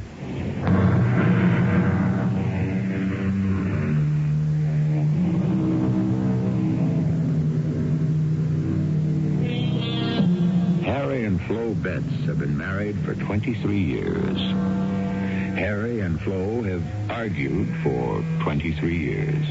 Oh, mostly the normal bickering that may go on between any married couple, but the most regular argument is about their taste in TV shows. Flo is addicted to the soap opera. Harry is a certified sucker for science fiction. Both of them would scorn the idea that either could influence the other in their preferences. And yet... Is that you, Harry? Mm-hmm. Oh, what kept you up so long? Well, I had to see the end of the show, didn't I? Hey, you should have stayed. Oh, I couldn't. That science fiction stuff makes me nervous. Yeah? How come? You know. It would be so scary if it was true. But it isn't. It's just entertainment. Boy, the end of it was a real thrill. When that super spacecraft came down out of the sky with all the special effects, and then those people came out. What people? The planet people. You know, the ones from a different dimension. It was really mind-blowing. They didn't mean any harm? No. They always come in peace. Well, they scare me. I mean, the whole space thing scares me silly. All those funny people with their machines, and we're helpless to do anything about it.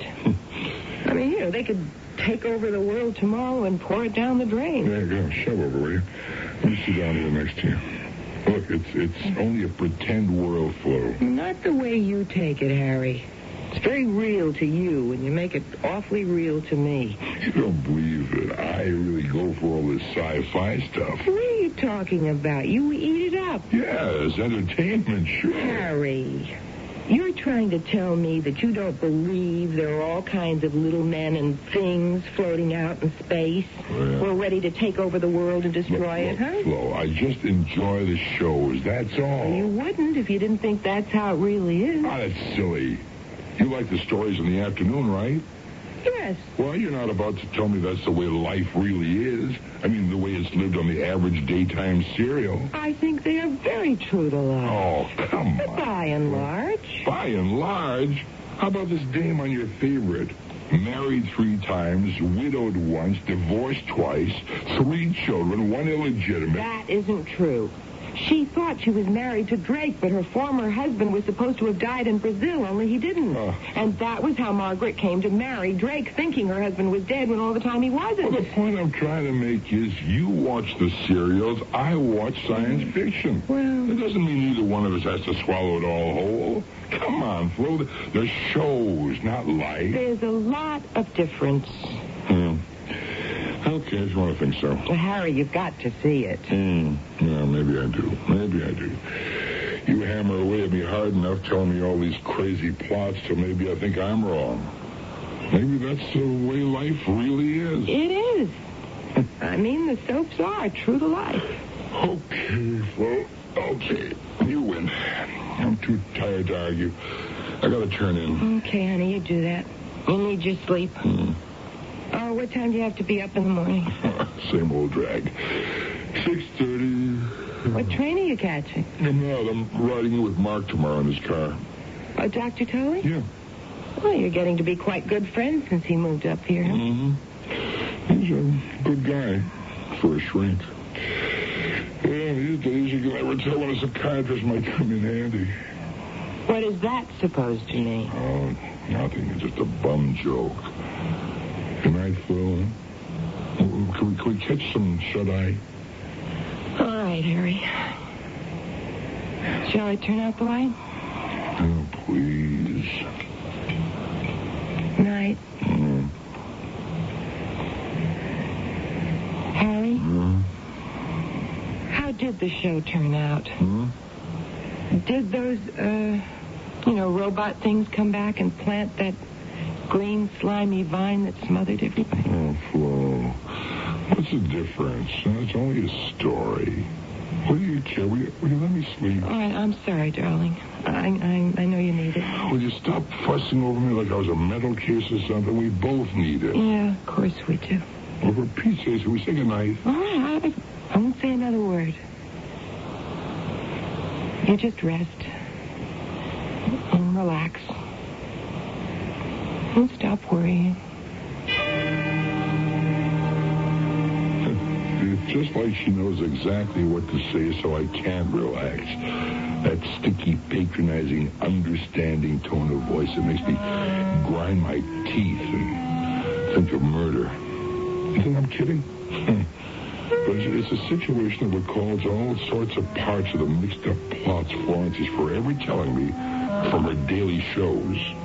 I mean, I'm 45 years old and entering what everyone wants to tell me is the dangerous age, you know. You know, in all the soaps, the men start chasing young women, the marriages break up. Or if there's some way they can't, well, then the guy starts thinking of how else he can get rid of his wife. And that's when they get on to the murder trials in the story.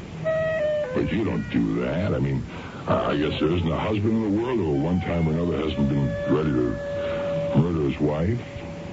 In his mind. What the heck? You don't do it for real, do you?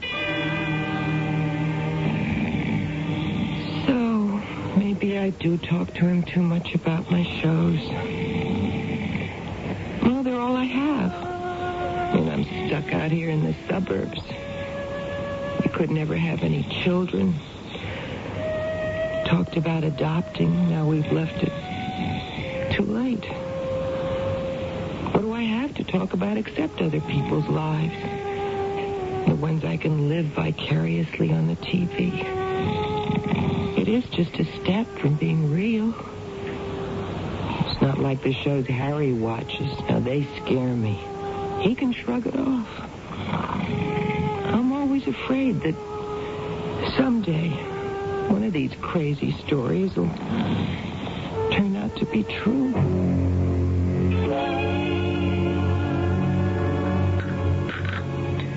More coffee, Harry? No. No, thanks, Flo. I gotta get moving. Will you be home on the regular train? No, I guess not. We're doing the Heminger Trust books today. I expect to be tied up till pretty late. Why? Well, you're not driving to the station, so I thought you might want me to pick you up on the way home. Oh.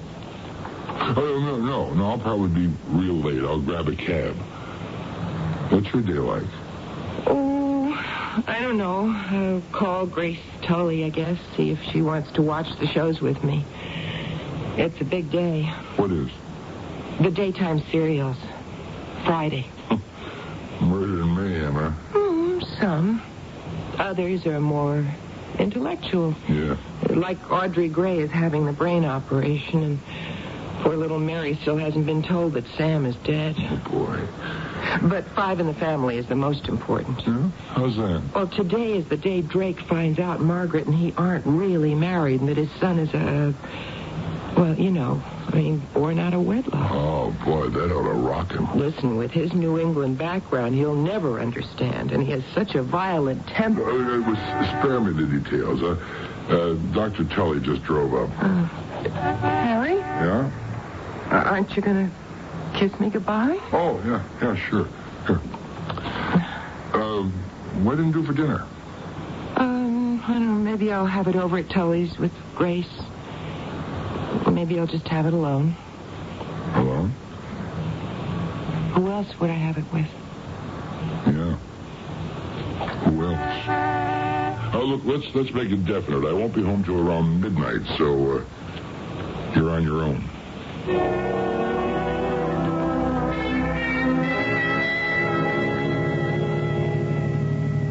Mark, let me ask you a question. Why not?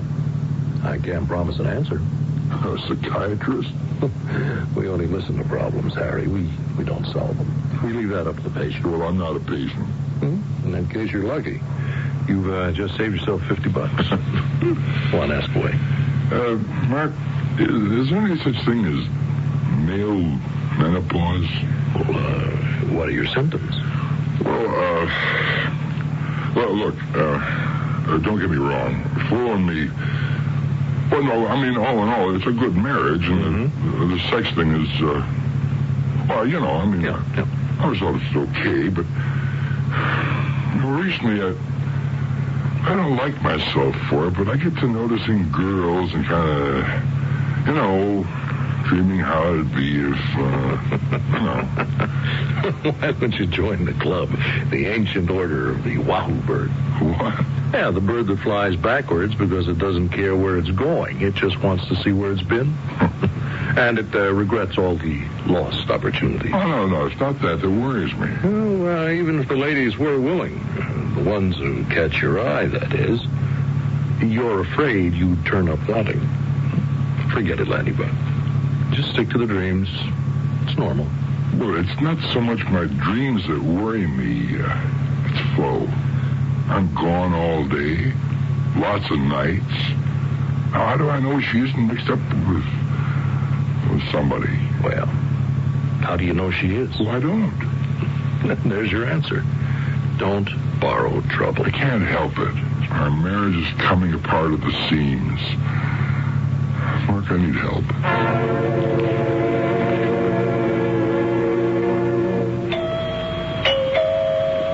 Coming.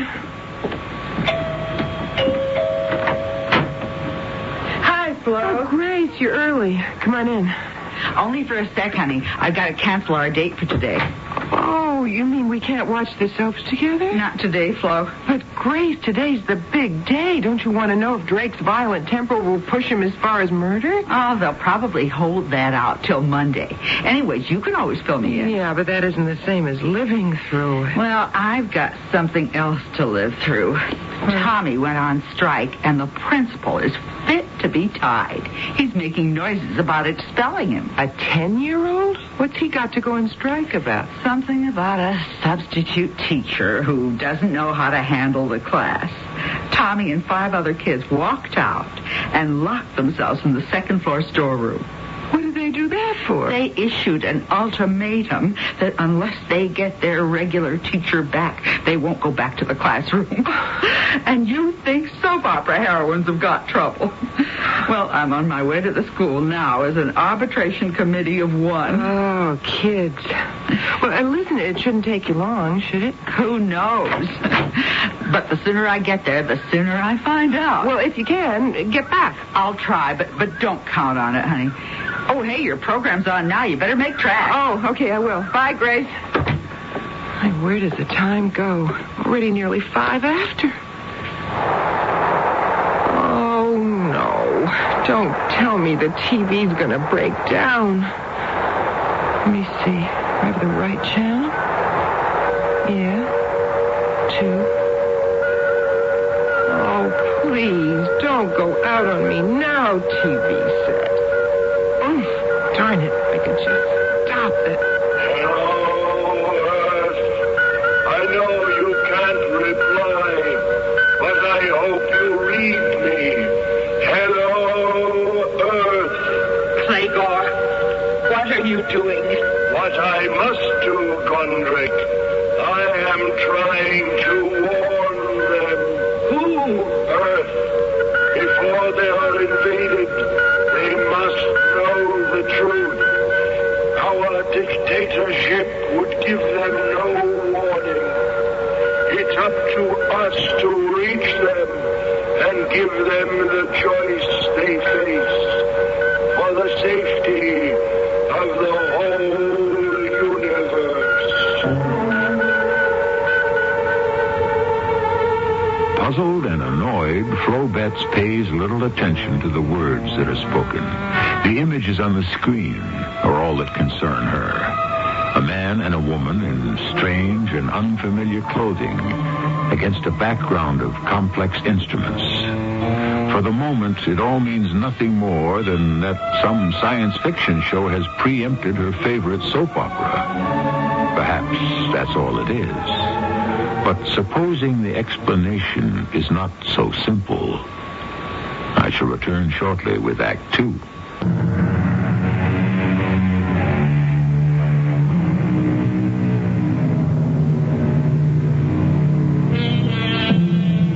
We left Flo Betts tuned in to her favorite soap opera, staring at two unfamiliar figures. Not human, but humanoid. One a female by the sound of her voice, the other a male.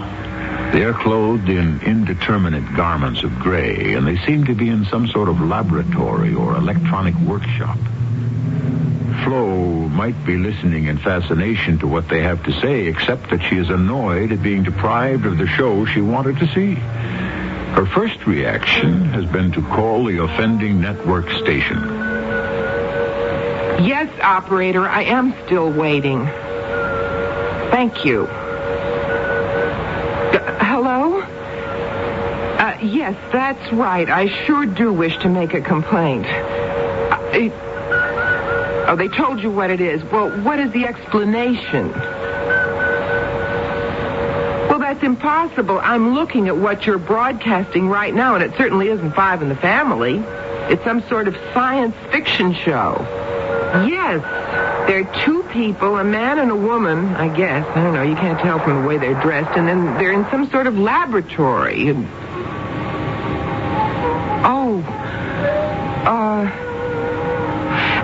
Excuse me. I guess I have to apologize. The regular program is on now. I'm sorry. It must have been some sort of accident. Maybe. It had to be. It must have been cross channels or something. Do me a favor.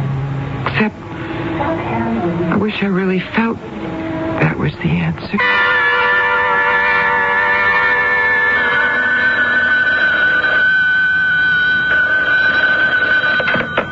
Hello? Grace, it's Flo. Oh, hi, Flo. You just caught me coming in. Yeah, everything all right at school? All is tranquil. Big peace pipe has been smoked. Tommy's not going to be expelled. No, the axe has been lifted. He's on sort of probation for the moment. Everything's hunky-dory now. Till the next crisis. Well, I'm so glad. Hey, why didn't you come back here? Oh, it was kind of late, hon. I figured I'd blown most of the shows. Yeah, well, I just wish you had, because, I want to talk to you about one of them. Talk to me now. I'm free and easy. Not over the phone, Grace. So, call your spot. My place or your place. Would you mind coming here?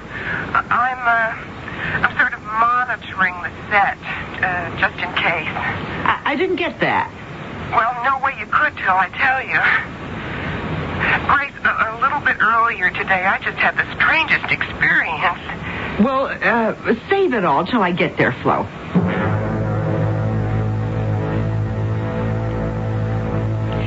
You're sure you saw these gray people or whatever they were? Of course. And the station didn't know about broadcasting any other program? No.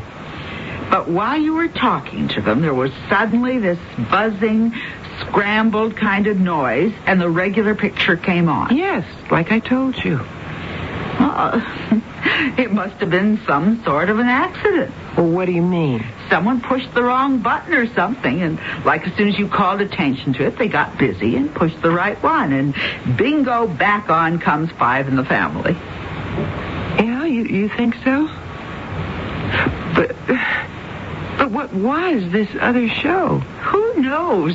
Ask Harry. He's the big science fiction bug. Maybe he knows. No, I don't want to ask Harry. Why not?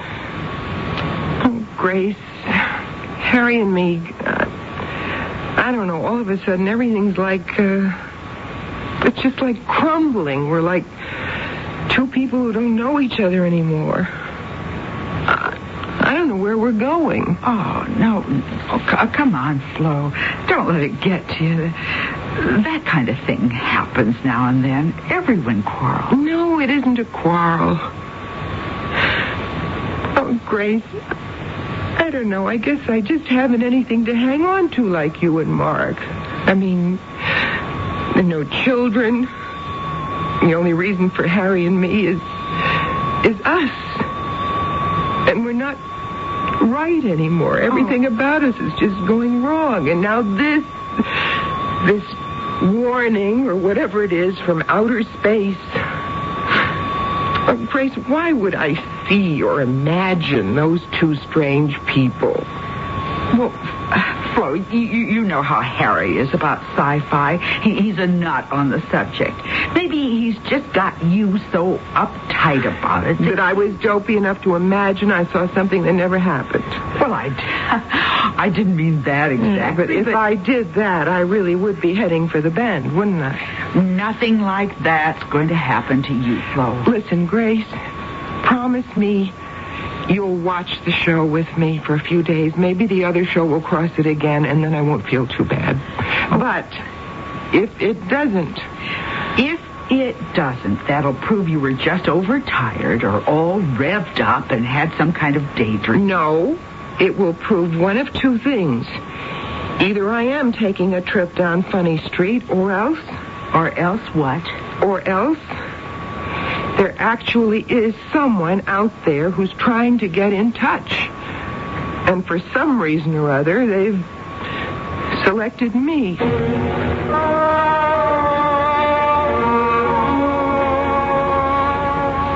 Mark, what could I have said to her? Just what you did, Grace. Only it puts me in an awkward position. Why? Well, because Harry is going to start some sessions with me. You see, he feels he needs some adjustments. The same kind of thing as Flo? No, nothing like that. Just the run-of-the-mill anxieties at his age. Well, is that what's the matter with Florence? Well, I don't know that without clinical observation. But this hallucination of seeing space people, hearing... Well, who knows? A technical accident, probably. And if not an aberration, a sort of a waking dream to placate Harry's special interest, to cover up some sort of inferiority. Oh, look, I'm not going to get caught up in hangnail psychology. Now, let's see if her delusions persist. Now, stick with your friend for a week or so, Grace, and, see how it develops. Okay. I'm sure it's a storm in a teacup, and Flo's first encounter with the world beyond will be her last.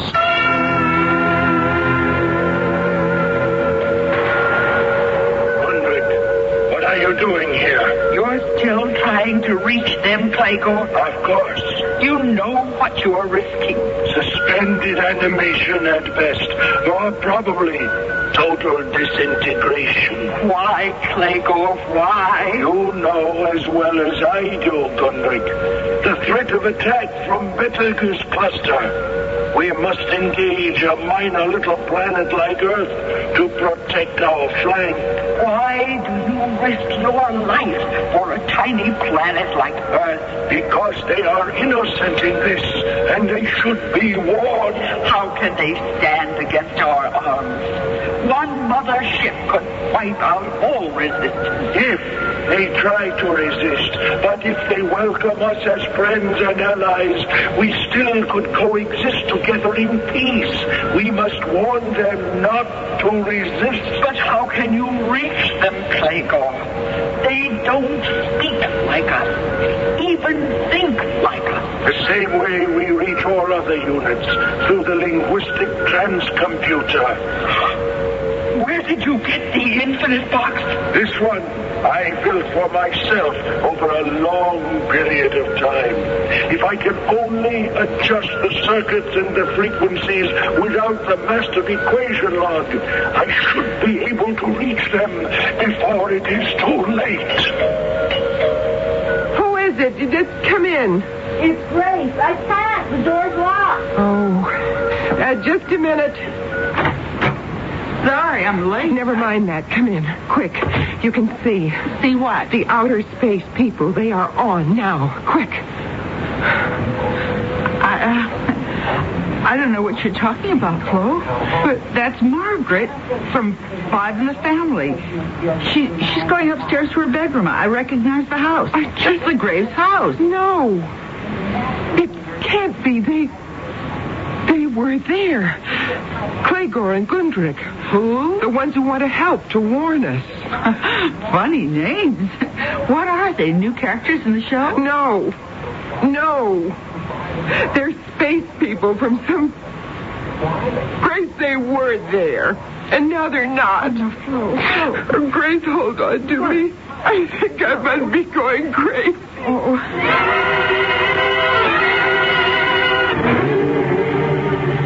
Come in, Harry. Come in. Come on. I've been waiting for you. Why, am I late, Mark? No, you're right on the dot. Listen, I called you down at the office, but you'd already left. Sit down, would you? Well, don't I get the full treatment? No couch? Well, I'm afraid it isn't you who's going to be my patient, Harry. What do you mean? I don't want to alarm you, but has your wife ever spoken to you about hallucinating? Hallucinate? About what? About anything. Has she ever mentioned having delusions? No. Why? Oh. Well, I just had a call from my wife. She's with Florence now. Oh, Flo's all right, Harry. She's all right. Now, Grace persuaded her to take a couple of tranquilizers at my suggestion. What's the matter with Flo? She says she saw, or thought she saw, some people from another planet on the TV screen. Flo? Watching a sci-fi show? That's a new one. She's always been scared to death of them. Well, apparently they interrupted one of the regular daytime serials she watches, and, well, it isn't the first time it's happened. Wait, look, Mark, I don't get all this.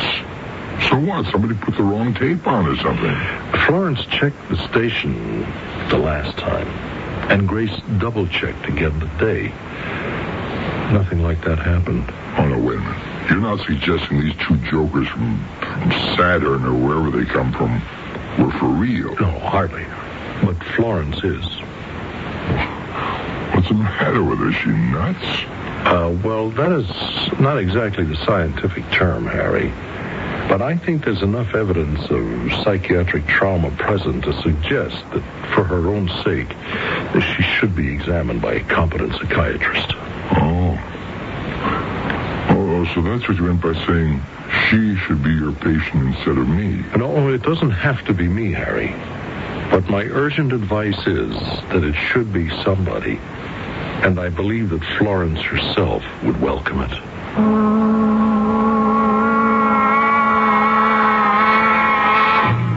There you have it.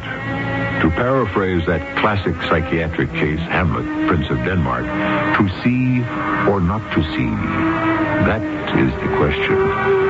Obviously, Florence Betts sincerely thinks she sees two people who can only be imaginary.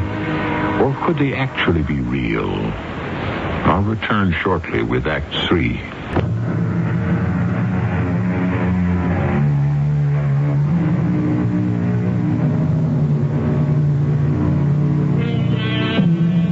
There is probably nothing in the range of human behavior or beliefs that could shock or surprise a psychiatrist. Yet, for once in his life, as he examines Florence Betts, Dr. Mark Tully finds himself half believing her nonsensical story of these two creatures from outer space. And since all the evidence of his trained mind has to reject the story and probe for the roots of her delusion, he finds himself involved against his will in trying to talk her out of it, rather than permitting her to argue it out for herself. You realize that these two people must be fantasies, Florence. I realize no such thing, Dr. Tully. They are very real to me. Yes, but most fantasies are. These are not fantasies. All right, Florence, all right. Prove it to me. I can't, and you know I can't. Well, why do they appear to you alone? Why doesn't anybody else see them? I don't know. They appear to you on a medium that millions of people watch, Florence. Now, does it make any sense that you are the only one that they reveal themselves to? Well, of course it doesn't. Helen, can we face the fact together that they are some sort of delusion? No. Well, why not?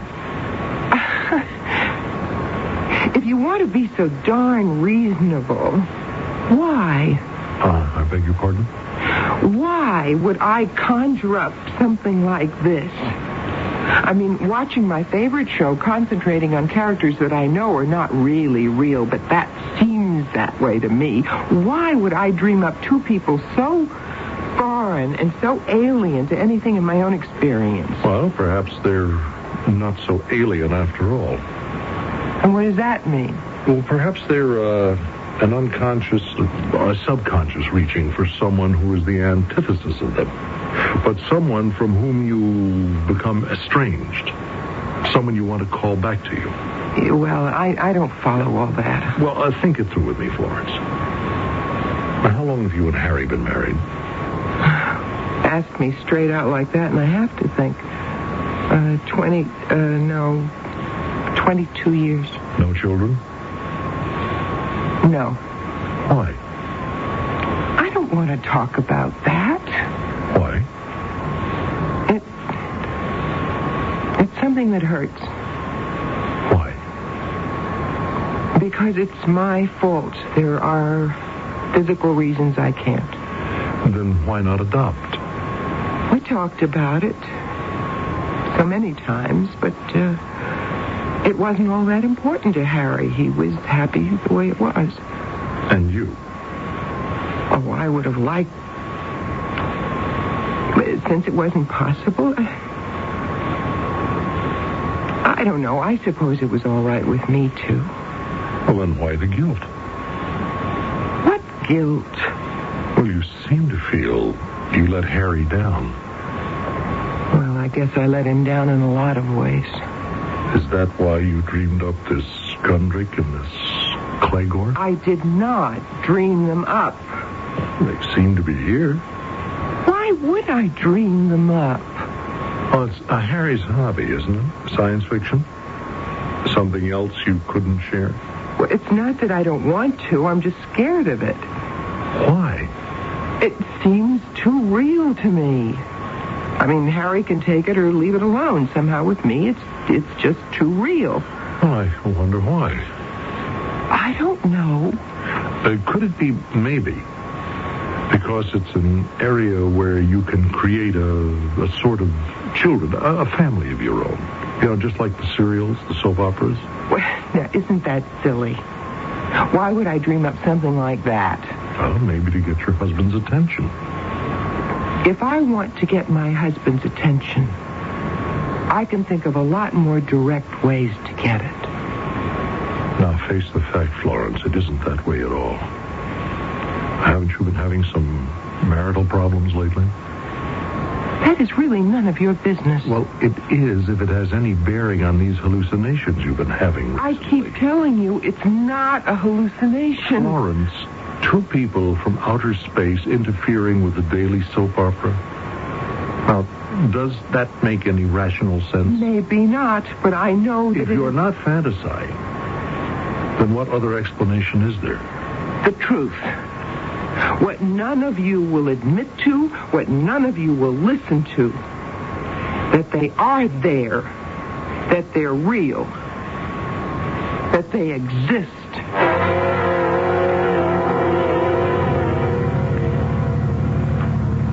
So I thought it would be a good idea for us to drive in together again today and talk the whole thing out. There's not much to talk about, is there? You think she should be put away, don't you? Did I ever suggest any such thing? No, of course not. Well, what then? Well, I think she needs some pretty extensive therapy. Huh? Who'll handle that? I will, of course. Grace will keep an eye on her like today, and with any luck, I think we can bring her around. Huh? With your personal help? Well, it's the least thing I can do for a friend. Maybe I'm glad I never got to be a patient of yours. Well, that would never have worked out. Besides, you see, you don't have any real problems. Oh? Oh, it's your wife that needs me. Oh, sure, Mark. Sure, you don't have to draw any pictures. I can do that myself.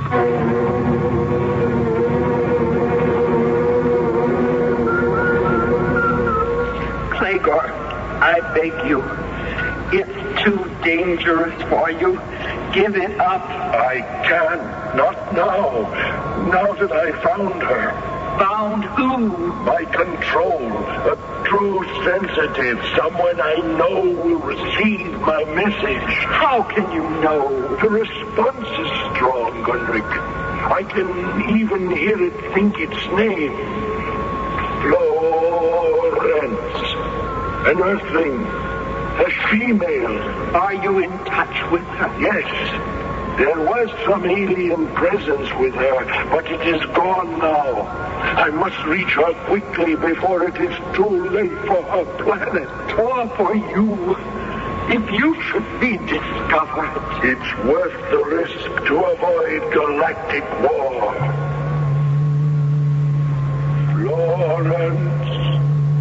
Florence, can you hear me? Yes, I hear you. I am Gregor from the planet Argus. I bring you an urgent message. One of our mother spaceships is about to violate your airspace. Do not treat it as an enemy, or you will start galactic Armageddon. Treat it as a friend, and we can make a contact to preserve the universe. Go to your leaders. Keep them from taking action against us as an enemy craft, and we can have peace. I can only hope you read me. For if you don't, the peace of all the universe I made us a nice cup of coffee to have while we're watching. Oh, you have the show on already. The ending of the first act, huh? What happened? I don't know. I didn't see Five in the family. You don't mean you thought you saw... Oh, now, wait a minute. Don't turn the set off, Grace. Flo, it isn't good for you to watch. You thought you saw those creatures again, didn't you? I didn't think. I did see them, and you must have seen them, too, when you came in. All I saw was Drake storming out of the room, and then a big close-up of Margaret crying with the music. You didn't see. Didn't you hear? Hear what? The warning. What warning? From Clegor about the mothership. The mothership? The spacecraft that's coming to land here. From where? From somewhere out there. What's it coming here for? To negotiate. What? There was something about bases, defensive ones. The point is that we can't consider them as an enemy and fire on them, or else they'll wipe us out. When are they coming? I don't know, but soon. Very soon. Where are you going? I'm going to call somebody, anybody who might believe me. Who? I don't know. The FBI, the CIA, the president. They have got to know what I know. Did she actually call or try to call any of them, Grace? She got the White House, Mark, and a polite brush-off. The CIA, she had no way of reaching. She's calling the FBI now on the other phone. Well, is she rational? She seems to be, except on this one subject. I'm afraid she'd better be hospitalized. Stick with her, darling, until I make what arrangements I can with Harry. Well, gee, Mark, you couldn't have caught me at a worse time. What's the matter? Well, I was just leaving for Washington on an audit for the biggest client we have. I can't let him down. How long will you be gone, Harry? Well, tomorrow and maybe the following day. 3 days at the most. Well, all right. Look, don't worry. I'll handle things. Will you hospitalize her? Well, that might be a little difficult unless it's a real emergency. But Grace will be with her. We'll look after her. I'm going to thank you, Mark. Let's hope by the time I get back from Washington, I'll have my head screwed on again, and that Flo will, too.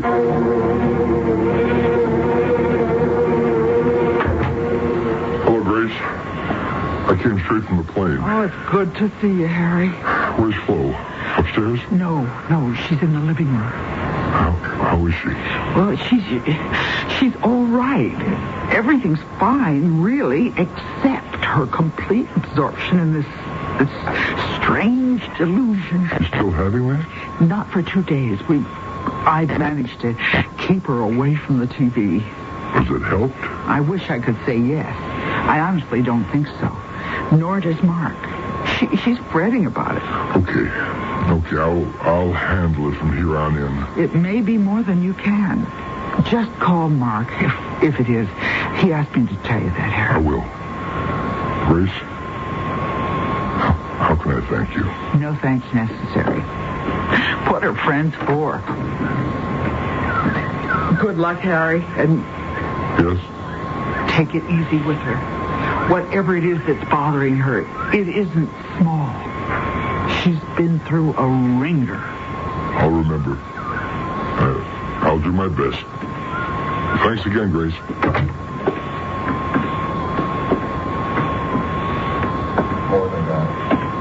Hello, Flo.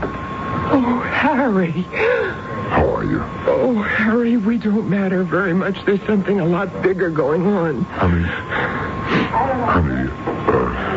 Mark and Grace have told me about... About my hallucinations. Yes, I know. No one believes in them, not even you. But you see, they are not hallucinations. Oh, Harry, if only I could convince someone that... Maybe now I can. There it is. It's coming at last. What? Can't you see it on the screen? The mothership from outer space. Can't you see it? Sure, I can see it. Just another program, Flo. Yeah, it's a darn good effect. It always looks real. Harry, don't you understand? It's what I've been begging you to understand. This isn't any fantasy. It's here. What's here? Tomorrow. The new world. If you don't believe what you see on the screen, you go look out the window. All right, Flo. I'm going to call your bluff. Yes, why don't you do that? Hey, there is something in the sky. It's heading right down on us. And the terror is, where do we go from here? What do you mean? Do we allow them to land in peace? Or do we treat them as another enemy? If we fire on them, they can destroy us. If we don't, how do we know they can't anyway? It's true. What you've been seeing is true. Harry, hold me. Hold on. Flo, where do we go from here? I don't know. I don't know the answer to that.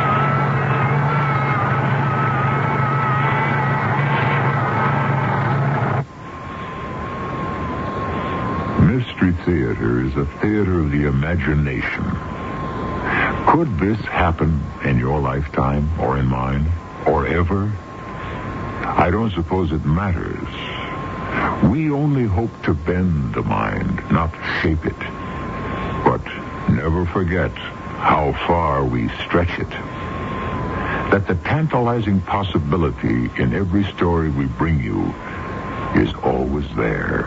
It may not have occurred yet, but the possibility never fails to exist. That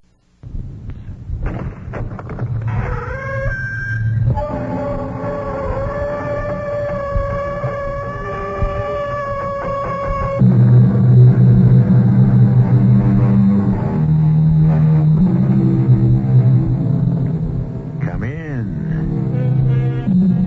Welcome. I'm E.G. Marshall, major domo of this halfway house. Halfway between reality and illusion. Is this all there is? This insignificant speck of dust that winds its weary way round and round a tiny reddish-yellow sun in a remote backwater of some obscure galaxy in an endless universe? Are we the only sign of sentient life? Is everything else out there, to the infinite frontiers of space and time, lifeless, bloodless, mindless?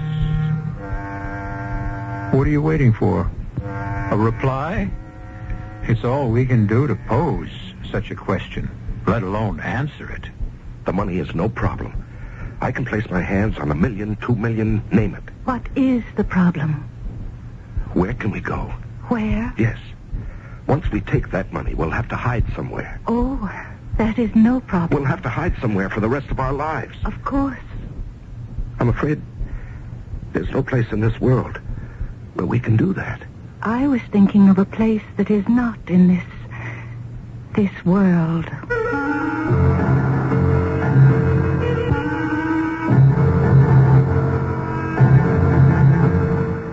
Our mystery drama, The 11th Hour, was written especially for the Mystery Theater by Sam Dan and stars Larry Haynes and Carol Teitel. It is sponsored in part by Buick Motor Division and Anheuser-Busch Incorporated, Brewers of Budweiser. I'll be back shortly with Act One.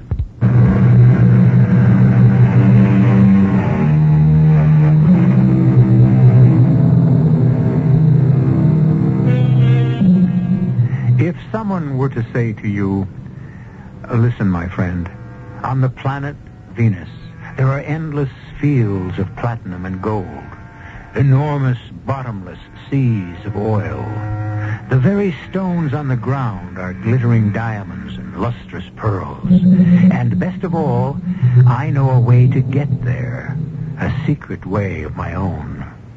I'll need some cash for expenses, of course, but believe me, you will never make a sounder, a more substantial, a more solid investment in your life, even if you have to mortgage your house to raise the money. If someone were to say all this to you, what would you answer? Well, before you say anything at all, remember, in effect, that's what Columbus said to Queen Isabella. Or at any rate, that's what she thought he said. Let us follow Mr. J. Raymond Trask, who is en route to his office. He hails a cab. Where to, Mac? The Trask building. Hey, you must be old J. Raymond Trask himself, huh? Yeah, I recognize you from the papers. Tell me, what's good in the market today? I never give tips. Why not? Because you might lose your money. Oh, how could I lose if you give me the tip? I've been wrong. No, I'm willing to take the chance. I'm not. Suppose you became wealthy, fabulously wealthy. You'd hate me even more. Why? You'd worry about money. You'd let money dominate your life. You'd lose your good humor, your good nature. No, you better not chance it. You know something? I hate you now. May I see your newspaper, please? Oh, you want to get the day started with a laugh? Huh? Read the personals column. I can't afford to waste my time with... Yeah, I guess you can't. You only read something where you can make a buck, huh? Don't you ever do anything just for a laugh? May I glance at your paper? Yeah, just read the top item in the column and then give me your opinion of it. You know, as a man of the world. My heart, my mind, my soul, my spirit... all reach out to someone. Reach out to make contact with someone. Someone I need, and that someone needs me. If you are that someone, write to me. Please write to me. At box number 898. But now what do you think of that, huh? Oh, such nonsense appears in the papers these days. You going to answer it? My good man, I shall add $1 to your tip if you'll permit me to glance at the financial pages in silence. Well, don't you need someone? Why don't you answer it? Oh, I don't need nobody. I already got somebody. But don't you need somebody? I'll make that $5. You got a deal, and I'll throw in the newspaper.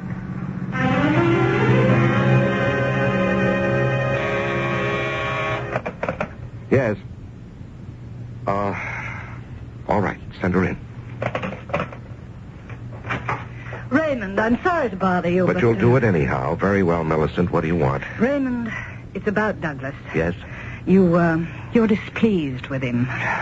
What are you doing, Millicent? Coming here to fight his battles? You know how carefully he's been brought up. I know how badly he's been brought up. All right. Millicent, I bent my most inflexible rules. I hired a man, in this case a boy, on the basis of a family connection. Ray, this is how things are done. Not by me. He's your sister's boy, but he hasn't got brains enough to peel an orange. You have to give him a chance. I gave him a chance. It almost cost me $1 million. He stupidly neglected to check on a simple... Please, just don't fire him. No, I won't. Thank you, Raymond. But he'll work here at his level of competence. And at this point, I can't see anything higher for him than in the mailroom. Oh, no. And even that may be too advanced. You can't be serious. Why not? Your nephew, my sister's son, in the mailroom. I started in the mailroom. Oh, Raymond. Why does he have to have any responsibility? I don't follow that. Be reasonable. Look, you have more money than we can ever spend. We have no children. And so, like it or not, Douglas will be very wealthy one day. What are you trying to tell me, Millicent? He has no incentive to work. He told me so himself. Why knock my brains out, Aunt Millicent? Just to get rich? I'll be rich anyhow. Well, that's quite an attitude. Well, like it or not, it's what exists. This is the most ridiculous thing. Raymond, you can't change people. You know that. And so settle for second best. Find a tolerable or at least a non-abrasive way to live with him. That's how you and I live, isn't it? Tell him to show up at his desk tomorrow. He can't show up tomorrow. You see, he was so upset that he went away for the weekend. He went skiing. Well, tell him to show up when it's convenient. Geologists' reports show absolutely no traces of precious metals in the area. Yes, Mr. Trask? And under the circumstances, my heart, my mind, my soul, my spirit, all reach out to someone. Would you read that back, Miss Moyer? Geologists' reports show absolutely no traces of precious metals in the area, and under the circumstances, my heart, my mind, my soul, my spirit all reach out to someone. Miss Mulcair, what are you saying? You asked me to read it back. What is this gibberish about my mind, my heart, my soul, my spirit all reach out to someone? But that's exactly what you dictated. When? Just now. Now, why would I make a ridiculous statement like that in the middle of a letter to the chairman of the board? Oh, I'm sorry, sir. Now, let us continue, Miss Mulcair, please. I cannot see how we can possibly justify committing a substantial investment to, reach out, to make contact with someone. Mr. Trask, sir. Yes, what is it? You're doing it again. What? Well, you just said, I cannot see how we can possibly justify committing a substantial investment.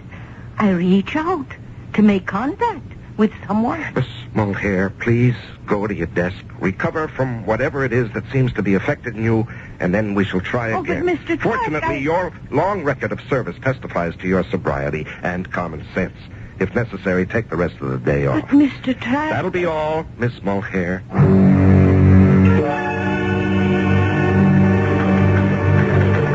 Kitty Mulcair.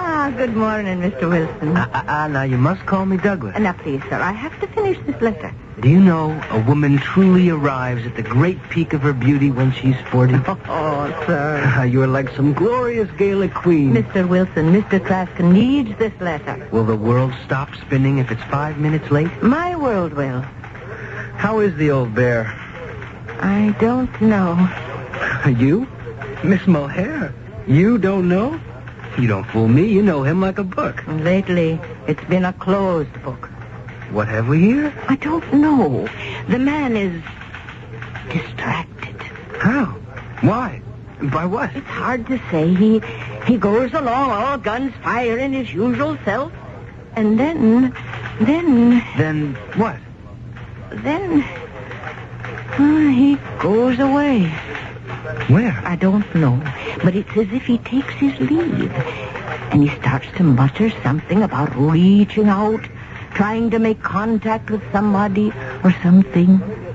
What is all this? I don't know, Mr. Wilson. But I'm afraid. Of what? Once again, I don't know. But I've never seen Mr. Trask act peculiar in his life. Well, I do know he's mad at me. Oh, yes, sir, that he is. Well, I'll do what I can. In what way, sir? Oh, poor guy. He's been cooking so hard it finally got to him. I won't irritate him anymore. How can you not irritate him? I guess I'll just have to turn over a new leaf. Let me go in and talk to the old boy. Good morning, sir. Oh, it's you. Yes, sir. And I got the decks cleared, and I'm ready for action. Now, let's understand each other, Douglas. Your aunt and I had a serious discussion, and she's right. You're a jackass, but you were born lucky. So you'll always be assured of a plentiful supply of hay. I must say, Uncle Raymond, you're not much of a flatterer. That's because I'm pretty much of a realist. So, you've got your office, your secretary, your salary, and just keep out of the way. Uncle Ray, I've done some thinking. That's all, Douglas. I've decided to make a fresh start. My heart, my mind, my soul. See, I've learned something from you. My spirit. The secret of success, and I'm going to make it work for me. Reach out to someone. Reach out. Uncle Ray. Hello. What's the matter with you, Douglas? Why are you staring at me? Well, what were you saying about someone reaching out? Now, look, Douglas, I don't have time for you and your nonsense right now. I'm due at a meeting. Could I come along? What for? I want to learn the business. Douglas, we needn't play these charades. Now go to your office and quit bothering me.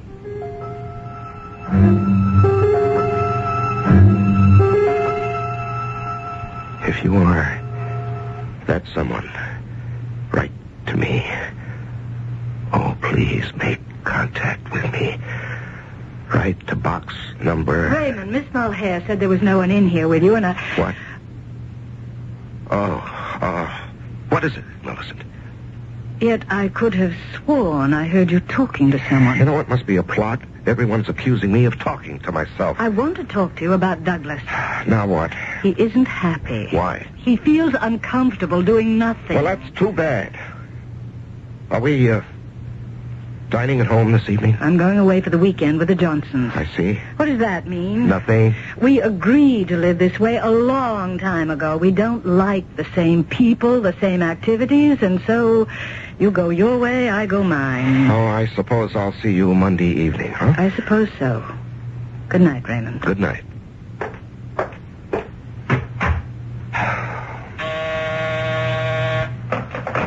Yes. Will you need me for anything else, Mr. Trask? Yes, I want you to drop a note to, box number 898. Yes, Mr. Trask? Never mind. I'll do that myself. You can go home now. Yes, Mr. Trask. Have a nice weekend.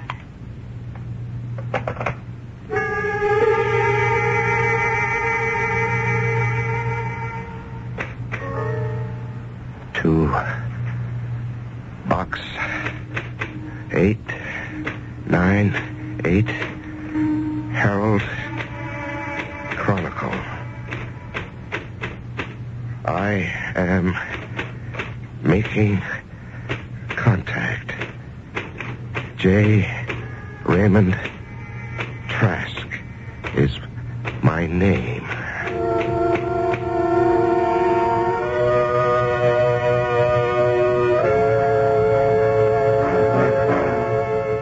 Well, the bigger they are, the harder they fall. J. Raymond Trask. What is he reaching out for anyhow? Is there a side of Raymond Trask that the world is unaware of? Somewhere, somehow, somebody is reaching out for someone. Be around when contact is made in Act 2.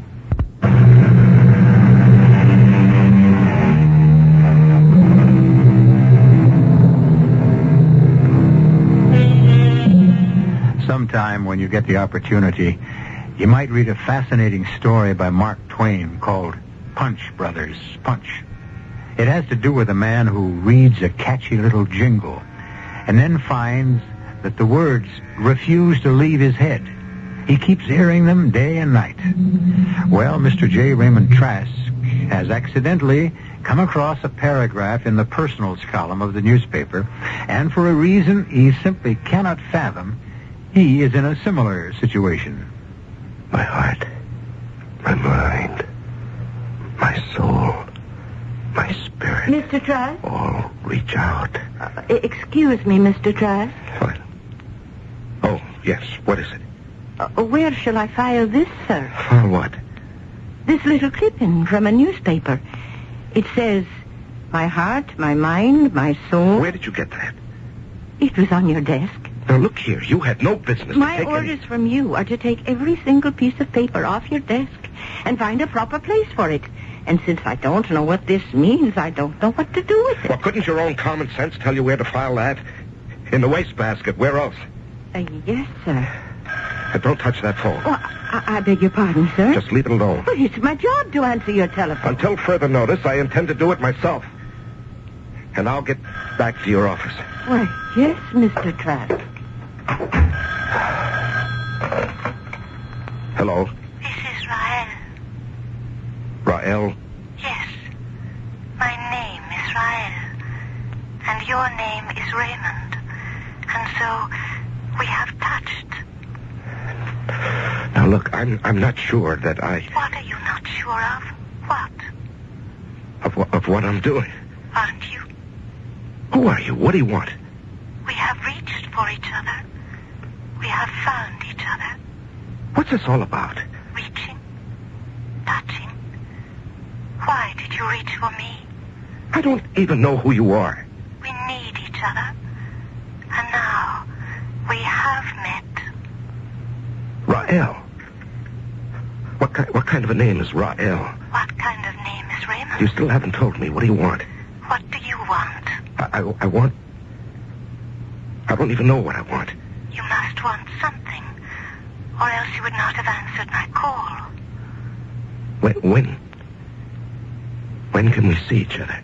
We have already seen each other. What do you mean? How could I possibly know what you look like? You know. You know what you want me to look like. And I know what I want you to look like. And we know what we must do for each other. I must be going crazy. Look, Rael, or whatever your name is, let's forget the whole thing, huh?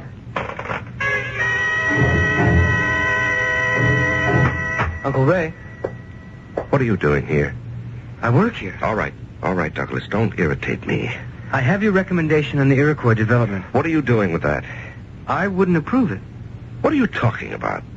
Well, this goes counter to every principle of prudent investment. Douglas, why don't you take the day off and play golf? How does this group propose to develop that property? It's a nice day. There are no roads, no utilities, and furthermore, they don't even have a clear title to the property. What do you say to that?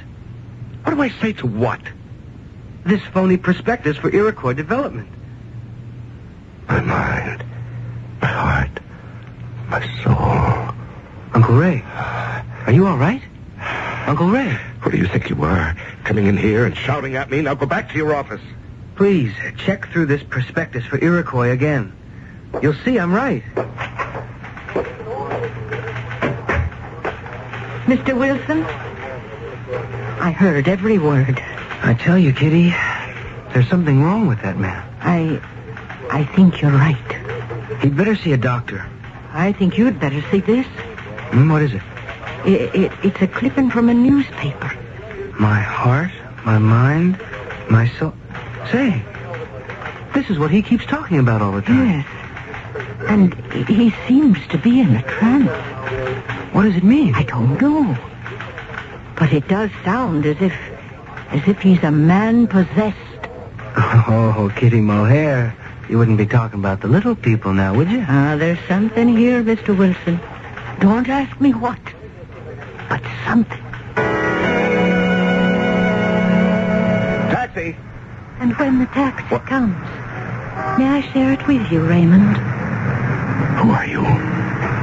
How do you know my name? You know who I am. Rael. Rael, what are you doing here? I am here because we need each other. No, we can't be seen here, not here, out on the street in public. No? No, I couldn't afford to be seen with a young, attractive woman. Why? Well, my wife. We need each other, Raymond. What is this thing? I read a paragraph in the paper, and I can't get it out of my head. You need me, Raymond. Come to see me. No, I can't. I shouldn't. Where? 22 Addison Road. Why? I don't think I can. Search your mind, your heart, Raymond. Do you have any choice?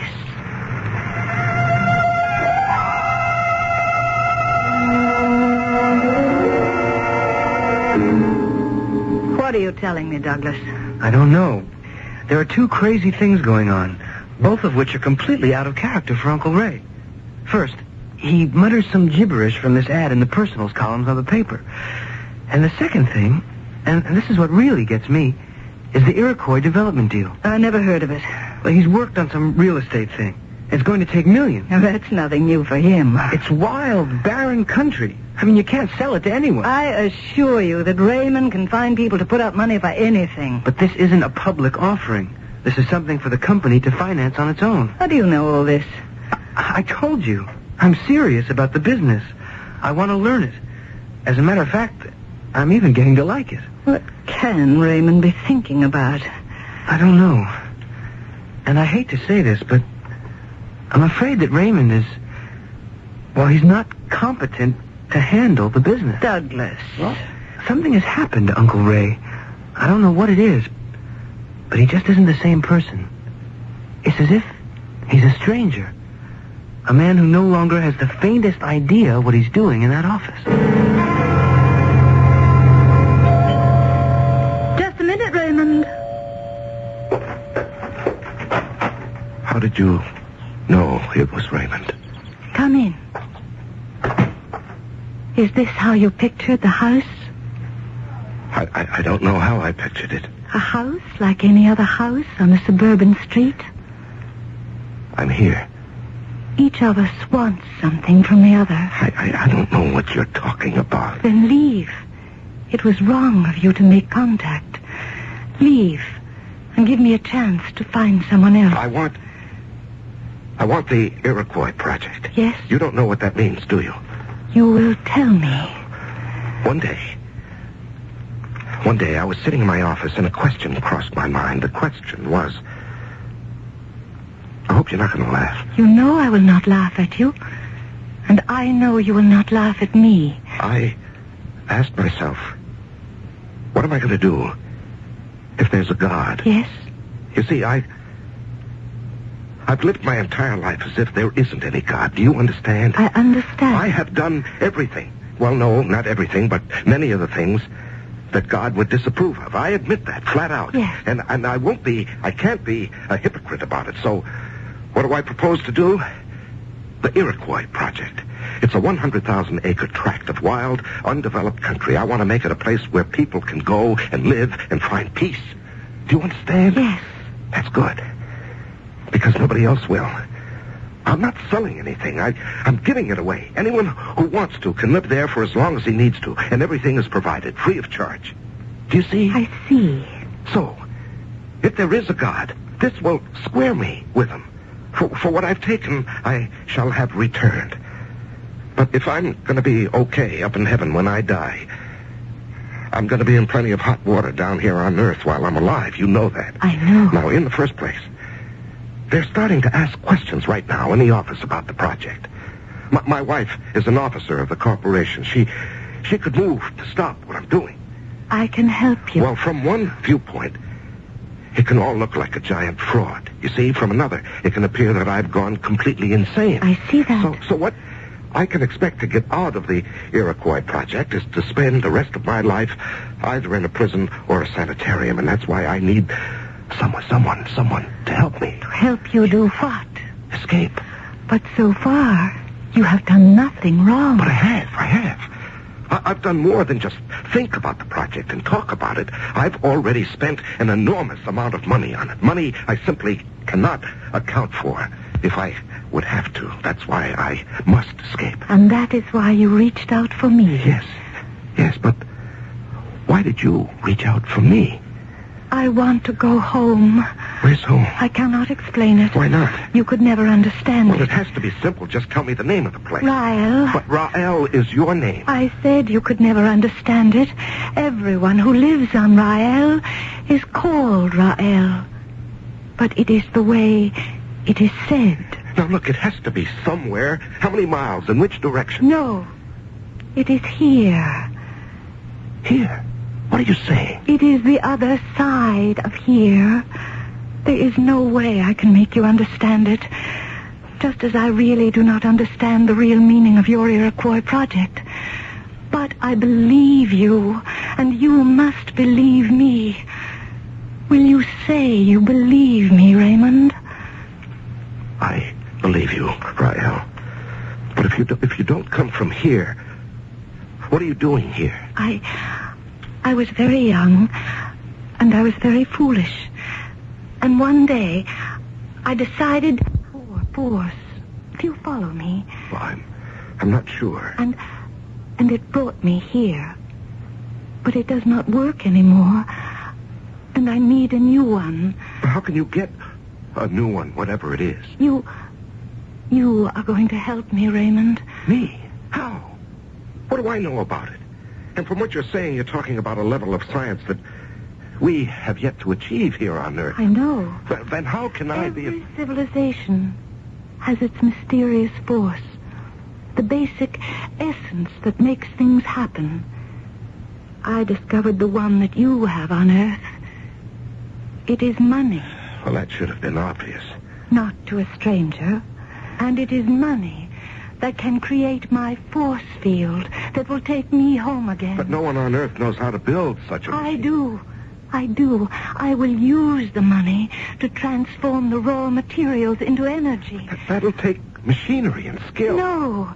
You see, you here, on what you call the Earth, use your money literally. The money transforms a tree into a house. But first you go through the motions of physical labor. I know how to transform the money into pure energy without wasting time or effort.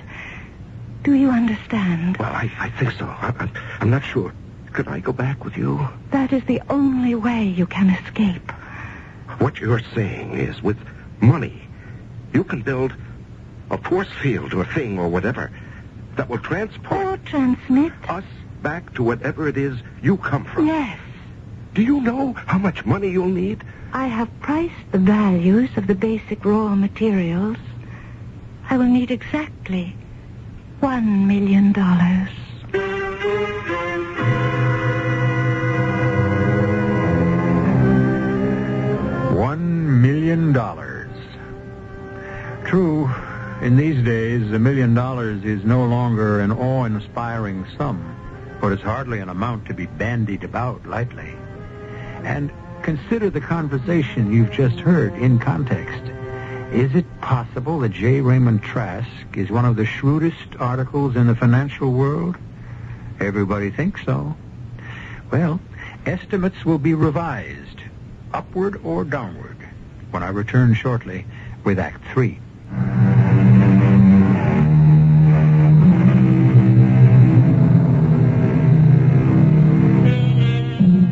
A man travels his merry and selfish way through life, taking what pleases him with hardly a thought for either the consequences or the next fellow.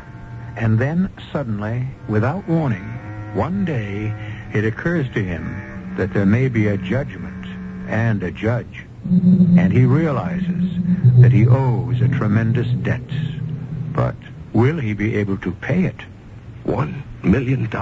I can convert $1 million into the energy required for us to escape. Well, it won't be easy for me to raise $1 million. I know. No, I'm afraid you don't. You'd have no way of understanding the complications. That is not what is difficult. Those are the mechanics. You can solve them. The conflict, the true difficulty, is now within yourself. You are beginning to doubt and to question. Well, I wouldn't exactly say that I have been through this before. What do you mean? Before you and I made contact, there were others Others? I reached out and touched others before I touched you. Do you mean you actually spoke like this? I have been here a long, long time. But in the end, they all failed me. That was because in their hearts, they really did not believe me. Do you believe me, Raymond? This is the crucial time, Raymond. Right now, this minute, Well, I can read your mind. You can? Yes. You are saying, what am I getting into? I read some notice in a newspaper, and here I am talking to a strange woman. And it has to be crazy. Isn't that what is going through your mind, Raymond? Maybe, but it has to be. It has to be. After all, this doesn't make sense. Isn't that why you are here? Because you are tired of making sense. That is, what passes for sense in this world. Aren't you looking for a different world? My world? Come with me, Raymond. Come with me. Yes. Yes, Ryle. Yes, I'll come with you.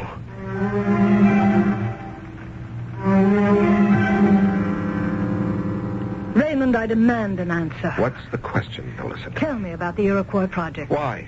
Because I am an officer of this corporation. You never manifested any interest in any of our past projects. I am interested in this one. Your being an officer doesn't give you any say in the operations of the company. That's true. I'm not accountable to anyone for the decisions I make. That is not true. Especially when I have reason to suspect either fraud or incompetence. And what makes you suspect either? The project is an expenditure of a vast sum of money with no clear way of realizing a profit. Well, naturally, it's a non-profit venture. So I must assume that you have some scheme for diverting the money into your own pocket, or that you have taken leave of your senses. And just what are you going to do about it? Go to court.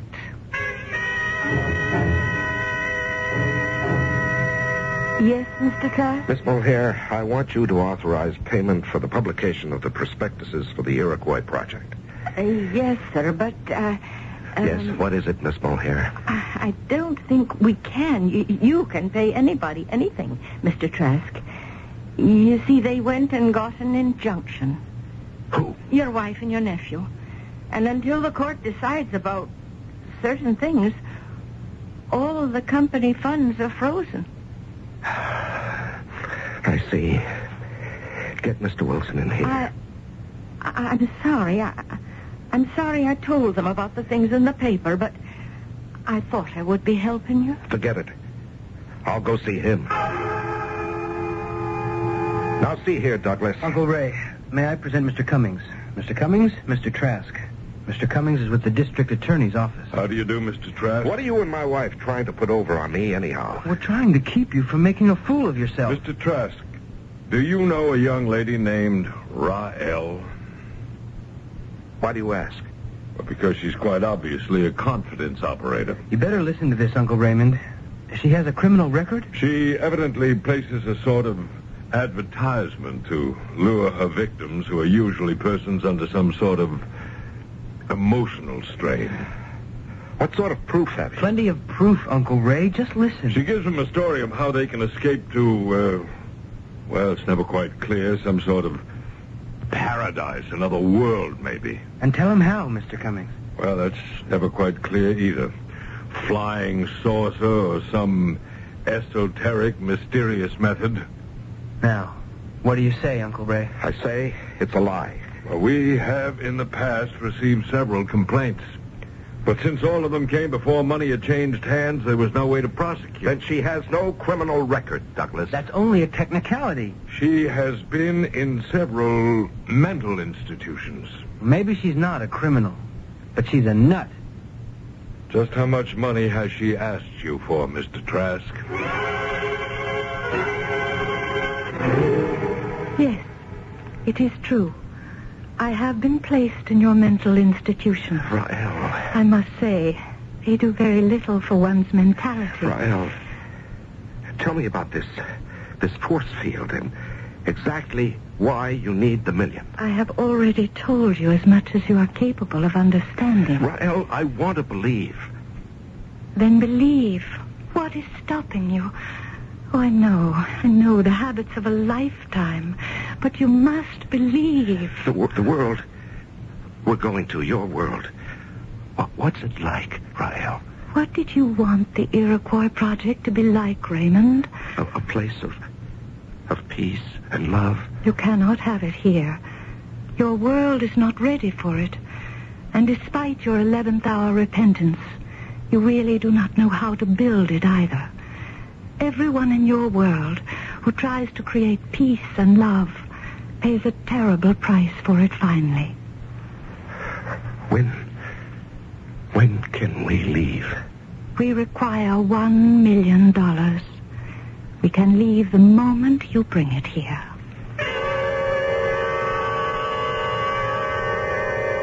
Mr. Trask. Your Honor, I protest this entire procedure. No one has the right to drag a man into a court of law and put his sanity on trial. Mr. Trask, none of your rights have been violated. Indeed, it is the duty of this court to ensure that they are protected. Then what am I doing here? For your own protection, as well as for your families and the stockholders of your company, it has been proposed that you undergo a series of tests to determine your mental capability. In other words, to have me certified insane so my wife and my nephew can strip me clean. Mr. Trask, this court has no such aim in view.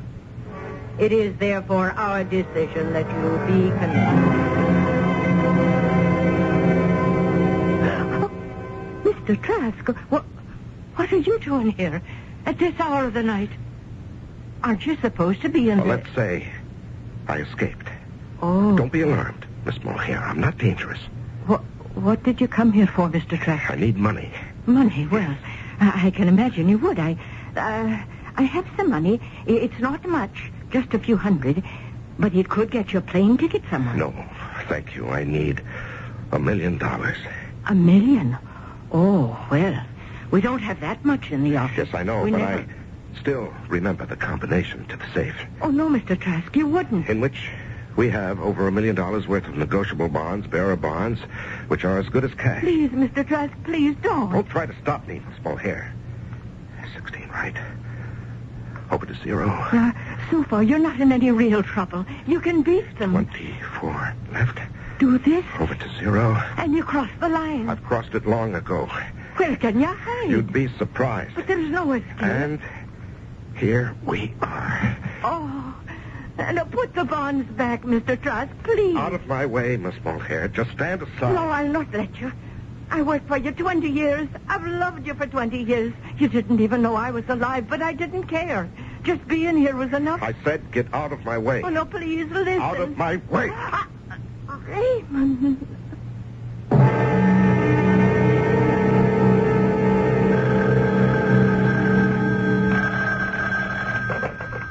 Cummings here. Mr. Cummings, my uncle broke out of the institute. We know. He went to the office and took $1 million in negotiable bonds from the safe. He must have gone to that woman's place. He's there now. What? We've had a place staked out. Our man saw him go in there. Don't let him get away. The place is being watched. Don't worry. Rael. Raymond. This is the money. It's even better than money. Look. I see. Rael, I'm a desperate man. Everything I've done until tonight might be interpreted in two ways. But now I've crossed the line. I've stolen this money. But it is your money. Well, it is and it isn't. But I have to know, What Rael. do you have to know? Is it true? What you promised? Look at me, Raymond. Look at me. We are making contact. Yes. Our minds, our hearts, our souls, our spirits are touching. Yes. And now, with the money, I shall create the force that will remove us from this place. Close your eyes. Close your eyes now. Now, hold my hand. And now, do you feel the force? Rael, Yes. I feel as if the whole room is spinning. Yes, Raymond, it is. And that smell, that sharp smell. The forces, the life forces in flux. Rael, I'm dizzy. I'm going to faint. Don't fight it. I'm going to pass out. No, Raymond, not pass out, but pass through, pass over, and pass into the other side of the world.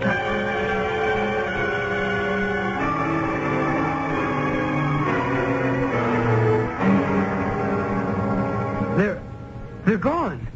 No one's here. Oh, they couldn't get away. They couldn't. We had the place surrounded. We've been upstairs, downstairs, in the attic, down the cellar, not a sign of them. We had the place surrounded. How could they get away, Mr. Cummings? How? I don't know. They must have gotten past your men somehow. Now, look. They can't get away. We've set up roadblocks. We're covering the airport, the bus station. They have no place to go and no way to get there. We'll have them in hand in 24 hours. I promise you.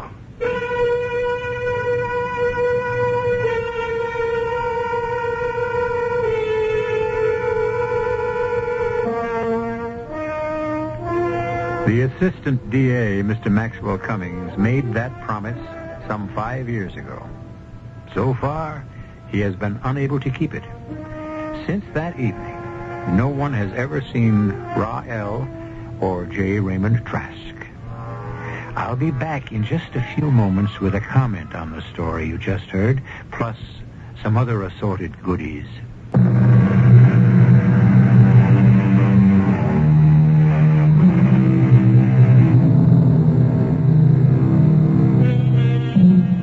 They say you can't be all things to all people. We can, because our stories have something for everybody. Do you want to believe Rael is a visitor from another world? Such an assumption cannot be disproved. Is she a slick flim-flam artist? Well, if that interpretation makes you feel better, be our guest. It is scientifically possible to create a force field to break away from the world. It's also practically possible to elude even the tightest police surveillance. All things are possible, especially here, 7 times each week. Our cast included Larry Haynes, Carol Teitel, Mary Jane Higby, Don Scardino, and Arnold Moss. The entire production was under the direction of Hyman Brown. And now, a preview of our next tale. The Greeks and the Romans were hardly barbarians. In many respects, their civilization was superior to our own. And in the second place, it is the height of arrogance to call anybody's religion nonsense. Are you trying to tell me that this silly-looking oaf that is employed in our stables is actually an ancient Greek god called Vulcan? His Roman name was Vulcan. His Greek name was Hephaestus. All right. Just answer one question. If it's true, what is he doing here working for us, this god of yours? With very few exceptions.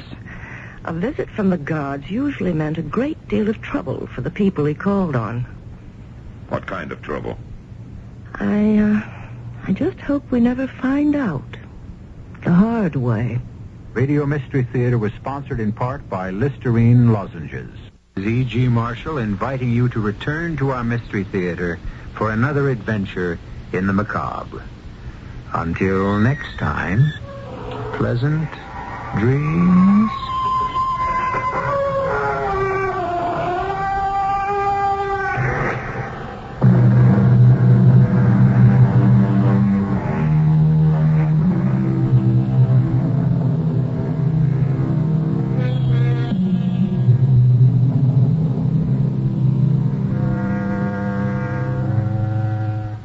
The CBS Radio Mystery Theater presents...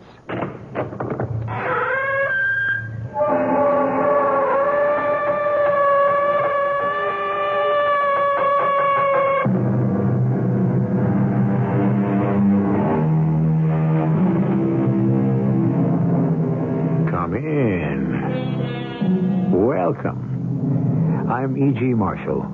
But before you come in, stop a minute and look up at the night sky. Familiar? But there are those who will tell you that our sky is not all that familiar. That more and more it is filled with unidentified flying objects, and they will offer you stronger and stronger factual proof that they are there.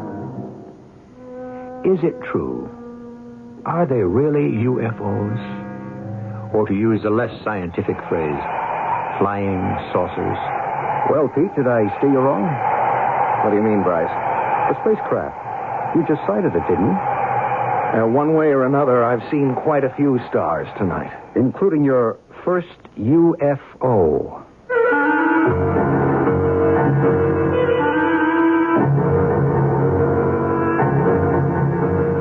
Our mystery drama, A Message from Space, was written especially for the Mystery Theater by Ian Martin and stars Tony Roberts. It is sponsored in part by Buick Motor Division. I'll be back shortly with Act One.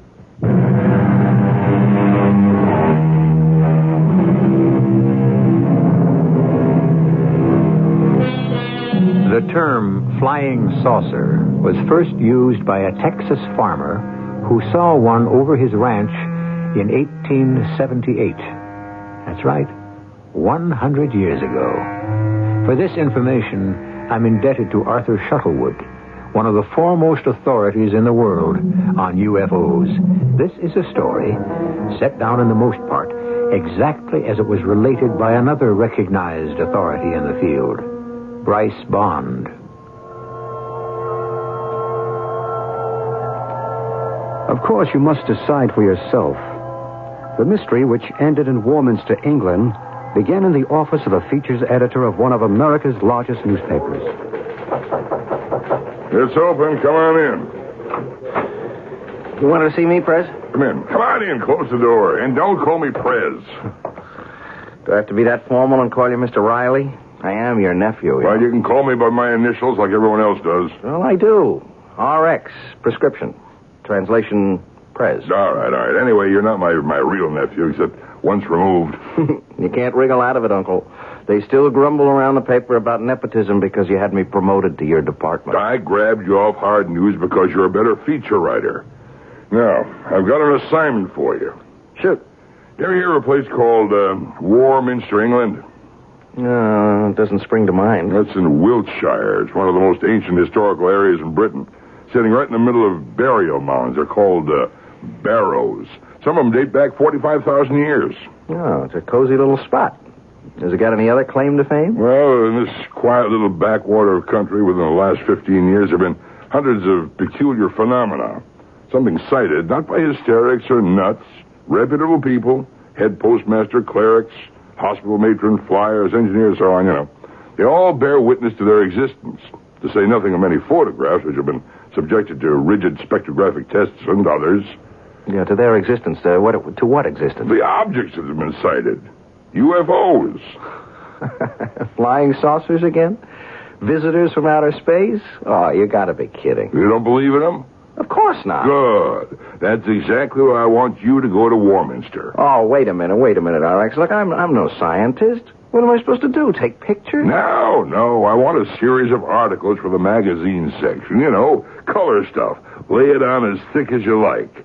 Debunk the whole crazy business. Well, that's okay by me. How do I go about it? Well, I'll give you some contacts. The rest you make by yourself. You have to get enough facts to prove the whole thing is nuts. It's duck soup. Thanks for the plum. At that point, of course, I hadn't yet met Pete Harron. But a meeting was to come shortly, at the beginning of the experience which was to change his whole life and lead to a sudden and breathtaking climax.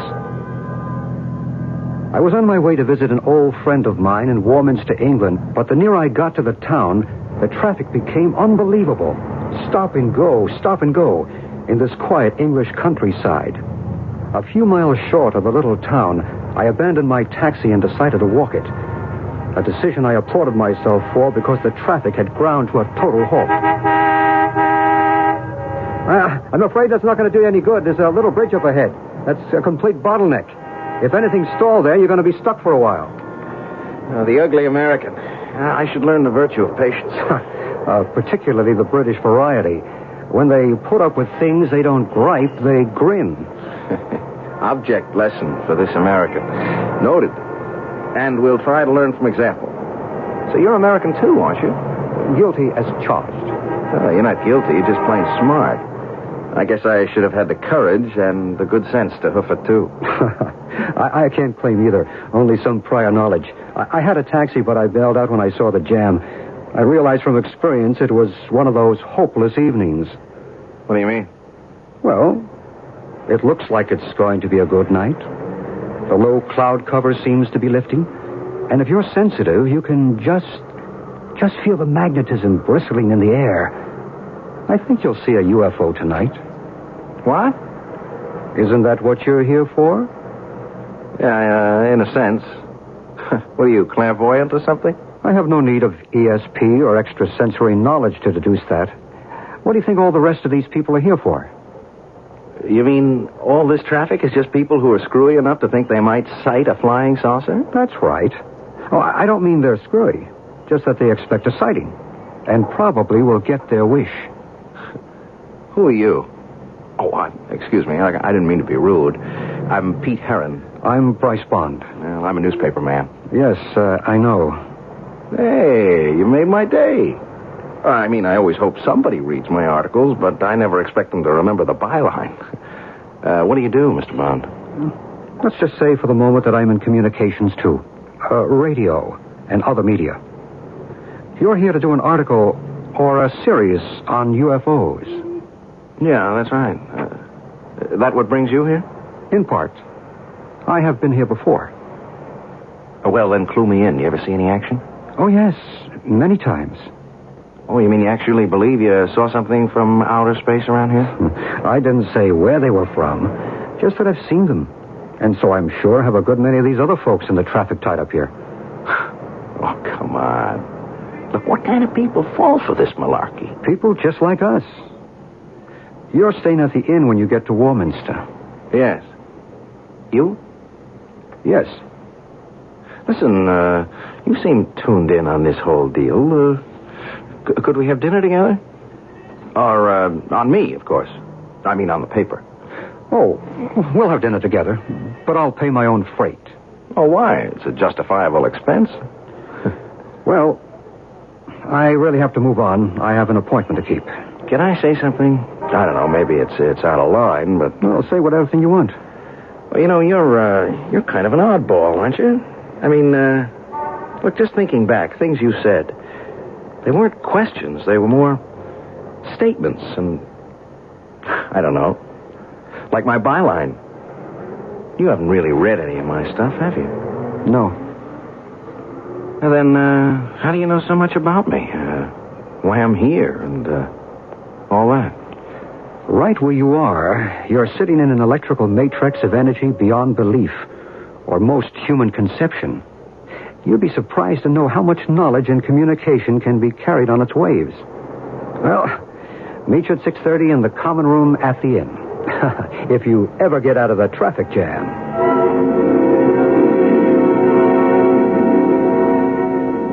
How about a brandy, Bryce?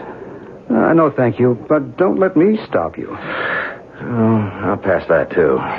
Look, please go on. Look, you were telling me about the magic triangle. Well, it's formed if you draw a line, say, from Glastonbury to Avebury to Salisbury and back to Glastonbury. Warminster lies right in the middle of it, at a point where all the ley lines intersect. The what? The ley lines. Invisible lines of electromagnetic energy. How do you spell ley? L-E-Y. It's an obsolete Old English word for a flame or a blaze or a fire. You can see the obvious derivation. Ancient people knew about these ley lines? It seems incontrovertible.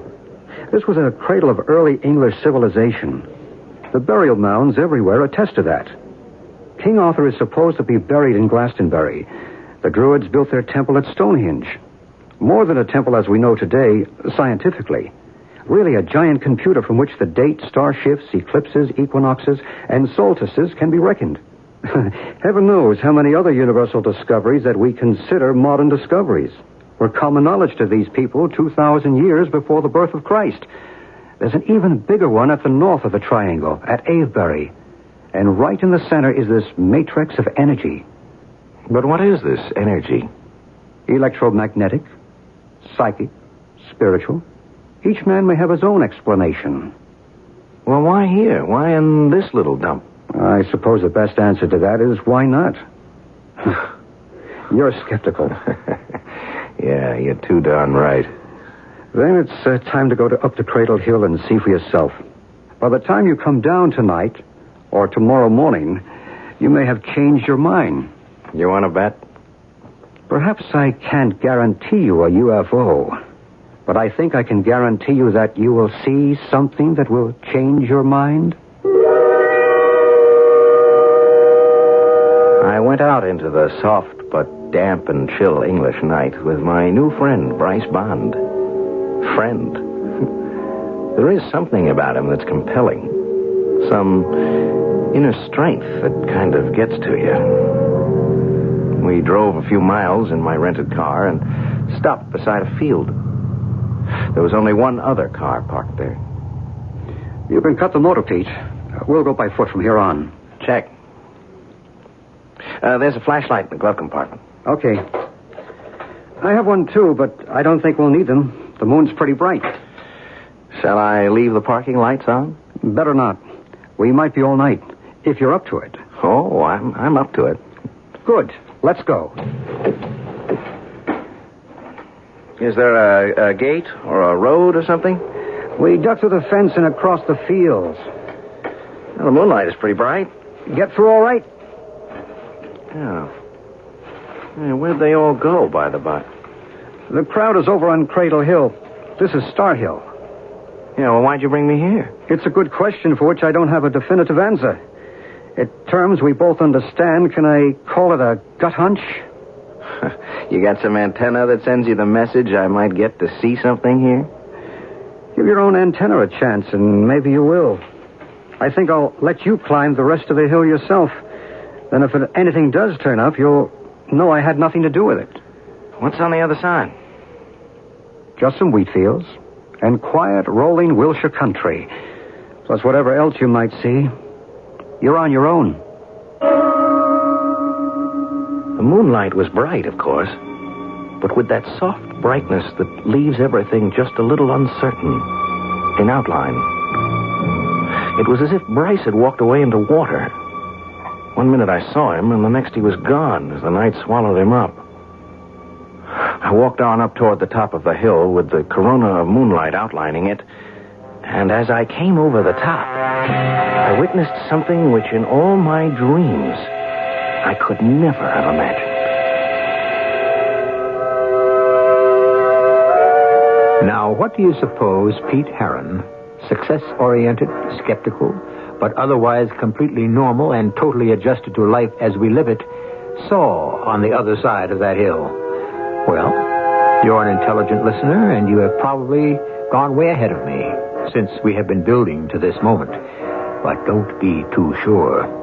There is something unexpected beyond the supernatural, at least for Pete Heron. I shall return shortly with Act 2.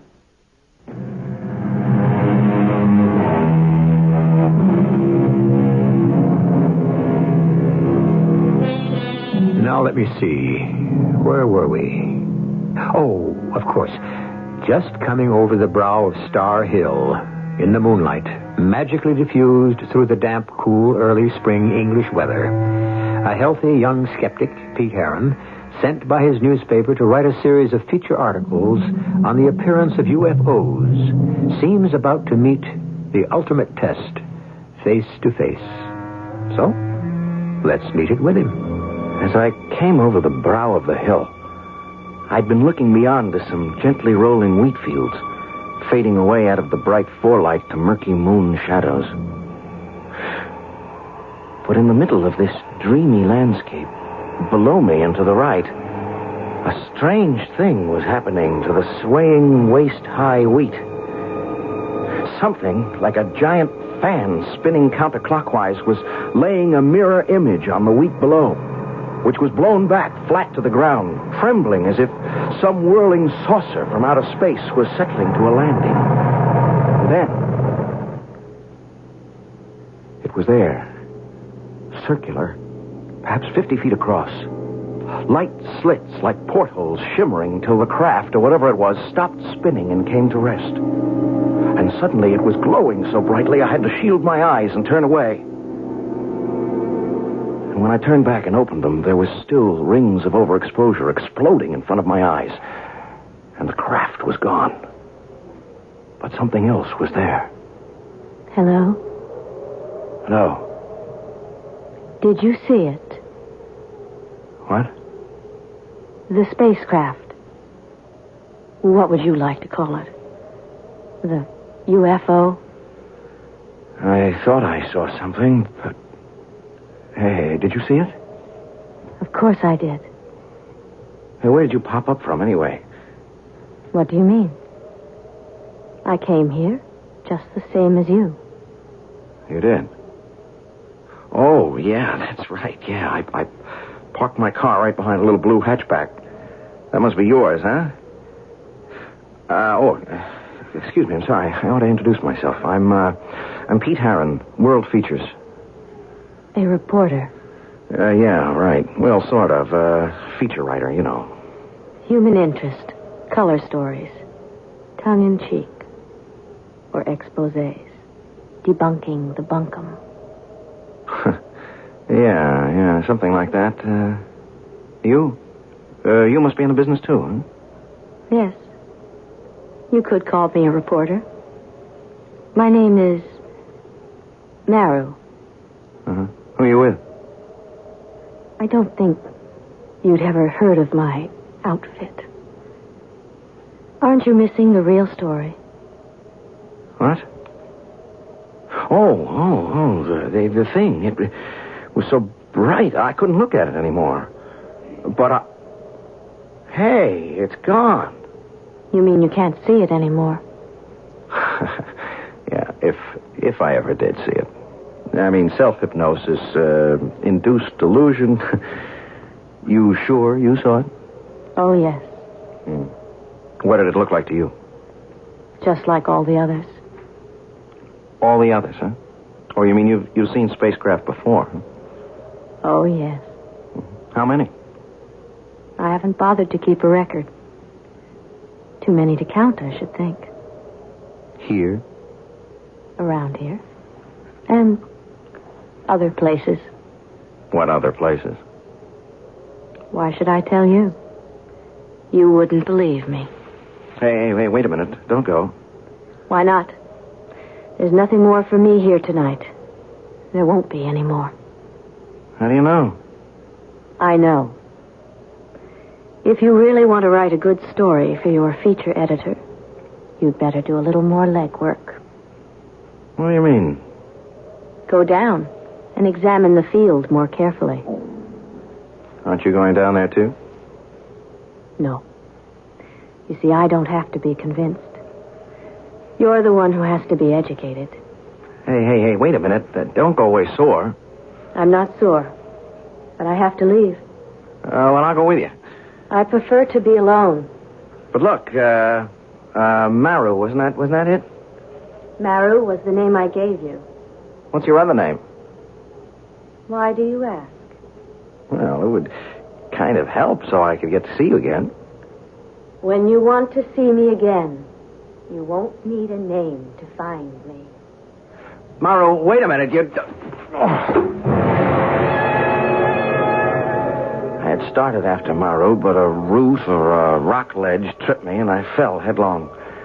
I suppose I must have hit my head on something and been out for a while, because when I became conscious again, the moon had climbed to its zenith in the sky. I scrambled to my feet. There was enough light to see all the way down the hill to my car. It was still there, but the other car, the little blue hatchback, was gone. I turned back to where the illusion of the UFO had been and saw someone down in that wheat field silently surveying it. In the moon brightness, I could see it was Bryce Bond. So I went down to join him. Well, did I steer you wrong? What do you mean? The spacecraft. You sighted it, didn't you? Well, one way or another, I've seen quite a few stars tonight. Including your first UFO. No, that was just some sort of a hallucination. You still don't believe? Even with the evidence right here in front of you? What evidence? We're standing on the perimeter of a field of delicate wheat. From anywhere around the edge of it to the center, there is not one mark of passage. The wheat stands unbroken. But the center of it is one of a deep impression, with the wheat churned flat in a counterclockwise direction. The earth is scorched beneath it. If something didn't land there, how do you account for it? Oh, a sudden squall, when the wind... In an English summer? Even so, the edges would have been affected, too. Don't you believe the evidence of your own eyes? I don't know. I mean, did you see the girl I was talking to? What girl? Well, she suddenly showed up on top of the hill there. She said her name was Maru. I don't know anybody by that name. It does sound like a phony, doesn't it? It's just as phony as all the rest. Is that the way you really feel, Pete? Now, look, I'm sorry, Bryce. I don't mean to be a dog in the manger. It's just that I feel like one. Hey, I took a fall up there. I gave my head a whack. Oh, let's have a look. You feel dizzy? No. Just, I don't know, a little woozy, I guess. We'd better get you back to the car and home to bed. Hey, look, I wouldn't kid you. I could use some shut-eye. I think I still have jet lag. I should have waited another day before I started out on my scientific explorations. You mightn't have been so lucky another night.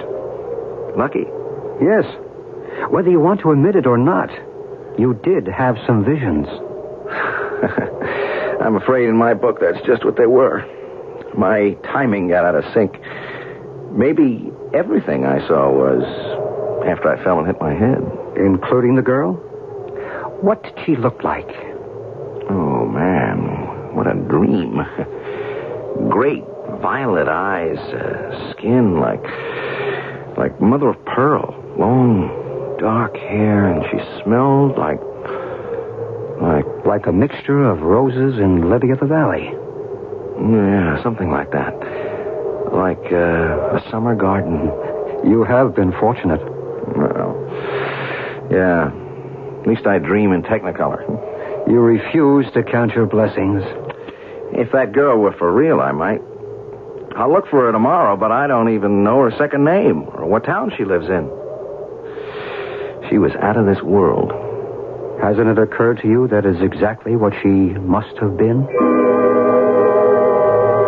I was too beat and my head ached too much to bother to reply or think about anything more. I let Bryce drive the car back to the inn and I hit the sack.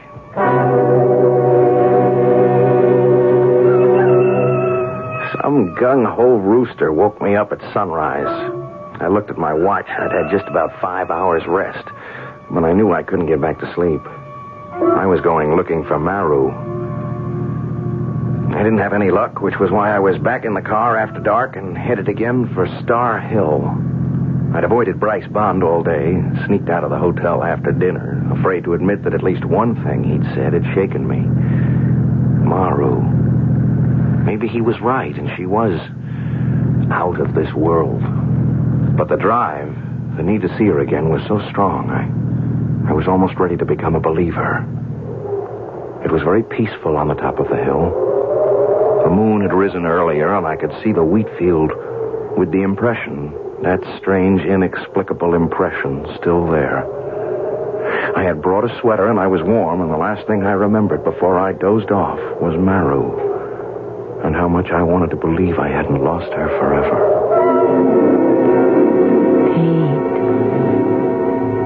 Pete. Oh. Maru. Where did you come from? I told you. When you wanted to find me, you wouldn't need a name. I've been hunting for you all day. Everywhere. You must have been looking in the wrong places. Well, at last I found the right one. Where two worlds meet. What does that mean? Just what it says. A point in time where the lines cross. What lines? Force, energy, communication. Maru, are you for real? I'm just as real as you. But you're not a reporter. Oh, yes. I've already written my account. That's where I've been today. What about you? I haven't had time. You were more important. Why? I don't know. Yes, I do. It's crazy. It doesn't make any sense, but I guess I'm in love with you. It makes all kinds of sense, Pete. What? You mean... You can't mean that you love me? And of course I do. That's what it's all about. Oh, I think you're putting me on again. Oh, no. I have to go now. No, wait. Where? There. The UFO. It's in the depression in the wheat field. But where did it come from? It's been there all the time. If you only looked hard enough. You see, the portal is open. They're waiting for me. Oh, no, but you can't go away. I must. They're calling me. What are you? What are you, some kind of a prisoner? Oh, of course not. Yeah, but who are they? What are they? What's inside that thing? Knowledge. Peace. Love. I don't believe it. Come see for yourself. Take my hand. I can't. I'm afraid. When you're filled with love, there's no room for fear. I can't, Maru. I'm still afraid. You are not yet ready. I must go now. Will I see you again? That will be up to you, Pete. Up to you. With lightning speed, Maru was suddenly through that strange portal that closed like a mouth and became an indistinguishable part of the hull. Immediately, the thing glowed with a light so intense I had to shield my eyes. I heard a great whoosh, and the hum like a dynamo drummed in my ears, spinning away like some giant top into the vastness of space. When I could look again, it was gone. There was nothing left but the depression in the field, and I started to run towards it like a madman. I've never felt so alone in all my life. These words of Pete's, reported to me by Bryce Bond, still ring in my ears. The presence and reality of that strange UFO sends tingles up and down my spine. A reaction to the unknown. But nothing in this eerie otherworld tale could have prepared me for the astounding climax. I'll return with that shortly, and the rest of Act 3.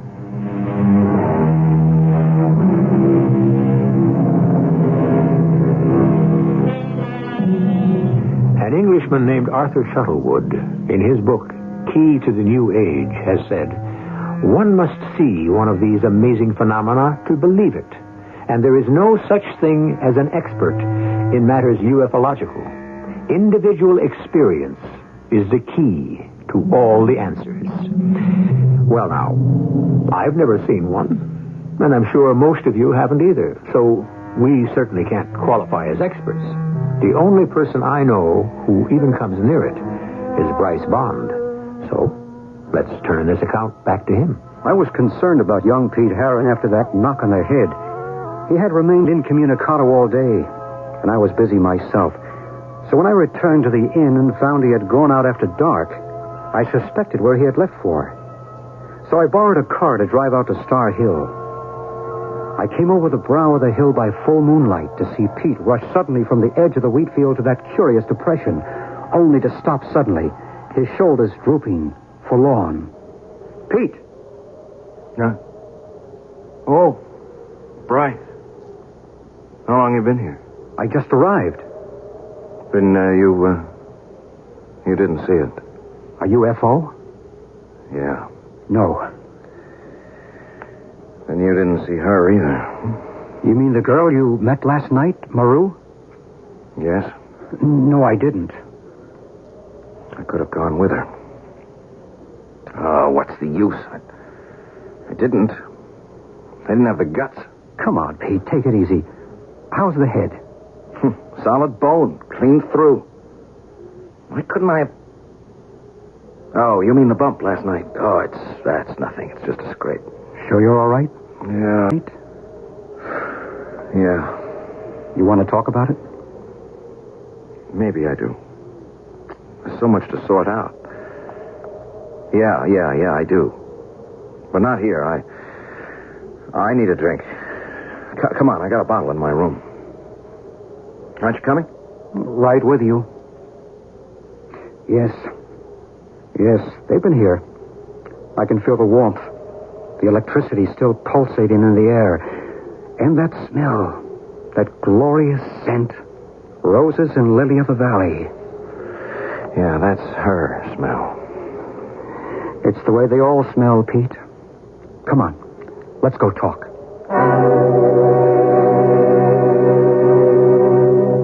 What am I going to do, Bryce? I never should have come up here. No way you could have stopped it. Oh, sure I could. Sure, RX is a tough man to cross, but he's not wholly unreasonable. I didn't mean because of your uncle. Oh, now have a heart. I mean, you're not going to tell me it was my karma or my fate or something, are you? Look, pick your own word. It all adds up to the same thing. Look, Bryce, I can't believe any of this mumbo-jumbo. Come on, it's against everything I've ever been taught, I've ever learned, I've ever believed in for myself. Then what are you so upset about? Hang it, Bryce, I have been through a wild set of hallucinations or nightmares. Sure, I'm shook. Why? If that's all they were, just write them off. How can I do that? I'm beginning to think I've gone around the bend. That I'm a nut. Then what do you think caused these hallucinations? I don't know. What are you going to write about in your article? You're going to poke fun at all us certifiable nuts who run around saying that we actually see just what you have? I tell you what I want to do. I want to put my tail between my legs and run. I would. If it weren't for her. Maybe that's why she was sent. Sent? To keep you from running. Obviously, they don't want you to. Well, why would they care about me? Hasn't it occurred to you that you may have been chosen? The only person I want to choose me is Maru. I don't care about them. Who the devil are they, anyway? People like you and me, a higher order, of course. Yeah? Well, where do they come from? From another planet. From another point in time. Perhaps they are right here with us. Living in a world alongside ours. In a time continuum with us. But what do they want with us? To help us. To guide us. Why? I believe because they are extensions of us. Another evolvement in the pattern of life. Another step upwards on the road to peace and perfect resolution. Oh, not all this and reincarnation, too. Why not? Listen, I don't want to open that can of beans, huh? I have enough trouble swallowing the UFO business. Help me, Bryce. If I can. Well, all right, tell me, why now? Okay, why at this point in time do they suddenly start showing up? Well, there are a lot of theories on that. I won't go into them because I don't believe it is only, as you say, at this point in time. What about Elijah's fiery chariot, or Moses' burning bush, or Ezekiel's wheel within a wheel, or even the Star of Bethlehem? We know that no star could come into our system without overturning the axial tilt of the Earth, even a comet. So why not a UFO? You have eventually to take it on faith. It's a matter of what you believe. Well, I don't know what I believe anymore. Then stay. Write your articles. Once you start to put your thoughts down in black and white, I think it'll all come clear. So I stayed. Nights, I waited on the hill, but nothing happened. Days, I wrote my articles. And 3 days after I sent off the first one, another visitor from another world contacted me. Pete? Are you Pete? Okay, RX. You don't have to try to shout all the way across the Atlantic. I can hear you. What's all this gibberish you mailed over here for the first article? I'm only reporting the facts, RX. What facts? Were you drunk or something? All this gobbledygook about seeing UFOs? Well, that's what you sent me over here to report on, RX. Well, you sound as if you believe this hogwash. I just reported what I saw. Well, you couldn't have seen what you said you did. There ain't any such thing as UFOs. There just ain't any such animal. And that girl business. Look, I didn't ask you for a comic strip. Violet eyes. Hooey. I want the truth on this story. If you you don't believe that's what I'm reporting, maybe you better come over here and see for yourself. Well, I might just take you up on that. You just stay put at that end. I suppose I should have waited for the old boy, but I didn't know what plane he was coming in on, or even perhaps if he mightn't have changed his mind. Besides, when darkness came that night, wild horses couldn't have dragged me away from Star Hill, and the off chance that this might be the night for Maru's return. I left word at the inn where I'd gone, and Bryce was nice enough to say he'd keep an eye out for my uncle. I almost turned back at one point, but some inner voice drove me on. It was chilly and dark on Star Hill, and this night watch seemed interminable. Then, shortly after midnight, the air was suddenly warm and balmy, and the field below the hill was bathed in golden light, and the sound of it came. The strange portal in the spacecraft gaped open like a mouth, and from it, Maru came straight to me. We meet again, Pete. I thought you might never come. I hated to waste the time. What time? Till you believed. You believe now, don't you? Yes. Yes. Of course I believe.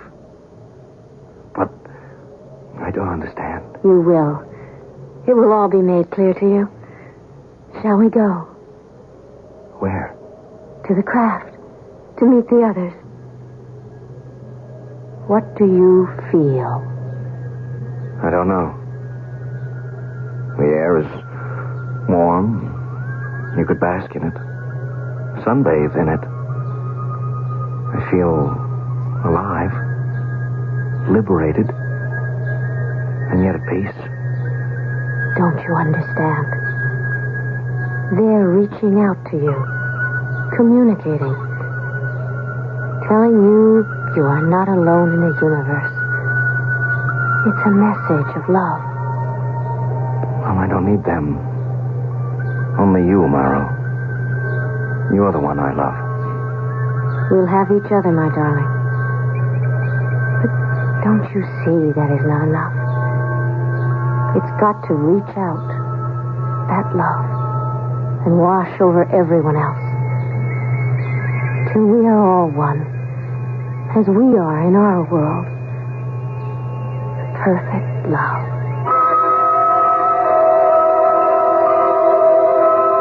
Confound it, Mr. Bond. What's that reckless young fool doing up there on that Devil's Hill? What are you people trying to do to him, anyhow? That's a sensitive boy for all he tries to act hard-boiled. We, whoever we are, we're not trying to do anything to him.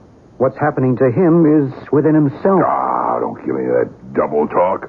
How do I get to this witches' carnival? If you like, I'll take you there myself. I don't like any of it, but I'll make the best of it. Well, what are we waiting for? The top of the hill wore a corona of light, which I thought was the rising moon, and never afterward could convince him was anything different. For as we breasted the rise, we saw totally different things. There he is. Pete! Pete! Stop! What's that young fool doing?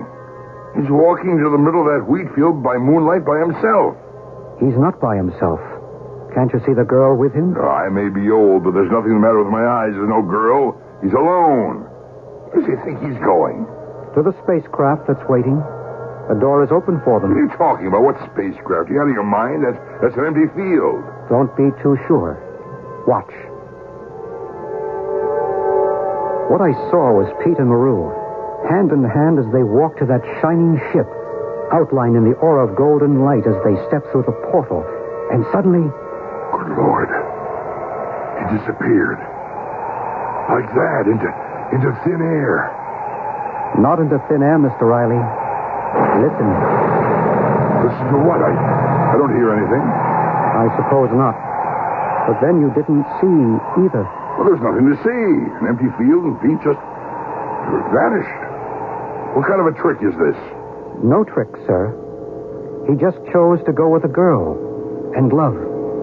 Chose and was chosen. There was no girl. He was alone. Oh, no, Mr. Riley. He will never be alone again.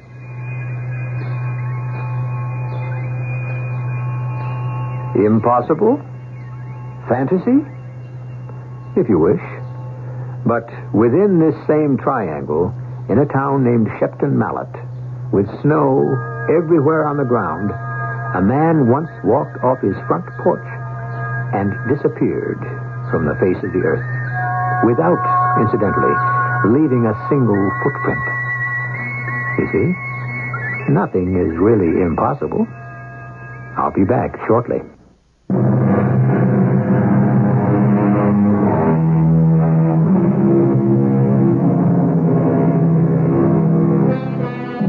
If it's a nice night tonight, wherever you are, or if not this one, the first one, when you can see the stars, step outside and look up. Is it the same familiar sky, or can you spot any unidentified flying objects wheeling with the stars? Perhaps you can't. But remember, you have many fellow human beings who think they can, and who are sure we are not alone. Our cast included Tony Roberts, Bryce Bond, Jana Rowland, and Joe Silver. The entire production was under the direction of Hyman Brown. And now, a preview of our next tale. Something about his appearance may have buried itself in your subconscious, and now it's been released into your dreams. Doc, he scares me. Why should a man like this scare you? Because he's going to kill me. Now, how can you say that? I know exactly where he's going to do it, when he's going to do it, and how he's going to do it. How can you be so sure? Because I already seen him do it. Every night for a week, I've been having the exact same dream, just me and him. He points his gun at me, and he kills me. But why? I don't know, and I don't care. All I know is he kills me. Now, you tell me. Am I or am I not crazy? This is E.G. Marshall inviting you to return to our Mystery Theater for another adventure in the macabre. Until next time, pleasant dreams.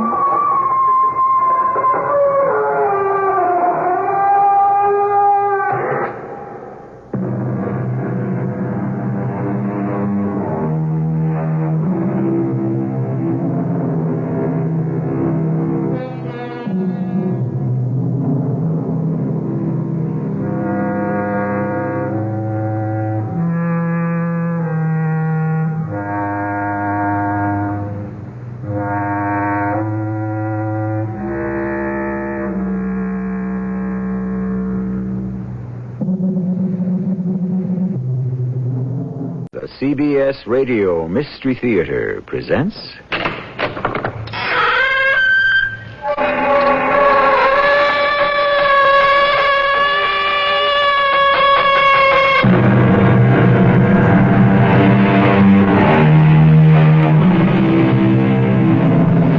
Come in.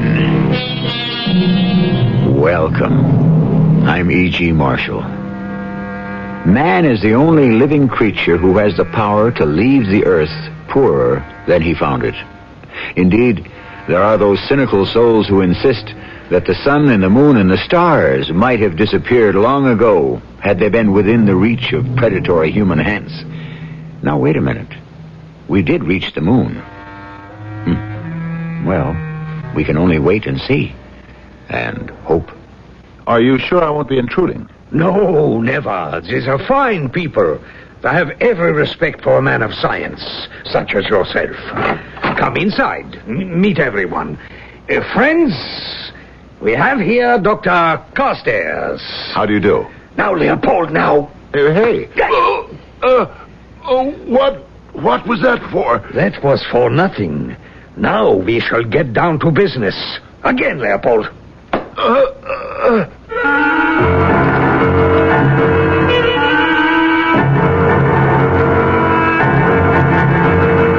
Our mystery drama, The Vanishing Point, was written especially for the Mystery Theater by Sam Dan and stars Fred Gwynne. It is sponsored in part by Buick Motor Division. I'll be back shortly with Act One.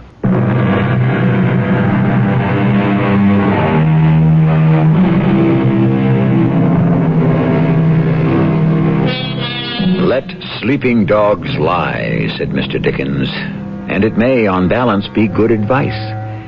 However, it would be much better if we could let lying dogs sleep. Much more conducive to our peace of mind, if not to the peace of the world. We are in the ancient German city of Munich. They like their festivals here, especially in October. And we're in the midst of one right now, in this mammoth beer garden just to our right. Now, there's a man, about 45-ish, and somehow you can tell he's an American, coming down the street. He pauses at the entrance, but no, he keeps going. He's evidently looking for an address. Has he found it? He stops at a very old and narrow house, and he looks for, finds, and pulls at a bell.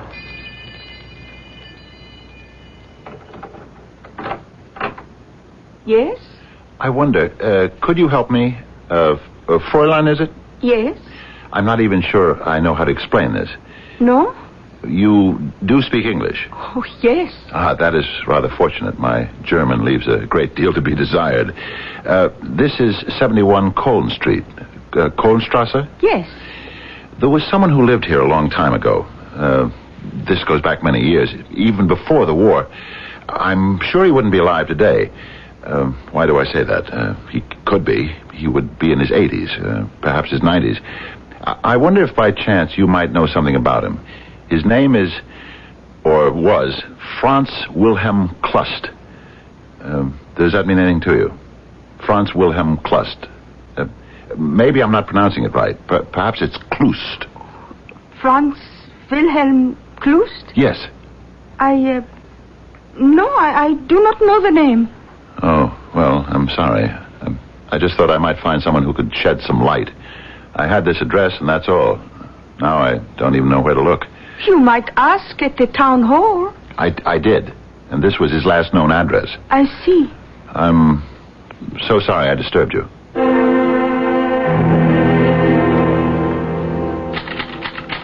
Dearest Millicent, the convention is not as stimulating as I had hoped, but things may pick up a bit tomorrow when I read my paper on dislocated ionic particles in a negatively charged nucleus. I thought I would look up a certain Professor Klust, whose monograph impressed me so much, but no one seems to know what became of him. Actually, I may be wrong, but I think there's a conspiracy of silence surrounding him. Just a minute. Someone seems to be knocking on the door. I haven't the faintest notion who it might be, but I shall find out. Yes? You are Herr Dr. Willis Carstairs? Yes, but I'm not a doctor of medicine. I have a PhD in physics. I explain this because so many people You think have that been inquiring for a Professor Franz Wilhelm Klust? Oh, yes. Won't you come in, Mr. Kellner. I mean, Herr... Kellner. Thank you. Won't you sit down? Danke. Thank you. Well, now, what can you tell me about Professor Klust? First, you must tell me why you are so interested. Oh, certainly. I was doing research on, I suppose you could call it, displacement. Oh, that was quite a while ago, and I'm no longer actively concerned with it. Displacement? It's a highly technical and theoretical thing. Are you involved with science in any way, Herr Kellner? No. Well, it has to do with the disappearance of matter. At any rate, I came across a monograph by Professor Franz Wilhelm Klust of the University of Munich, written in the 30s. And? And what? It seems to me I'm being interrogated.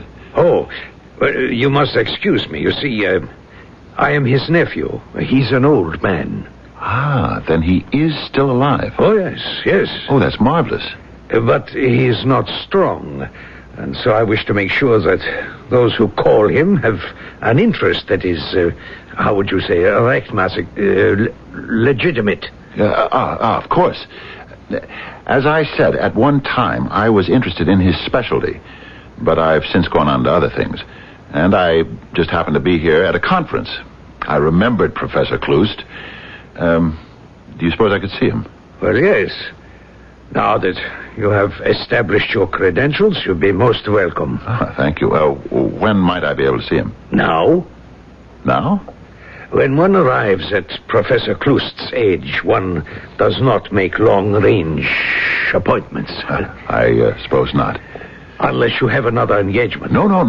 I can think of nothing else I'd rather do. Then I shall take you to him.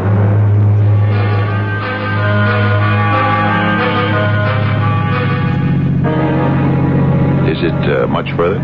No. It's very kind of you to undertake such a long trip. It will give my uncle pleasure.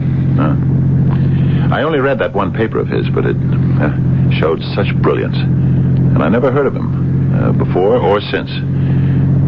Why isn't Professor Kloost better known? Who can say? Science is perhaps like other fields. You must know how to succeed. That's true. And this is his house. We seem to be in the country. My uncle needs the air. He always loved Einsamkeit. Aloneness. Solitude. Yes. Now you shall see him. Oh, yes. Oh, it's beautiful here. Lovely place to work. Is your uncle still active? Very much so, yeah. Very much. Please come in. I should like you to meet my cousin, Leopold. How do you do? Yes, Leopold. What is this? Einmal. No, einmal. No.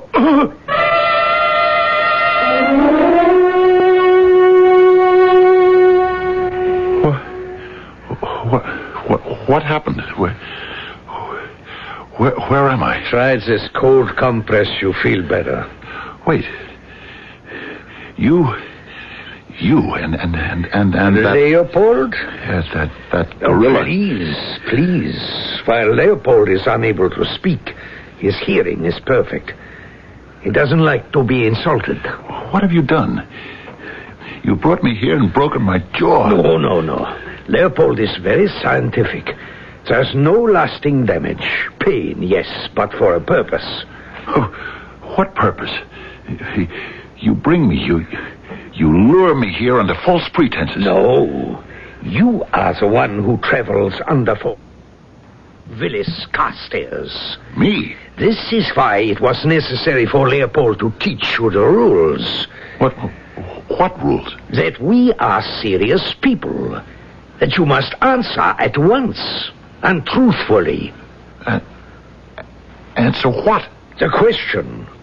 Why do you wish to see Professor Franz Wilhelm Kloost? Well, sometimes you read something and you are impressed by the brilliance of the mind that wrote it. Isn't that so? It would be better if you answered my question instead of asking one of your own. But that's it. I was very much impressed at the time. It must have been 10... No, it was 12 years ago. And I just never forgot it.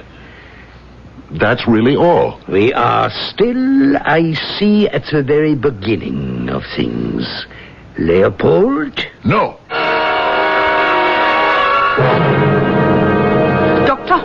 Dr. Carstairs. What? Oh. You must wake up. Wake up. Are you all right? No, I'm not all right. Come. Where? Wait.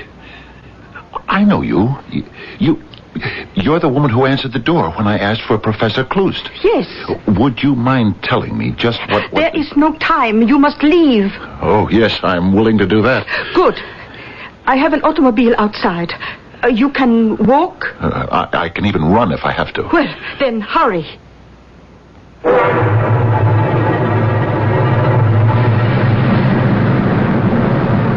Who are you? I cannot say. And those men? I cannot tell you. And what is this thing about Professor Klust? I do not know. Madame, I am grateful to you for getting me out of there. Although for all I know, you're the one who may have got me in there. However, you and I both know you're not telling me the truth. Let me give you a word of advice. Forget everything that happened tonight. Forget? It was only a mistake on everyone's part. Therefore, it is best forgotten. I was beaten up. Do you expect me just to forget that? Well, sometimes that is the wisest thing. Look here, Miss Fräulein or Frau or whatever. There's something going on here that's wrong, that's criminal. I do not intend to make believe it never happened. You are warned. If you intend to make a fool of yourself, no power on the earth can stop you.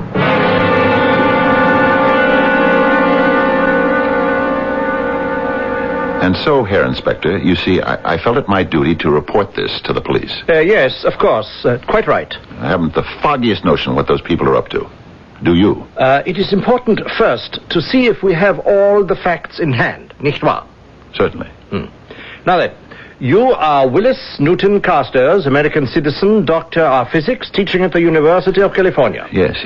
You are attending an international convention of physicists here in München. And on the night of May 21st, on or about 7 p.m. on 1900 hours, you called at 71 Kölnstrasse to inquire as to the whereabouts of a certain Professor Franz Wilhelm Klust. That's right. Now then, may I inquire, why do you wish to see this Professor Klust? If he's still alive, I'd like to discuss some ideas with him. He has a great mind. Oh, yes? And if he's dead, I just thought I'd like to chat with some of his associates or people who knew him. I had no idea it would stir up such a hornet's nest. Well, you did wise to report the matter. We shall try to find these people and ascertain what is happening here. But, Inspector, tell me, why should there be this fuss about Professor Klust? Well, I could not say. The man was an obscure physicist. Why should the merest mention of his name get me into so much trouble?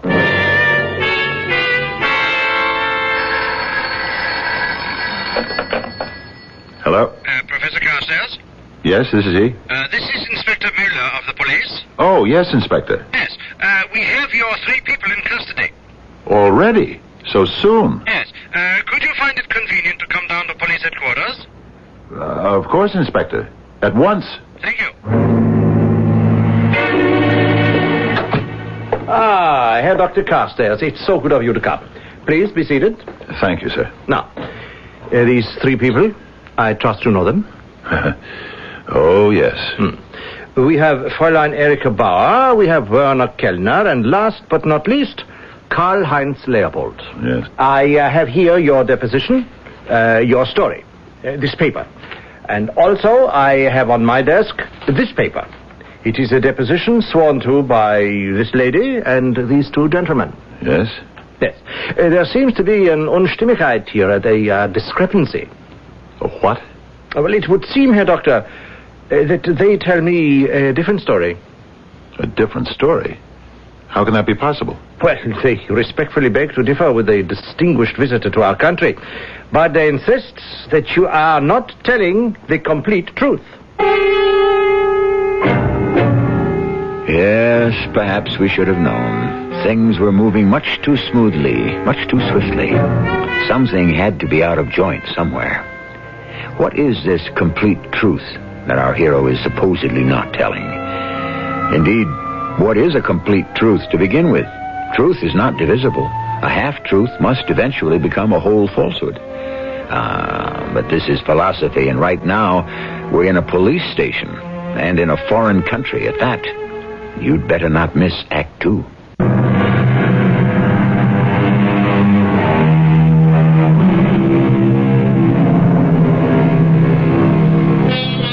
You know how these things go. You have half a dozen witnesses to an event. When you finish collecting testimony, you may very well wind up with a half a dozen different stories. No 2 eyes will see exactly the same sight. No 2 ears will hear exactly the same sound. Sometimes you wonder how it's possible to prove anything at all in this world of ours. What do you mean they tell a different story, Inspector? I told you what happened. Herr Kellner, shall you repeat your sworn statement? Yeah, Inspector. On the night of October 21st, I was in Schanzer's beer garden on Kölnstrasse. I go there to listen to the music and enjoy a glass of beer. Yes, continue. The place, it was filled with a crowd. And I noticed this gentleman. That isn't true. I was never in such a place. Please, remain silent, Herr Doctor. You have already made your statement. Continue, Kellner. Yeah, very good. I am standing at the bar next to this gentleman, and he says to me, I could tell he was an American by the way he spoke. Well, hiya, pal. Pal? Buddy. Chum. Comrade. Comrade. Yeah. Have a beer. Thank you. I have one. Bottoms up, old comrade. Hey, say that, bartender. Another round over here. Hey, listen. Do you know where there's any action around here? Action? Hey, I don't mean noise. I mean action. Where a fella can act sociable. Meet people. After all, I'm a guest in this country, huh? I'd like to meet the people, if you know what I mean. I'm a completely respectable guy. Look. See? My card. Yeah. Willis Newton Carstairs, Ph.D., University of California. See? Yeah. I am going to a social gathering of friends. You could call it a party. Hey, sounds great. Perhaps you should like to come. Hey there, old comrade. What are we waiting for? It's a lie. Now, Herr Doctor... I never went into that beer garden. I don't talk the way he said I did. We deal here with a sworn statement. The entire thing is a tissue of falsehoods. We shall continue with Herr Kellner's affidavit. But it isn't true. Please, Doctor, you must at least have common courtesy. You cannot place me in a position where I'm supposed... I must insist on silence. Yes, continue, Herr Kellner. Thank you. And so, this gentleman and myself left the beer garden. It was to be a gathering of intellectual people. Fräulein Bauer here writes poetry, and I thought they would like to meet an American professor. And so I brought him to Fräulein Bauer's apartment. At once, I was sorry, because he behaved very badly. Hey, who's she? Fräulein Bauer, may I present Herr Dr. Carstairs? How do you do? Everyone I can, baby. Hey, Kellner, old comrade, is she a live one? I beg your pardon, Herr Doctor. Come on. Is there anything doing here? Werner, who is this person? Hey, don't pull that on me. I know what kind of a joint this is. Come on over here, sweetie. How dare you? Herr Doctor, I must ask you to leave. There seems to be a mistake. What do you say, Erica, baby? Please, leave this place at once. Hey, take your hands off. I must ask you to... I said get your hands off. Your hands! Prince Otto, do something! Come on, I'll take on the whole pack here.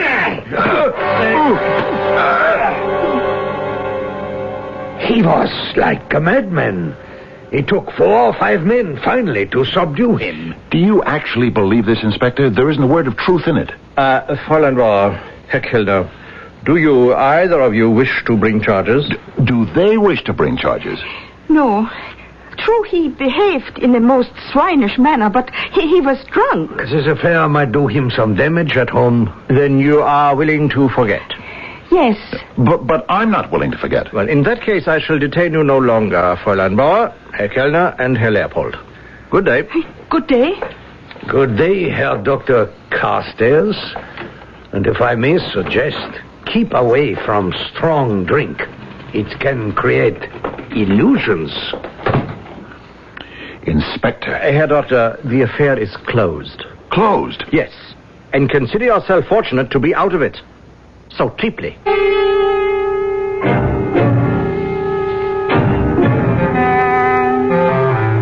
Yes, we were informed of the incident, as a matter of course, here at the consulate. Were you? It concerned an American citizen. Why haven't you done anything about it? My dear fellow, what do you suggest? In the first place, I suggest you don't call me your dear fellow. Now, Dr. Carstairs... Anytime anyone says to you, my dear fellow, it's a sure sign that you're about to be brushed off. Oh, I wouldn't say that. Yeah, but you're going to do it. In the end, you'll tell me to go home and forget it, won't you? Now, look here, my dear... Dr. Carstairs... whose side are you on? Side? Well, it's obvious what happened. You got drunk. You became obstreperous. I don't drink enough to get drunk, and I'm never obstreperous. Well, perhaps not at home, but when a man finds himself in a foreign country, his inhibitions... I'm telling you the truth. Dr. Carstairs, if you persist, you'll attract notice in the papers. The word will get home. Things could become very awkward for you. But I am telling you the truth. It doesn't matter. The truth doesn't matter. Doctor... just give people a chance to believe the worst and they'll do it. It's human nature. Now, you think about this very carefully and you will see that I'm really concerned with your best interests. My dear fellow, I really am. The head of the department is on sabbatical leave, Dr. Carstairs. I am Professor Lisa Lotte Schmidt. May I help you? I'm interested in a Professor Franz Wilhelm Klust. Oh, you are going back a long time. Do I detect a slight tone of disapproval, Professor? Those days are finished, thankfully. That era is gone. And Klust is dead. Well, I hadn't expected that he would still be alive. What is it you wish to know about him? Some time ago, I had come across a monograph he had written in the 30s on displacement. Yes. It had some very original ideas. However, let us only speak well of the dead. What are you trying to tell me, Professor? You say it was written in the 30s, and that is correct. The late 30s. By that time, Klust was running things, academically speaking. I'm afraid I don't understand. As an American, you would not. You take academic freedom for granted. Klust was a powerful man in the party. He ran purge after purge in the university. I remember it well. I was a student here then. It's hard to believe that such a brilliant scientist would He wasn't that brilliant. If you wanted to teach, you would collaborate with Herr Professor Klust. Are you saying, then, that the ideas in that monograph were not his? I only know that the original research was started by a physicist named Neumann, who died of mysterious causes. Oh? Have I disillusioned you, Doctor? I'm sorry. And whatever became of Klust? He died near the end of the war, we think. Isn't anyone sure? Things were hectic, confused in those last days. There was a rumor that the Soviets carried him off. I do not think so. You don't? He was not that good a scientist. Forgive me, I am prejudiced. I never liked the man. Well, even if he were still alive, he would be a very old man. In his 70s. Do you think that is old?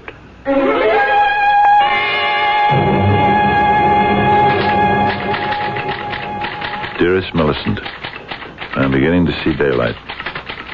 Although I must tell you, I still do not know what to make of it. Here is what happened. Trying to be as unobtrusive as possible, I decided to revisit the neighborhood where I had gotten myself into trouble the first time. I passed by the beer garden, and it was packed solidly with people. I decided to go inside. I was hidden by the crowd, and although it was noisy there was one voice that was very, very familiar. It seemed to stand out. Listen, friends. We shall succeed. Yes, we shall be a great nation. But we are a great nation. We shall be the greatest nation of all. We shall conquer through science. We have the greatest scientific genius of the world has ever known. He has been working with us, for our cause, all his life. Soon, he will be ready.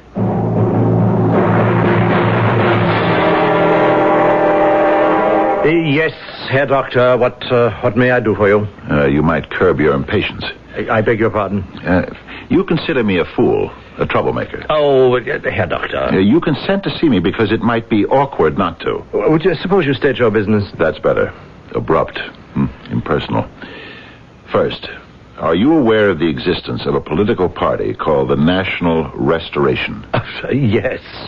Is it a neo-Nazi party? Not just neo-Nazi, but neo-everything. Were you aware of the fact that Werner Kellner, Karl-Heinz Leopold, and Erika Bauer are members? The National Restoration is a completely legal party. So were the Nazis. Please, may I ask where this is going? Why do you suppose they beat me up? We have already been through all of that. Come, Inspector. You know perfectly well I was telling the truth. In the absence of disinterested witnesses, it was the word of 3 against the word of 1. Have you listened to the propaganda of the National Restoration Party? Oh, Herr Doctor. The streets are filled with all sorts of... there is such a marvelous American word for it. Kooks, yes, on the left, on the right, wherever you turn. Now, who has the patience to listen? Who can even hope to understand what they're saying? I do. I understand what they're saying. Yes, is that a fact? They're saying they have a weapon that can conquer the world.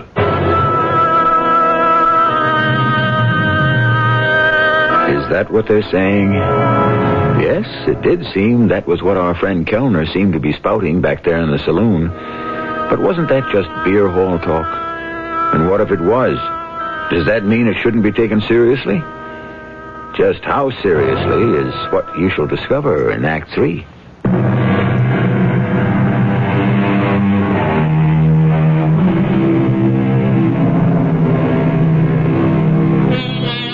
We constantly teeter between sense and nonsense, and the problem is, it's difficult many times to distinguish one from the other, especially the way perceptions, conditions, and styles and attitudes keep changing. But haven't we the right to expect that a learned, dignified, conservative professor of physics would be aware of the difference? It all depends. You're saying they have a weapon that can conquer the world? I heard Kellner make that statement. May I ask where? In a beer garden. Oh. Look, Inspector, just before the war, in this very city... that was before my time. There was a professor of physics named Franz Wilhelm Klust. Yes, I read about him. He died at the end of the war. And that has never been established as a fact. Please, if there is a point to all of this, make it. The war is over. Klust is presumed dead. Mm-hmm. That's all right with him. There's a possibility he could be prosecuted for war crimes. He goes into hiding, but he needs help. He gets it from the newly formed National Restoration Party. You have the facts to support this contention? The years go by. The original Restoration Party members get old, pass from the scene. New ones join up. But the constant, the unifying force is Klust. He is working on the weapon that will make all things possible. The party members have one grand mission: support Klust, protect Klust, maintain a secrecy that will allow him to work, to finish, to perfect the weapon. Yes, once again, the facts. Suddenly, a shocking event occurs. One night, a stranger knocks on the door and inquires for Klust. Why? All these years, everyone thought Klust was dead. Obviously, the stranger must be a spy. So, they lure him to a lonely spot, where they try to force the truth from him. Then they decide to release him to see if he can lead them anywhere. But he doesn't. They are relieved. Obviously, he was telling the truth. He was just an innocent, blundering foreigner. I must keep insisting. The facts. Professor Franz Wilhelm Klust is working on a weapon which could very well change the course of history. Yes, Herr Doctor, we shall look into the matter. Yes, I'm sure you will.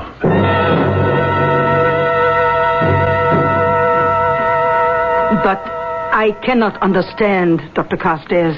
Just see that this is published, Professor Schmidt. You are saying here that you believe you can complete the final formulation of Professor Franz Wilhelm Klust's theory? Is this true? I'm not sure. Then why should we print this in our journal? Professor Schmidt, I have been to the police and to the politicians. The first consider me a drunk.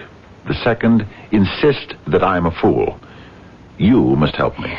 Dr. Carstairs, there is no real evidence of any... There are times when a scientist wants to be accepted on faith.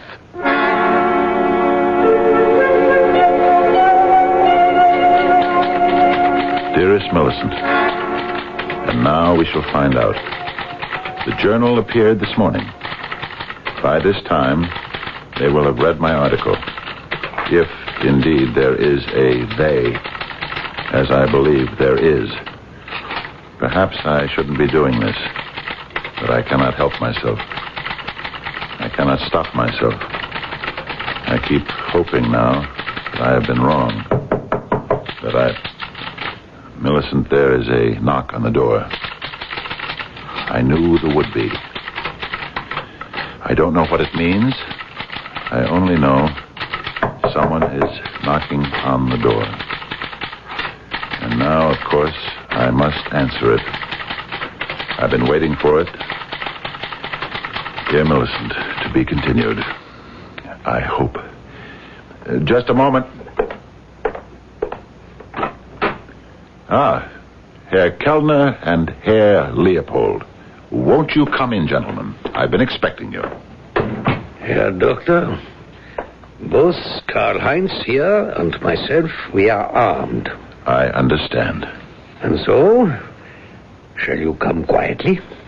The quiet way is always the best way.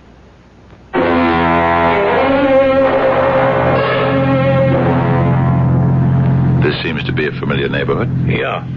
There's the beer garden and Fräulein Bauer's house. And unless I'm wrong, Professor Kloos as well. He's been here all these years, hasn't he? We have built for him a very comfortable laboratory below the house. And no one ever suspected the old man was still here, still alive. Well, what do you want with me? The old man, yeah, he is old. And from time to time his age, how can I say it, interferes, gets in the way. I see. He needs help. And because you have claimed that you are familiar with his work, you have been chosen to assist him. At the point of a gun. And suppose I refuse? You will be shot. Obviously, you're up to no good. Oh, I disagree. We wish to do good for all humanity. And to prove it, you threaten to kill everyone who refuses to help you. Humanity must always pay a price for progress. We have arrived. Escort your guest inside, Leopold. Yes, down here we are truly away from the world. Step inside, please. Here is the professor's living room and study. See how comfortable. Oh, yes. And that door, it leads to his laboratory. Come. Professor! Professor! Yes. Oh, yes, Kellner. Professor, this is an American. An American? A prisoner of war? Where is his uniform? No, an American scientist. What, a scientist? We have captured him. So good. Yes, good. Professor, he has read your paper. Paper? What paper? He, too, has been working on displacement. He has. Also, yes. Well, we shall see about that. Come into the laboratory. You will do as he says. If you insist. So, you are Professor Franz Wilhelm Kloos. Yes. Now, what do you know about displacement? I know the theory. Any fool knows the theory. Position is positive. Volume is positive. How to negate position and volume? There must be a negative force. The negative force. Yes, it's a negative force. Neumann saw the negative force as a tool to help mankind. Neumann? Who is Neumann? Neumann saw it eliminate so much expensive, backbreaking, time-wasting labor. You could level mountains. You could clear fields. You could dig tunnels. A single ray of negative force could eliminate all matter that stood in its path. Yes. Now I remember, yes. Do you remember Neumann? Neumann. You promised to save him if he told you his secret. But in the end, you betrayed him and sent him to a concentration camp. No, Neumann. Who was Neumann? When he died, you promised Hitler you would create the ultimate weapon for him. Oh, yes, and I shall, yes. You couldn't. You can't. You don't have the skill or the knowledge. You're a fraud. No, please, I want it so much to be recognized. I am an old man. Have pity. Pity? I was not brilliant like Neumann and the rest of them. I wanted to be famous. So when the opportunity arose... Do you expect me to help you? You will help. Never. There are ways you can be made to help. And I'm sure you know all of them. I will share with you the credit. Also, I swear, look, I have isolated the negative force. I have constructed the generator. Wait a minute. You can set up a limited field of force. But how can you reverse it? Keep away. It is mine. You get out. You know how to isolate the negative force, but you don't know how to stop it. No, get out. You don't know how to reverse it. Get out. Don't turn it on. It will destroy you. No. Don't. No. We must get out of this room. I will destroy the world. You come back here. Why have you left the laboratory? Have you the professor's permission? Why don't you go inside and find out? I shall. Leopold, Erika, guard him. I warn you, no tricks. What sort of tricks could I possibly play? What is he doing in there? Why don't you go inside and find out? Leopold, knock on the door. Again. Open it, Leopold. What is that? Go see. What happened to him? To whom? Leopold. He walked inside the room, and now he's gone. How? And the professor and Kellner. Oh, something is not right here. Shall I tell you? I shall see for myself, and do not try to escape. You cannot get away from us.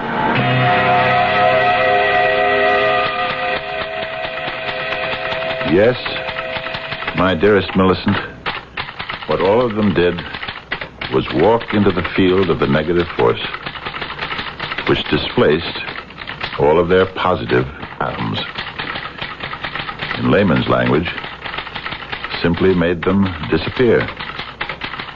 So, deep down, in a hidden cellar at 71 Kronstrasse in Munich, is a negative force generator, which is creating a small negative force field, and it cannot be shut off.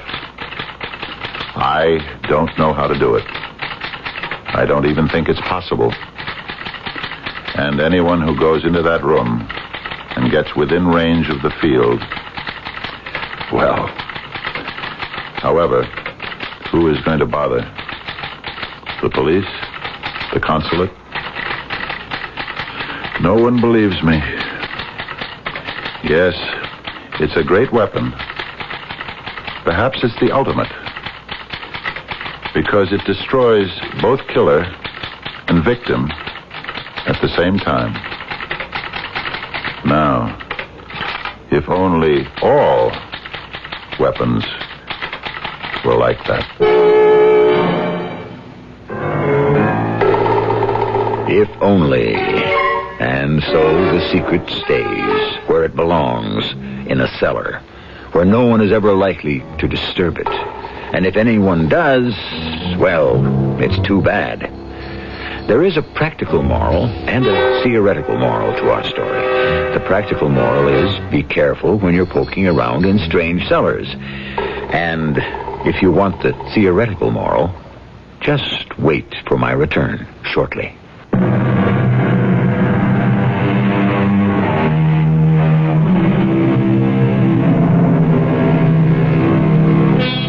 The first weapon was a man's or even a woman's fist. It was created by instinct. The second weapon was invented by science. It was a stick or a club. And once unleashed, science marched on. Over the centuries, it introduced and refined weapon after weapon. Ah, yes, we ask ourselves, where will it all end? Perhaps it will never end. Perhaps it will only disappear. Perhaps, as the title of our story suggests, we simply shall reach the vanishing point. Our cast included Fred Gwynne, Bryna Rayburn, Court Benson, and Earl Hammond. The entire production was under the direction of Hyman Brown. And now, a preview of our next tale. But who guided the flight of that bowl so it hit you? Well, I reckon if you believe that he makes everything happen, you could say the good Lord. Exactly. In his wrath, he struck you down and turned his back on you, which made you a free agent, son, open to all bidders. So we are going to exercise that option, and I'm here to take you with me. Where's that, Mr. Conjurman? A piece south of here. We call the team the Hellcats. We got quite a lineup. Come on, boy. It's time to go. You mean it's all over for me? I'm going to be dead? Well, now, Dusty boy, would I be here making an offer if we felt you would? Radio Mystery Theater was sponsored in part by Buick Motor Division and ARM, Allergy Relief Medicine. This is E.G. Marshall inviting you to return to our Mystery Theater for another adventure in the macabre. Until next time, pleasant dreams.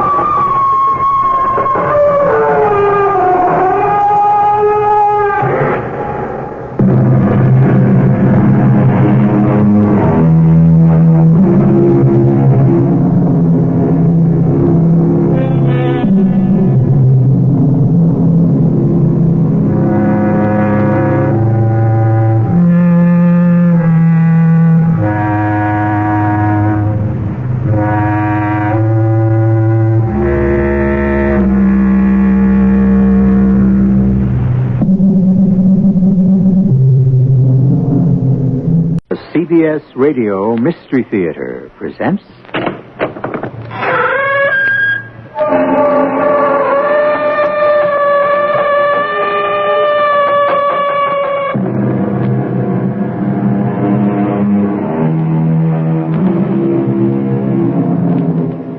Come in. Welcome. I'm E.G. Marshall. There's nothing so ridiculous or far-fetched that it hasn't already been said at some time in some place by some philosopher, and been considered and debated and in many cases enshrined as immortal profundity. Which proves what? That there is a thin line between wisdom and folly. But that's something you always knew, right? What's the matter, Tom? I just found out about the war. The war? What war? Now, you know what war, Helen. All right, Tom. There's a war. A war to the death. You understand? Oh, sure, I understand. And you're in it, too. Well, if you're in it, I want to be in it. But the trouble is, we're on opposite sides.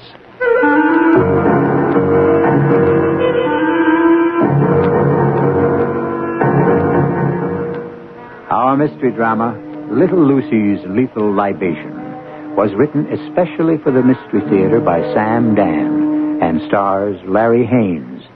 It is sponsored in part by X-Lax and True Value Hardware Stores. I'll be back shortly with Act One.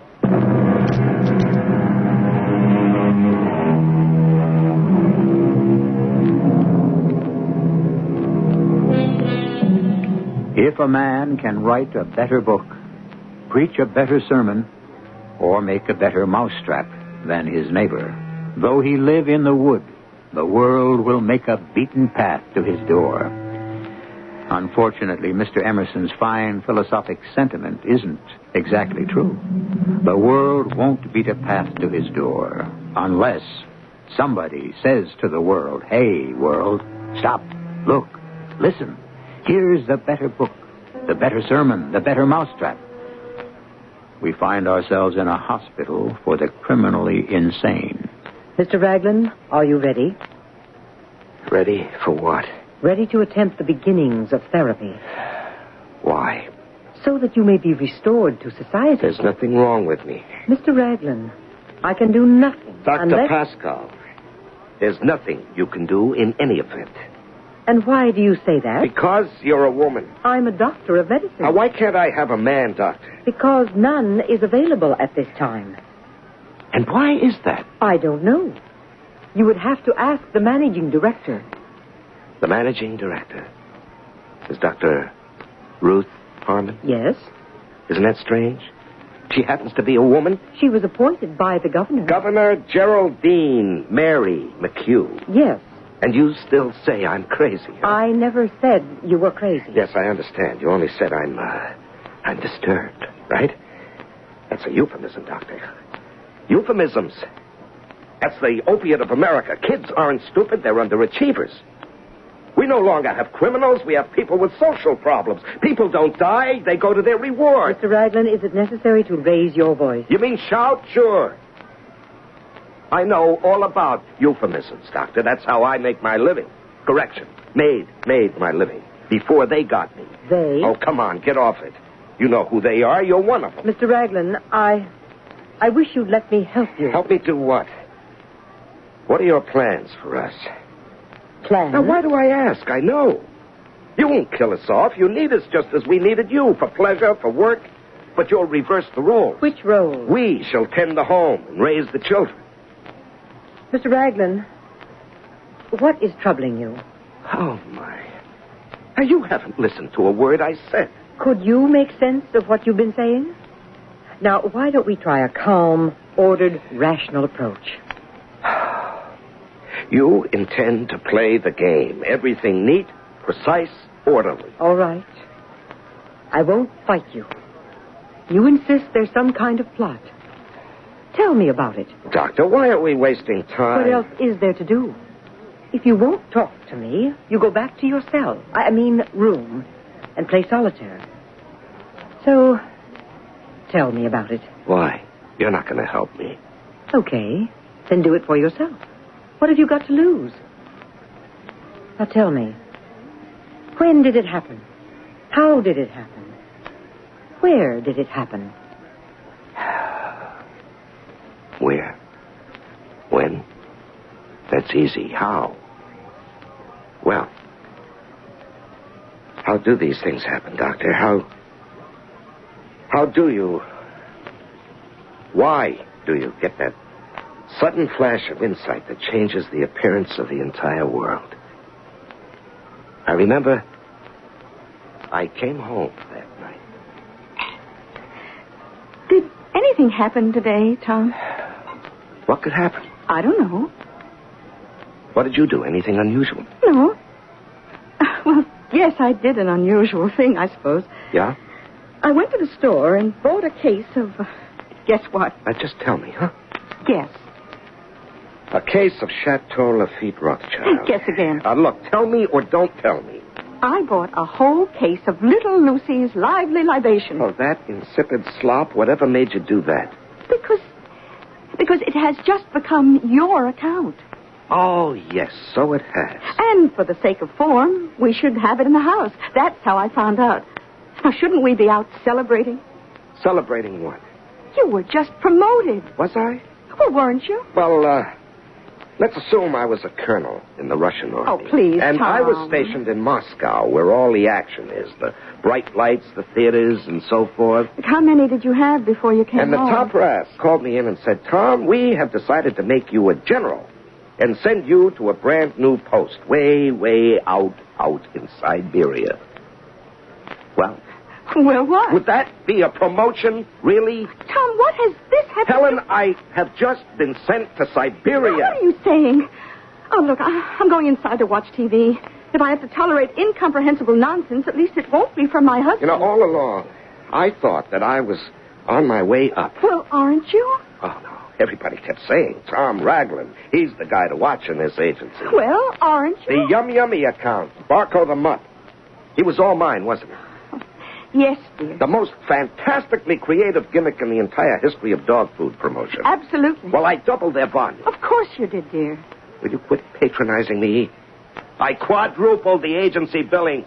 And is this my reward, Little Lucy's lively libation? Little Lucy is a major American corporation. Do you know the kind of advertising they do? Ever hear any, read any, see any? Well, The answer is no. Do you know why? They don't do any. Oh, I'm sure they must do some advertising. Yeah, to the Little Lucy Company, advertising is the label on the bottle and the sign on the truck, period. Then why do they need an agency? Because they want professionals who make sure the printing is always legible and sharp. Ensure that the colors are always bright and true. Is that advertising? Obviously, they want you to upgrade the account. Yeah, sure. That's exactly what she said, the old girl herself.